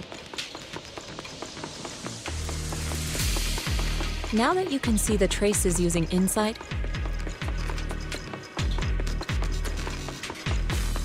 let's follow their trail and see where it leads.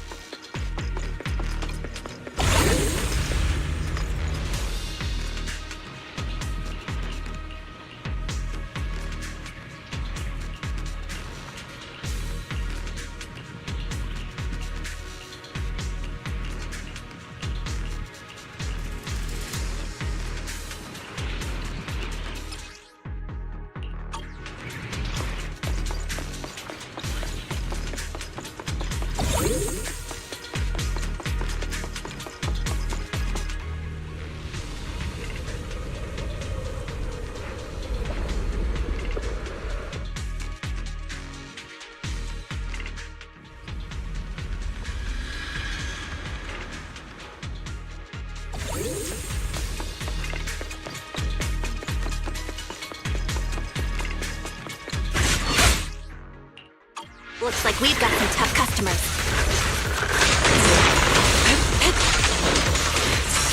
Don't worry, Shifu's here!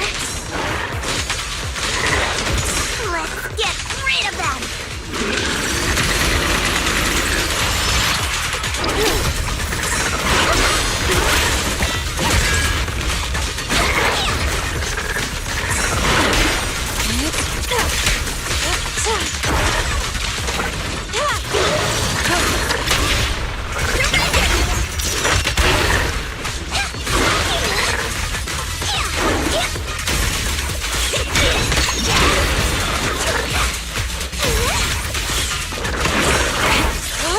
You lack training.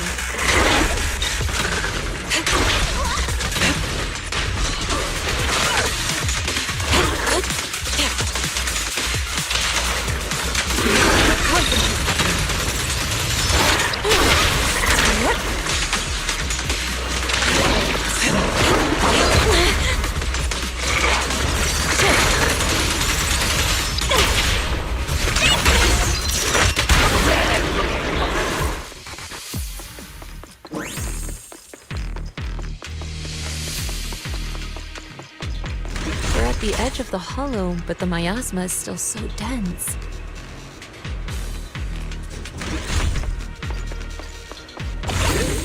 This hollow's got a weird vibe to it.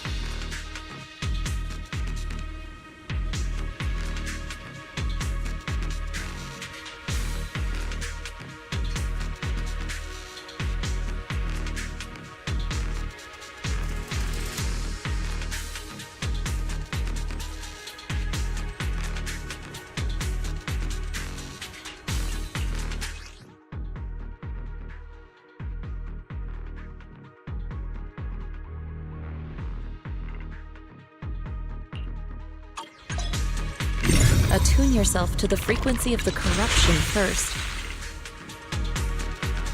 Huh? It worked! I just did exactly what Shifu said. Didn't expect it to work so well. Whoa. Your talent's kinda scary.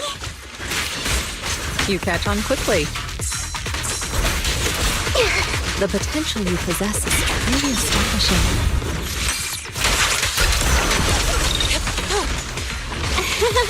I'm flattered, Shifu. Might have just been beginner's luck. I'll watch over you. Anyway, let's keep investigating.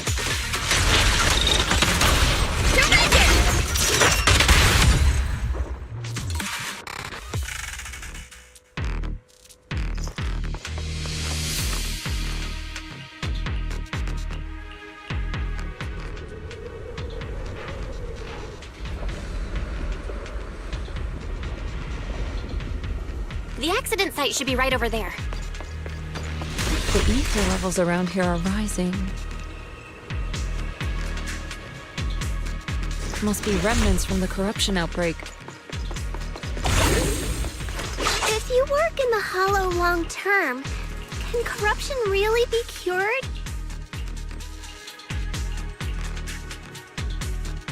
Feels like a never-ending cycle.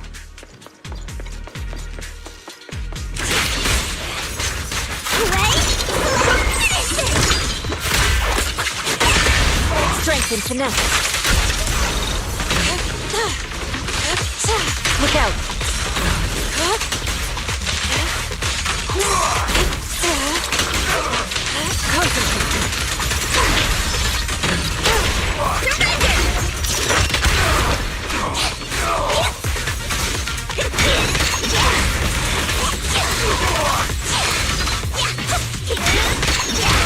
Well done, Fufu.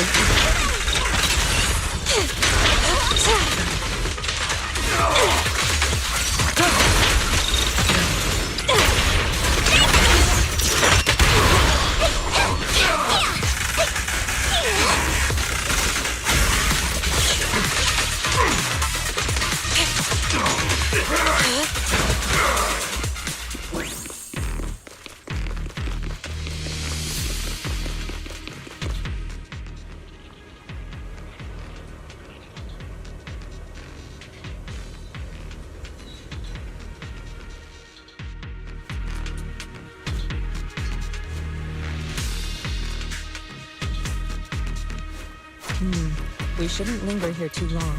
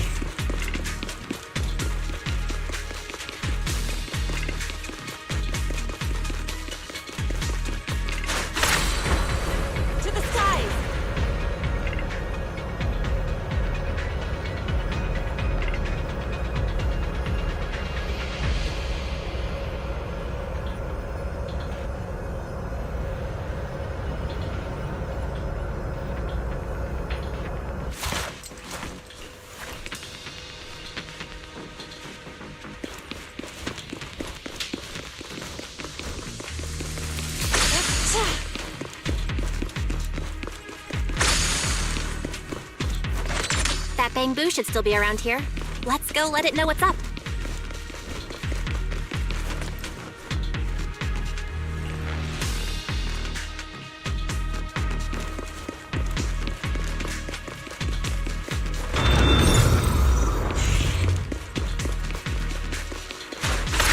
There's more and more corruption residue around here.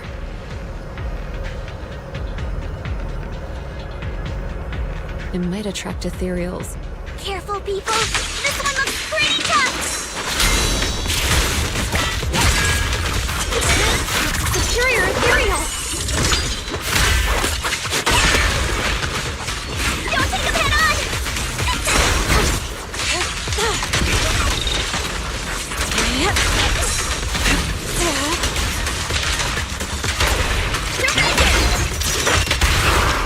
Step back. Let me handle this.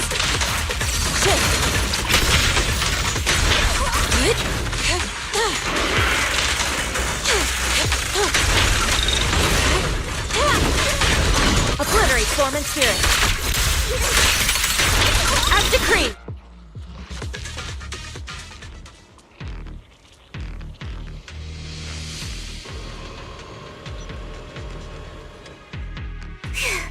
That one's taken care of.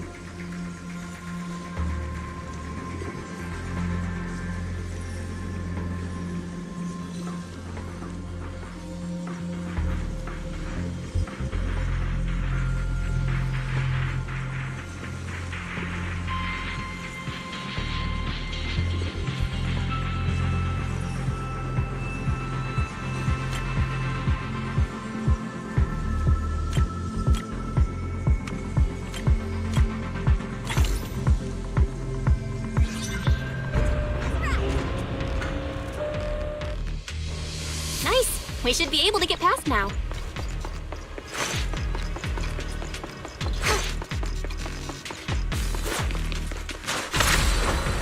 To the skies!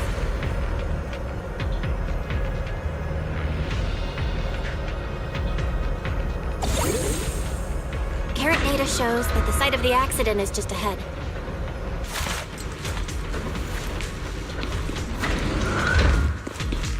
We might find some clues there. Let's investigate.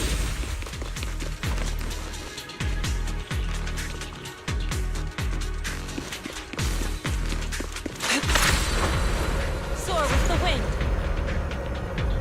Move it!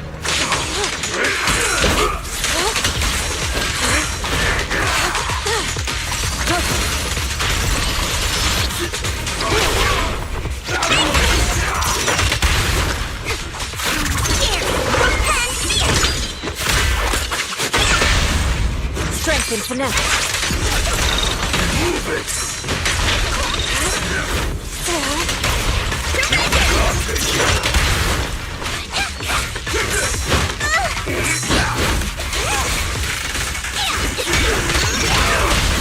Reality and illusion.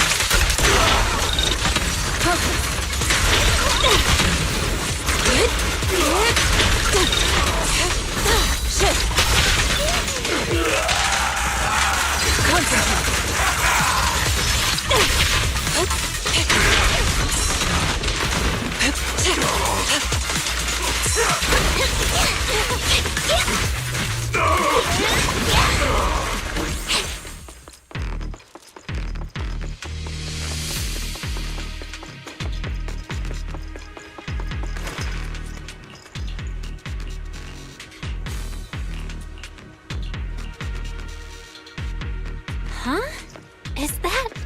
Dr. Lore?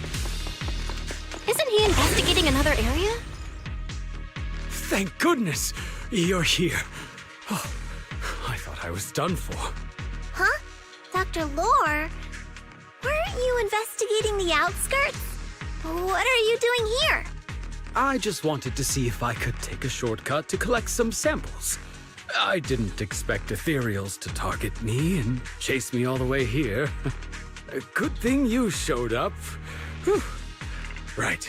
Did you manage to find any evidence? We ran into your bamboo. It led us to all sorts of evidence. Great. That should be enough evidence then. I also collected a number of corruption samples to support our case. The area up ahead is where the corruption symptoms broke out. I want to collect some more samples there to make sure our evidence is tight. However, I heard ethereals over there. I think they've been roaming the area, just waiting to jump out and attack. Don't worry, we'll head over and check it out. If any ethereals show up, we'll deal with them. Wonderful. I'll be counting on you then.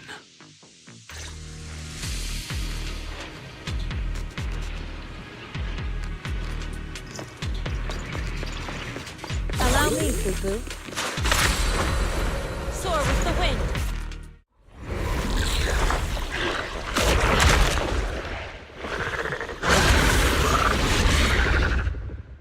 This ethereal looks kinda off.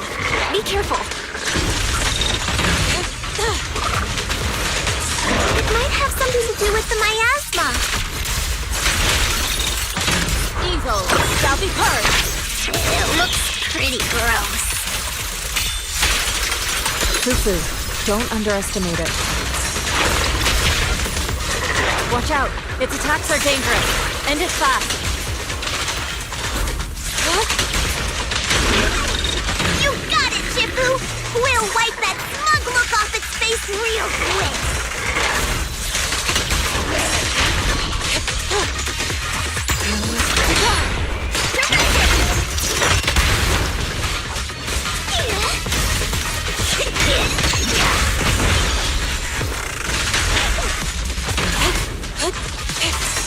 Concentrate.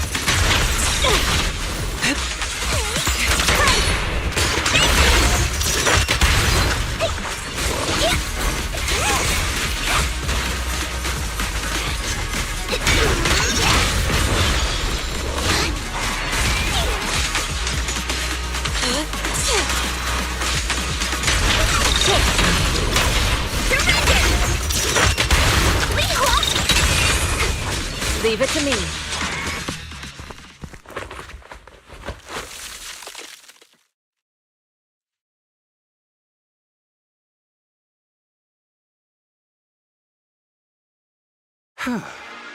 This investigation was too risky. If it wasn't for your help, I probably wouldn't have made it back. Thank you all for helping with the investigation. We've now gathered sufficient evidence to lay out the details of the accident. Eric and the others just finished their shift and are resting outside the hollow. I'll head out and update them on the investigation.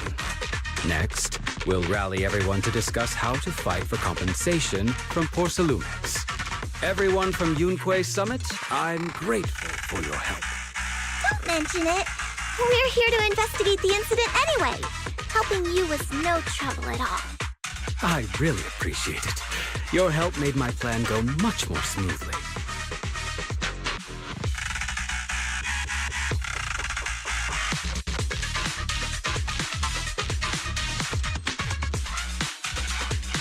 Your plan? What do you mean? Well, I asked Eric and the members of the Union to formulate a plan to protest against Porsalumex. It's time to put everything into action.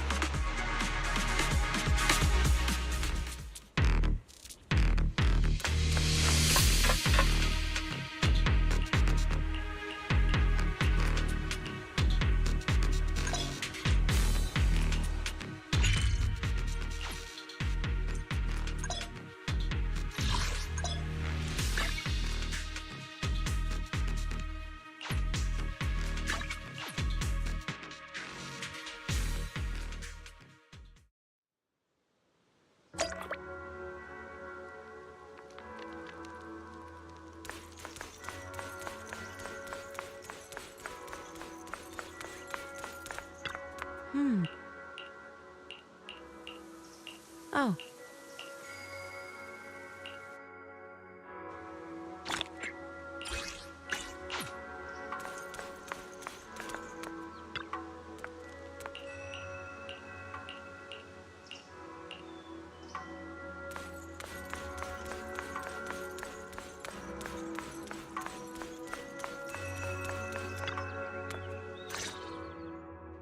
And from there, we do this! What's with those moves? Are you working on a new technique? Huh? No, I'm making plans. Look, what if we clean this place up, replace the floor tiles, get rid of the ads on the walls and repaint them, then grow some pretty plants here? Oh, and that empty space over there! We could plant 2 rows of trees, and maybe we could even install some floor lamps along the way. So, are you planning to renovate Swabian Temple? That's right.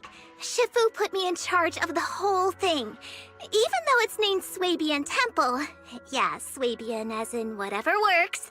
Since we're going to be here for a while, we'll need to spruce things up a little. And not just the living area. I promised Shifu I'd get this place up and running again. We're bringing back the glory days when the temple was bustling with life.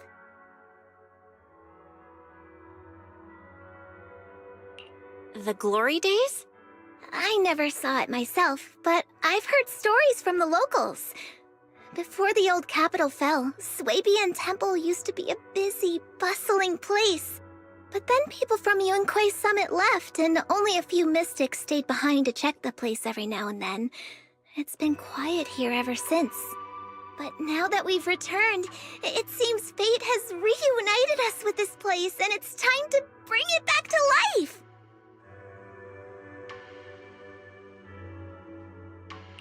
If you need help with anything, just let me know. All right, let's get to work. We're gonna give Swabian Temple a total glow-up and surprise everyone!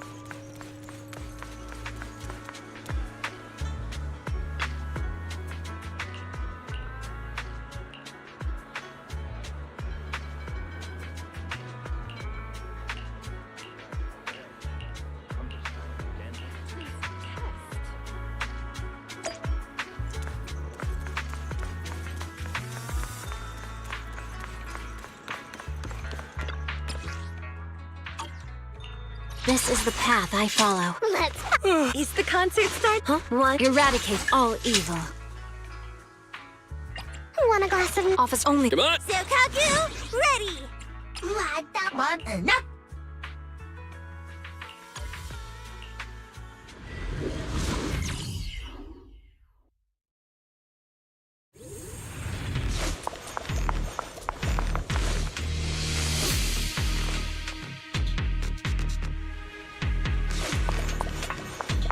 The environment here is complicated. It's kind of difficult to make out the area around us.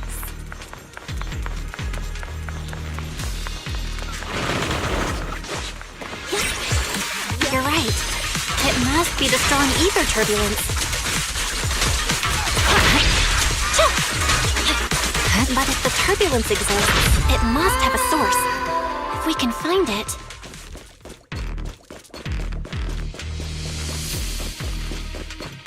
Source?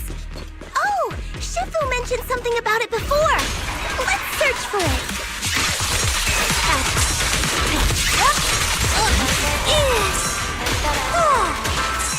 There's no time to lose.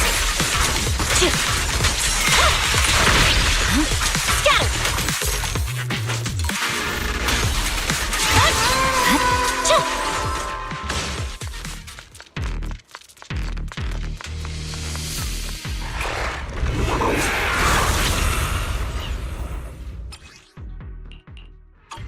That big guy looks pretty dangerous. My blade is already sheathed. We can't just leave it. Let's take it out together.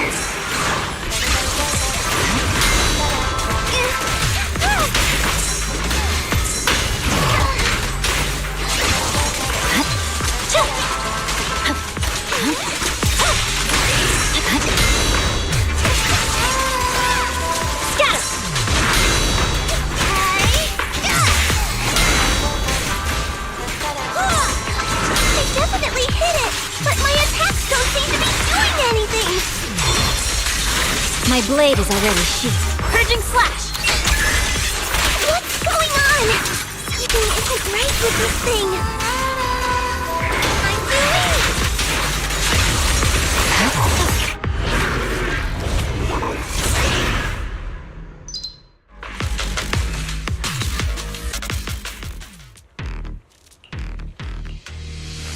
Looked like it could still fight. Why did it suddenly run off?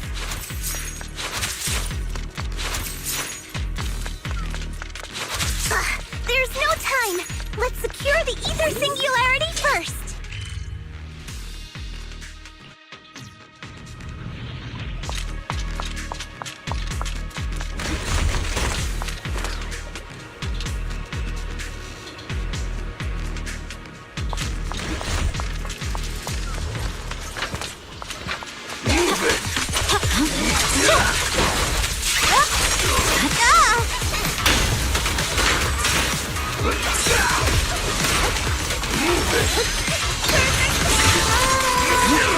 Scatter!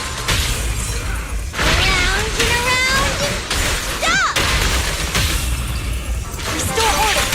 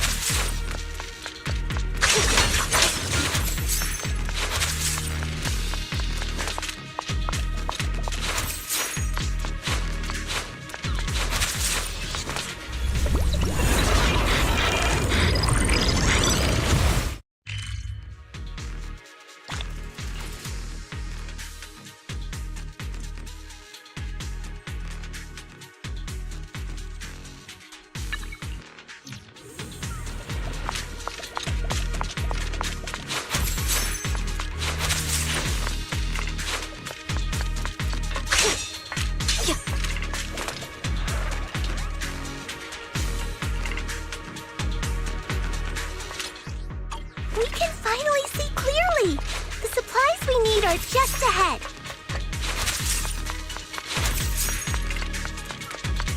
Over there! Great! The elevator's still functioning inside the hollow!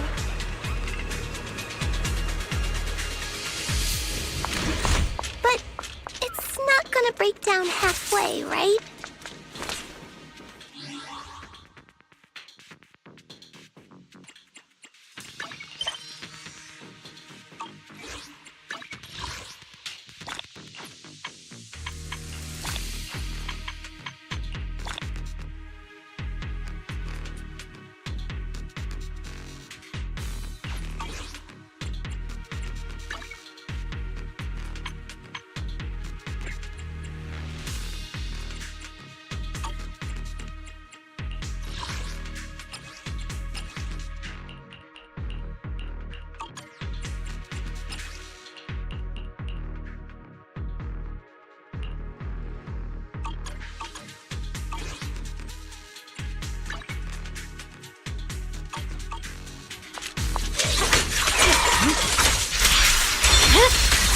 It's over.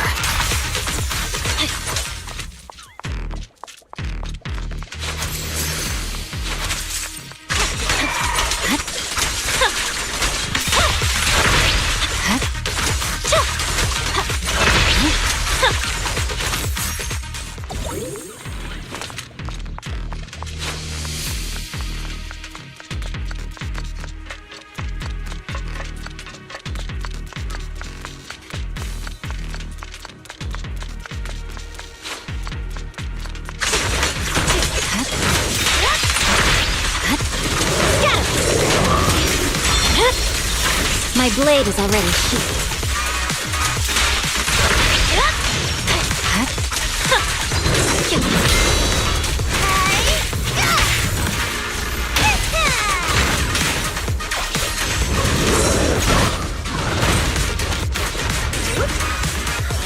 Let them hear your time to eat!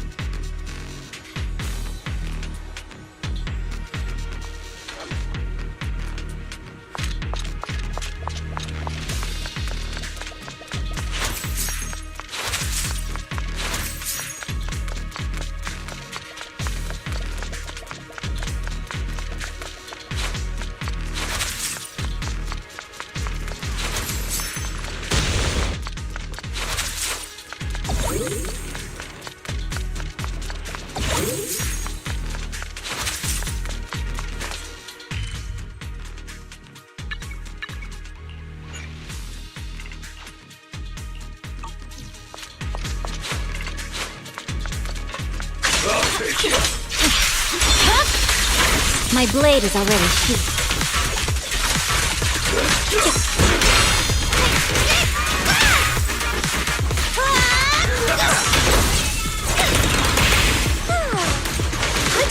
Out of my way!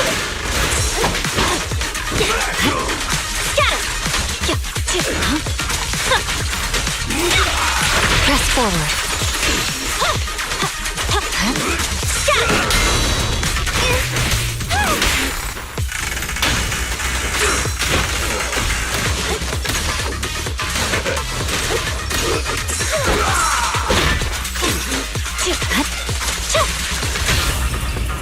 Let's move. How about this? Cut your hair.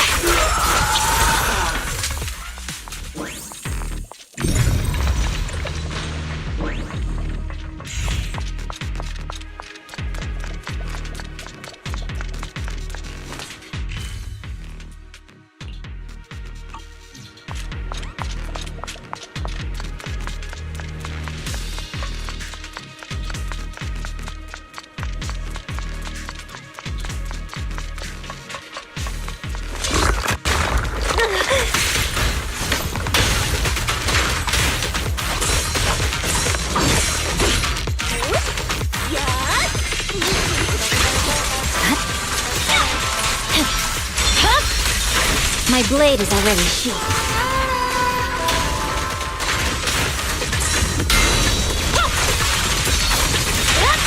I'm unstoppable.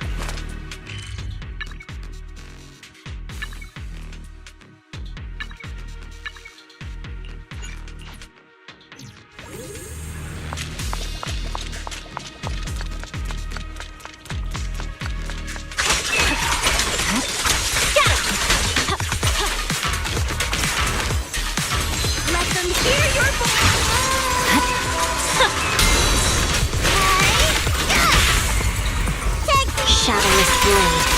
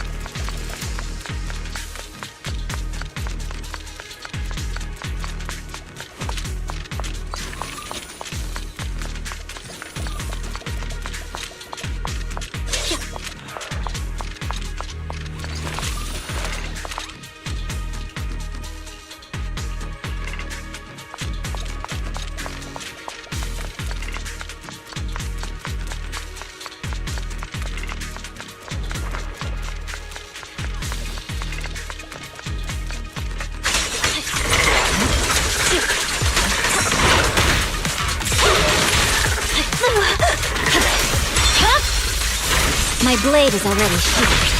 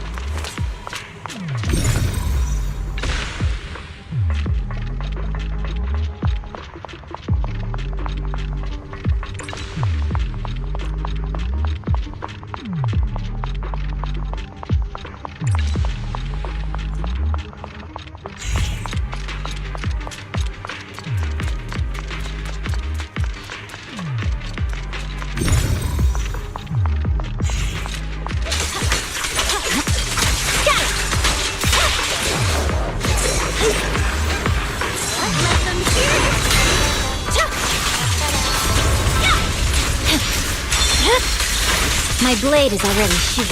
I swear on my blade.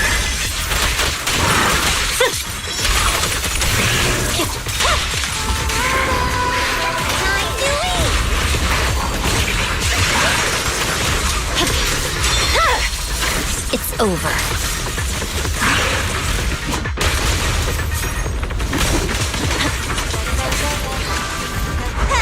Here we go!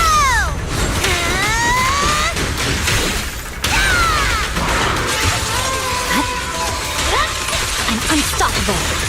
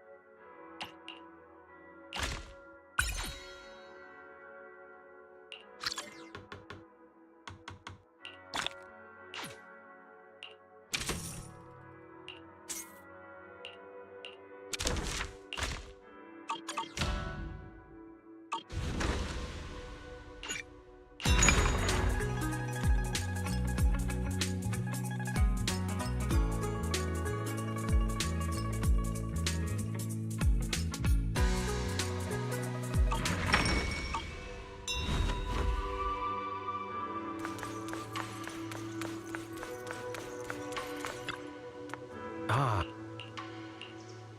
Oh.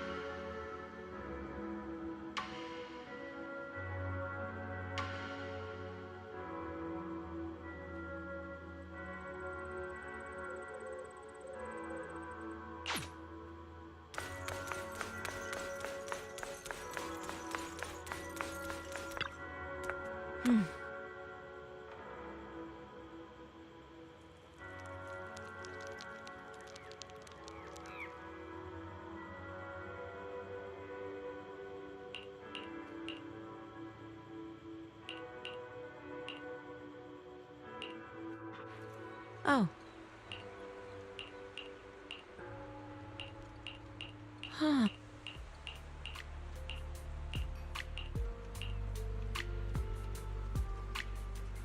Mm-hmm.